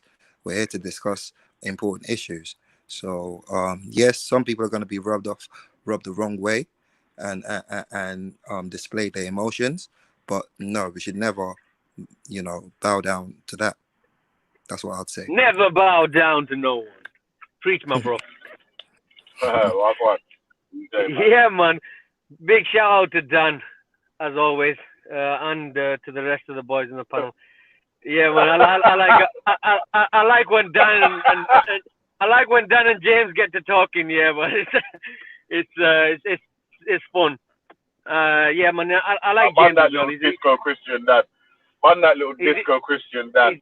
He's a good, you know what? You know what I gotta say? Yeah, I like James as well. He's a good brother, but you know what? Yeah, when he's talking with Dan, yeah, it's a lot of fun. That's all I say. Yo, Veli, you there? Yeah, I'm here, man. Yeah. What are you saying? What are you saying in this argument then? You're saying you're superior, yeah? Are you on this thing as well? I want to know what G Block's about today. About what? Are you on this same argument that James Jones was on about British culture being superior and the kind of superiority? I don't know. It was a bit of a dodgy one, to be honest. But okay, let me just. What's British culture? Tell me what British culture is first, and I can see and I can measure. Bro, I was waiting for him to define it. He was talking about Dan, drinking, Christianity, bare things. All right, Dan, quickly. Well, when you know where it is, before Veli gets on that. Yeah, go on, Bank Boy. Go on. Yeah, before Veli gets on that, I already just said that I agree that Britain does definitely have its own. Now, but I don't want it to get misconstrued, or I don't want people to confuse me that I agree with James as the culture being superior. No, I don't agree with that part. So let's just get that straight now. Go on, Veli. James, yeah, I already answered, man. That's fucking up, James. Veli. So what? But your answers, you're waiting for a definition of Britishness. Yeah. So what is it though?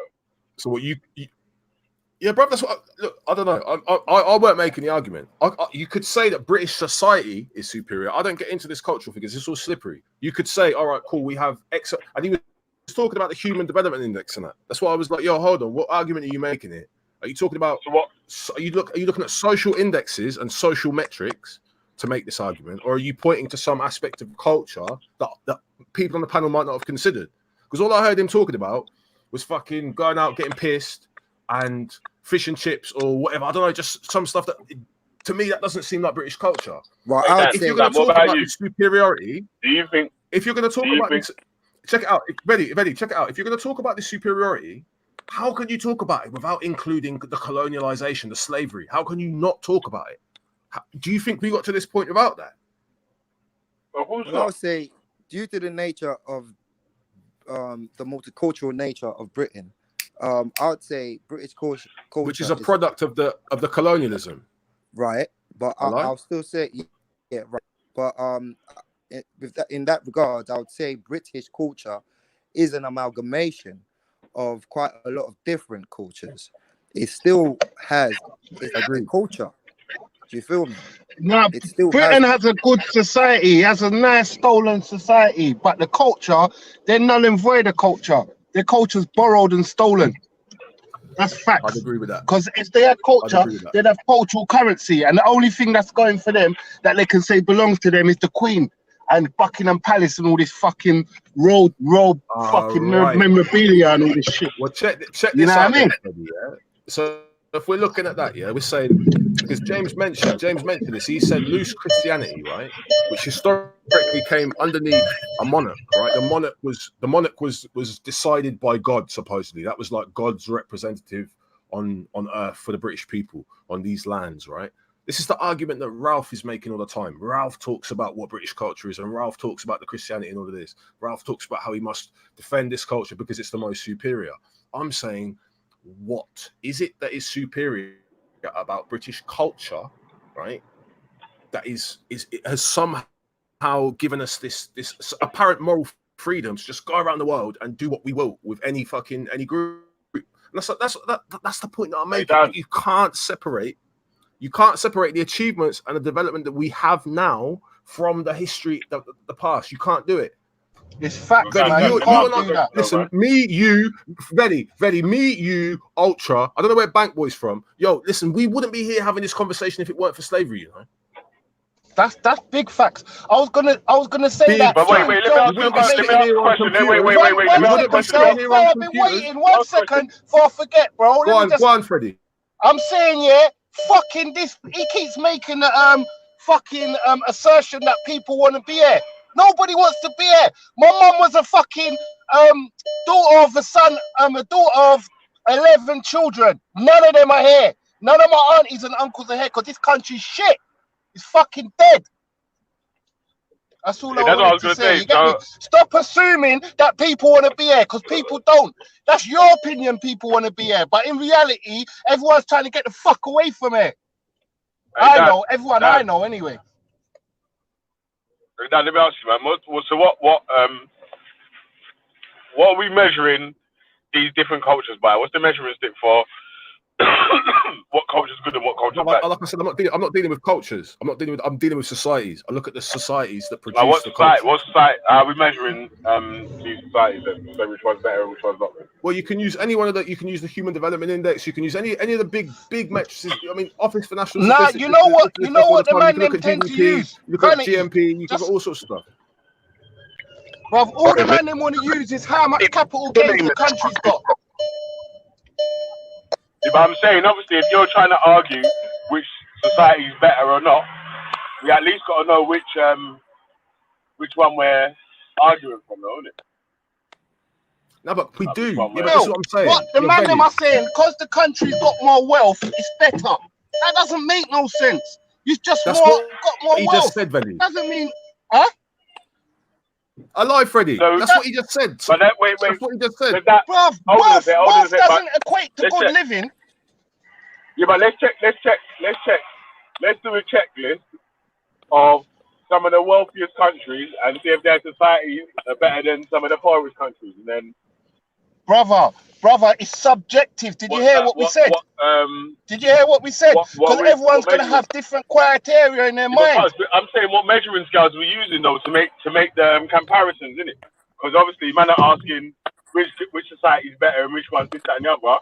If you're looking at it from which one's got the most churches, I'm looking at it like which one's got the most banks. Then we're not using two different measuring systems. We're using, you know what I'm saying? That's why I'm asking. I would say a society that offers, equal rights.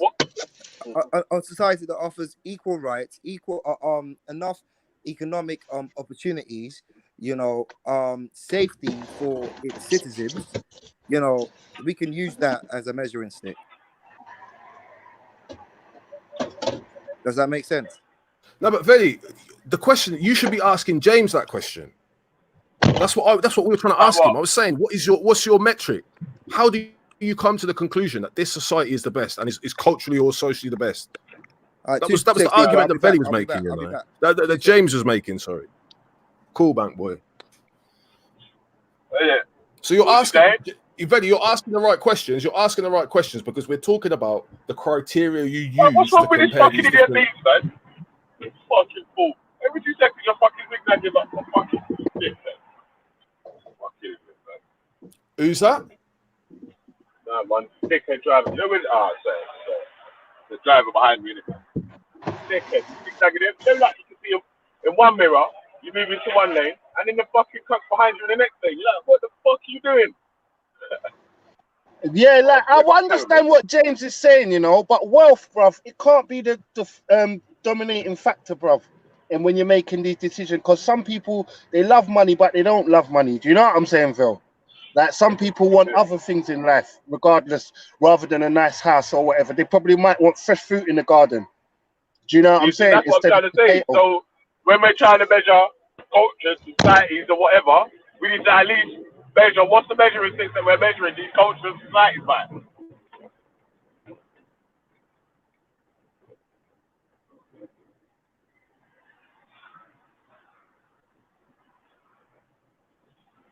Yo, you there still? Yo, but who are you asking? That's what I'm saying. You have to ask James Jones. Man ran off the panel and left you to it. But no one knows what British culture is. No one knows what we're actually supposed to be defending. Fish and chips. That's what British culture is.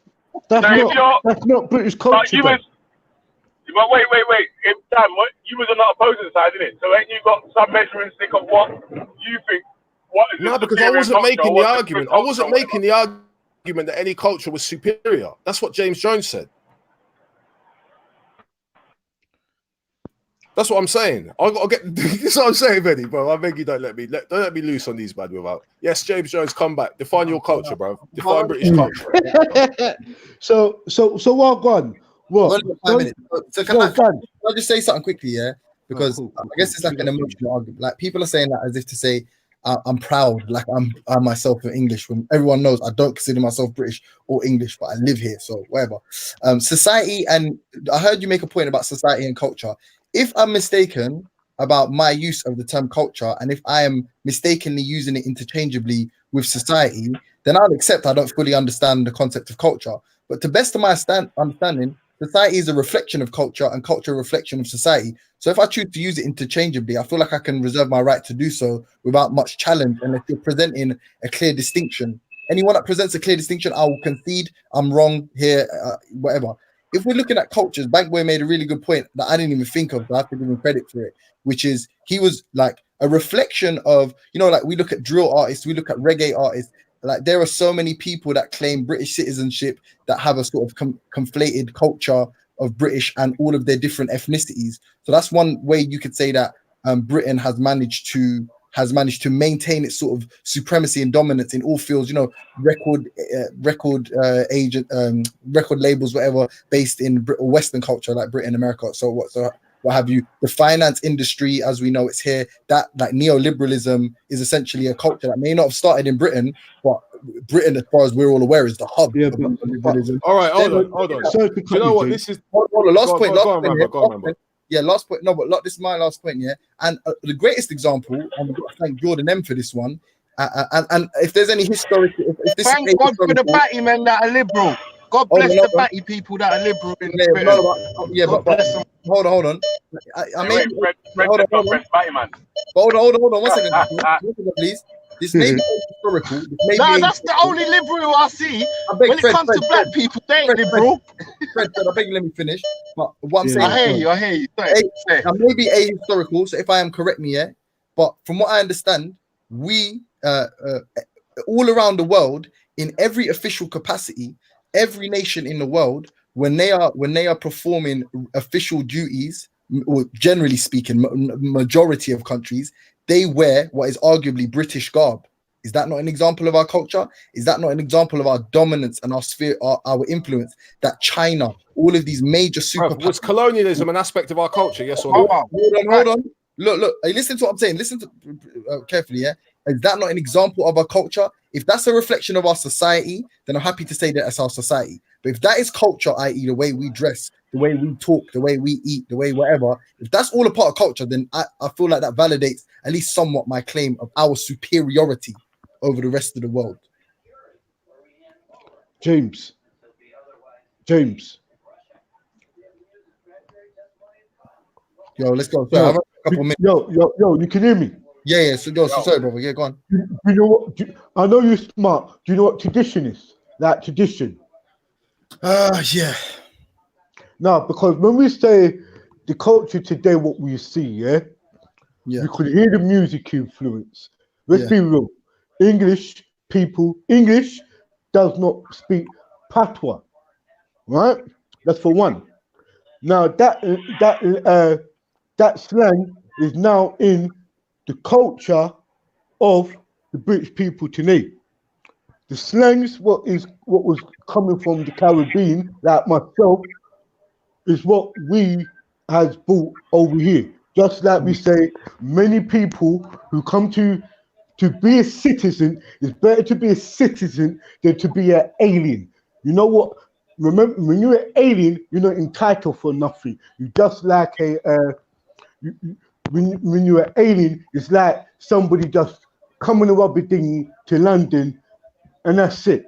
That is what. But Captain, one thing I can't understand is how a three-piece suit makes you superior. I still can't get it. Right. I still don't even understand. But hear this. When we deal with the three-piece, when we dealt with the suit and tie business, that was the culture what we adopted from the English. What? Remember, when we're talking about English, it was English who colonized the place. Then when they done the union, I get your point. I'll just say quickly, like if a fucking German car has a Japanese part, and part of the chassis was made in France and whatever, and then ultimately you get stamped with a Mercedes fucking badge at the end, it's a Mercedes, isn't it? So one of the main points of why people, what I would argue, British culture is ultimately superior to quite a lot of other cultures is because the other cultures are essentially and what we would regard as an imposition, colonialism, what have you, whereas British have their choice of but James, how did we get that choice? James, one sec, Rambo. James, let me just finish, man. James, go on. When our parents had all the teacups and all of that, they learned that through where their country was colonized. We only started to get exactly. This is what I'm saying, Rambo. There's a culture to colonialism. Yeah, bro. It's been 50 years since we really. So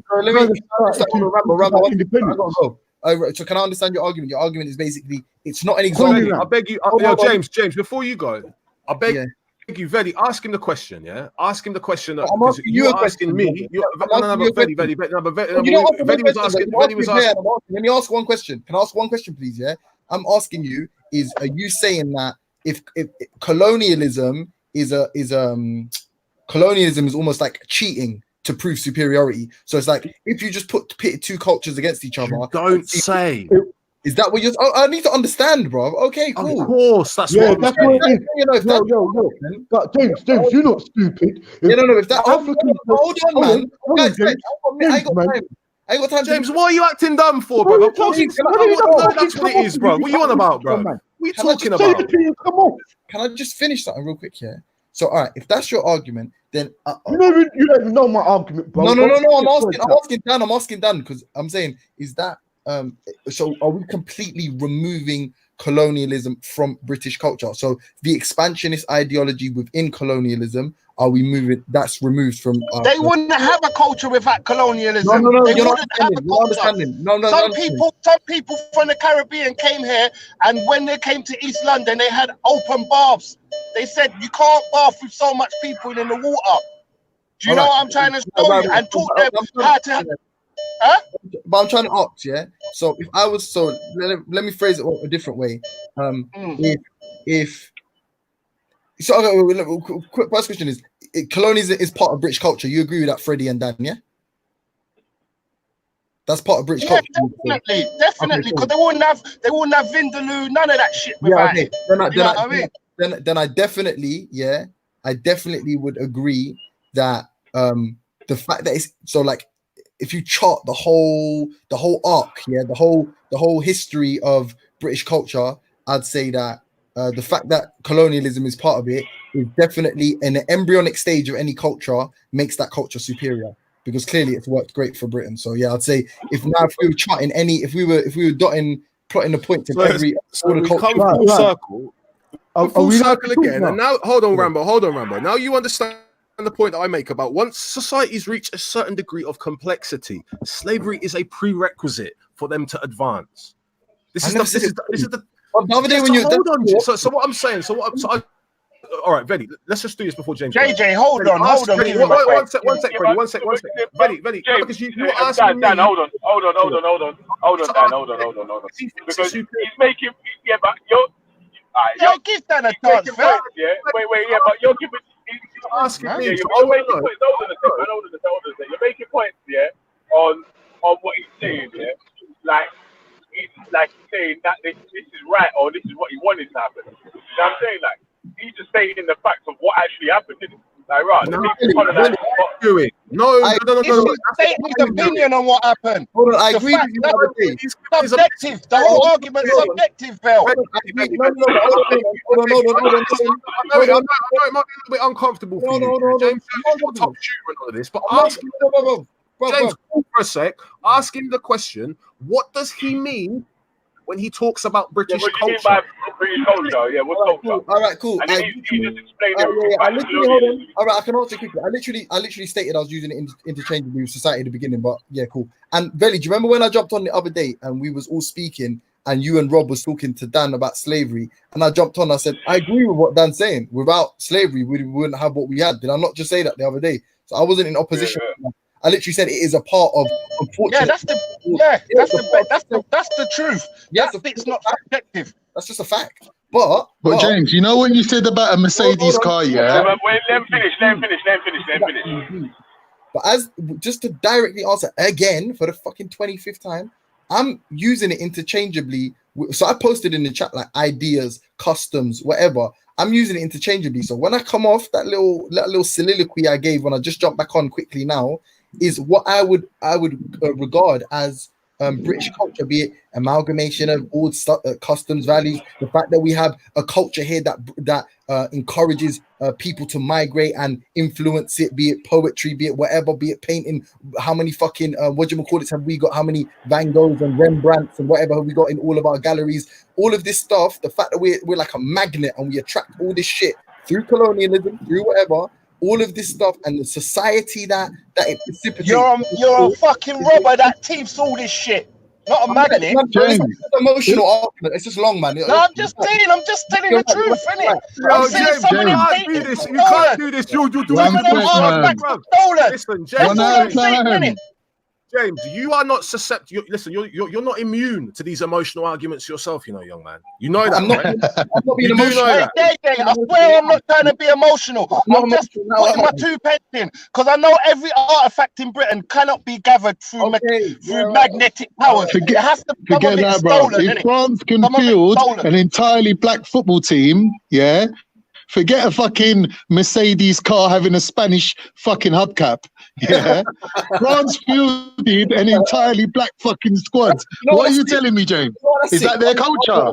one of the reasons that France win so many World Cups is their football culture. No, but listen, this is the wickedest thing, is their football culture. You can argue because of its colonialist past, that's why France wins so many World Cups and Euros, because the football culture is a stolen culture. And I would agree with you. You're not wrong. That's factually correct. The fact is, though, it has a better football culture than the UK. Then, you know what I'm saying? Simple. Yeah, because I beg you. Let me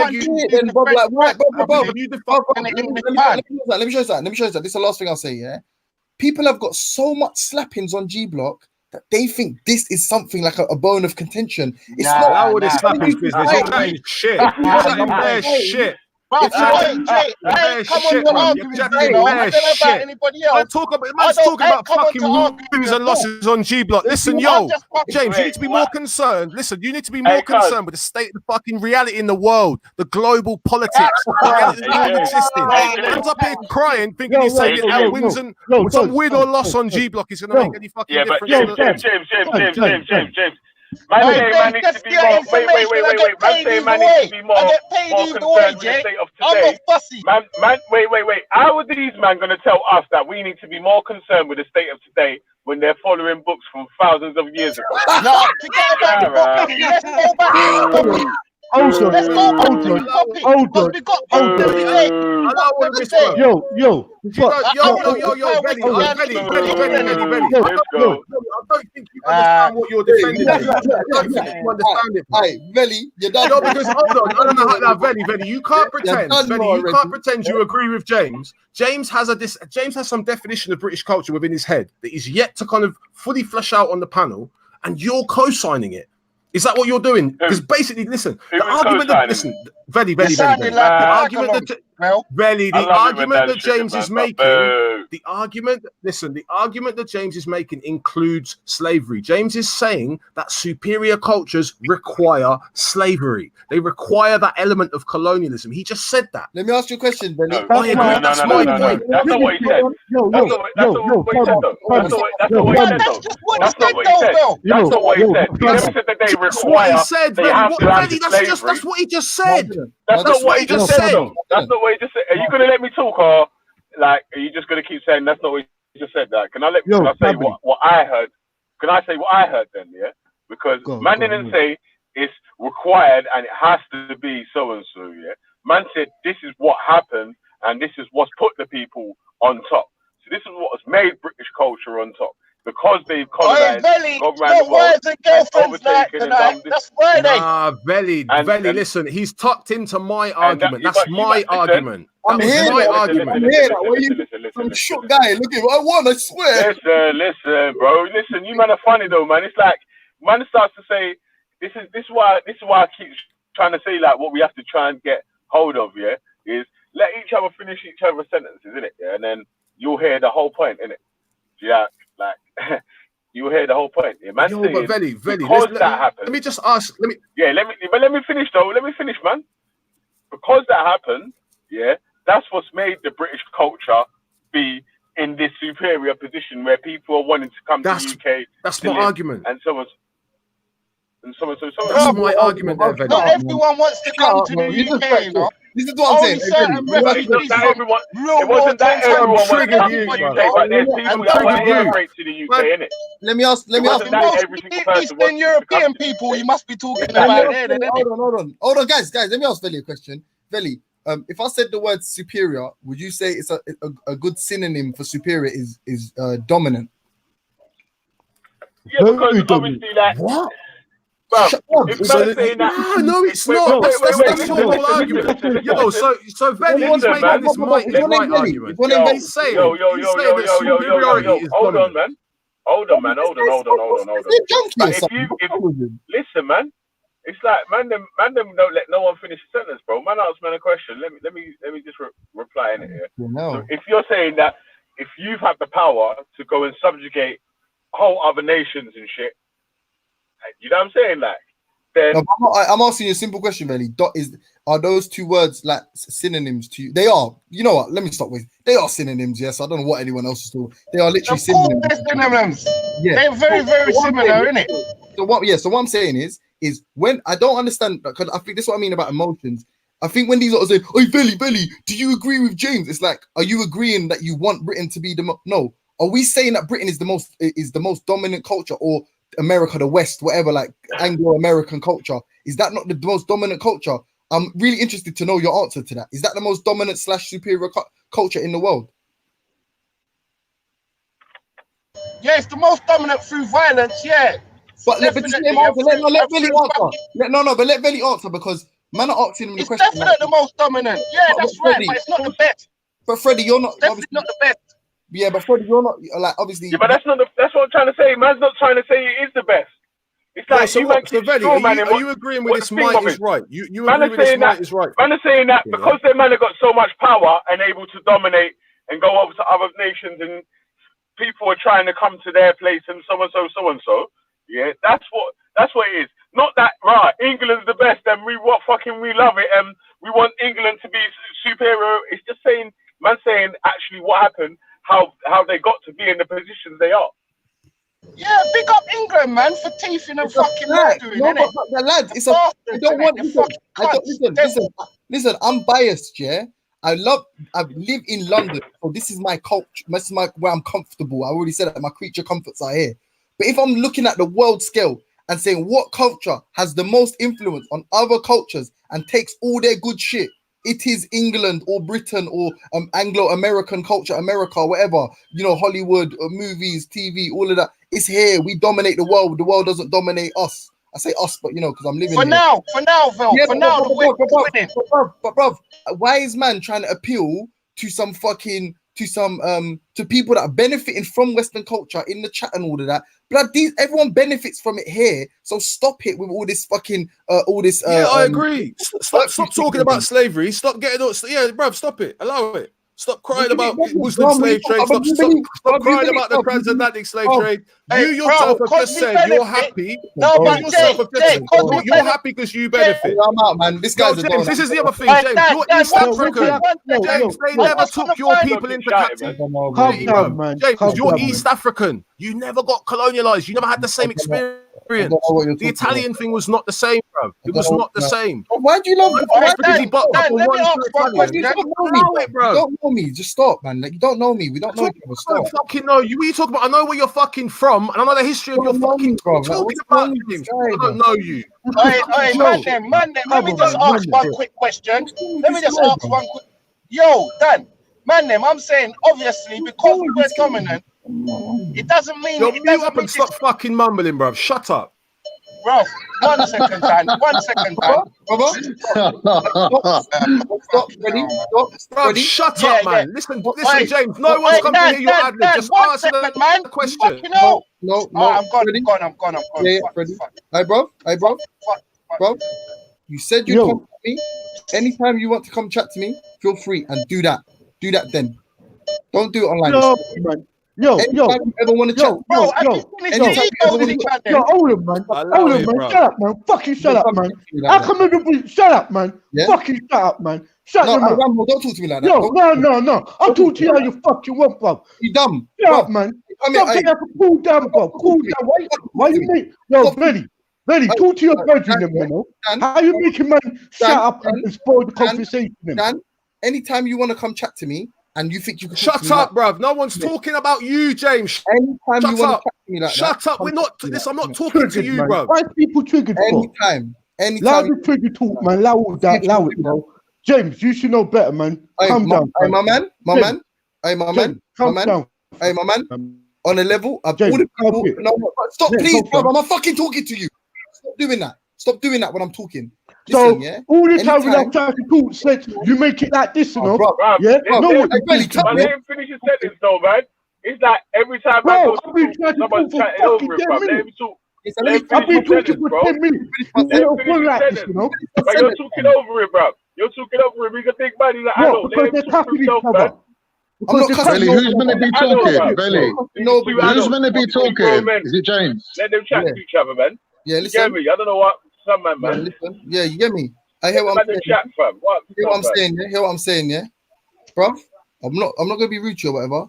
But if you feel that angry, that you always want to be angry and all this extra, I swear on my life, I will talk to you about whatever's got your goal. Man, listen, man, ain't interested in talking to you. You're repeating the same thing. No one's talking about what you're talking about, James. I'm not referring to you. I want to know what your argument is. I want to know about this superior culture that you're caping for. That's what I want to know. I want to understand why. I want to understand why the question suddenly gets. Hold on. I want to know why, and I'm suddenly asking you what British culture is. I've never had to do that with you before, James. Yeah, all right, that's fine. I know you've made this argument before. How you think British culture is superior? All right, no I problem. get you. I'm going to ask you to no, because you're just going to get on this side thing. I am.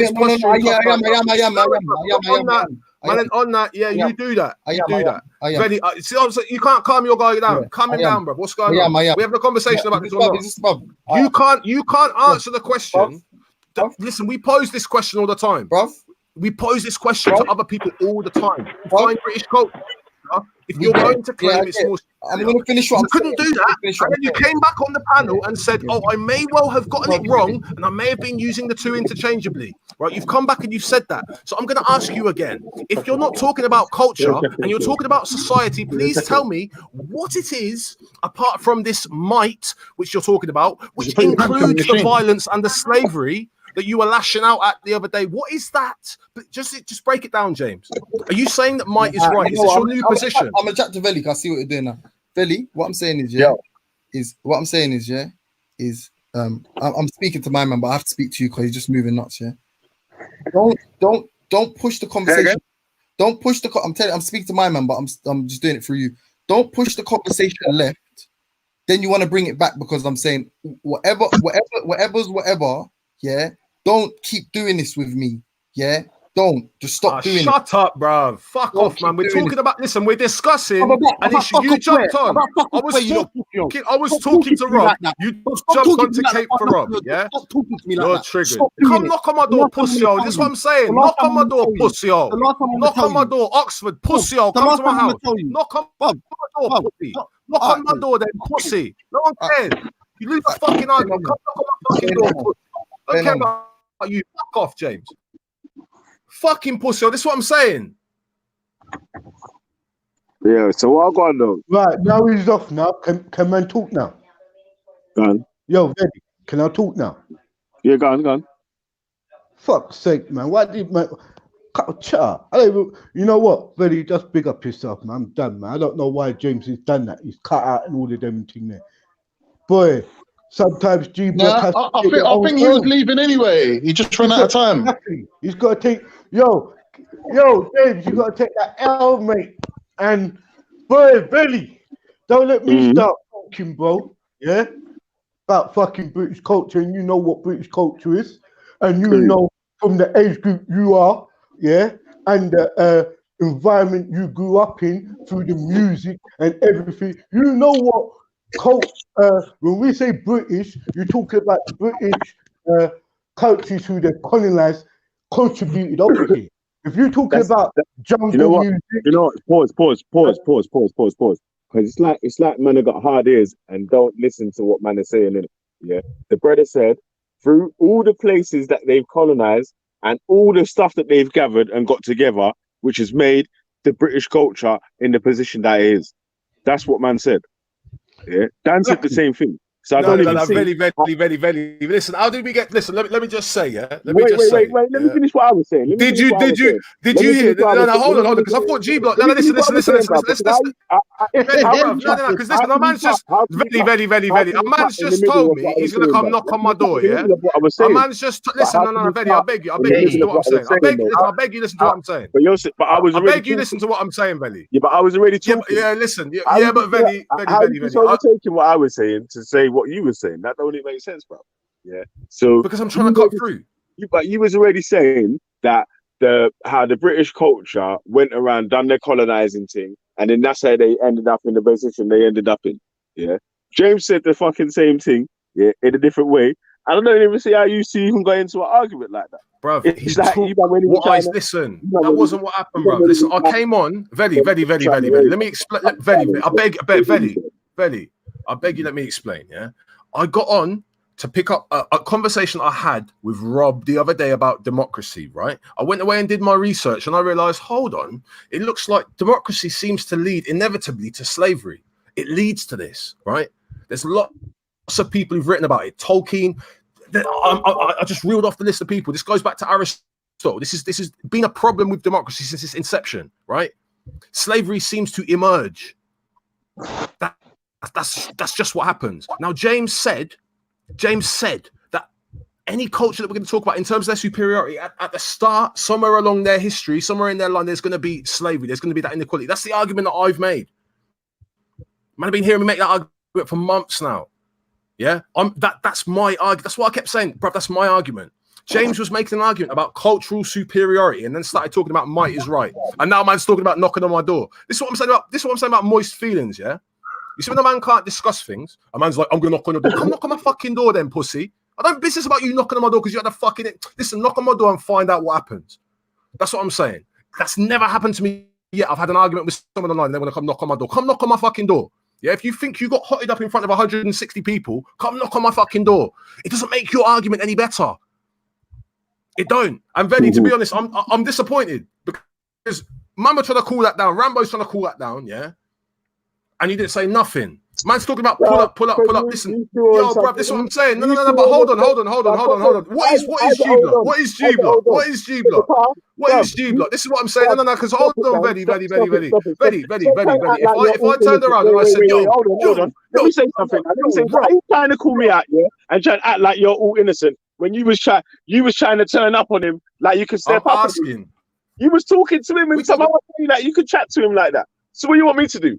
When he starts talking hard, I'm talking to like he can chat. Like, listen, he made an argument. I can chat. Listen, if I feel like his argument if his argument don't hold no water, you chat to him. Yes, I can. That's how it goes. That's just the way of life, bro. If I don't want anyone to talk hard to me, I won't talk hard to them. I won't talk to them like that. You get me? If you don't want a man to talk hard to you, don't turn up on man like you're talking to man like you're gonna do him something and blah blah blah. Who said that? Who said that? Who said that? Check it. Everyone on the panel, yeah, was Dan chatting to man like? Was he chatting to James like that first of all, or did James chat to him like that first of all? 100%, it was Dan's fault. So Dan, come on, man. Be honest in the argument, innit? Yeah, I didn't say nothing when you turned up, yeah. So I didn't say nothing when James turned up. What the fuck, bro? What do you want me to do? I can't supervise like that, bro. That's moist. Man's, I'm asking. See what I'm asking. I'm saying to you, yeah.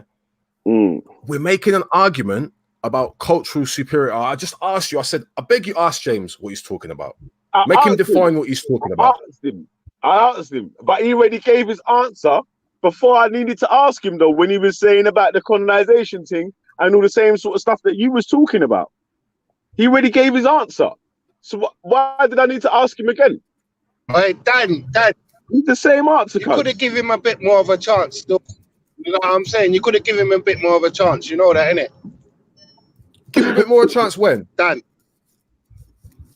No, because I'm saying you was onto him a little bit. The both of you was giving as good as you get, but I'm just saying you could in that instance. Listen, me and James Jones don't get along, yeah? We don't get along. Yeah. Yeah. And there's a reason for this. And he knows that reason, yeah? We don't get along. We don't chat like that. So when I don't jump on to talk to him, you know? I jumped on to talk to Rob. I know. You know what? You see the animosity between the people, them is fucking up the... Yeah, that... Not being proud of that. Dan, you're making it sound worse, not better. Me? It's not like I'm... Yeah, fam. It's funny though, isn't it? That's what I'm trying to say, cuz. Yeah, like, I mean...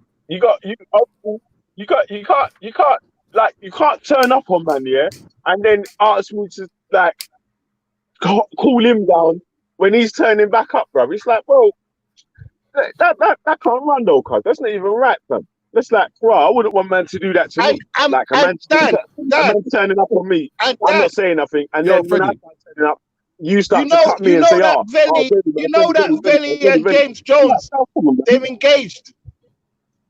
Ah, yo, this shit, Nah, you know me. I just wanted to cuss Britain real quick and feel good about getting on to Britain. I didn't really care about James or trying to shout over James. You know what I'm saying? I just wanted to make him know Britain's not all what you're saying, innit? It's not all what you're saying. That's your perspective. Man. So, true splash bare headlights, like, everyone's onto him now, innit? They're like, bro. Yeah, but I ain't taking that personally. I'm not onto him. I just want... You splashed my head back on Tuesday. You splashed my head back on Thursday. I'm like, yeah. Benny tried to save me. Nah, man. Benny was trying to throw the towel, bro. Yeah?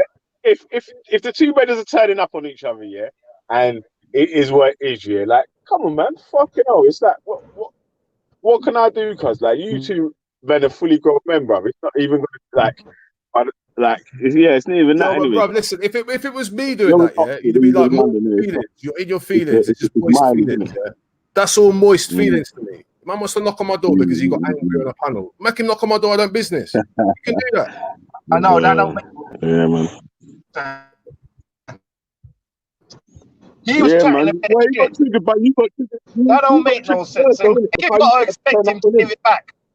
Yeah, that's what I'm saying, bro. Yeah. You got triggered, but you got triggered first, though, innit? Because you started turning up on him. Like, I think the only thing, the next thing that was really going to come out of your mouth is, right, you little pussy, rah, rah, rah, rah, rah. You get me? I was like, me calling little pussy, that's nothing. That's nothing. I'm asking him a question. I'm asking him why he thinks. Listen, ready? Yo, I don't. This is what I'm saying. It come out you didn't even listen to the conversation, bro.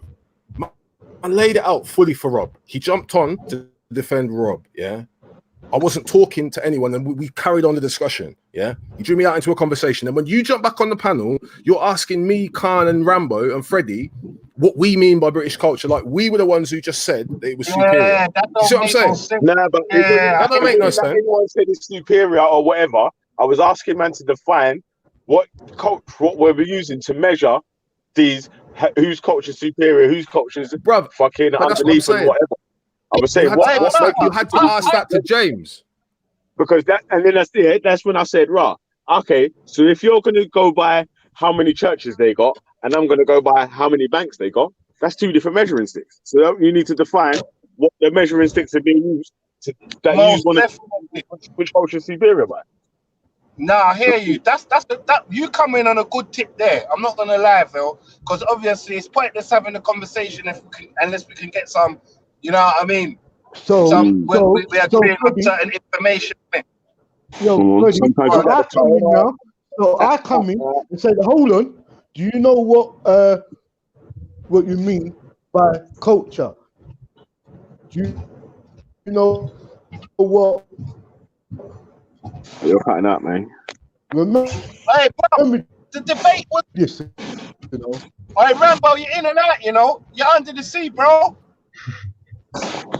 Under the sea. The British under the sea. Colonized us. Throughout. Hey, fam, I'm saying I rate James Jones enough, you know. I'm not gonna lie. I rate Dan. I rate James Jones. I rate Khan. I rate fucking Witness. There's only a couple. So when the real man them get on the thing, I don't want to hear the fucking rah rah rah, because we're just having a good debate, you know. We're just having a good debate, and this is what's been happening all week. Because man don't like this one, he's just gonna fucking start going crazy, man. Because man don't like that one. You know what I'm saying, Val? Yeah, man. Hey, you know, it's funny though, yeah. I imagine reading the chat, you man are cracking me up. Jeez, come on. Yeah, G was an artist, man. Yeah, man, G was an artist spot on YouTube, man. Shout out, man. Yeah, bro, it's a good channel. It's a good channel, but listen, I don't get that. We're not listen, Veli. I can respect you, but I don't respect these other affiliates. This is what I'm saying. The G Block thing when it comes to some group, bro, I don't know about all of that, man, because you got Rob up in there. You got all sorts of people, James SC, who I don't agree with. I can't agree with them. I can rate you. I can rate the panel on the platform. That's all cool. I don't get into these side things. But listen, from I hear these arguments about slavery and talking about how bad slavery is and all of this. Man can't be having them arguments for a full week and then turn around at the end of the week and be like, oh, but we have the best society. And I don't want to talk about the fact that we have the best society because of slavery and because of colonialization. I agree with that. You see what I'm saying? Yeah, a man can't have it both that, ways, Veli. You can't. Benny. You can't start licking out umbrellas and then saying, oh, but hold on, but we have the best society now. Exactly. Dan, yeah, that means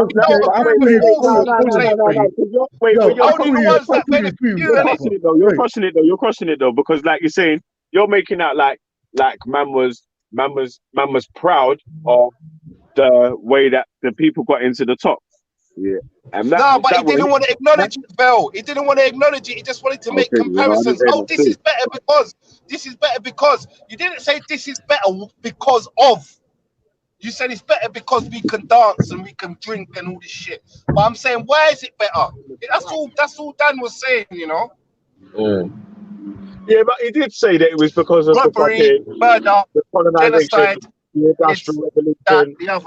but Veli, check it out, fam. This is what I'm saying. A man. Listen, Veli. A man can't just concede that. Yeah, a man can't concede a point like that on Tuesday when the whole of last week, man have been making this argument against slavery and how bad it is and all of that. And I've just been sitting back going, yo, hold on. Why not? You saying you can't be against slavery? Because you have to be against all forms of it. You have to be against all forms of it. But Veli, you don't see what I'm saying. You can't have it both ways. You can't say slavery's bad, but it's produced this brilliant, great society that I'm going to put up as the best. And they make some argument about might is right. That's what Ralph does. That's not what he said, though. That's not what he said. Family, I believe he didn't say that, but insinuations, definitely. Man, he never claimed it, and no one has claimed that this society is perfect, and this is the perfect society to live in, and this is the best it's ever going to get, or whatever. There's always advancements and betterments that can be made. Do you know what I'm saying? So no one's claiming. But he was speaking like this is the model society we need to look to, and the whole world needs to aspire to England and British ideals and British culture. Fuck Britain. You get me? Live somewhere else and then come back in it and tell me in it. I think that's it. Man's lived other places in the world because of the colonization and obviously the other how did the powers in place through other means or whatever, then able to hold on to that sort of shit, isn't it? And have them sort of influences or whatever. But the bottom line is, if you had an economy that was run on slavery, you would be able to be much more economically viable than an economy that doesn't use slavery. But the thing is, we have a thing called human rights, and therefore slavery is bad. But economically, it would be good. I think that's listen, check it out. Listen, check it out. What you guys are trying slavery. To say. You can say that slavery is bad, but you can still say that we have benefit. That's what James says. Because James is black, if he says, when he says shit like that, they're gonna try to say, oh, yeah, but James, you're a sellout. You can't say shit like that. But he said, nah, man, I would never say man to say that. Man can deal with anything you want to deal with. Listen, Veli, if I was on the panel talking about James as a sellout, I understand why he gets. I never said that, I never said you man said he was selling that. I never said, but listen, I don't know about people in the chat, but we're talking about people on the panel. No one said that. Bro, I can tell you for fact, nobody has said anything about sellout. No one. Exactly. No one. I never said that you man said he was sellout, but relax. I said the people in the chat would have been sellout. Yo, Fred. Yo, brother. No, sorry. Can I talk to Lester? Go on, Lester. Yo, let me speak to you with no prejudice or nothing.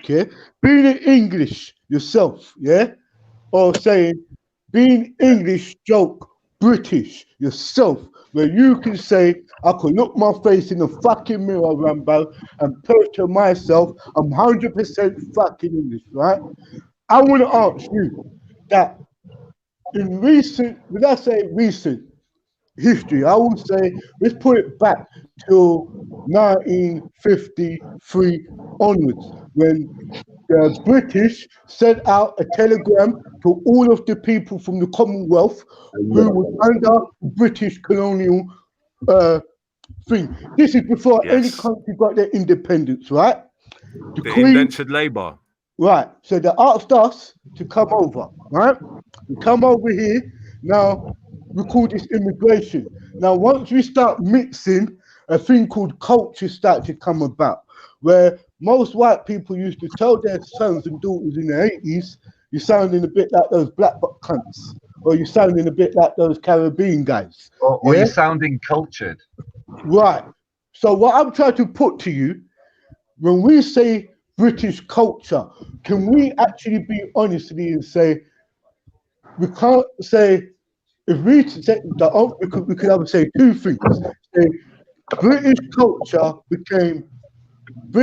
is really British colonial regime, yeah? Or we say that British culture is what people came in over since the 50s and that, yeah? So what I'm basically, let me get to the point rather than me waffling. I'm trying to say to you, with no biasness, we all know, I don't want to be racist, but can you say on the panel that what is British culture from your head? Do you explain what is British culture in the? Again, that's wait. Before you answer the question, yeah. Again, this is what. Yeah, let's start. Because no one's been able to say, right, this, that, blah, blah, blah. This is British culture. Man are saying what's been the effects of what's made the things that's how Britain's got to the position that it is in. Do you know what I'm saying? That not like, right, this is British culture, that's British culture. Yeah. Eating chips or something like that. You get me? Like fucking hell. But the thing is, Benny, the conversation, the conversation seems to be limited to all the kind of cultures that Britain has produced, apart from the colonial culture. Yeah, right? but culture in itself is just it's ideas, a people's ideas, a people's customs, a people's traditions. Are you saying that the British people before colonialism didn't have their own ideas or their own customs and traditions? Can I just be honest with that? I will be honest and say to you that the British culture or the colonial culture is bow tie and suits, is suits or is 3-piece suits, or is that, because what I say as a person who really loves my people, my culture as a Pan-African, we do have a thing in Africa called neo-colonialism. Now, neo-colonialism is no different than what the British colonial gave to the African colonial leaders, because all of the African leaders, they speak in a bow tie suit. They have their bow tie suit. They drink fucking tea out of a cup. They drink out of a glass. That's all British colonial. Where we call. I don't know if the Nation of Islam drinks tea. I don't know if the Nation of Islam drinks tea, but they definitely wear bow ties and suits. Let me explain to you. Yeah, quickly. I need to jump in though on the before it gets away. Let me explain to you. This is G Block, and I could do fairy tale killing, and I could tell you that most of the Pan-African great fucking leaders was under neo-colonialism. How when they come to you in a suit and tie, that's when you know that they're still in the image of the British ruling. Yeah, but that's not what we're talking about here. We're talking about hold on, bro. Batman. Let me just finish up, bro, before you get me started. You show me any leader who's ever come to you in a full traditional garment, sitting, talking with you in that old African traditional way. You haven't seen it. Through neo-colonialism and British colonialism, you had all of those leaders come in both suits and tie and talk to and fill up our heads under the British colonial regime, bro. Rambo, I get what you're saying. Yeah. I get what you're saying, Rambo. But that's a whole different conversation. Why is that? No, that's a part of the conversation, bro. What I'm saying. Why do we have to? Why do we have to? We're talking about culture. If we're focusing on culture, because Relly said, he's still right. trying to Look, understand All right, here's this culture, dude. Here's this culture. Here's this culture, brother. No disrespect, brother. We learn Christian. Hold on, brother. We learn Christianity through that culture. Through Christianity, we learn to go to church and follow the British culture. Every Sunday they used to go to church. They don't do it in your generation, as much. But when I was growing up and the elders before me, every fucking Sunday, the whole streets was quiet. You ain't finding no shops open. Everybody was in church. Houston was in Sunday school. You had your Sunday best shoes, hard wooden clock shoes before it was before you start to get rub on your soles now. We had black shoes with buses up our feet, sitting in Sunday school, and that was the part of that British colonial regime, what we say, the British culture. Sunday school. Every Caribbean person who came in the 1950s, who you call the Windrush, was more Christian than any of you lot. Why? Because of the British colonial. Most of the Nigerians, the Africans who come from West Africa, who will beat their children if they don't pronounce the Bible properly, was all British colonial. Captain, you asked him a question to explain what the culture is, but then you started defining bare different things for him. Exactly. That's my point. I'll mute up. I'm just throwing gems in. I'm just throwing gems in. All right, Captain, let me say something. Wait, back boy, hold on. Let Lister answer it, because it was Lister that was asked the question, innit? He ain't even had a chance to give an answer. Yeah. Cheers. You just got machine. So to me, colonialism has been kind of replaced. Let's call it national colonialism or British colonialism. I think that's been replaced by this kind of capitalist colonialism, where it's now big businesses that are going in and occupying countries, whether that be oil companies or Apple or like mining companies or that kind of thing. And this is kind of, I think, a little bit separate from culture. To me, culture is all the little bits of culture. So you might have like the LGBTQ community and their culture, the football community and their culture, or back 60, 70 years ago, there was a much bigger culture of like bowling greens and stuff, like for the old people, and that's kind of dying out as old people die out. And then we had the technology revolution and the internet, and now we've got a gaming culture and all these different cultures that like British people would just disagree about, like, oh, I'm against this feminist culture that we live in, or I'm not too up on the gaming culture. I think that's inspiring violent acts. There's all these different conflicts between the cultures within the UK, and all these different cultures didn't even exist. But you're referring to subcultures right now. You're actually referring to subcultures. But the culture of the whole nation is made up of subcultures, and it's always evolving and it's always changing. So to try and keep this kind of idea of a culture, and it must stay this like rigid culture, and we can't change it, we can't add to it, we can't take from it, we can't improve it, I think is I don't like that kind of idea of thinking. To address the original question, what is culture? What is British culture? Yeah. Basically, there isn't one. Ideas, people's ideas, their customs, their traditions, their norms, their languages, literature, all of these things fall into culture. Now, to say that the British people don't have any sort of culture of their own before colonialism is actually, it's very wrong. You know, yes. Yeah. The amalgamation of peoples, you know, the cosmopolitan nature of Britain has made it possible for other cultures to come in, and as a collective. When are you defining Britishness? Because look, you can talk about the Romans in Britain, yeah. So Rome governed Britain for a long time. That was a form of colonialism. That was probably the earliest form, yeah. And we've progressed from that point.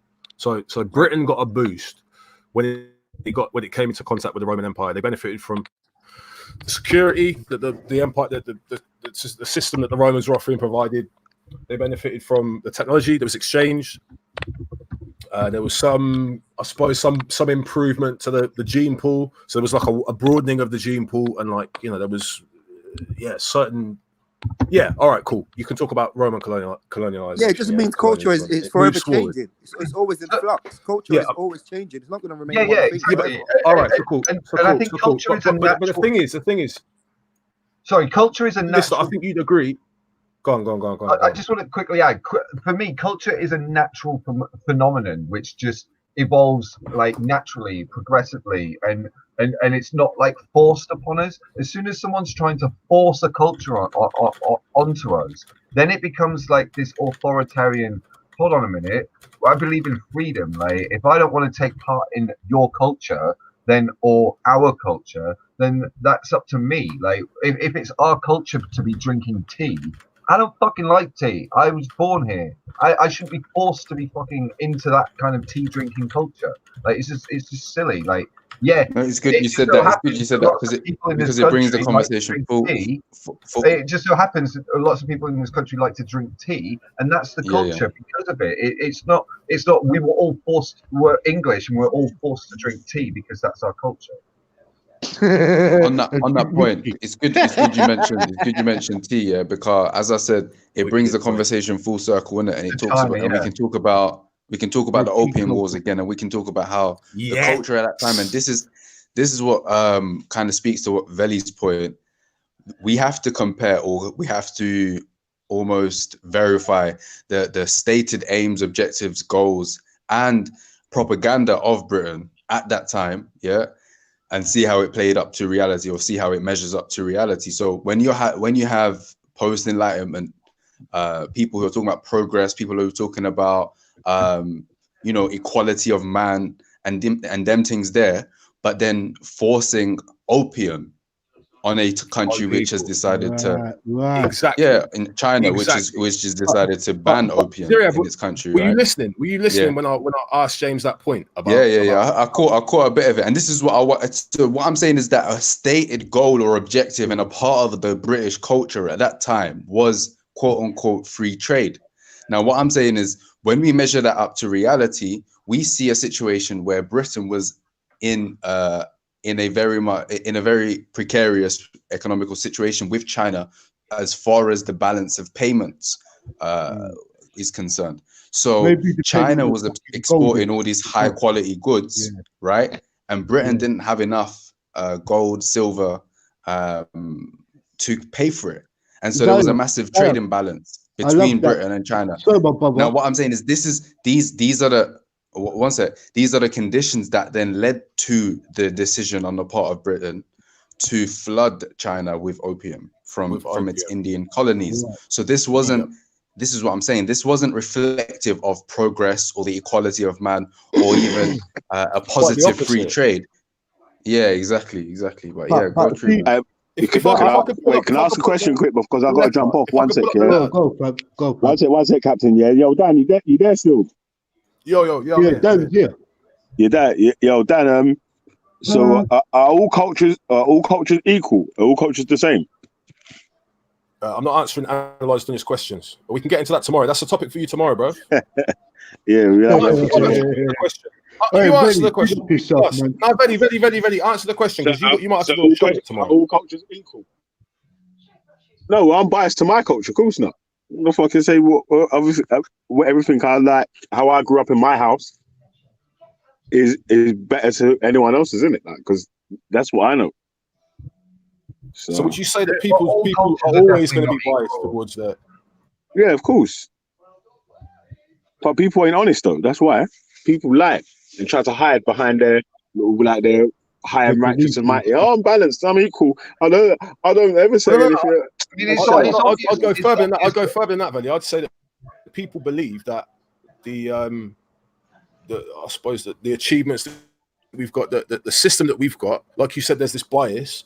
We believe that anything else is I don't know, not really worthy of exploration or consideration, or indeed isn't even worthy of existence. Yeah, so that's why when you start measuring these things, it's dumb. You don't even really you can never really get a real true honest answer because now everyone's personal favoritism starts to come into play now. Yeah, but listen, because I like this and this is what I like how it was here. Now you're seeing your culture is better. But what about the other people who lived over on the other side who never had that, but they had something totally different, right. And that was all they knew. Now they're saying that their culture of that is totally better.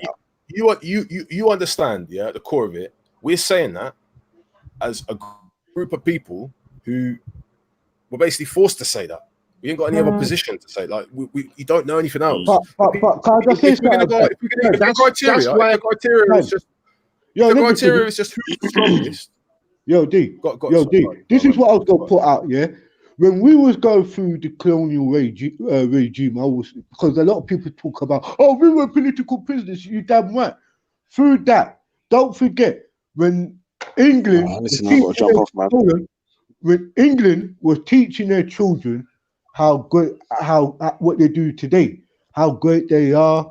So justify the reasons why they invade our countries, they were doing it. So the propaganda was always here, over here. So people like Lester will tell you straight, tea comes from India.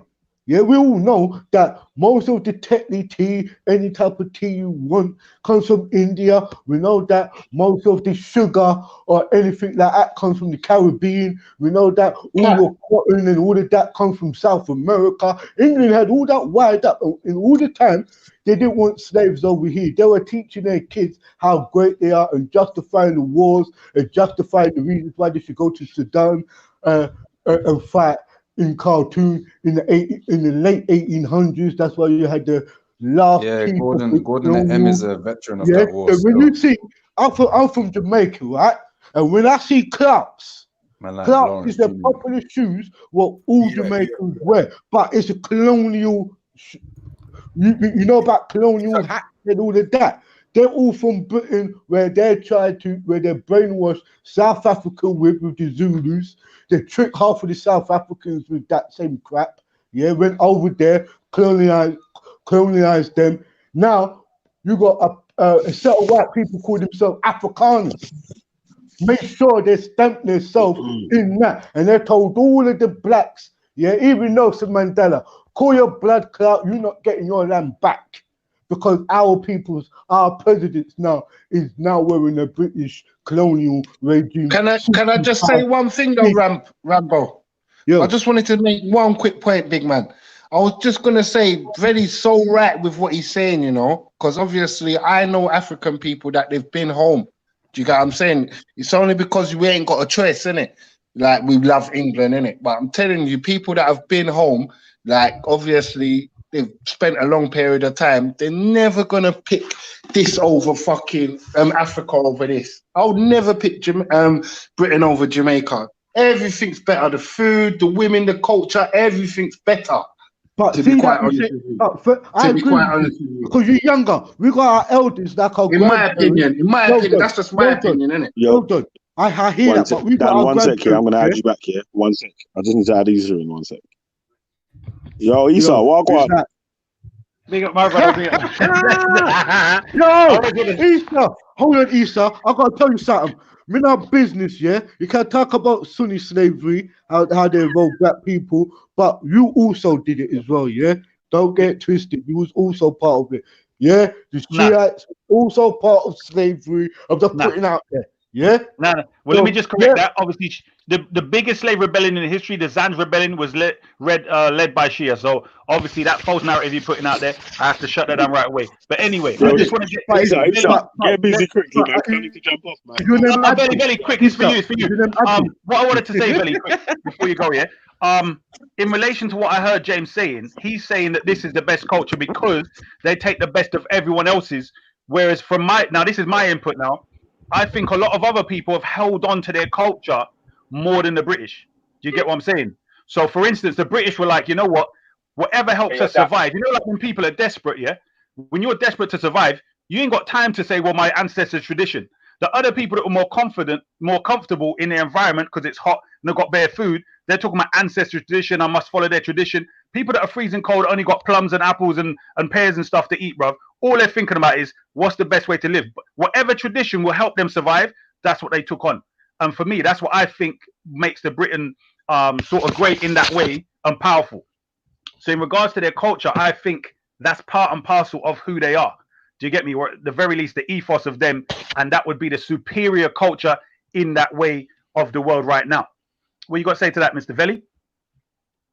Yeah, well, that I wasn't agreeing or disagreeing with James's superior statement in it. I was just trying to get people to sort of understand sort of what he was saying in it. Like, no, I understand, but what are you saying to what I said? Because you did put your own thing in there as well. What's that? No, you said your own piece as well. I know you were saying, because you've also spoken it before, but don't you also think that England, like, for me, I've been to the Caribbean several times. I've spent a lot of time out there doing business or whatever else. Yeah.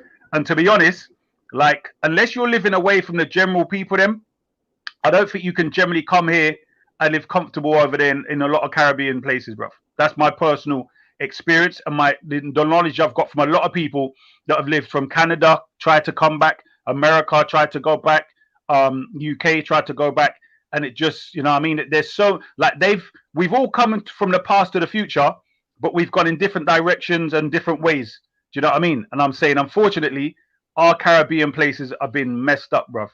You know what I mean? Even let me give you one example is a lot of our people, when they vote according to family. So you might have a big family, and if someone votes for another government, everyone's Labour, yeah. Trust me. They start falling out. You got Labour, PMP areas and all that. Yeah. Right. They be falling out with a family member to the degree, like, that, or even certain jobs. I remember somebody said they couldn't get a job because of who they bloody voted for, bro. Contracting.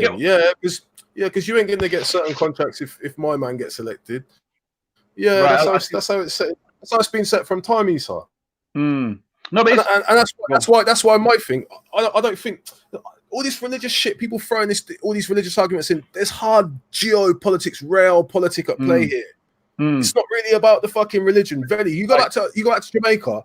Listen, it's PMP, JLP that mash up Jamaica. It's the Cold War that mash up. Religion has got a stronghold in Jamaica, though. Yo, look how much churches. Do you know how much churches are in Jamaica, bro? But they use it though. Stronghold in Jamaica. Hey, they use it. I always say politics is more important than religion, because politics is used daily, innit? Politics is used daily to control what happens daily, innit? So I've always recognised that politics is daily, and differently. If man has really been listening to what man's been saying around here, yeah, I've been saying that, whatever country you come from or your parents come from, it's time for the people that come from them countries to start paying attention to the actual politics of the country, to have more of an influence on the politics that goes on there to make it better for when the people then want to move back home. Veli, if you never know saying that, then it's fucking. Let me say something, brother. I tried a bit of that, bro. Trust me, unless you're looking to get murked over there, unless you can do it subtly, it's not working. You see what they're doing to the Chinese? You see all these Chinese out Maypen and all these places, bro. It's police who are doing it. It's police who are going off duty, taking their machines out of the station and just going on moves. They just go on moves after hours because they know the state can't control it. What did it come down? What's the main issue? What would you say? Yo, man, I'm trying to tell you, bro. If you could name one thing that was causing that poverty. See, I'll give it away there. One thing that's causing that, to make it be like that. What is the one thing that's causing it to make it be like that? Why would a policeman, take a fucking criminal gangster's payment to shoot people off duty? Why would he do that? Yeah. Let me just explain something to you. Let me just explain to you. Let me just explain. Let brother talk in it. Go on. What I'm trying to explain is this. I've been keeping up with most of the news, what's going on in Jamaica and stuff, and what's going on. The political structure of Jamaica is so corrupt, mucked up, corrupt.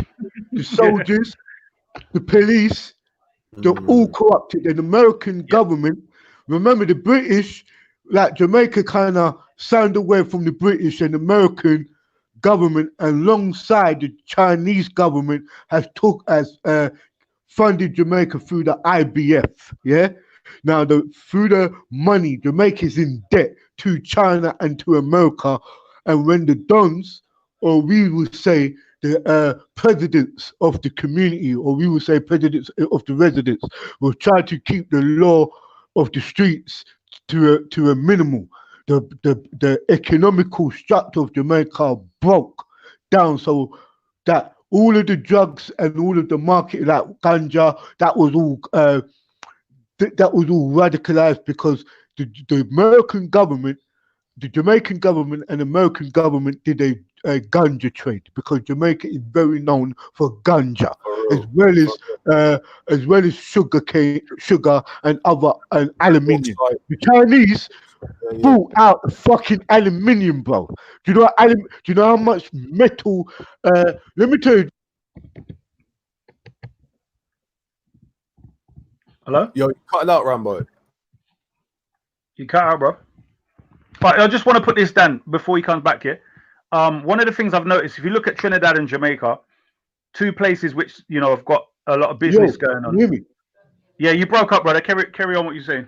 No, all I was trying to say, right, what you got to learn now, right? The same thing what they talk about the Arab Spring, yeah, when they build at Dubai. What a lot of people's going to realize that a lot of the Cayman Islands, Jamaica, and everything is going through a new transition in the Caribbean right now. They're actually making they most probably call it the Caribbean Springs. They're looking to try to do the same thing what they did over Dubai over to the Caribbean, and we people at Haiti, yeah, right. This is another thing. All of these fucking hurricanes and we get the worst weathers. We finding out that going on, what most of the people over here in the West is not really to show off, yeah, because what Jamaica's going through or the Caribbean's going through is another change right now. They want to modernize it. China has put billions of pounds into your government, so you could go back right now and you might have to buy land, and that land might be taken away from you. You could have like most of the true conscious people is try to go back to Gambia and Africa or wherever. Yeah, that's how bad the Caribbean is. Really, they're buying up our beaches. But you know what? There's still people. One second. There's still people in the Caribbean doing their thing, man. Trust me, it's not all bad. There's corruption everywhere. Do you know what I mean? It's the same way that. Bro. Me and you from the same place, bro. We go there every summer from with you. I'm not trying to diss my place. You mad? I rather live in Jamaica right now, but the police, facts, bro. Facts. But what I will have to try to address to the people then, that if England was in the state or Britain government was in the state of the Jamaican government, you will really know about pressure. You will really know. You think. You want to blame these drillers. Corruption starts from up, right down. Police is all involved with shit over here as well as over brother, you see the head of the JPF, the Jamaica Police Federation, it's a white man. It's from England. Do you get what I'm trying to show you? So you know he's heading up most of that corruption. What was his name? Mark. What's his name? Mark Shields or something. Mark Shields was the... Facts. They shipped him over there, and yo, he was keeping up the most fuckery out there. Yeah, man. He was even trying to. Still there? Yeah, he's still up there. What he's done is push. What it is Jamaica's like? People's got to understand this, yeah. So all of this bad, they come up with a new division, bro, for these rude boys right now. They call them the Jamaican. Basically, they're the Jamaican soldiers, bro. Yeah, right. And they've got a place called Section 15 and all of that. They've been taking dons, the highest dons, where we will say, like we have the levels where we say the 90s and the 90s level to the shot 87 level. We're not talking about that. All of the heads of each being either killed or been into this prison was like Guantanamo Bay. And let me tell you something about Cuba. Cuba is also with the political aspect with Jamaica. So no matter when they're talking about war and terror and all of that, Jamaica's feeling that. And we're having a political struggle as well. It's like if people talking about the New World Order, Jamaica's like coming into it because the head superpowers is focusing on Jamaica. Don't forget, remember it was you English people who taught us about Captain Morgan, you know, yeah, and blood clot. Yeah, man, Captain Morgan and them thing. Tell me about the gold. What's going on St. Anne's? Not St. Anne's. Mawai and all of them places. There's certain things what's going on in Jamaica. Yeah, the hidden treasure down at Portland. Yeah, the average. I'm saying, but Captain, I'm saying if we could get control of our natural resources like every African country. Do you know what I'm saying? Like one day, black people get control of their natural resources, and none of these things we're talking about will be an issue. I pray to God. You know what I mean? Because obviously, we manufacture the best coffee. We've got tons and tons of bauxite, what sells for a lot of money. You know what I'm saying? We've got natural resources coming out of the a-hole. If we could get a chance to control them properly, maybe we could control our destiny a bit better. Wait, I don't know. It seems like we're still arguing with each other. No. It seems like there's nothing we agree now.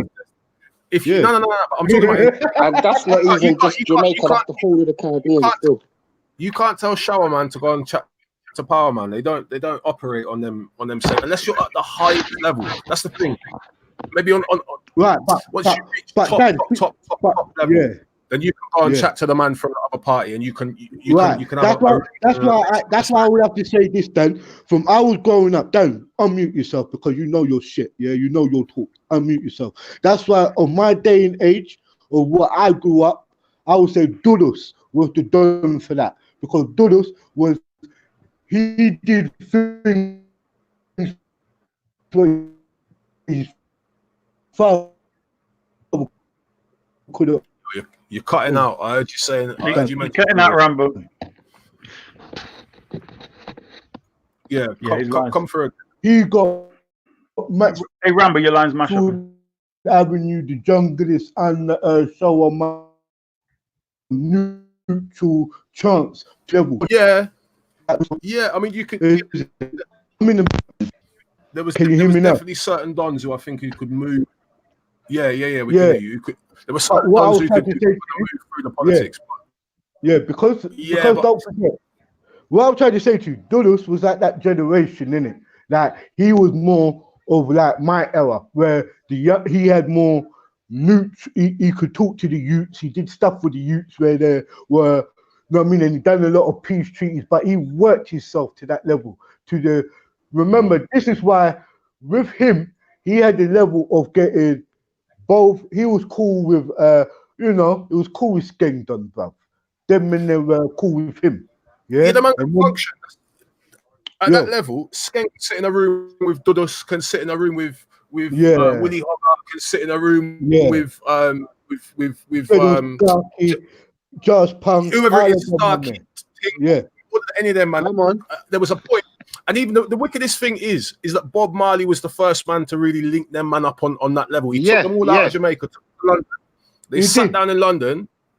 And listen, 6 months. I think it was less than that. It was like 2 months after what's his name? My man from he was from Tivoli, Bakawal. He come before Jim Brown. Who talk about Claudius Massop? Claudie Massop, yes, Claudie Massop. Yeah, because don't forget.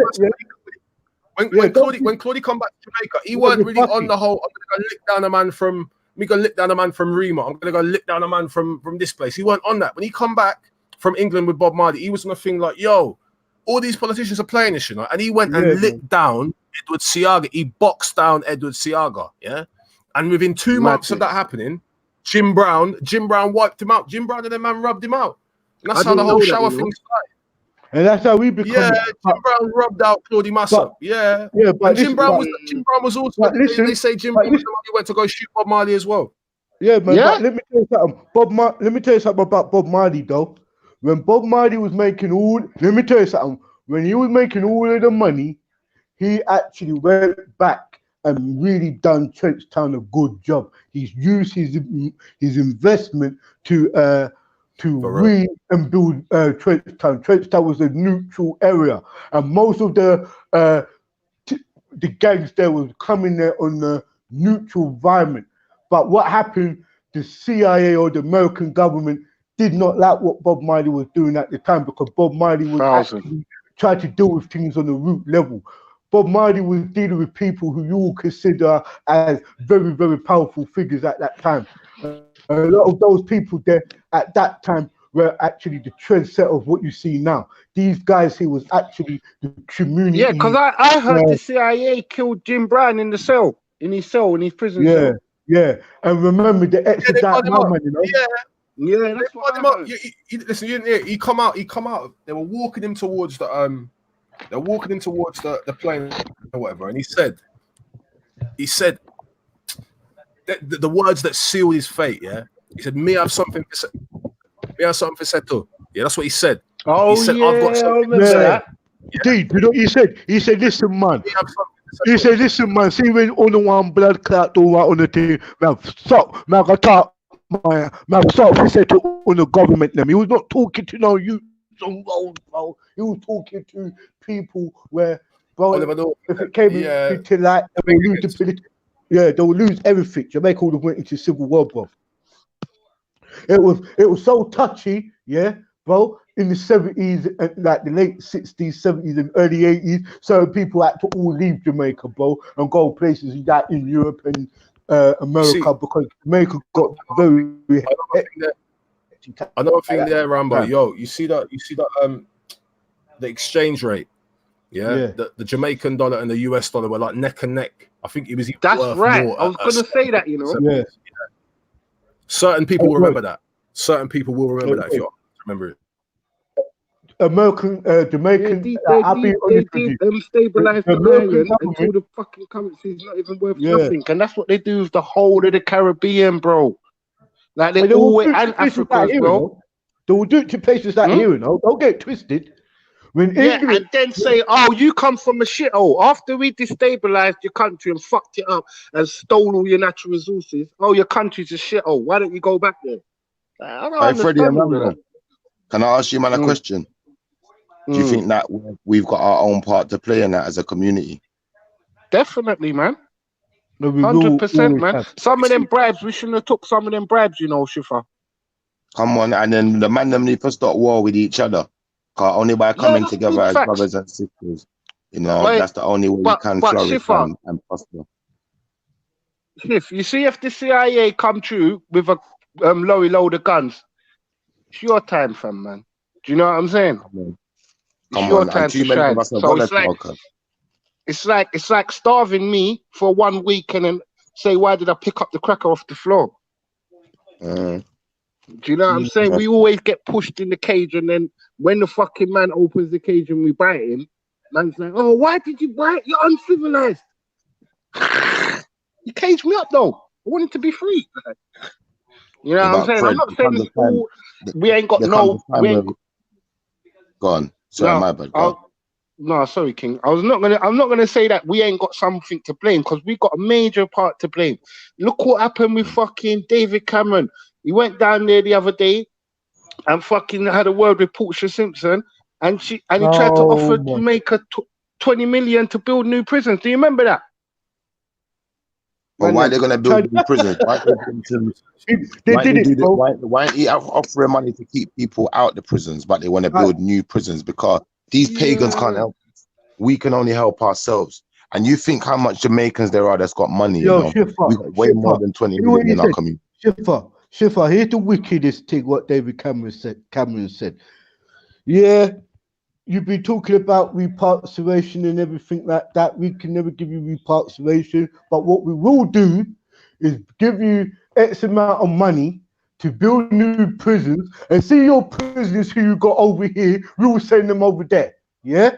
And ever since then, and that's the point, yeah? So when people talking about repatriation, England don't talk about that in 2015, bro. They're not going to give you that. So you have to find some other way of trying to get what you owe. Because you see what you owe, you can't write down on signature, bro. Like, this is the problem what meshes up black people. Is when we do side treaties, when we side treaties, and the fuckers behind do a double barrel shotgun at us. As we sign it, we get shot dead. We sign our life away when we do treaties. Rambo, you see sometimes. Yeah. You see when someone tries to double cross you, yeah? Like many a man have tried it. Like I've had man in the past, man have tried to rob me, fam. But you know when you're too smart for man to rob you, they can't rob you, fam. And what they're gonna do is gonna backfire on them because you see it coming from a mile away. So by the time they come and try to do what they come to do, it's like it didn't go the way they expected it to go. Now they're in a problem. But Shifa, I respect you on that one, you know. That's a big statement there, but I'm saying this type of robbery that the West perform is with a gun, bro. So if you give it up, you get sprayed. It's simple as that. There's no in between. Because what Portia Simpson should have done is, she should have signed the treaty, whatever she signed with them, and then when she get the money, she should have teared it up and say, I'm not honouring it. Because really and truthfully, any prisoners you want to send back, I'm not accepting them. I'm not accepting them because they're British citizens. Do you know why, bro? No disrespect. America, let's just talk some. Yeah, let's talk some real talk for real. It's a real talk. Jamaica under the man was a revolutionized country because of Fidel Castro, right? When Fidel Castro, you're cutting out, cuz you're cutting out. Said to this now. Yo, can you hear me? Yeah, that's better. Right. What I'm trying to explain to you, is that this is how it went. From the 60s, Jamaica and Cuba had a link. Fidel Castro said to Jamaica, look, you sign this, I will give you free healthcare. Some did, because at that time it was PMP, right? And at that time there was all about power to the people, right? And that was under Manley. And Manley signed a treaty with Cuba. So those people who had the benefit, some did go to Cuba, and some did went to university. And they was allowed to travel back and forth from Cuba. Yeah, my granddad went to Cuba still. Yeah, that's right. My granddad's mum took them, the whole family, to Cuba. You're right. I know about that. They had I think they called it the Brigadistas. The Brigadistas. There was certain people who went over, and on the face of it, they were saying that the people getting sent over to get trained in engineering and certain things that they'd be able to take back and employ or use in Jamaican society. But we went the fuckery started. The fuckery started when what's his name? Ronald Reagan was started to say, well, hold on. You're getting a little bit too friendly with Cuba. Why are you trying to talk the juicy? Let me talk it, bro. Why are you talking the juicy? Right, so you know, yes, it's true. You know, it's trying to let Rambo bust that one. So what happened when Cuba was exchanging people and the betterment was going on? But I'll be real with you, Cuba wanted Jamaica, the Jamaicans to help him, not like to ally with him, the cane, all the that, You're cutting out, Rambo. Oh shit, man! Can you hear me now? Yeah, just talk slower. Slower. Yeah, some of us was doing farming, the agriculture side of things, and some of us were getting trained in engineering and everything. Now, I think in '66, I think Ronald Reagan was elected, and at that time it was going on. It was the birth, like when Malcolm X was doing his speeches. It was revolutions kicking off left, right, and center. That's right. Russia was doing the Cold War thing. It was the Red Star, where we say the revolutionaries. That was the era, and Fidel Castro was the pioneer on the Western Front. And he had most of the Caribbean countries supporting him at that fight. So what happened? Ronald Reagan now started to say to Cuba, if you weapons, we're gonna come for you, and realized they couldn't do it because Cuba was doing backhand deals and getting full support from Russia. So what they did is try to find out who is Cuba's missing links, weakest links, and then leaned onto Jamaica government and said, here what? Told the British that the Jamaicans doing deal, because at that time they were under the Jamaican rule, under the Jamaicans, under the English independence. You understand? Under the British influence. So what happened? Both of the countries did lean on Jamaica and said to both of them, said, here what? If you keep on doing deals with Cuba, yeah, we gonna fuck you up. So here what really happened. America and England, the CIA and the Scotland Yard and our intelligence was working with what became JLP, what would be nicknamed called the Shower Posse. So what happened when Seaga came into power through the help of America and the British conflict, bro, the highest death through the election, and that's where Bob Marley say, "Yo, I have to cut." People say Bob Marley come home where he was the most influential person, the Wailers, and most of the reggae artists, but Bob influential artists of South Side. So when we say South Side, we're covering TG or Tivoli Gardens straight over to where we will say Matches Lane, Jungle, or Arnett Garden or Georgetown. So what happened? It just created those conflicts. So Dan, big up. So Rambo, can I ask you a question? Yeah. How is it that the British Army, or the Jamaican Army, sorry, is still owned by the British to this day, and we ain't done nothing about that to take back our country, because the army is what owns our government, and we still owe so much money to the British government and to these Westerners that we can never get out of that debt, and we've done nothing to get that debt abolished. You know, all we see in our country is our people warring with each other, killing each other. I see man setting each other on fire and stupidness. Right. But that's why I'm saying the only way we can get back our stuff is if we're willing to commit genocide like what they've done to us. And man ain't willing to do that. Do you get what I'm saying? So it's going to be a long road, innit?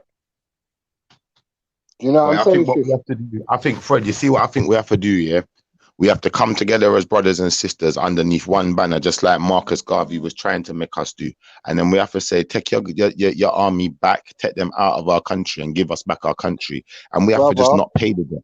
We have to just tell them, listen, we're not paying it. Because really and truthfully, if we was in slavery for all those years and they're the ones who ran up the debt, they ran up the debt and then gave us independence and passed the debt on to us, it's not really our debt. That debt needs to get passed back to the British government. I've got to explain that, like what Captain was explaining. It don't sound like a fair fight. And that's what's been happening for centuries in Africa and the Caribbean. Do you know what I'm saying? These people ain't willing to look what it took for them to gain power and gain our armies and gain all our natural resources. They had to murder thousands and millions. Do you get what I'm trying to show you? And they will do it again if they have to, just to maintain power. They're not going to go through all of this to give it up. Do you know what I'm saying? Yeah, but Freddie, weren't they doing the same thing in Pakistan? And when it Gandhi that said, well, we're just not working for you no more, didn't it? We're not doing nothing. We just insisted. Correction, no, Shifa. But most people must have dead. India. Most people must have dead for that. India then. Do you know what I'm saying? It's genocide, you know, broski. What you talking about, fam? Because that's to an extent. But remember, we're in a different age now. We're in a different era where certain things are so frowned upon by governments and by the UN. There's so many things they've put in place. They know they can't do it the same way again. So what they have to do is prove that we're volatile. When they prove that we're volatile, guess that's what when they'll they do to us? Jerk chicken flu.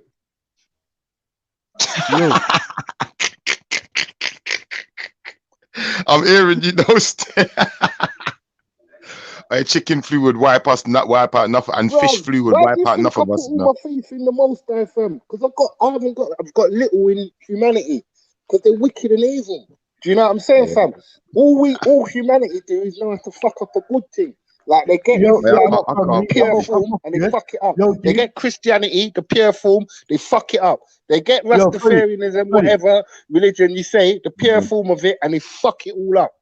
They see beautiful lands, and they don't go there and plant and cultivate. They kill everything, destroy everything. Flat Yo, on Fred, everything.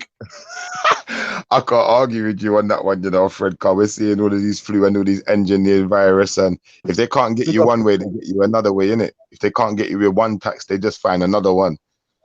I can't yo, argue big up, with Dan. See you later, Bro, boss. that's why I have to rate Ultra and Veli when they say, yeah, man, I've got faith in humans. I rate them, bro. Because I'm never going to put my faith in another human. No, I say won't again, even do that with right my now. daughter, and I love her to death. But why would I put but we're not humans all though, my cuz. faith in her?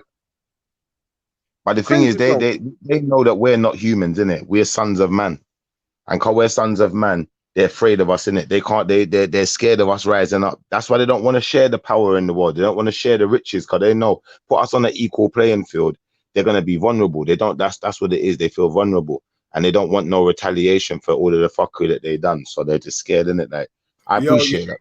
You see what you said there, Schiffer? That fear of retaliation. I would say that is. I don't think that's ever gone away. You know, I don't think that's ever gone away. And I think the way that I guess you'd say post-slave societies have kind of organized themselves. They've put all their resources and all of their energy into making sure that there's never any kind of internal uprisings. More so in America, yeah. It's worse in America, but I would say we definitely followed their lead, because it's like Freddie said. Freddie's like, yo, listen, really and truly, the only way to go and get back what's been taken is to be equally as evil or even more evil in your your end goal or whatever. You can't do that. Realistically, you can't fight to go and take it all back. And then I what? don't And then want to you kill stop nobody, bro. you I had. don't want to kill black, white, Chinese, purple. I don't want to do that to nobody. If it means for me to get a Ferrari and an extra fucking room on the house, you can have it. Do you know what I I'm hear trying you. to Steve. I'm not trying to do that. Then. Yeah, so what are you saying? Veli's talking about solutions, yeah? He's saying, but all most people do is moan and provide no solutions. We need solutions, not fairy tales. Well, I think, like I said, the solution. The I think the solution is just be a nodding dog and sit down in Britain and smile and skin your teeth. No, because I don't think that's the solution. Because I think the real solution is, like I said, what we have to be doing is, you see the same way they will lie to us, like they said they was freeing us in independence, but in them freeing us with this independence, the very same debt that they ran up, they pass on to us the same way. When they said they was freeing us from slavery, the very same slave masters that they was so-called freeing us from, they paid them stupid amounts of money and gave us nothing. So anything we can take from them and not give them what they've asked for in return, take that bomber clout, yes, you're mad. And don't pay no taxes, just refuse. Simple. Yo, Schiffer, you're bad, you know. Fam, I'm anti-establishment, B. I'm anti-establishment, so champ up on Babylon. They don't want me to tell me my solution because obviously I might get Scotland Yard at my house. So, you know what I'm saying? My solution is different, and it's offline. But I have got a fucking solution. I don't know about talking up solutions online. That's a bad idea. Talking them publicly I don't know. If you got any solutions, do your thing, cut through, make your money quietly if you can. Don't bring attention People to are yourself. talking solutions, but they're too coward to implement them. That's facts, bro. But you see, when we come to a solution that's not a violent solution, and we for instance, when you look at these bankers, these bankers are crooked. Every single year they take big bonus, take all of this money, hide it in accounts that no one can't find, so they ain't got to pay no tax, X, Y, Z. You see, if we start doing the same thing, you think they can even tell us anything when you're doing the same bomber clot thing? You're mad. And anytime they want to tell us anything, you're gonna have to come and lock all of us in a jailhouse. How are you gonna lock all of us in a jailhouse? That's never gonna work, cuz you're gonna lock up a whole country. Well, lock us up in our country then, because that's the jail, innit? So we're just living in it. Come on. And then realistically, when we tell them take back your dirty army and send any one of your army, either has to convert to our army and protect our borders from you, or they have to go where you are. So you're gonna have a heap of refugees to come land in England.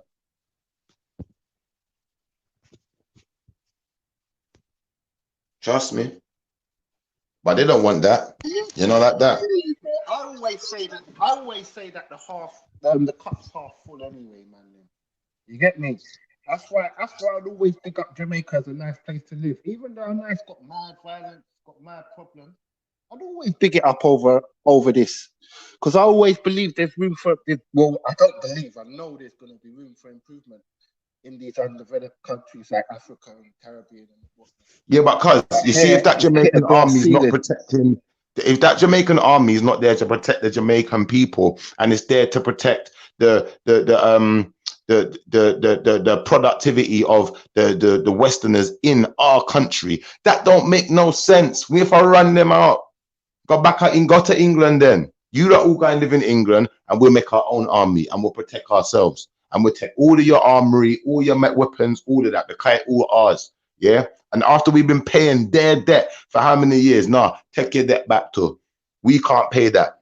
We need to take them to court as a country. That's what we need to do. But only way we can really do that, we need our people to stop warring with each other. And we need to start dealing with law and legislation. And there's enough people who understand these things within the community. Yeah. Just like we had a Marcus Garvey who had scholarship. Yeah, just like in America, they got Dr. Malachi Z. York locked up in a jail, but we don't protect our own people. What we do is we help them to demonize our own people.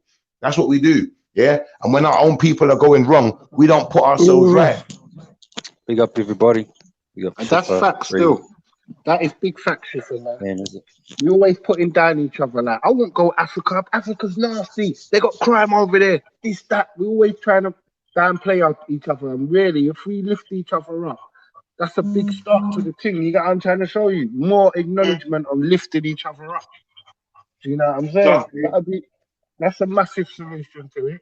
Next solution is financial literacy, innit? I've been burning about that for the longest, you get me? Because I don't go work every day for nothing. I go work to see the zeros, innit? And if we can combine our zeros, trust me, you got what I'm saying? We'll be all right, bro. But then we got so many different influences coming into our country. You know, we got Christianity, Islam, and all other type of religions coming to divide us. We got all different governments from all around the world coming to divide us. Foreigners come there, want to make holiday home, want to do this, want to do that, want to divide us and want to change our opinions on each other. But we're not sticking together. You know, if we all stuck together, then realistically, when they come there, they'd have to make sure what they're doing is productive for all of us. But then one man will start benefiting and forget about the rest of his people, fam. And we become selfish and manipulative, just like them. Yo, big up the panel. I got to dip out, but your respect to Schiffer, big up Freddie, big up Kay, big up Veli. Yeah, man, big up the panel and chat as well. Yeah, I agree. Schiffer, 100%, because looking at Jamaica, you know, when you give, I always believe when you give from the heart and you don't ask in return.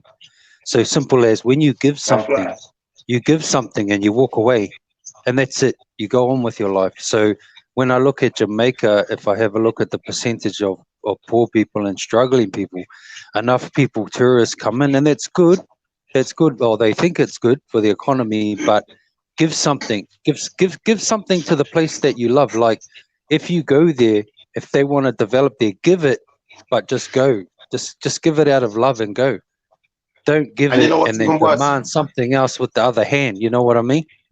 You know what's even worse, my brother? Yeah. What I'm gonna say is there's enough Jamaicans with money. You see, if there was a Jamaican charity that was actually going to do things to fight these governments that are oppressing our people, yeah, to do things to make sure that the people can eat properly and have got proper housing and X, Y, and Z, and not just to help the small minority, a small few, to help the whole Jamaica and transform it into something else. You know what? Me, myself, I definitely put my money in.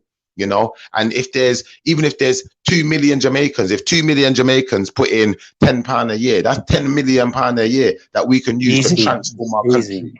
Yeah, easy. I mean, there's a lot. See, like a lot of people going over there and see all this fake. Jamaica's a nice place and nice this, and they go there, rape it, and then leave. Like when people see people serving tourists, and some of the tourists are rude, man. Like, yeah, can just buy this, do that. Yeah, that's fine.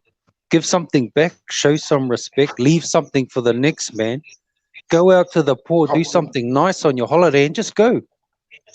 Come on, give the people back some dignity. Yeah, just give something so back. Poor. Yeah, no, because they're so poor that man, people can come there and It's like a man who's got money means too much to them because they're so poor. We need to give our people back some dignity. Family, I think the next 100 years, I might not live to see it, but the next 100 years we'll learn about ownership, because it took us a little while to develop the grasp the concept of ownership in it. But once we fucking get that under our belt, broski, the black man is on the rise, and that's a guaranteed fact. And we're not on the rise over anybody else, over the Asian man or over the white man, we're on the rise just differently. You know what I'm saying, family? Yeah, they just want to live their life. Everybody loves our culture, and our culture is the most dominant. You know what I mean? So if we learn how to manufacture things and sell them how we're supposed to, can't lose. But sorry to cut you, bro.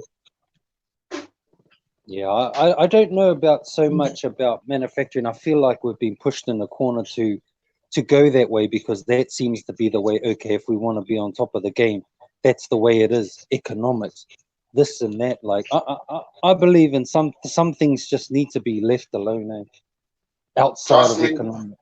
You know what I mean? Leave it alone, man. Like, do we got to develop everything in the world? Like every single, we got to go everywhere and destroy everything and rape everything and kill everything and pesticide everything, man. You know, well, can't we just leave some things alone, man? You know what I mean? Yo, okay, do you know what's even worse? What you're saying is beautiful. You see, if we did manufacture in Jamaica, and we started making something and trying to sell our produce to the rest of the world, like for instance, we tried to sell, say like we started growing our produce, started growing pineapples and bananas and whatever, and started making clothing or whatever, and then tried to bring them to England. What they're going to do is the price that it cost us to make them, they're going to charge us that in tax. Then it's not even going to be worth it. Do you understand? That's how they get us. They tax us to sell anything to them. They want to take it from us and sell it themselves.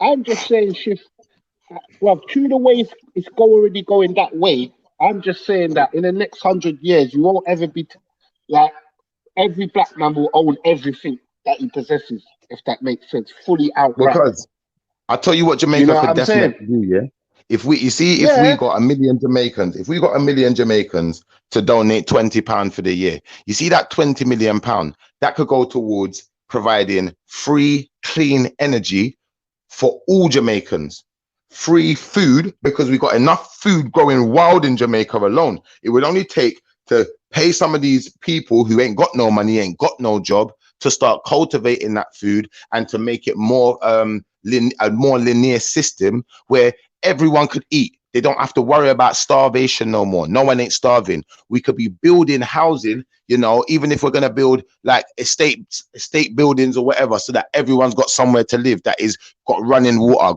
you got heating, but you don't even need heating like that. More, you need air condition and things like that. So if we was to pump that money in every year, within a short space of time, Jamaica would transform.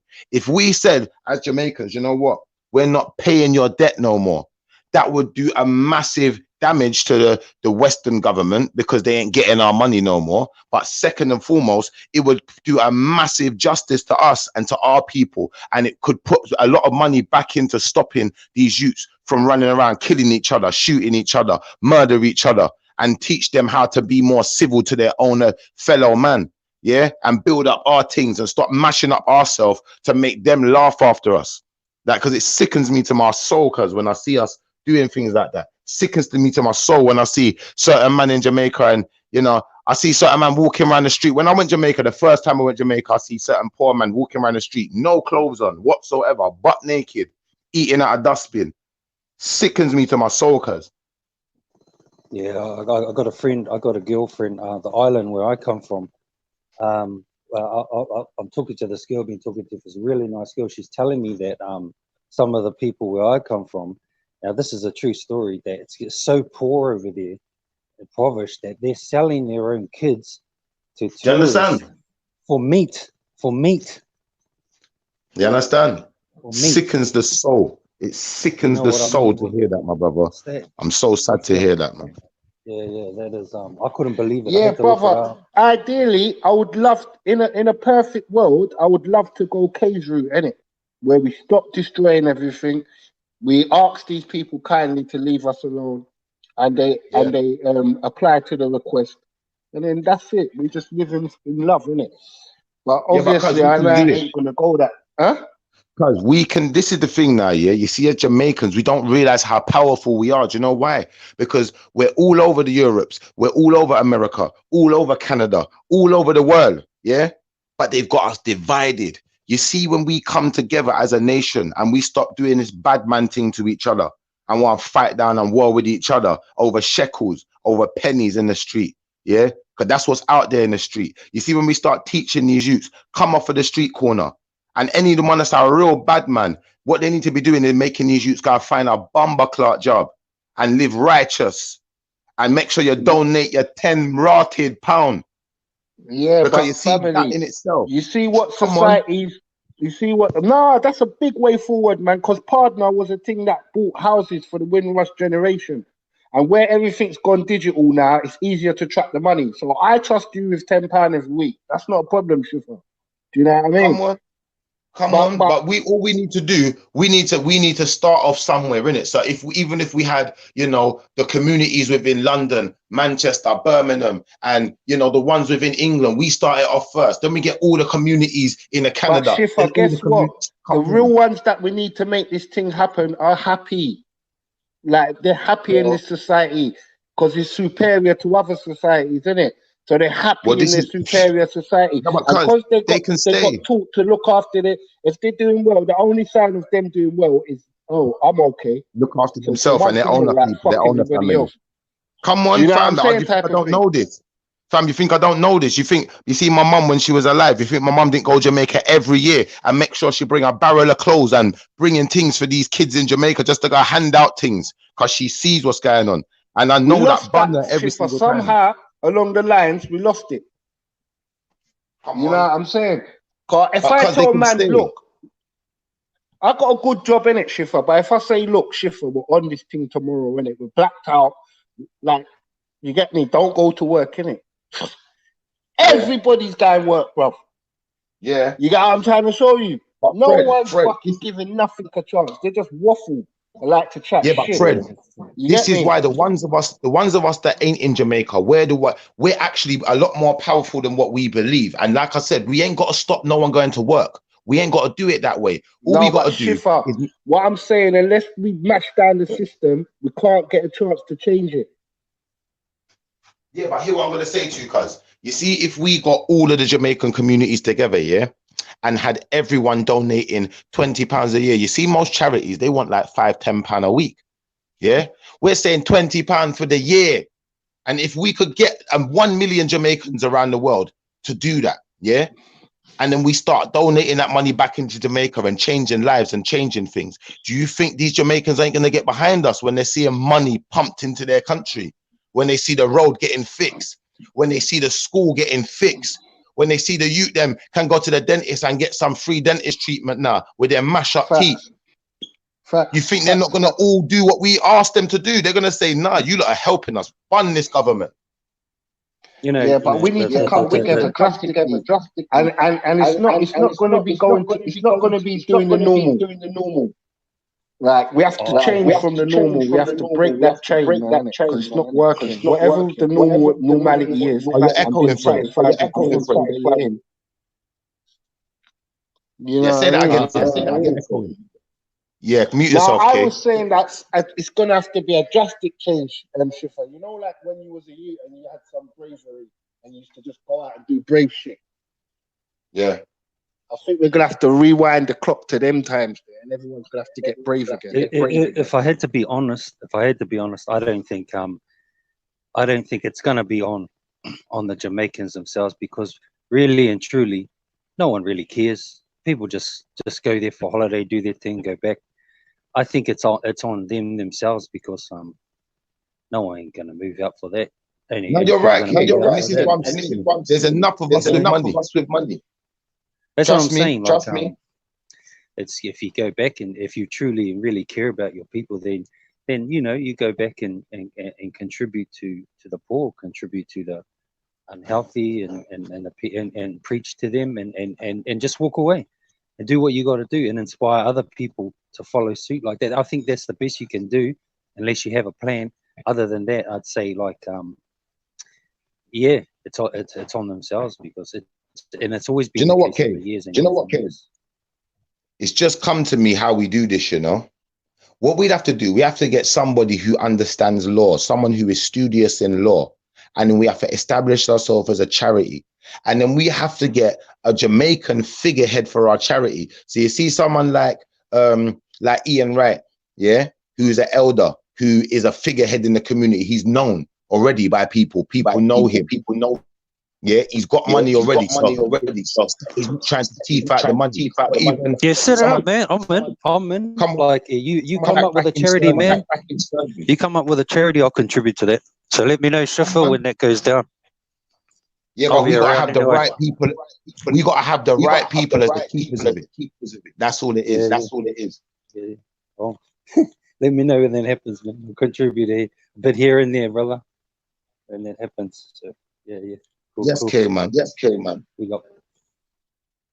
Yeah, man. Freddie, man. I think that's what me and you and our other brother who just left, Rambo, and all the West Indian brothers who I see pass through the room. That's what we need to start doing. We need to start linking up more. We need to organize days. We need to organize little get-togethers, you know, little, not necessarily a festival, but, you know, we could get a town hall and we say, all right, this month we're going to be in Birmingham and we're going to be doing speeches and we're going to be coming together and we're building something and we're taking in ideas from people that can help add to it. This is going to take man hours. This is what I'm saying. This is why we can't do it conventionally, because it's going to take man hours, bro. Definitely good. Some people are not going to be able to go to work and they're going to have to sacrifice a month for someone else apart from their family. Well, do you know what? Enough of us are in church hanging big dirty crosses around our neck worth big money. Yeah. So take one day off a Sunday church. Yeah. And coming down to and support your people for one Sunday. Because they're important too. Supporting and your people and charity is important too. For anyone who goes to church, they're supposed to do that anyway. Yeah, that's fake. They go to church and then. But what I'm saying is, just one quick thing before I take off, is they're studying a star.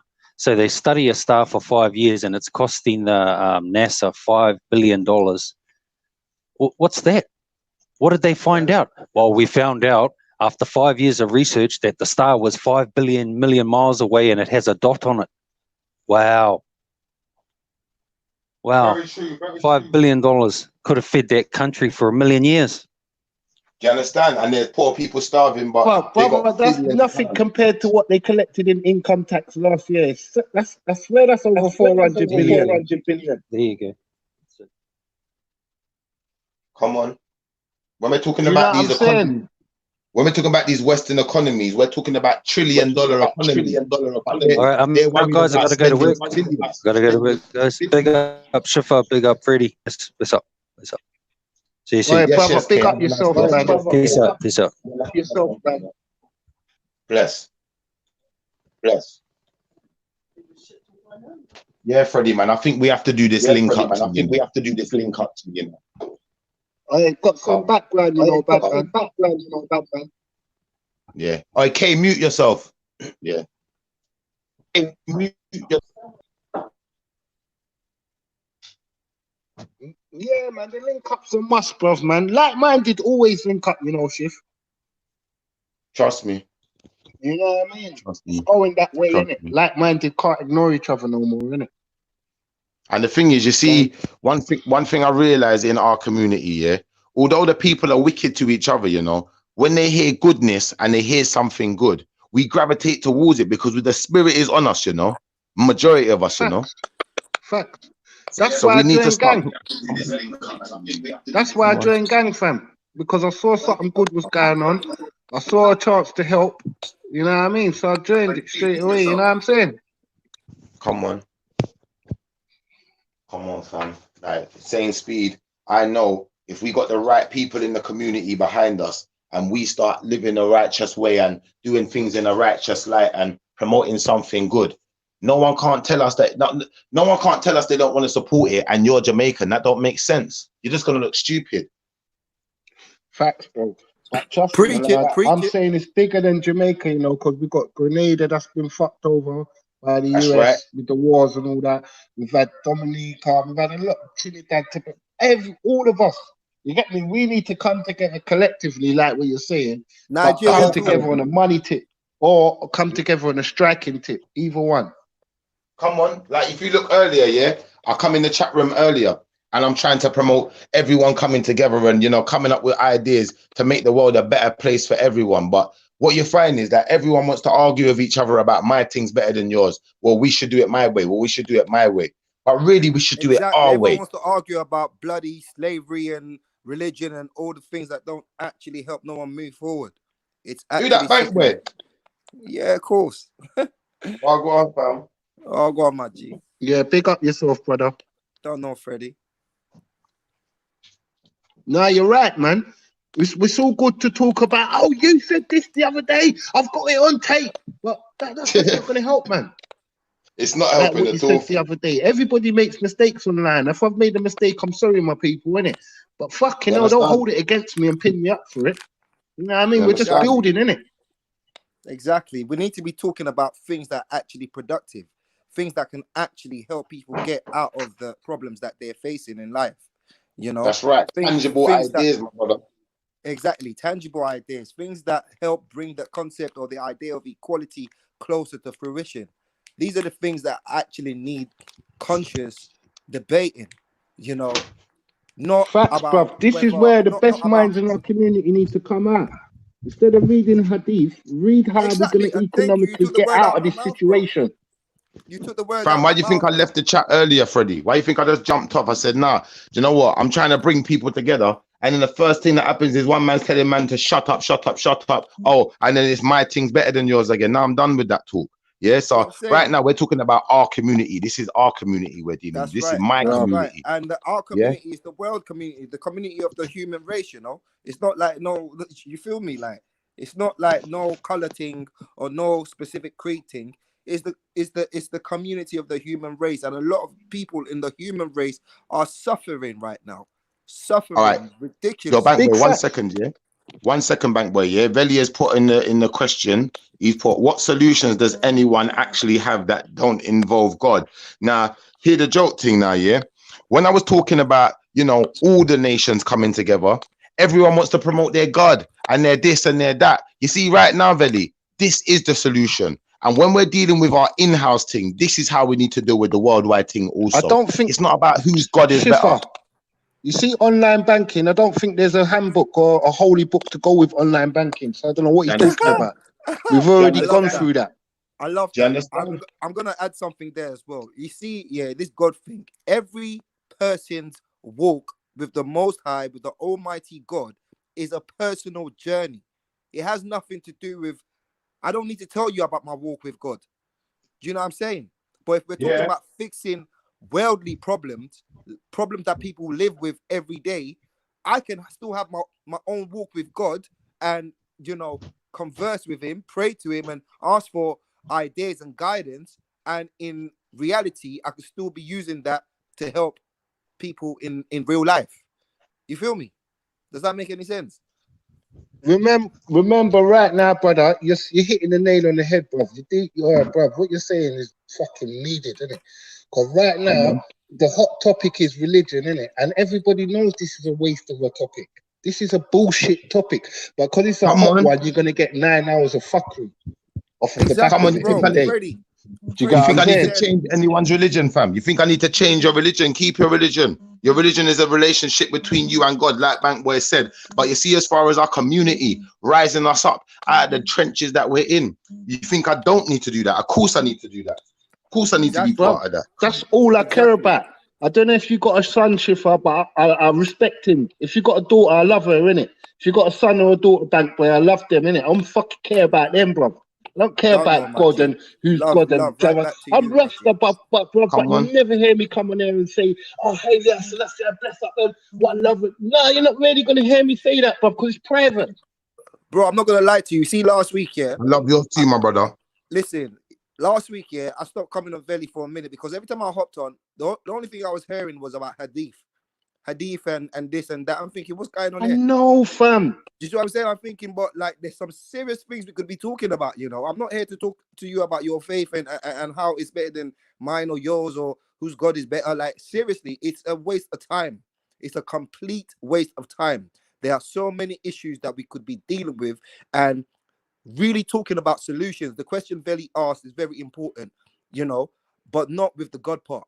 You know, we can talk about solutions, not with God. You ask God in your own personal relationship with him, what can I do to better my community? How can I help people, God? Have you got any visions for me, God? That's a personal thing. But you as a man, you know, as a woman living here on planet Earth right now, we need to be trying to raise and come up with serious solutions on how to help the fuckeries that's going around the place. Real talk. Beautiful. That's all I can say. Beautiful, fam, man. That's all I can say. Because some of this religious argument, man, is just based around a bag of ego, bag of point scoring, and a bag of fucking my God's better than yours talking. It's all nonsense. It's not even going nowhere, bro. I haven't even learnt nothing about the religion. I've just know bits and bobs. Do you know what I mean? But fucking, I ain't learnt nothing concrete about none of these religions yet. Perfect. What you just said there. You know, if people are at least going to talk about religion, say something that's edifying. Say something that's edifying to the spirit. You know, say something that helps people with their walk with God. You know what I'm saying? Makes them better people on their journey with the Most High. Say something like that if that's what you're going to focus on then. But that's not what I'm hearing when I come on most time. People are just fighting and talking waffle. Bruv, come on, man. Know? Like you said, ego. Want to show like I know this much. I'm a scholar here. I read this and I read. I don't care about what you read. I don't care about how much you read or how much you know. What's it doing to edify someone? What's it doing to make someone a better person? Fuck. You feel me? It's nuts, bro. It's actually nuts. But hopefully we'll get to a point where people can start realizing, you know, the nonsense they've been coming up with and the nonsense that they're actually doing, and it's not exactly helping anyone. I mean, if it's for entertainment, then call it that. If you want to entertain people, like, you know, by fighting about, you know, different topics on religion, you know, and someone comes out on the top and says, yeah, I had more information. My information debunked yours and all that bollocks, then say so. If that's what it's all about, you know, if it's about entertainment, say so. If it's about real action, you know, in helping people become better versions of themselves, then come on, man, we're not doing enough. You there, Freddie?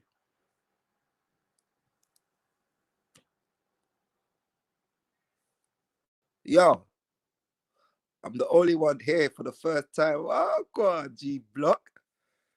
Bank Boy's got the floor to himself. Yeah, so I can say anything now, Veli, yeah? Or should we still talk about, what's the topic again? People's egos and emotions. Soft man and them. Moist man.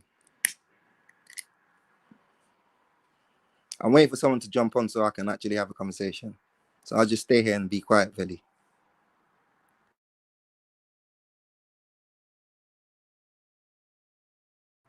Or if anyone wants to ask me something in the comment section, I can. Oh, shift. Come on, I'm back, man. I'm back. Don't worry, man. And when you're on your own, don't worry. You just hold the thing down, fam. You just find something for talk about. You just call a reverence upon the Most High. He will bless you with something for tell them. You get me? Because we all got the spirit on us today, fam. And I realize when the real brothers them are in the room that don't just want a religion bash and, oh, my dick's bigger than yours. Oh, you know what? I just want to masturbate with you. I ain't got time for that foolishness. I ain't got no time for none of this masturbation business that man are dealing with. If we're going to have a discussion, I got time for you. If you're going to try and share some information with me, even if I disagree with it, I got time for you because you're sharing information. But if you just want to masturbate all the time, like, if we're going to have a debate, let's do it in a controlled environment where man don't just want to fire shots at each other. Yeah, man ain't just there trying to just come with their rhetoric and I just have to accept what you say.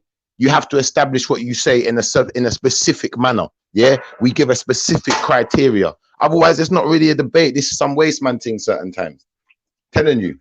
So I don't know what happened to Bank Boy, but it looked like he dropped out. But either way, like what I'm saying to the people then today, you know, we have to stop measuring our dicks next to each other. You know, we have to stop measuring our egos next to each other and start building each other up and start looking at our fellow man as our fellow man, not as our enemy, not as our op, not as someone to oppress with my thing against your thing.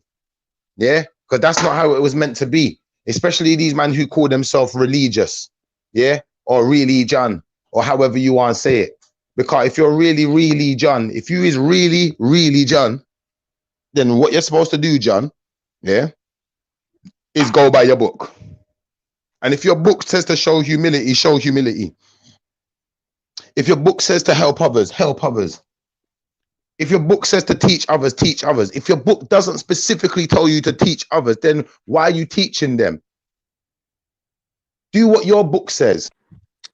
Now, I'm not telling you what to do. I'm back, brother. I'm back. Yeah, go on, my brother. But I just wanted to say a few words to the people. Them like, we need to get away from this vanity. This is the no vanity humanity movement that I'm part of right here, and I will stand alone for as long as it takes until people start to realize that there's no vanity over here. I don't care. Like certain man that ultra, you're an atheist or whatever you want to. Veli, you're atheist. Do you think it means that I can't accept you as part of the movement? No, of course I can accept you as part of the movement. I believe in the Most High though. If you don't believe in the Most High, I've told you, there might be consequences that come with that. Is it for me to impose those consequences on you? No. Yeah, the same way I'm not into that. I'm like, for instance, each to their own, innit? Everyone's got their own religion. Everyone's got their own personality. Everyone's got their own background, their own culture, yeah, their own sexuality. So what? You think I want to fight a man down because of his culture? You think I want to fight a man down because of his sexuality? That's his. It's nothing to do with me. And that's not any argument that he's got with God is between him and God. Who am I to fight him down? True. Facts. Preach it, brother. Come on. But everyone wants to fight everyone down and look down on everyone all the time. No one don't want to build each other up. So then, of course, we're going to be at each other's throats. Of course, we're going to be like, okay, you know, a man gets to a position in life and he's doing better than everyone else. Well, I'm going to use that as the reason to say, well, you know, I must be better than you then because I'm doing better than you. Get the fuck out of here, man. Do you think there's an agenda behind this then? Do you think like all this religion stuff is fully like an agenda, like to get people, you know, fighting each other, separating, of course, causing division? Of course, so, like, the whole government system is an agenda. This whole system of separatism, this whole system of we're competing with each other and not trying to build each other up. And I'm not saying that healthy competition isn't good, because otherwise, how can we advance the world? How can we advance in science? How can we advance in technology? Yeah.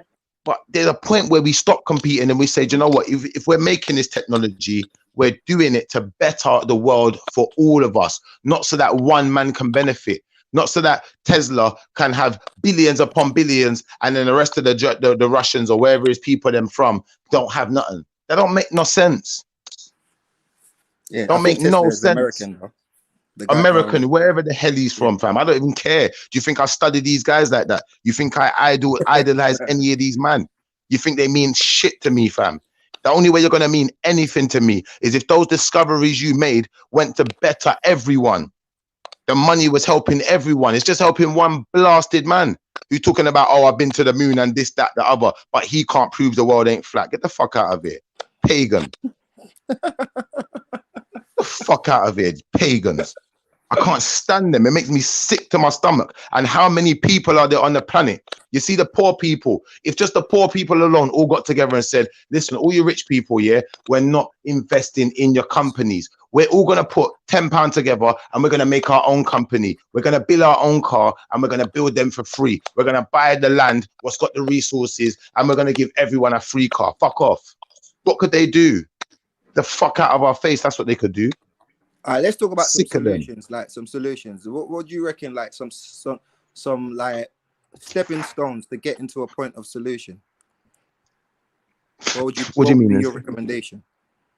Well, right now, obviously, me and Freddie and them, like we was talking about, you know, the Jamaica, because obviously we're all Jamaicans in it. But if we're getting into solutions for the world, like I've been saying to everyone from day one, and I've maintained it all the way through, you won't find a point where I waver or falter, yeah? Anti-rascal establishment, yeah? And I'm saying it like this now because I'm angry. You see, today, these man pissed me off. They pissed me right off today. I was so angry, and I was sat in my house, and I was sitting there, and I had to sit there and stew and just hold it, yeah? So I want everyone to know that I'm angry. I'm angry. I'm upset with all of you. Yeah, it was very, all of it was you very upset me annoying. It today. was very annoying earlier on. I had to come on and tell some guy off, like I think his name was Maroon, you were talking about these stuff that we're talking about now, and I'm not sure who was responding to you, whether it was Rob from Speaker's Corner or Toykin, and my man just came on and just said shut up, and then started talking about slavery again. I'm thinking, hold on a second, how is this helping anyone? You know, apart from the fact that the way he came on was very rude, you know, and he just stopped an actual, you know, productive conversation from going on. Come on. Like, do you see what I'm saying? Like, you know, it's like people want that though, and no one said nothing on the panel. And I was actually Sam, all I've heard for days on this panel is people poking fingers at each other. Yeah, I was. It pissed me off. I'm sick of it. It pissed me off too, bro, because I was working at the time, just listening to Television, and then when I heard that, I said, no. I have to jump on and just like say my piece, because that there was a real bag of fuckery is what that brother done, you know. And people want to talk about slavery and talk about fucking Muslim inheritance and what the fuck is that doing for anyone? What is that doing for anyone at all? You know. But this let's is talk about where let's talk about how we can, you know, pool our resources together as people, independent people. You know, that's more of a productive conversation. You know, pooling resources and, you know, starting an independent bank that helps, you know, people from, you know, less privileged backgrounds. Shit like that is more productive. You feel me? And just talking about, you know what the thing is though, and shit. You see, when we get into it like this now, yeah. Belly, I this think is the point. Freddie's on the back. You see, when we get into it like this is the point where I'm inclined to say, you see, some of the atheists, this is the part where I agree with them on. You know, we need to deal with the scholarship before we start getting back into religion every minute. Religion, really, John. Them man that want to deal with really John all the time. You lot go and deal with John. The man that don't want to deal with John and want to get to solution, let's get to solution. And some of them are atheists, unfortunately, for the really John society. So this is where the atheist he shines, you know. But we need to all shine where we shine, you know, and stop pointing fingers at each other. So we got the really John pointing fingers at the atheist pointing fingers back. Everyone's arguing. You get me? It's just like when I was in the park and I'm talking to this Shamsi guy, you know, I'm talking to Shamsi, and even though me and Shamsi didn't agree, even though Shamsi's pointing fingers at me, I still showed him humility. So it got to a point where Shamsi's understood, I'm showing you humility. So you now know in your own mind, it's settled into his own mind. He must know that I haven't got an agenda. So now he's showing me a bit of humility. Yeah. Until he's got to a point where he said, oh, debate this Yardi brother. So I'm talking to this Yardi brother, and he starts talking about level century. I'm looking at Stonehenge right now, and that thing don't look level century, boy, if that's what level century means. But till now, somebody is yet to tell me what the bomber clock level century means. What's 11th century? I'm confused.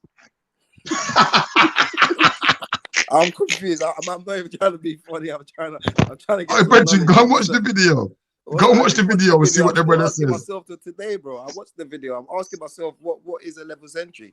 Because I want to understand. You know what another solution is as well, you know, brothers. What I was thinking of. Go on, Fred. Let's get back on the subject. Got money in it, but obviously, that's my go-to in it. I always go to money in it. I normally think that can solve most shit. But what I'm saying is, even if you know you ain't got enough money, bro, you have to dedicate time to your people. You get what I'm saying? Because with time, 5 of us together dedicating a certain amount of hours every day, we can get mad shit done. That's right. That's why right. I got my own business, because I couldn't fucking think straight when I was working for someone. And now I've got hours, I can organize my life and get more shit done, more productive shit done. That's right. That's right. I'm not sure where I heard it, but it said somewhere I read, I think a handful of people can change the world, mate. Real talk. Trust me. Bro, that's fact, man. Because I'm saying, all right, then, we're going to keep talking about religion and who's God's better. But after we scored the points on each other, what's the solution after that? All right. Do you know what I'm saying? It's all very well talking about a solution for 400-year problem.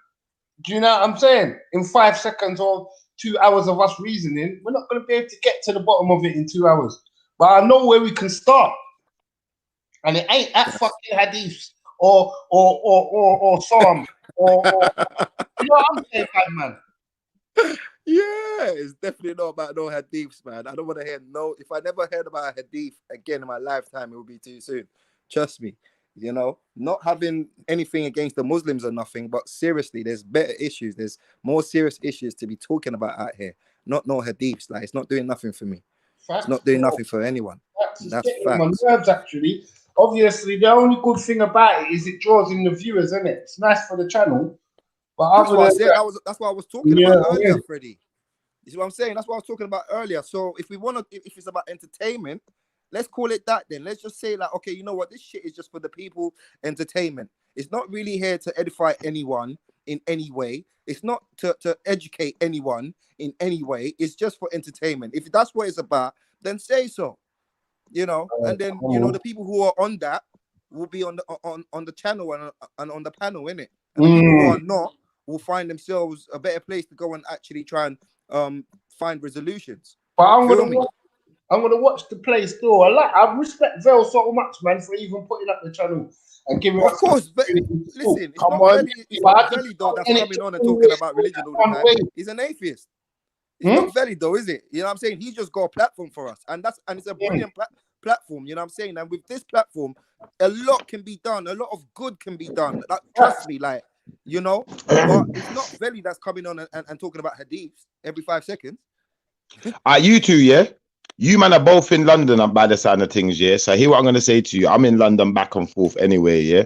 I'm saying between the three of us, yeah, and anyone else who wants to jump involved in that, like everyone else can feel free to be involved. If you like the conversation, you want to be involved. I say, let's put on an event for the people so we can sit down. And if we are going to debate, you know, we keep it sensible and we can debate on ways that we can help the community and build something, whether it be a charity, whether it be an organization that says, you know what, all of our old clothes, we bring all of the old clothes and we send all the old clothes to poor people. Come on. If you got any spare time on your hands or anything like that, try and pass on the can and I will give you £1 every week. Or if that's not enough, I will give you £1 every 2 days. Fam, that's not fam. £1 a week is good enough. That's more than good enough, cuz. And you see what you see from me said that to me, fam. Yeah, like what we're gonna do, Bank Boy. If you're in, I'm in. We're gonna open the camp. Look how easy that was. That's free. We're gonna start with 3. We're gonna start with 3. On this. How many people can we get on this? You see how easy I'm putting in £1 every week too. That's real solutions right there, you know. I'll give money to all these channels. I don't mind giving any amount, bro, because I know it's not for me. I'm not gonna die with it.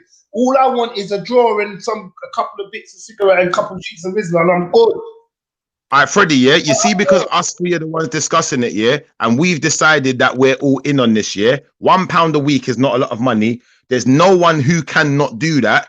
Even if you're on benefit, you could afford that. That's £4 a month, yeah, and people smoke weed and they're on benefit. Come on, get out of here. Can you making a pound stop you? I don't know, man. You're not pro-black. Come on. So, cuz £1 a week here, we all make an agreement, and what we do is we try and get other people to sign up to it. We register it as a charity, as a registered company, yeah, and we get as many people as we can to sign up. Tell a friend to tell a friend. And Shift, we call it Block Fund, and you come online. Every time you come online with that nice smile, yeah, you put up the fucking phone, yeah, and you show us the account number, innit? And how, because it's all digital now, it's all gone digital, so we ain't got to stress out about it again. Because you shift. That's cool. How much we can add all of the ideas, Fred. We can add all of them ideas, and we try and raise as much as we can. But what we do, we set a number. So say we said the number we want to reach is £1,000, and when we got that £1,000, we figure out what it is we want to do with that £1,000. But the first money we raise, I think, should go towards doing an event in the community to bring as many people as possible, to do online campaign to get as many people as possible to pay attention to this thing as well. Because without advertisement, we can't really grow. And we've learned this from when you look at these, what are they called? Children's Aid or whatever it is. What is it called again? Gift Aid and them thing there, and not Gift Aid. What's the one they do every year? No, Comic Relief and all that. Relief and them thing there. Millions Come on. advertising that. Come on, there's big advertisement, but like you said, we got Facebook, we got Instagram, we got Snapchat, we got so many avenues, and all of us knows friends who's got thousands of followers. If we can get some of our friends with thousands of followers to support us as well, all the more the merrier. Because by the time we got 1,000 supporters putting in £1 a week, that's £1,000 a week. Brother, if we got somebody tangible, you know, like yourself, you could go on the phone. I don't know, even if you know what I'm saying, when we link, we'll organize certain things still. But I'm saying if you can go ahead, if you can run away like this. Yeah, fam, and just put the phone up and say we've got £4 this week. We're hoping to get 9 next week. Come on. Like, and then just that makes sense. So at least when you come on here, you know what you're doing for your community, if that makes sense. Because I know what I'm doing. Listen. I'm happy to give like £10 to £15 a month. You know what I'm saying? All right, well, the more the better. But I think what we should all do is, I say, if you're pro-black, you're supposed to be able to dedicate yourself to giving that pound. Yeah, £1 a week. I think if we all start off at £1 a week, and then when we get to a stage once it's growing, if you want to give more, give more. If you want to give less, give less. But it has to start somewhere. So I think all of us should start on an equal standing, because we don't want to have no egos in this thing. We don't want people to have egos. I know it's not so about ego, £4 a week. We can do better, man. Like a draw is £20, man. You know what I'm saying? Like, so we can make it £5 a week. Man. Brother, right, £10 a month. You got the account details, you could give whatever, and then when Schiffer gets the notification, he can come online with the smile, innit? I say come online with a smile. I like that. No, seriously, man's on this. Like man's who's that Nines? Is that Nine Efa? I wanted to see. Yeah, bless up, gentlemen. Bless up, man. Yeah, go on, talk, man. Feeling your energy. Love it when the man them come up and talk about something. So I'm just listening, darling. What you yeah, man, definitely. Right now, B? Thanks, man. Yeah, man. I think, to be honest, man, I'm 100% on that, man. I'm all about group economics and all of these things. So if man them can bring that energy, I got no problem donating my little thing. Nothing wrong with that, brethren. Yeah, man, and we just and make like I was even saying in it, and I've been sort of saying, you know what I mean? Because to be fair, me and Biggie used to be talking about these things like kind of last year, and you might have heard me say, you know what I mean? Then different energies come and just fuck up the thing again. So it's good to hear it back in the building again. You know what I mean? This is probably the right platform, or one of the right platforms to bring up them type of argument there. You know what I mean? Right. I'm sure Biggie himself. Your Nines, can you feel the love in the building, right? Can you feel the love in the chat room right now? Yeah, man. There's always good love in the chats, man. You know what I mean? But no, but just to stay on point, like I said, I think it's a fantastic idea, and I think if the man then wanna, that's gang in it. You see what I'm saying to you? So if the man then want that, you know what I mean? I cannot not be with that. Come on, we're starting a campaign. We're starting a campaign, yeah. Running a new one. You know what I mean?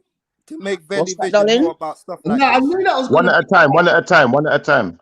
Yeah, sorry, brother. Now I'm saying, like, let's start a campaign to make Valley Vision more about stuff like this, more about active, productive things that we can do right here, right now. No more wafflings, no more talking about people's dicks and sizes and shit like that. Just like hold on. I'm talking dick size. You get me? You can't take away all my little. You know what I mean? Come on. Hey, bank boy. You see, if this thing gets big enough, yeah, we might actually need to enlist your service, because bank boy is a man. He's good at investing money and crypto and. Brother, bank boy, are you? Bank boy, we got a bagger, man. Yeah, that's why you're called bank boy. Something like that. Oh, we need to have a conversation, man. Say nothing. Come on. And if you yes, please, man. Yeah, man. Like, if you ever hear me go live, please come and talk to me. Like, I'd love to talk that bank boy. I didn't even clock the wording, to be fair, but yeah, man. Definitely. Yeah, because last year we was kind of on them vibrations, man. Like I said, I was definitely coming, and me and Biggie we talk about asset building, intergenerational wealth, them type of thing there, But then one little negative demon energy coming, But come on. I love what Biggie said about the insurance, I love what Biggie said about the life insurance thing, but that's individual. I'm tired of living for myself. And I know me and my daughters are good now. We're all right. Like, let's time to live for other people. Like, let's look on my neighbor and see if he's all good.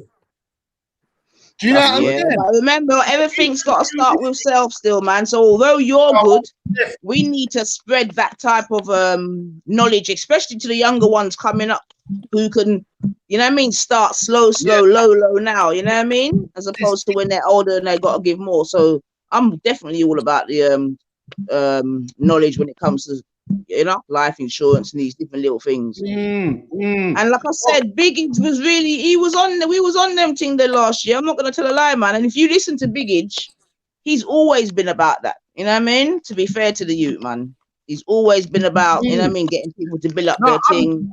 I've never had a bad vibe from him, still, never. But I'm just saying, like, obviously, sis, way England's set up right now, it's like I'm okay. Me and mine are cool. Fuck yous lot.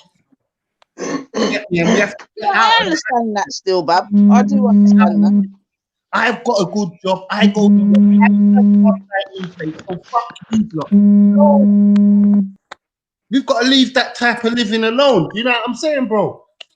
We got to start thinking more collective. You know what I'm saying, sis? No, 100%, man. And I'm sure if Bigger was here, he would agree, man. Because like I said, group economics is the only way forward in my mind's mind. You see what I'm saying?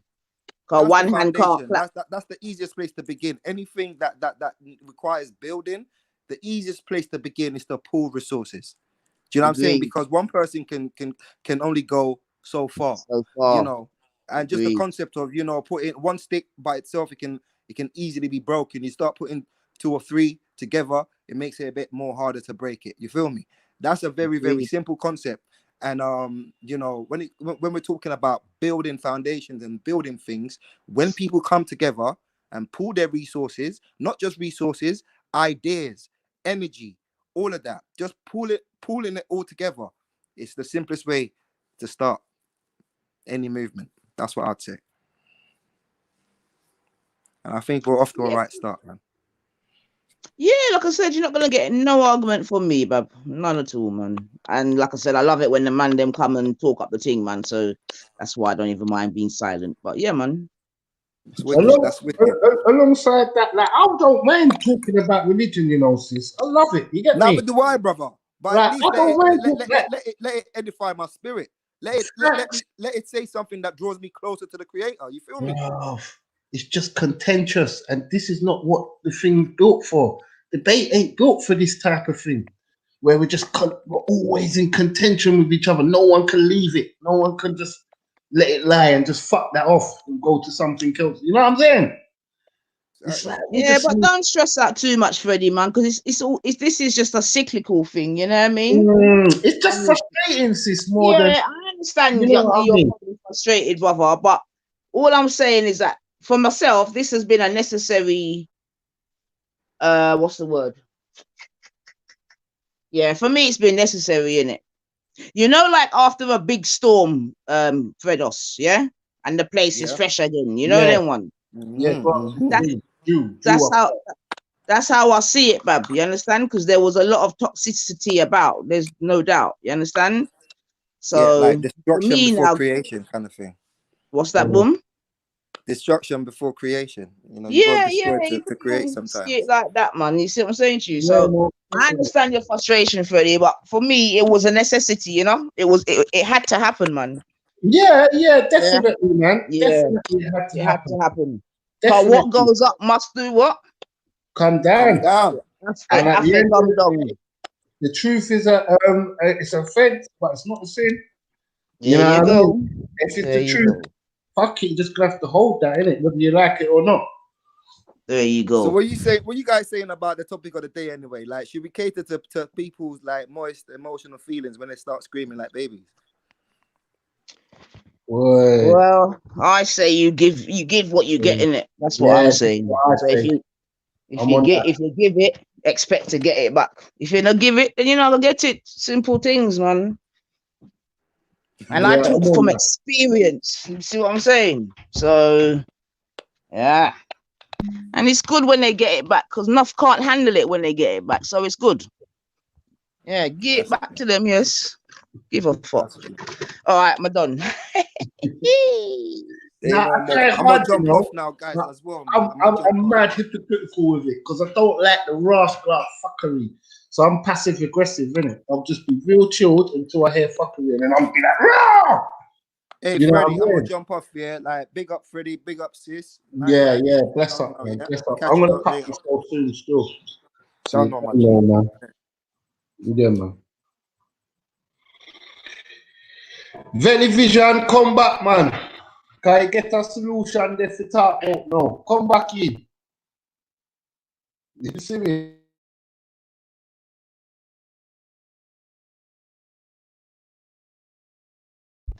One sec, Freddie. 1 sec. Okay. Cool. Just say something, man. Just give me 1 sec, man. Go on. Yeah, yeah. I'm gonna try and play some raps in there. Do you know what I mean? Yeah. Let me dig in the crates quickly. Right. Try and dig all up in the crates.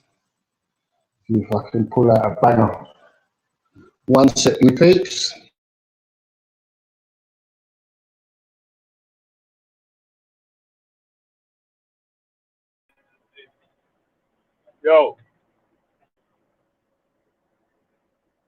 Yo, Daddy, what's going on? Oh, fun. Yes. Oh, I'm just gonna start playing some rap music, you know. All right, what's that word? Yeah, Where's Vel. the rest of the people then, man? When the rest of the man to jump on, man, we need to keep the show popping. Yeah. Where it's gone common sense. Sometimes you're not gonna get a couple of the dons. You're not gonna get none of the regulars because it's gone a bit common sense-ish. You know what I mean?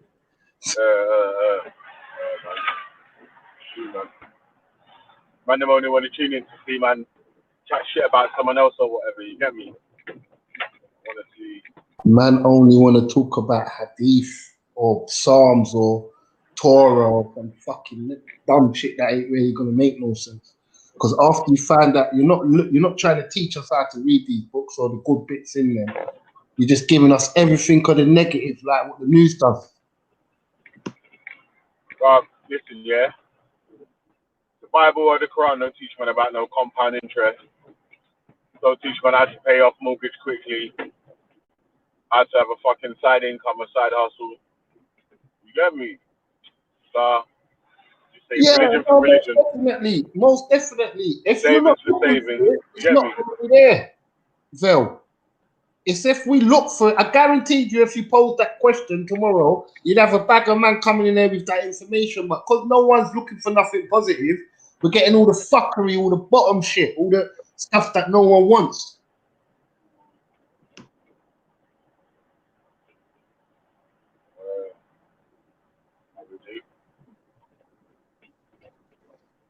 Yeah, man. So, All right, let me play this tune real quickly, family. I'm a lad, Vel. what is it? It's a rap tune still, but it's one of them bangers. You can only give 30 seconds, man. All right. See now. Yeah, you know why? Yeah, I'm trying to get on the newer shows. I'm trying not to make them get no copyright shit on them, so they can just stay up in it. What can't you DJ on a Friday and that and just get rid of the show? Yeah. All right, shout me when you're doing that, man, because I want to come in some rap and that. Yeah. You know, obviously, I was just like, man's done bare shows like that. I remember we done an old school garage one. Yeah, I remember, man. Bringing down the old school garage shoes, you get me? Yeah, I remember. Done a fucking mixtape one, done a bashment one, and then we done we done a heartless rave. We had a heartless rave. Shut up! Well, you had a heartless. Yeah, man. Yeah. You must have missed that one then. No.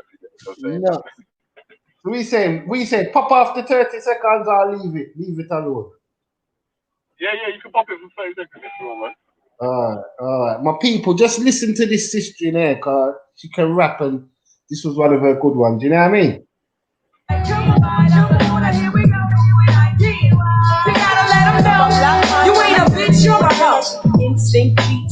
to another flow. Every time I hear a brother call a girl a bitch or a hoe, trying to make a sister feel low, you know all of that got to go. Now everybody knows there's exceptions to this rule. I don't be getting mad when we. I need to say the ending bit though. You don't like the ending bit, right? Oh, I should have got it from the ending, innit, bro?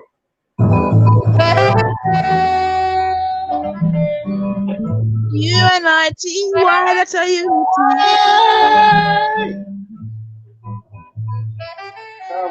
Come on. All right, now we need to have a wrap off, Phil.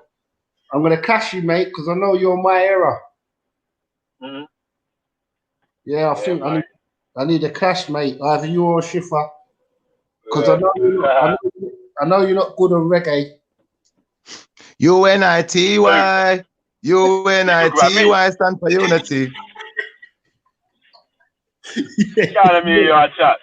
Can't chat the big belly sound. You get me? What very high power? What really high power? Big belly sound. You get me? All right. Yeah. Listen, man. You got here. Fantastic Freddy sound system. String up still. Real soon. You know what I mean? And then we'll clash it out. You get me? Yeah, I think we'll have a rap clash first, mate.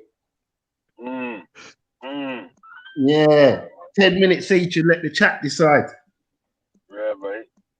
Yeah, mate. Take your head off with me. With me silver record. We do, bro. Mate. Yeah, mate. Trust me. We had a sound clash one time on Raspberry's time. One time, man. I don't know, you weren't there though, still. Back then, Buddha was there still. Yo. Yeah, I'm saying West knows when it comes to the selecting thing, like, he ain't ready for me. I'll put him under the stairs. Yeah, he just can rap. That's all. You can't select the tunes, mate. You better leave that to the DJ. Boy, I know how to select tune, you know. Don't worry, I pick the right tunes, you know. I know how to talk to my audience with the music, you know. Schiffer, you're not ready for me, mate. I probably ain't, to be fair, but I'd give it a go. Yeah. I wouldn't want the chat to throw tomatoes on you, bro. You don't want to catch nines, yeah? Like, when I know about the line, I want to know. I want to the big man, yeah.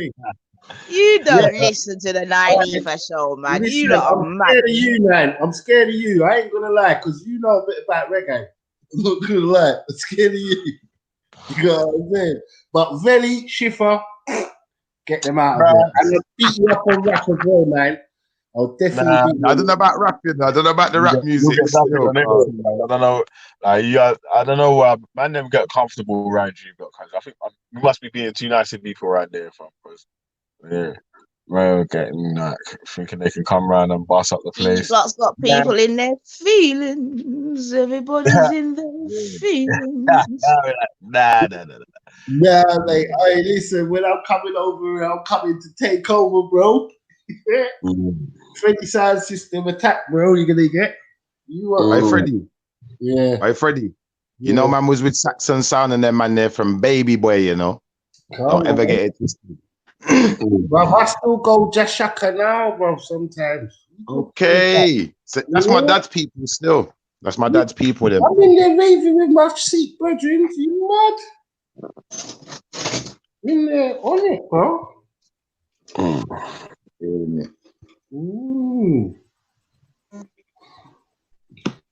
Yeah, you young'uns, you missed out on the good Sound Clash days. Sorry to say, Bab. But, you know, you can reminisce. I know. I got videos, though. Smiley Culture and them man there. And who the other one there? Reminisce. Yeah, come on. You know what my sound was? Kilimanjaro. That was my Kilimanjaro sound. Yeah. They knew how to do a dub, innit? Yeah, that was my sound. What I've got to do, one day is go into my, if I can find them, my cassette. I know. but into my cassette box because that's got all the classic sound clashes. Classic. Classic. You know what I mean? When man used to actually clash proper lyric for lyric. Oh gosh, man. And then you got the singer man them, you know? Oh, No. That was the days, you know. Yeah, I was a ragged mate, I was a sound girl, trust me, man. I was a little boy. Lyrics I can still remember today. Fresh. I was a little boy trying to get into the dance. I bet you were, bruv. Yeah, trying to carry speakers and all that. Like, because my brother's coming. You know what? Yeah, man. Speaker carrier. I've fallen asleep by a couple speakers. I'm not gonna lie. Same man. Oh, you man know I got a radio show every Saturday. You know, every Saturday I do that. It's a house show that we play house music, and I do hosting and do a little bit of freestyle and all of them things there. All that is going off on a Saturday night. Still, where? It's called USDFM on Facebook still, so it's all live, it's all video. You see me on the camera, same way like Veli Vision is like a podcast kind of thing. Like it's going off on there still. So if you lot are not busy on a Saturday, you're not out, you can just log in, put it on your screen, turn up your speakers, and the thing's going off. You know, like that. I might have to clash you on the house thing as well. You know. Boy, I don't know if you could clash me on the house thing, you know, cause you see me, I got lyrics for days, you know, cause I don't even know where they come from certain time, Fred. Nah, dangerous. Family, me and you and Max men together, innit? All right. Don't worry. Like, I've got exactly the same lyrics as you. Do you know what I mean? Well, you know, Tottenham, feel free. You can roll through one time. Like, you have to send me your email, Freddie, man. That's what you need to do. You need to link up, man, definitely. Yeah, that's probably where it is. But you coming 420, innit? 420, where's 420? What's that? Over the park there. What's the 420 thing? Big up, Kibba. Ganja vibes. Ganja. Oh, I don't even smoke no ganja again, you know, but I'll roll through. I'm going to ban a cigarette. I'm going to smoke a ganja. It's going to be nice, you know. What's that? The park's going to be nice still, man. Yeah, I'll roll through. I'll roll through. Last year. It was fucking horrible, mate. Seriously? Fucking horrible, man. You didn't find none of the crew? I didn't stay long enough to find no crew, but yeah, I don't know about, you know what I mean? I understand the sentiment in that, but like some of some people ain't got no behavior, man. Like, I don't know. Or maybe I don't know, man. I weren't really impressed, to be honest, man. You know what I mean? And there was people there that they were more than smoking, man. There were people there buzzing and all sorts of shit. You can just feel that madness, man. Like, I can't be doing that, man. A lot of alcohol drinking as well. Loads of it. Because I was wavy. That will be me still. I'm not going to lie, because I don't smoke no more still.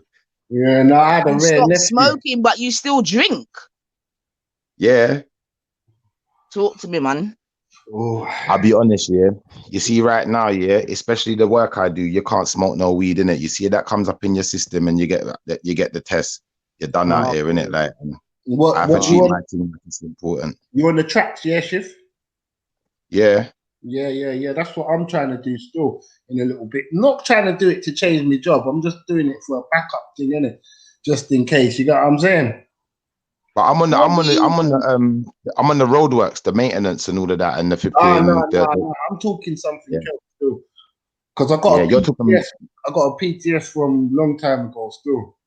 So you're talking railway, isn't it? Personal safety thing. Huh? You know the railway system, the orange, the men in the orange suits. They just go and do the rails and that. Okay, that's good money, man. My virgin does that. Yeah, I'm supposed to get my ticket for that this year as well, you know, because I want both of them. So when the work dry up in one, I can do the other, you know, like that. Well, I've got 1 million tickets, you know, because I know, innit? Like, you never can have enough, innit, in this fucking place. Trust me. You have to be overqualified, you know what I mean? Nowadays. Yo, captain's on deck, mate. Yo, captain. Man's supposed to keep up the facade, man, and make everyone think that man ain't got no jobs and shit, bro. You letting the team down, mate. Shit, No, no, man. Righteous people. I was 15. How am I going to pretend? Man, I'm big man, you know. We ain't no kids no more because we're big men out here. Yeah, you don't mean I ain't got an after work hustle though. I tell you that. Yeah. Come on. And I still live my dream. I still do my music and still talk to the youths, them, and still flex with the people, them. You get me? Yo, so, Sif, what you say? You DJ? Yeah, all of them thing there, man. DJ, host, MC. Yo. Me and Fabio, we gotta play our one jungle event down in one old roller place or laser place. What's that place called? Right, Peckham. Laser drum. No. Bristol, bro. I'm talking to Shifter. In Bristol? Yeah. You're talking about Dakota. I think it's that club, you know, because I went down there with all Just Shaka went down there. Yeah, they play all dub down there. No, like yeah, it's probably Dakota still. It's probably the Lakota thing in St. Paul's. They've been there for years though, bro. Like you know, from the fucking early out days, bro. Hey, Captain. Yeah. You remember that in Bristol called the Jamaica Inn? Jamaica Inn? Yeah. It was a old call it that pub thing, bro. Yeah, bro, it's on the carnival route. It's on their carnival route. Yeah, don't remember when this is one thing about Man in London. If you know Bristol Carnival, bro, you could go. It's the most sound systems up there. Everything going up there, bro. Yes, yeah, right. I remember. Yeah, I remember them days. Yes. Bristol, yeah, it's still live now. Very well connected with London. They had a very good relationship with South. No, that yeah, some of this South that Unity go up to play with them. Remember, you know Unity. Yo, Fred. Yeah, I remember Unity, man. Yeah, man. With Unity, it's not on again, is it? Bristol Carnival. It's not on again, is it? Man. No, listen. No, lock it off. But what is something? What happened? That's what it was. Hold on. Couple of years ago, Twins, isn't it? yeah, Ragged Twins and Navigator long before they come into the jungle. All right. Unity was a bad sound, fat man sound, bad man sound. Yeah, man. I remember them, man. Yeah? I was young. I was fucking young. Yeah, man. Remember But them? that's how I started to know about Stoke Newton and the farming them thing there when I was a youth. Because Coxton and Torres was like, then we had Tubbies. We had Saxon. Then, boy, coming from Battersea, we used to have Young Lion sound. And Young Lion and Saxon. You're from Battersea? Originally. Is it? Yeah, man, with our I Spy sound on them, man. What second did you go? What second did you go? Well, first of all, I went to John Archer, it closed down, and they moved me down to I went to a school in Tooting. Yeah. In where? John Archer. Yeah, so you went Spencer Park. Right. Say no more. Yeah. Original John, I wouldn't even say no nothing. That means you got jumped by the Garrett Green girls. Boy, you know what? Family history, my sisters went there. Come on, man. Yeah, man. Can I ask you guys all a favor? You're a Spencer Park boy. All right. Can I ask you guys all a favor? Yo. Sorry, my bad. I didn't mean to cut you, Nines. Can I ask you all to put your email in the back chat so then obviously I can connect with you lot differently for when we start up this thing that we was talking about earlier? Shiffer, you should do better. You know what I do? Shiffer, I come to the park and we will stage things properly. Yeah. Come on. Because me like how you talking up. Me like how you are going. You know what I mean? I might not be with the Israelite thing, but when we go up as Rasta, we kind of overstand each other. Get me? Yeah? Yeah. As long as we're together as people, that's the main thing. No, you know why? I'm not very funny. I'm together with you before you, yeah? So I tell you why the elders them who set in my foundation made me know about St. Paul's, make me know about Birmingham, make me know about Nottingham, make me know about Leeds. Yeah, so regardless of your religion, bro, I know them areas, identify with your areas. I could actually say to people, no, you might think it's country, but that's where you got yourself lost. You go to them places and realize, look how fucking man. Remember the mirrors there. Come on, sister. Did you go Providence, Rambo? Let me tell you about your end. You ain't telling me about my end. Yeah, Providence House. Yeah, I know you're around them places. There. Yeah, man. Remember when Nitty Gritty? Yeah, man. Memorial dance was there. I remember sounds like what? Spectrum. First class. Are you doing Memorial dance? What? You're lying. Old school. You know what? You ain't what? About. Neville King. Oh my Let's God. go back to foundation of all dancehall. Sapana B when me grew up. So when Sapana B and Neville King and Just Shaka, and then when they start play a song, me but yeah, because that's the generation I kind of learned from. I wonder what little Rambo was like them days. Hey, never forget. Wow.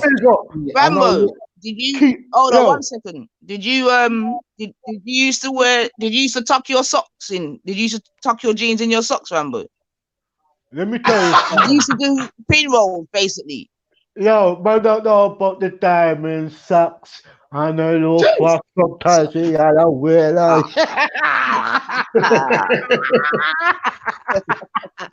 Hey, I tell you the truth, it was revolutionary them days. Most of them man are berries or beaver hats.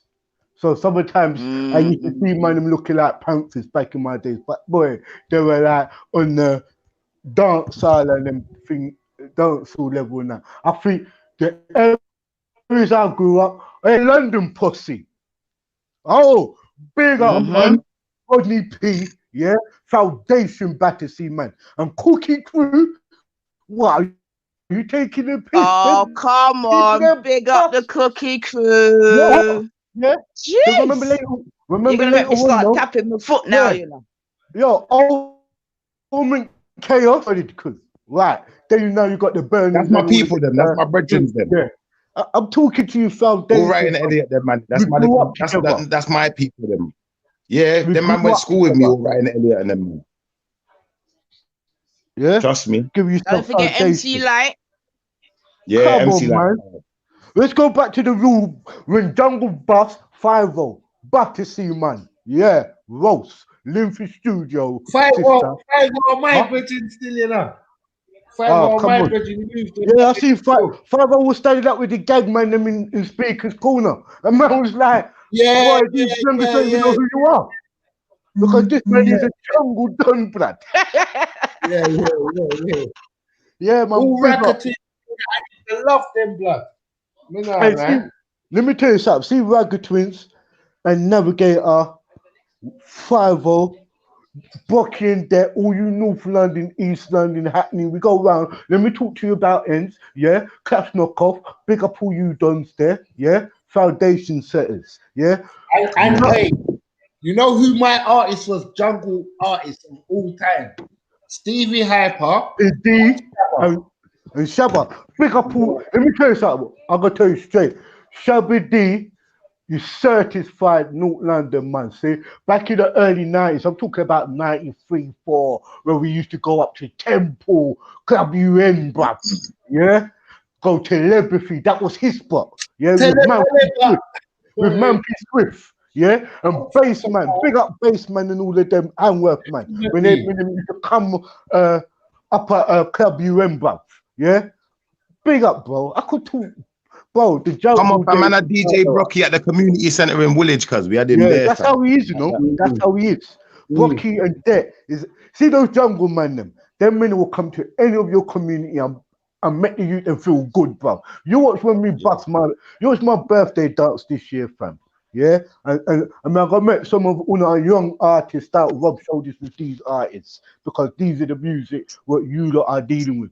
Yeah, there's certain things, bro. I will like. There's certain things I want you to show the man them like boom. I want you to put things up there, bro. Because most of the gang are artists. Big up Todd. Come on. Yeah. Jedi, big up Respect, big up all of the artists them. Yeah.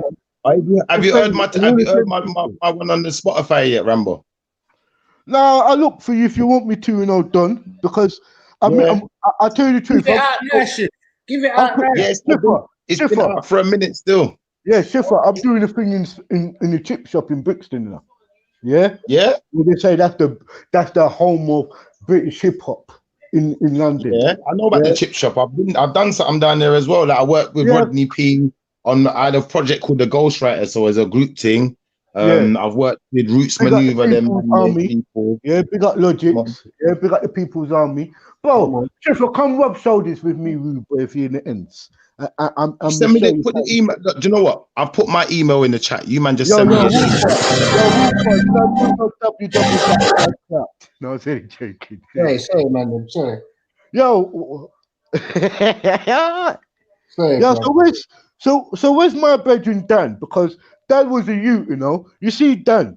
Dan's got on his channel Pure Sound Systems, you know. Yeah, and big up Lee, yeah, and all of them Huddersfield and them areas there, because a lot of people feel that South System only comes from London, bro. And South System was been at Huddersfield, Leeds, and them areas there for like past 45 years, bro. To tell you the truth, yeah. Hey, man, I'm gonna make a move, you know, but blessings, love, and protection. Yeah, that, yeah, man. Big up yourself, man. Hey, Freddie, send me an email. Send me an email. Just take the link out the chat. I'm gonna send you my fist, and I hope that you fist me back when I see you in it. Yeah, yeah. All right, fam. All right, my cuz. Guidance and protection. Yeah, that. Yes, my brother. You done know. One love. One love. So Rambo, when's this chip shop event going off then? Well, boys, the last one just happened last Thursday, so it's the end of the month. We're doing a like raw deal, yeah. So all of the young freestylers, boy, you know what? Every guy who's gone into that place ain't rubbish. That's the problem. Yeah. So it's an open mic thing, yeah, where you can come and rap. I love the younger generations, bro. I'll be real. You lot has mastered rap. Remember, rap, and that has always been a part of our culture. We inherited that from we were youths, innit? Because rap was a part of our upbringing. And yeah, come on. Yeah. Now I was listening to you. Come on, back in the day, like enough of these man, like you said, when you said So Solid, like I was a little kid listening to these man and saying that's gonna be me, you know, like that. All Smiley Culture and them man there, and I'm trying to remember the other one's name. Who's the other one that was with Smiley Culture there, man there? Well, Usher Senator, no. Philip Levy, because I think you know him more. Jaman, McCool, Mina Stubborn, like you know them last yeah, I remember the lyrics there. Levy. Yeah, who else used to be there? I don't think you would really remember Ashley Senator them time there. But yeah, you would have Smiley Culture, you have Tipper Irie, get me. Oh, that's it, Tipper Irie, man there. Yeah. Get me. Original Saxon man, get me. Yeah. Big up Maxi Priest, but a lot of people won't know them thing there. Yeah, big up Maxi Priest. Yeah, Maxi Priest was bad. Yeah, big up Aswad, get me. Them foundation, they're the ones who. No, Shinehead, big up everybody in New York. Yeah, salute New York. Big up Shinehead, yeah. It's them man there where I draw energy from, because you see my music, what I try to do, I try not to be about this negative business, you know. I try to keep it positive for them, man. But family, see them artists still, Saxon. I'm gonna be real with you. See, as a child got and growing up to manhood, every year at Notting Hill Carnival, I like to go to Saxon. Them in there with the rats. Like I can't. Like you got Robin. Like Roger Robin, wicked. Roger Robin, that's it. Yeah, all the vocalists, wicked. They still make dub plates today, all specials. Maxi Priest, you know one thing I don't respect, saying this is the funniest thing about when we say we Black British. Of all of the entertainers of reggae, how come no one don't call it Aswad and Maxi Priest and give them their honor and say this is what they're produced for British culture as reggae music artists? Then you talk about Saxon. Saxon, let me tell you about David Rodigan. You won't know nothing if it was for Coxon Saxon. Saxon was a vocal sound, bro. See, Philip Levy chose it to cuss you off. Your sound's done. Yeah, don't get twisted. When Colonel and Rusty and them men are through to bury your sound through lyrics, you know, you done out here, bro. And these men were English youths who went amongst the best Jamaican artists from Admiral Bailey, all of them in there. And all to this day, there's still friendship. Remember, you know, that's how I started out on radio, innit? With D-Row and them man there, with the Genesis and them thing. Yeah, Genesis, I started off that by talking. So when I was, like, to be honest, when I was learning and actually started to teach, I was actually on Genesis. Yeah. Okay. Yeah. No, I mean, with all Professor X and them in there, and that was all 20 years ago, bro. So remember, I left all of the 8th Junction and that lifestyle and started to read and started to study, bro. You understand? And Genesis at that time was talking all this stuff we are talking now, but on pirate radios. Yeah, 100%. Yeah, man. Big up all the pirate radios who gave us the chance. Yo, but when man's talking about Bucky Ranks, I know you're talking about them in our original Peckham, man. Yeah, man. We got Viking Sound. Yeah. Who else you had? Yeah, man. Then you got when you talking about Lucian Sound in that man there. Yeah, Lucian was Just Shaka and Saxon. Peckham was Viking Sound. Bucky Ranks, Daddy Blue, Big Man them, hold that area. North London, you had man like the Ragged Twins, Navigator, and them in there hold that. North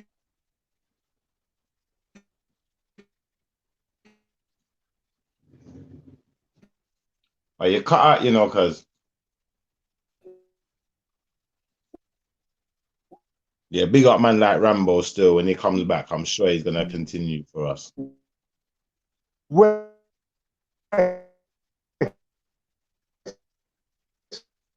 Your signal's bad, you know, Rambo.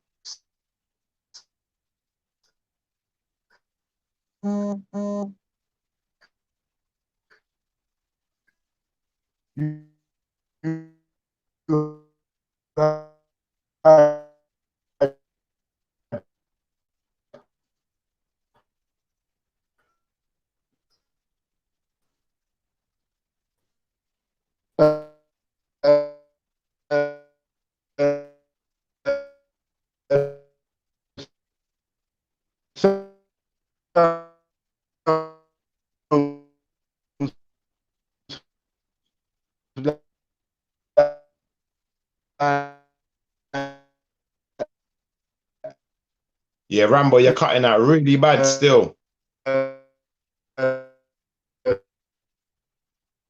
You sound like robot voice right now, cuz.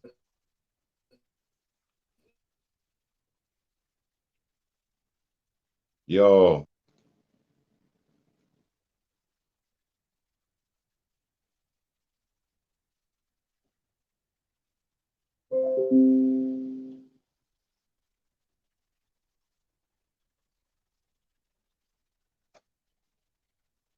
Yeah, big up man like Rambo, man. And big up all of the people, them, all the sound system man, them, for real. And like Rambo said, you know, man was doing this from way back when. Same thing we're doing now. Same way man's sharing knowledge right now, and man I talk and I reason, and this ain't something new really. It's just that now we got more platforms to do it on, and that in itself is a blessing. You get me? So big up to Valley Vision for creating a platform for us, so we can come together as people, you know? And big up all people all around the world. Big up all people of all nations. Everyone, big up yourself. And feel good about yourself, you know? And I think we need to come away from this, you know, to feel good about ourselves. We have to put someone else down, because we have to put no one else down. Like Rambo said, you know what? I might call myself an Israelite, and I might have learned something that's taught me to think a certain way. But that don't mean I have to be ignorant with it and I can't listen to no one else and be accepting of other people. You know, we can accept other people too. You know, all of us can do that. There ain't nothing wrong with that. Ain't nothing wrong with accepting other people. Ain't nothing wrong with giving people a chance. Ain't nothing wrong with being good to other people, you know. But we still have to look after ourselves and look after our own backyard. So the man's given me a mission to complete. The man's them have given me a mission to complete. And the mission I have to complete now is I have to do something for my home, for my backyard car. You know what?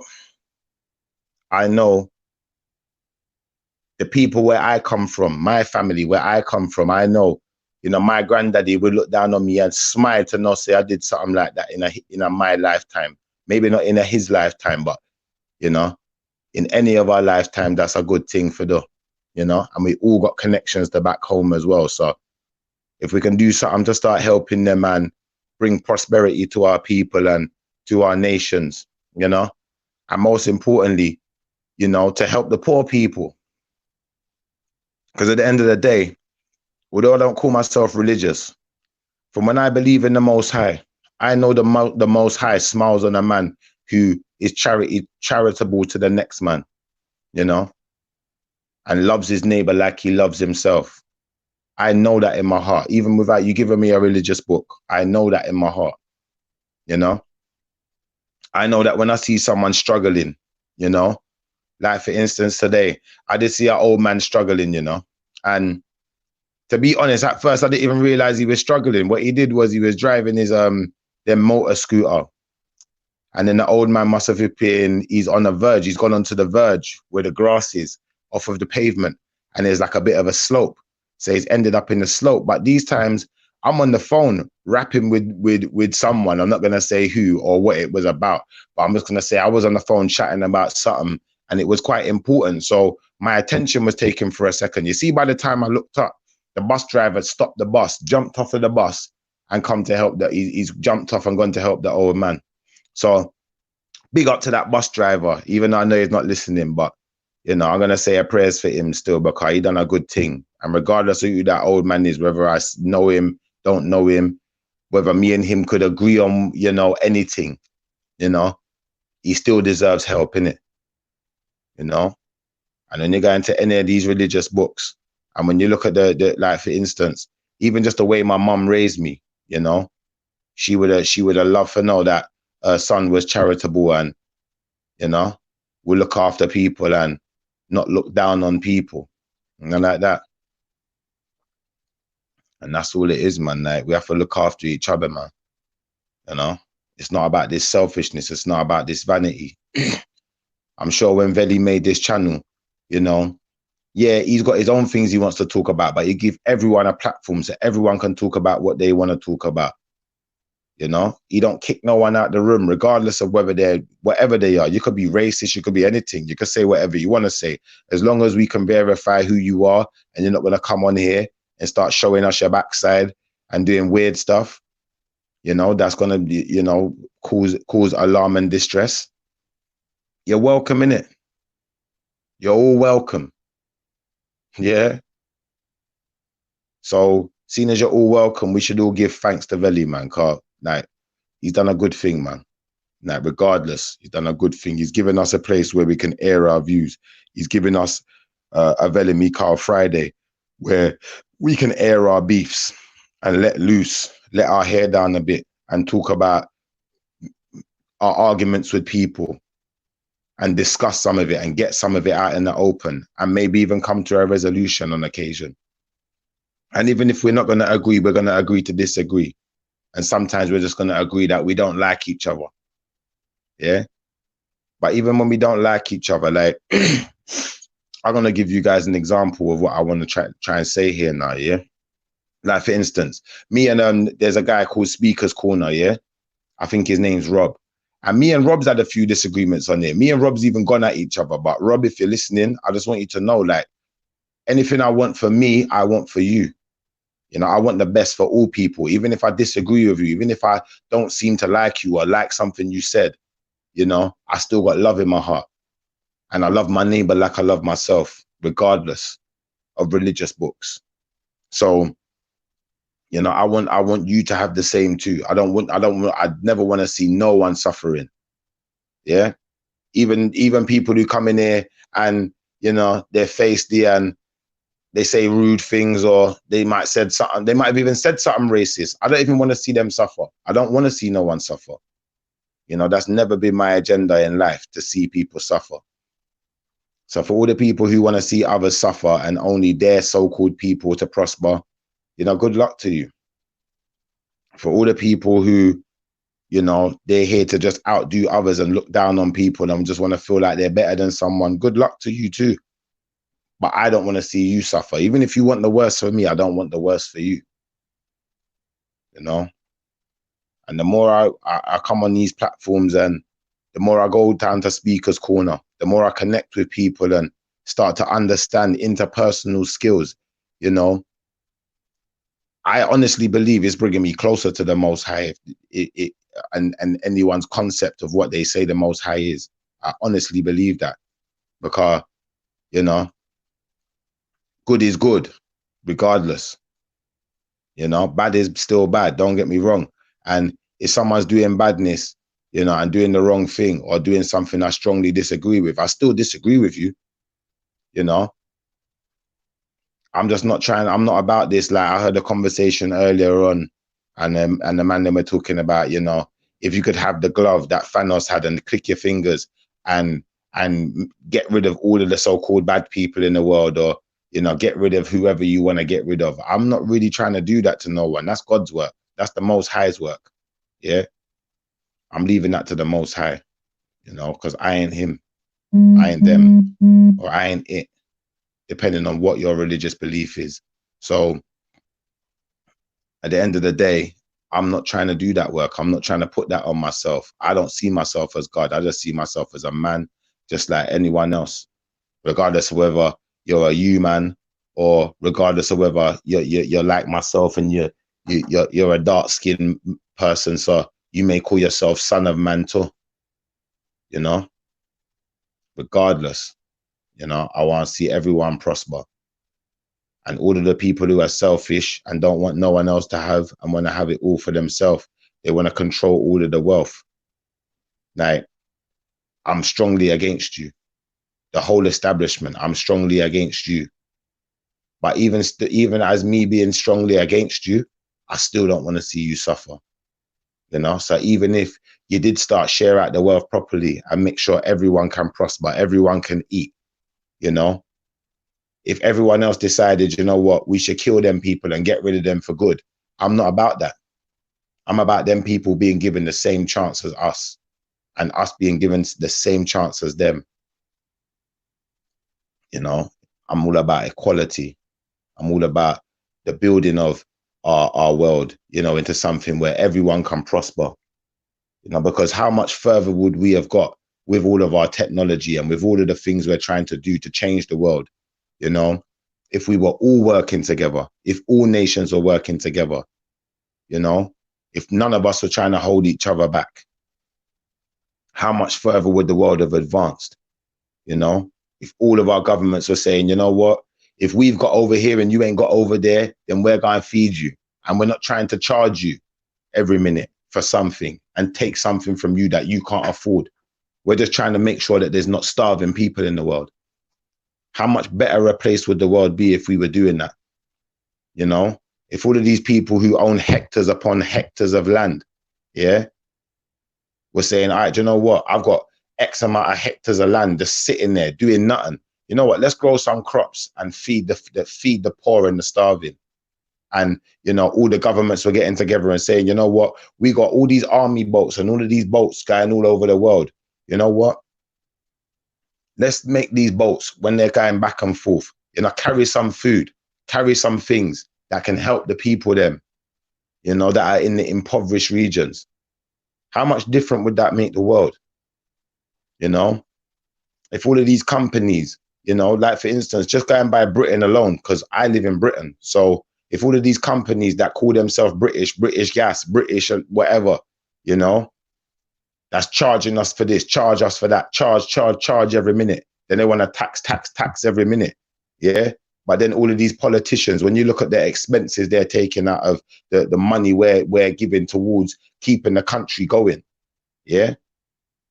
Why aren't they spending their own money? Why you got to take expense every minute and think you're better than everyone else and live better than everyone else? I don't get it. Why have you got to have more? Why can't we just share? Why is that impossible? You know? I just don't get it. I know some people get it and some people enjoy it. To them, you know, that's what they want. They want to be able to say, you know what, I can go and sit in the fanciest restaurant and I'm the only person who can do that. You know, I can buy myself Balenciaga and everyone else has to wear Reebok. You know, so I feel like I'm a bit better now. I feel like I've done a bit better than, you know, this person and that person. You know, I went to university and, you know, the rest of you can't go to university because you're not as smart as me. You know, why do we all want to look down on each other? I just don't get it. You know, why do we hate each other so? Why all the ignorance? Why all the hatred? Why all the vanity? And then what happens is we go into these religious establishments and then use that as another way to look down on each other and then want to take the moral high ground. Then the same man that's taking the moral high ground, you know, he sat there in the church, he's in the church preaching to the people, preaching this, preaching that. And then you see him drive out in one big Benz, one big Mercedes-Benz, BMW, Bentley, living in one big yard out in the countryside. But the people in the church are still in poverty. Yeah, there's still people in the church who they're taking donation from that can barely afford to keep the light bill on, that can barely afford to pay the bills.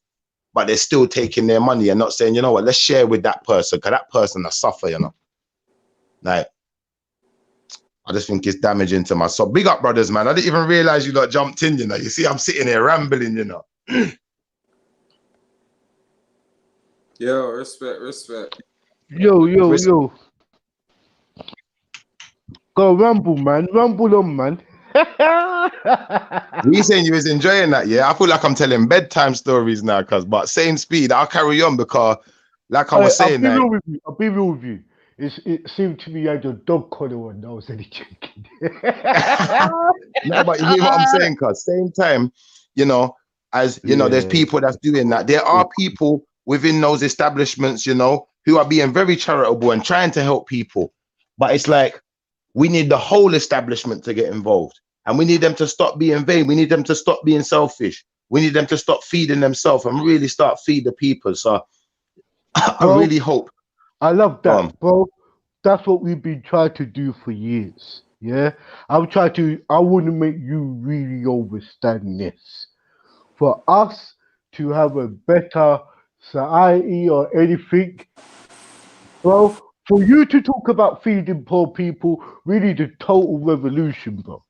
Yeah, and I mean on all scales, bro, because what we are asking for, we can't do this by marching, protesting, kumbaya, or any hymns or prayers or chants. It doesn't help. Not with these people. Yeah, like I gotta be honest with you. Like to be honest with you, revolution ain't nice, innit? It's bloody. Yeah, because I'll be honest, this is why I'm anti-establishment. This is what I'm saying. You are anti-establishment. Cool. Now I'm gonna explain this to you. For you to get what you truly want for the people. We're not dealing with race, right? If we talk about anti-establishment, we realize it's the establishment what is the problem. So if we got rid of that, maybe we got hope. But bro, these guys here spend millions of pounds of our money, yeah, buying weapons, yeah, to keep us at bay. They got millions of pounds, hundreds of pounds, millions of pounds each year going into the army and all sorts of security or national security. So when we're talking all of this talk, we got to be real with you. Kumbaya protesting, saying help the poor, feed the poor. And been dead over that over the years. Some people have never been convicted of any crime. has been murdered only in a protest, only in a march. What happens when the total revolution establishment kicks off? Bro, I'll be real with you, that's the only thing what's going to really happen, but I'm going to be honest with you, man. Protesting, writing petitions, collecting, you know what I mean, signatures and all of that ain't going to help nothing, bro. Well, Rambo, this is why the first thing I'm going to do what my brothers then when we was talking earlier asked me to do. Yeah, Freddie said to me, you know, start up the charity and he will happily donate. Bank Boy said he'll happily donate. He even said he'll help us. He'll help to manipulate the money to make it into more, you know. So if I know I've got strong-minded brothers like that behind me. Yeah, but shut you up. Let's be real now, yeah? I love all of this revolutionary talk, but I gotta be honest. First of all, when the money you need to assist in your revolution can be cutted off by the same damn people who fucking prints it and who funds them who's gonna give it to you. Remember this, you know, if you are a national threat to this government, all of your accesses around you was related to the establishment will be cut off, and they would also bring in forces to kill off all your dons them around you. So you better have some. As far as I see it, where we fall short on, loyalty. Now you gonna have a group of men who's gonna fucking break at each stage. Some might get hold, break. Some might get questioned, break. Some might get have a family member being threatened of death and break and leak out all of this information. Bro, this system here, you watch it on TV, they're actually doing it.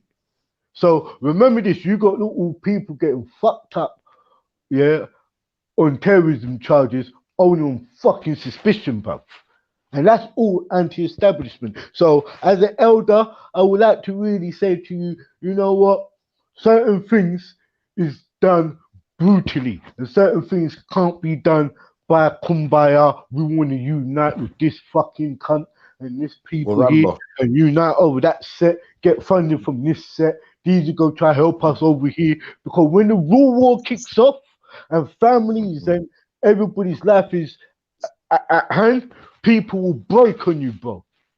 Rambo, let me say one thing to you, my brother. Yeah, that's what I'm saying to you. Like, you see, first and foremost, what I want to do is, yeah, I just want to establish this charity to help the poor, help the people who's suffering in our backyard. Yeah, in my own where my heritage lies in the Caribbean, where my own mum, my own dad, my own grandparents, and people them are hailing from before they was in England. Yeah, so if I can do that to start off with, I think that's a place to start. Wherever it leads to. Like, but I'll be honest, I'm not advocating for no one to kill no one or to be horrible to no one or to go and fight with no one. I'm not advocating to none of that, you know. And wherever that charity leads us to, it leads us to. But I'm hearing you as well, my brother. And I'm not saying that you're wrong in what you're saying. I'm just saying. Bro, I'm like you know, I'm ready, but I realize not everybody else is ready, and I will be labeled as a terrorist. Oh yeah. Oh, he's radical.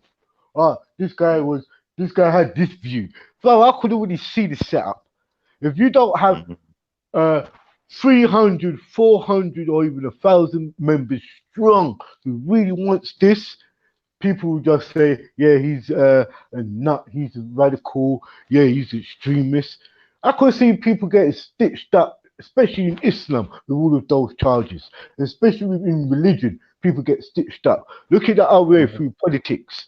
Look at other organizations through politics who want you to go through this British entire establishment. Look at Rambo. This is why I'm not afraid to walk alone, you know. And you see, when you see me, like, you see, when I go with every time I've been Speaker's Corner so far, yeah. Don't get me wrong. Last time I was at Speaker's Corner, I brought my son with me. I said to my son, "Come hold the camera." I paid him to come out for the day so that he got some pocket money. And you get me? And I brought my little cousin with me. But I said to these man, like, even if someone says something you don't like, you man keep the humility. And they done as they done as I asked them to do, and we kept it humble. And we're not walking around on no gang kind of thing. Like, when I'm talking to the Muslim brother, I'm talking to him on my own. I don't care if there's 10 of you. I don't care if there's 50 of you. I fear no man, no men.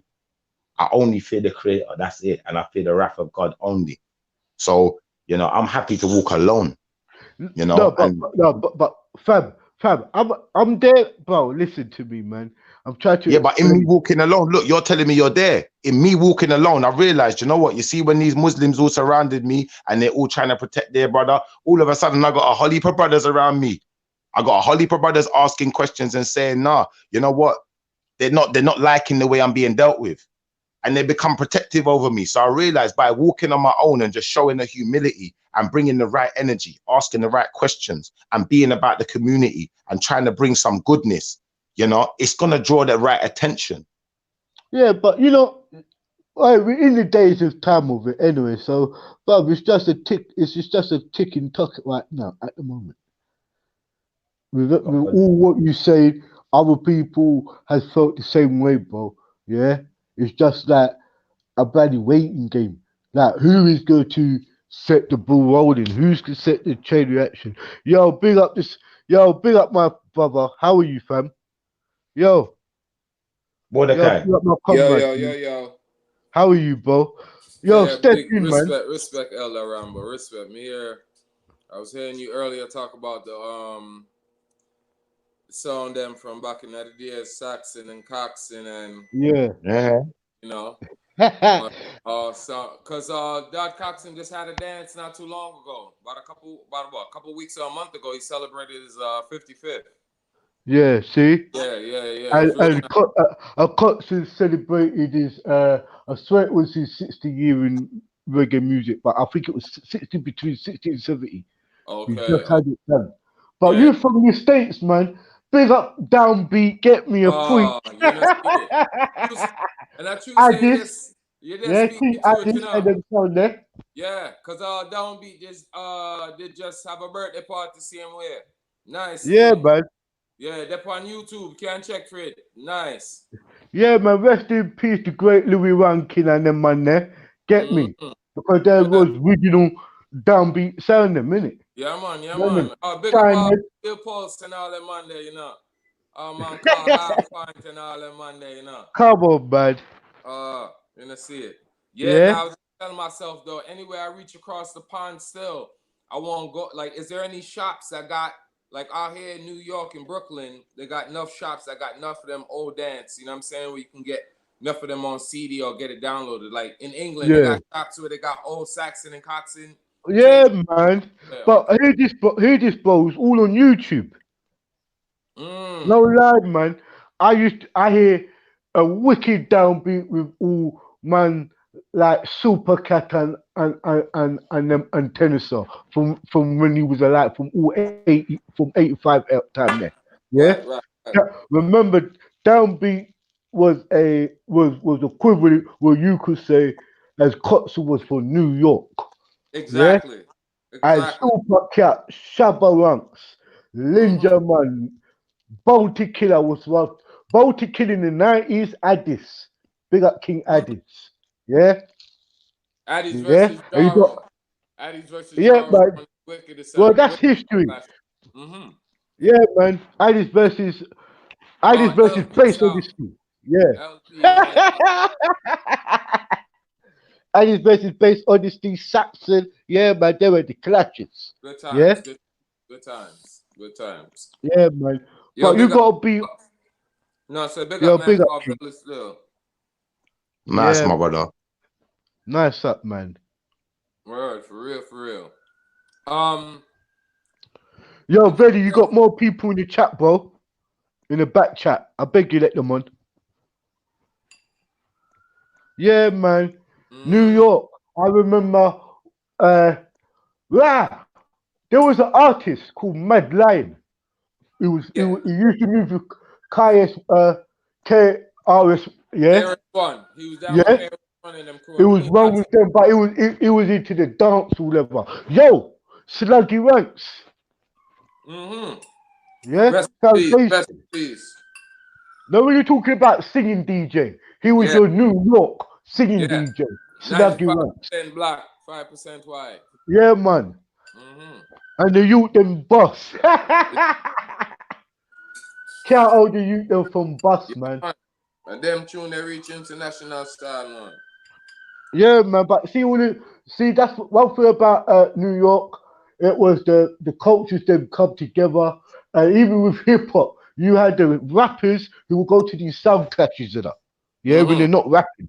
Yeah, man, and go rub shoulders with all Addis. Yeah, but you have to give enough respect. Remember when? Same thing. You have to give enough respect to the England family, them still. Yeah, you guys were big inspiration to us over here too. That's like fuck. Yeah, man. Come on, more like to all the brothers them. Mordecai, Exactly. Well, go on bank, mate. All gone Shifty. There you are. Don't know. Man called Human Made. Respect. Yo, big up, bank, man. Big up, my G. Don't know. I hear you on the music talking about Temple in them days. I said, yeah, this brother's some old school Donny still. Yeah, man. No, I mean, bro, as I say, man, me live the greatest times of my life, bro. Yeah, I Rob shoulders with artists, you know, and some of the artists I still see them today. You know what I mean? As I was saying about Temple Club UN, I could talk about Westwood. Do you remember when Busta Rhymes come over and he did come on, I was there when SWV come over and them thing there, Busta Rhymes and all of them. Man. Come on, man. Yeah, You know what I mean? Those are the days. Man. Those are the days. Mordecai, what are you saying? You want to know about I never forget when of course you would. They've been in the States, know what we do with. They have sound clashes with us. They know the thing. Yeah. But let me tell you something. See, they over here, choose enough Studio One, enough sound from England. It was very big in the 90s and like in the 80s for me growing up. And then as you got older and you understood how it became more rare, because it started off with the rhythm then first. And then more and more we start listening to the lyrics then and you catch yourself as you get older. Now England played a very, very, very big role. Yo, my does. See if I know the state. See if I know the states that how you do, but how we do it in our sound system style. New that family. Oh, fine. Yeah. Van de Beer. Flatbush. Yeah. You have certain songs. Yo, you know what? I have to say I gotta say the big shout out though, yeah, to Father Ethan. Get me? The father of King Addis. Yeah, man, I have to respect them, man. Because them man we know about Bounty Killer and all. Yeah? And I wouldn't know too much about that still. Schiffer's more of the music man, so Schiffer probably knows more. You man, let me say one thing, yeah? Let me say one thing. No, can I say one thing to Can I say one thing to all of you, man, in the chat room? You see how the conversation's been so good for so long, yeah?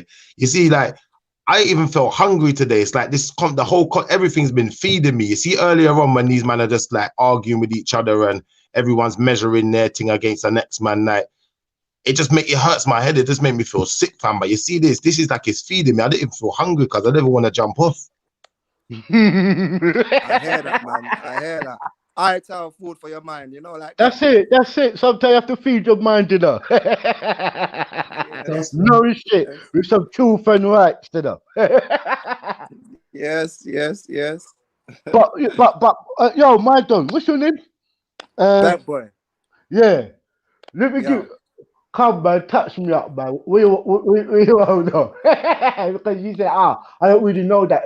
Where you come from? I don't really know that. Like, see, Shifty's more the music, man. He can go on with you on that still, but I need to be schooled, you know, like that. On them things. Yeah, man. But they were the foundation. We have to always, like, with me, I've always go like to the foundation of it. Like, they need the foundation of the music. You see how it all come together. Because, boy. Come on, Rambo, even the African music, even the Afro beat, like the Fela Kuti, the real Afro beat. Oh, stop. Salute and honor Fela Kuti. You know what, bro? Yeah, I know think about he's that. one of the realest artists, yeah? Bro, he went back to Africa in his culture, fam. I listened to his lyrics, bro, his lyrics is authentic like Bob Marley and Peter Tosh. He's on that level, bro. He's very conscious. Yeah, he's the Nigerian Bob Marley, man. Yeah, No man. talk. But let me tell you something. That man that ain't no sellout category. He knows his stuff. Nah, Yeah, real he knows talk, man. political. He knows his team. His family got touched by the government because he was not a sellout, Yeah, you man. know, like that. He was a real revolutionary. You know what? That's right. A lot of my Nigerian brethren, them the OGs, say he was actually a don. Bro, you know when we're coming from Jamaica, we talk about dons. He's on that level. He was he was actually a doodles for his area, for the area boys. 100. You know they tried to burn his house and kill his mum. The government. Yeah, man. Soldiers did it, man. Chuck his mother out of first floor window, bro. Yeah, bro. Yeah. That's what I'm saying. Yeah, it's the government, bro. Because he was bunning them too much. He was bunning them out of the place. You know, bro. He was trying to wake up. He was trying to wake up the Nigerian people. That's right. He's one I of the think he was million. trying to wake up the whole of Africa, to be honest. You know, like He that. was, man. He was. And you see this very stuff what we try to fairy tale kill today and debate about, these are the things he spoke of. So imagine in the 70s, he's telling you, stop going to church, stop going to this masjid. He was telling man that. That's how authentic he was. And that was in the 70s. So bro, he's a very good guy. He knew what he was dealing with, and I like what he did for the people. Yeah, and he was a millionaire, by the way, but he didn't try to sell out and try to come and live in England. He just said, "Boy, Reverence." No, man, that man's a good man, fam. Very good artist. If I was a Nigerian, should be proud of the artist there. Yeah, man, we are most definitely 100. Now, I mean, and it's more other artists, but they don't make it to that world stage as he did on that level. Now, when they're talking political and talking the realness, because it's other artists, and I big up Nollywood. Nah. Bun Nollywood, man. Nah. Why do you say that for? Nah, okay. On the thing that they're giving, you know, it's a platform. All right. They give you a platform, but the message, but the films they're pushing out, man, it's just too much juju and there's not enough consciousness. There's not enough substance as far as I'm concerned. You know what I'm saying? There could be so much. Hey, you see, it's a good point. So what you say? They're putting in juju, but without the knowledge with it. Yeah, I'm trying to tell you, they will make juju look like witchcraft. Yeah. Yes, like that's all Nigeria is about. And I'm glad you brought up the subject of Nollywood, because if we're talking about that, now Nollywood is the biggest movie platform in Africa. It's second to, it's like Hollywood, but it's Bollywood, Hollywood, then Nollywood, you know, like that. No. That, yeah. Yo, let me say one thing. Sorry, Rambo. Let me just say one thing. Don't say bun them out. Pray for them, my brother. I hear that. All right, let me finish what I'm saying. Rambo, let me just finish what I'm saying. Cool. It's like the biggest movie industry in the world is Bollywood, the Indian one. Trust me, it's big, it's massive. Yeah, and then you have Hollywood, and then it's Nollywood. Now, if you see how all these people are using their platforms, like the Bollywood and Hollywood, they use it to push their agendas out in it, and to make a country or people think in a certain way. It's really a propaganda tool. LGBT and all of that come through that. Exactly. So the Hollywood one is pushing its own LGBT agenda. You know, the Bollywood is pushing like Indian culture and letting Indians, a certain culture that they want Indians to follow. Now the Nigerian one, the Nigerian one is not doing none of that. It's not using it to actually, set a good, identity for Nigerians. And that's no. Because you're right. Because some of the old Nollywood actors went into fucking the porn industry and build a porn industry in Nigeria, bro. Are you taking a piss? Like that's right. It's what I'm saying. Because what I realized, this is why I'm not tricked, and this is why I really want to talk to you. If they had Hollywood, they got Hollywood in America was pushing that, and from Hollywood you got Warner and you got Disney, and you got most of the news and sports and entertainment, what comes out of Hollywood, Beverly Hills and all of that. That's that. And all of that agenda what you see on the masses, what's pushed out is by these elites, yeah? Who we say they're all the Illuminati, meaning they're just the puppets. They're doing all the symbols and they're doing it in places like India. Remember, India ain't no shy or no spook to all of these Baphomet stuff. They're even before all of that. What when the Indians was dealing with the Sanskrit and all of that, it bred these American Aryans. So let me tell you something. Nollywood and all of that is practicing all the Luciferian stuff. These are the things was keeping maybe Africa at a state through what they're pushing out their agendas. They're throwing money. Rambo. Facts. Rambo, this is why I say pray for them, man. Pray for our brothers that's lost their way, and hopefully we can save some of them. If we can't, innit?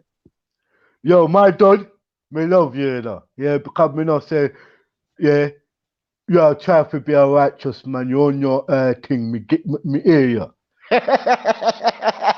You pray for them while me I just show you how it go. Get me? Because I'm not saying 100 shift. I'm not saying shift is You have to right, pray man. for them. But listen You have to to me. pray for them. But they're on Listen some to me. fuckeries right now. Real talk. Listen to me, my brother. Right? Me love honor. Yeah? And I want you to realize that, see this God thing, I want to speak to you in 5 years' time, 2 years' time. Stick to the thing, no, bro. But I'm at that age where I'm saying, I will not, you know, God is he's my personal friend. You understand? I reach to that level where I say, you know what, I get all of these, I understand how my people are. I know how my people stay. So I always say to them, I'm not there to take away your God. What am I going to give you?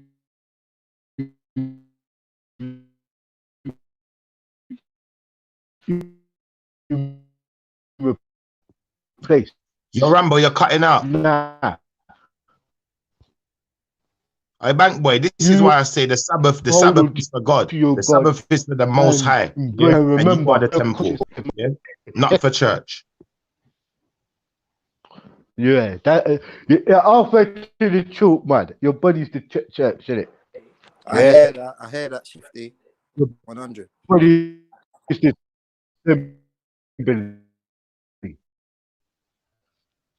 big up. Go put that up. Yo, Back Boy. Man, I chip out. Can you hear me? Back Boy. Yeah, I can hear you. I can hear you. You're breaking up still a little bit, though. Shiff, are you there? Yeah. No, I'm here. I'm trying to prepare some food right now as well. So. You know, I'm gonna he asked you if you're an Israelite, Bank Boy.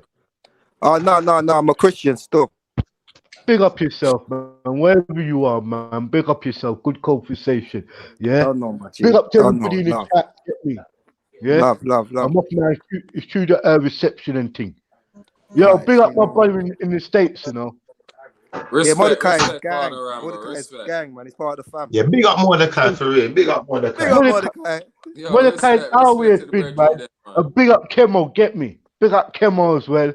And big up to all of the man from the States, get me. Yeah. Man, big up to the family. Big up, man. Big up everybody. Yeah. Big up, Belly. I'm off, you know. I sign out. Hey, bless up, Donny. Don't know, love. I'm over. Bless Rambo, man. Love and guidance, my brother. More love and more life, my brother. Every time. Yeah, Shifty. Yo. Yeah, like what you were saying on the Sabbath. Let's pick up on that still. Well, what I'm saying about the Sabbath is like, you know, if you're a Christian man like yourself and you believe in the words of Jesus, you know, when Jesus went into the temple, yeah, and was speaking to the priests, and he said, if you throw down this temple, I will rise it up again in 3 days. He was talking about himself as the temple. He weren't talking about the stones. Yeah. And when they're talking about, well, it took us how many years to build this temple? Yeah. That's facts. Yeah. Say So that when Jesus went into the temple, yeah, in the Bible, there's a part where he goes into a temple and he's talking to the priest now, and he's obviously claiming that he's the Son of Man, and they're trying to refute him. And he says, throw down this temple, yeah, and I will rise it up again in 3 days, yeah. When he says that, he's talking about himself as the temple, but they didn't understand it. They thought he was talking about the stones. What book was that in the Bible? What I know, what book? It wasn't. I'm not sure the exact book, you know. I'm not sure the exact book. Bank Boy is a better Bible student than me, so he probably knows.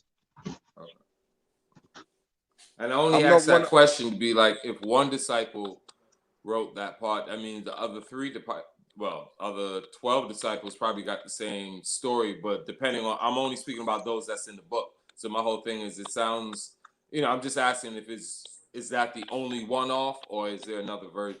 Does another disciple have a version? Hold on real quick. Say no more.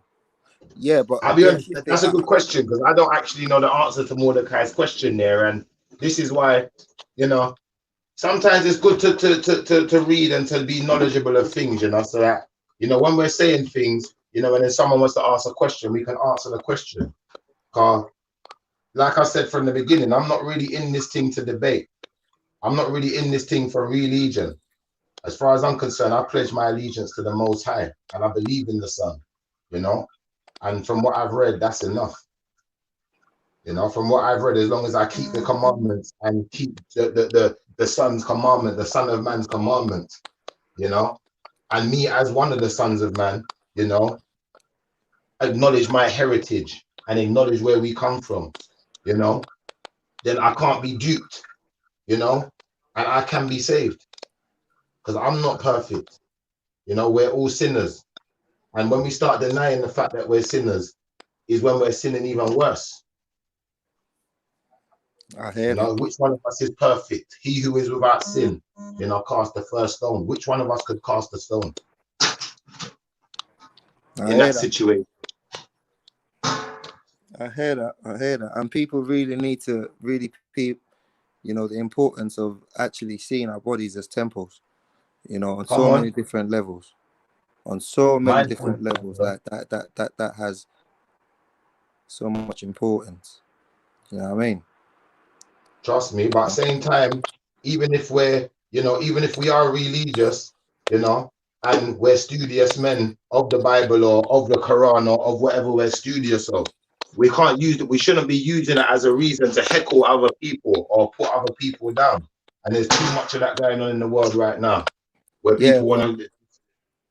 That's facts, yeah. And at the same time, if we actually look at our bodies as temples for real, as the temple of the Most High, even more importantly, yeah, do you actually see another man wishing bad on another man, or wishing to do harm to another man? Come on. Well, you want to do harm to God? You want to do harm to God? That don't make sense. You see what I'm saying? You feel me? Like, bro, like the Most High lives in the next person. He lives in me. He lives in the next person. So doing harm to them is more like doing harm to myself as well as the Most High. You feel me? It's like it just don't make no sense. But when you have other types of spirits within you, or you admire, you worship, you idolize certain other types of energies, and wants in life, lusting and things like that, like it's gonna make you a different person. Bank Boy, this is why I acknowledge that not everyone's gonna agree with me on my way of doing things and my way of thinking and my way of worship, or whatever they may want to call it, But one thing I do know, as long as my heart is in the right place, people will hear me and they will love me for who I am. And if they don't, then they've only got hatred in their heart, and hatred ain't getting them nowhere. It's only affecting them. It's not affecting me. Yeah, I think Black Magician said something about hatred not being like the opposite of love, innit? Like that, it was something like fear. And when he said that, I kind of agreed with that. Do you know what I'm saying? I think people don't really hate. They're actually more afraid of the thing that they think they hate. You know what I'm saying? And you can, if it's a lack of understanding, you can gain understanding on something that you're afraid of, and then you won't be so afraid of it anymore. You know what I'm saying? So maybe that will help dissipate the hate. Or you can just accept that there's different people in the world, and you know, we've all gonna have to pay our penance, innit? So let me take my punishment and you take yours. You know, same way. If we're all kids growing up in the same house now, yeah, and let's say we all got the same parents now, yeah, and our parents say, when I get back home, the place better be clean and tidy. Now, one child may say, well, we were told clean and tidy, but that's not a clear enough set of instructions. You know, it's not like they've said, well, you do this and you do that, and this person's got to do this and do that. All right, the instructions aren't clear enough for us to be able to agree on the instruction. Two rocks in the background. 2 rocks in the background. Nah, because the instruction ain't clear enough for us to be all agreeing of the instruction. Now, if I say, well, they said clean and tidy, so that means we have to clean everything and tidy everything. Someone else may say, well, no, we just got to hoover and, you know, put things straight, make things look tidy. You know, another person may say, they may agree with me. Another person may say, no, I agree with the one that said, let's just tidy. Another person may say, well, you know what, they said the house. They didn't just say inside the house, so we have to go out in the garden too and sweep up the leaves and do this and do that. Now, when the parents get home, they may say, you know what, I agree with the last one of you that said, you're not just doing inside, and yes, you have to clean and tidy, and you have to do outside too. Yeah, you have to wipe down the windows, you have to do X, Y, Z. Now, when the parent comes home, the parent is going to be the one to give the final order and say who was wrong or who was right. It's not down to us to decide between ourselves who's wrong and who's right, you know, really and truthfully. That's down to God. That's down to the Most High. I hear that. But at the same time, you can still see that there's clearly still wrong or right, innit? You know? Yeah, and it's necessary for us to debate. It's subjective as well. Yeah, it's necessary for us to debate sometimes. It's necessary for us, you know, to put our ideas forward sometimes as well. And, you know, I think it's necessary to do that, but it's unnecessary for me to say, well, if you're not going to do it my way, well, I'm going to fight you down now. Because no point did that parent say to fight each other down. At no point did that parent say, if this child ain't going to do it the way you said to do it, because you're the older child, or you got the authority to bust him up and beat him up in a ear. That's what I said about spirits and energy before, innit? That's why I said, like, it depends, like, on the spirit of the child, innit? And the things that you're lusting after, you know. If it's vanity, if you're a vain person, you're going to do things regardless, innit? Like, you're going to look at, it doesn't matter whether mom or dad is right now. It's just a case of, I want to be seen. I want, you know, to be vain. I want it to be me. And that in itself, that sort of feeling comes from a certain place. And that's what I'm talking about. What energies are we, like, you know, feeding more? You know, if you're gonna feed like, you know, the energy of vanity more, then, you know, your thoughts are gonna be tainted to it or slightly geared towards vain things, you know. And but who did your punishment come from, Bankway? Who did the punishment come from? Does it come from your brother chastising you, or does it come from the parent when they get home? Yeah, clearly the parent. You understand? So we have to stop chastising each other and fight down and beat up each other. Hey, 100. Well, go on, brother Torok. You can't hear me still. Who else has just jumped in? Is that Nines? Well, go on, Nines. Yo, nice. Day done. What are you saying, Chef? Are you blessed? Yes, my brother. Well, go on, my brother. You blessed, yeah? How you feeling today? I'm all right, man. I just come on, see the I'm good if you're good anyway, bro. Always.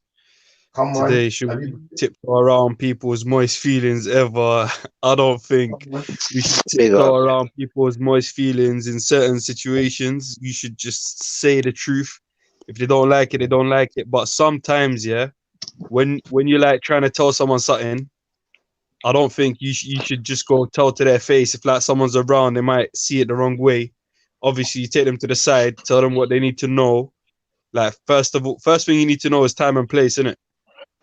Yeah. Is it the right time and place to tell someone that they're being an idiot, like, or they believe in something that, like, whatever it is, innit? When you got to be real with someone, Like when someone's doing something and you just gotta be real with them, even though it might hurt their feelings. I think sometimes you gotta hurt feelings in it, otherwise it won't sink in. All right, if you really believe in something, sometimes you got to talk about what you believe, but we're not setting out to embarrass no one. Is that what you're trying to say? Yeah. You should like, but not only don't aim to embarrass them, you should aim to not embarrass them. So you should be aware if what you say might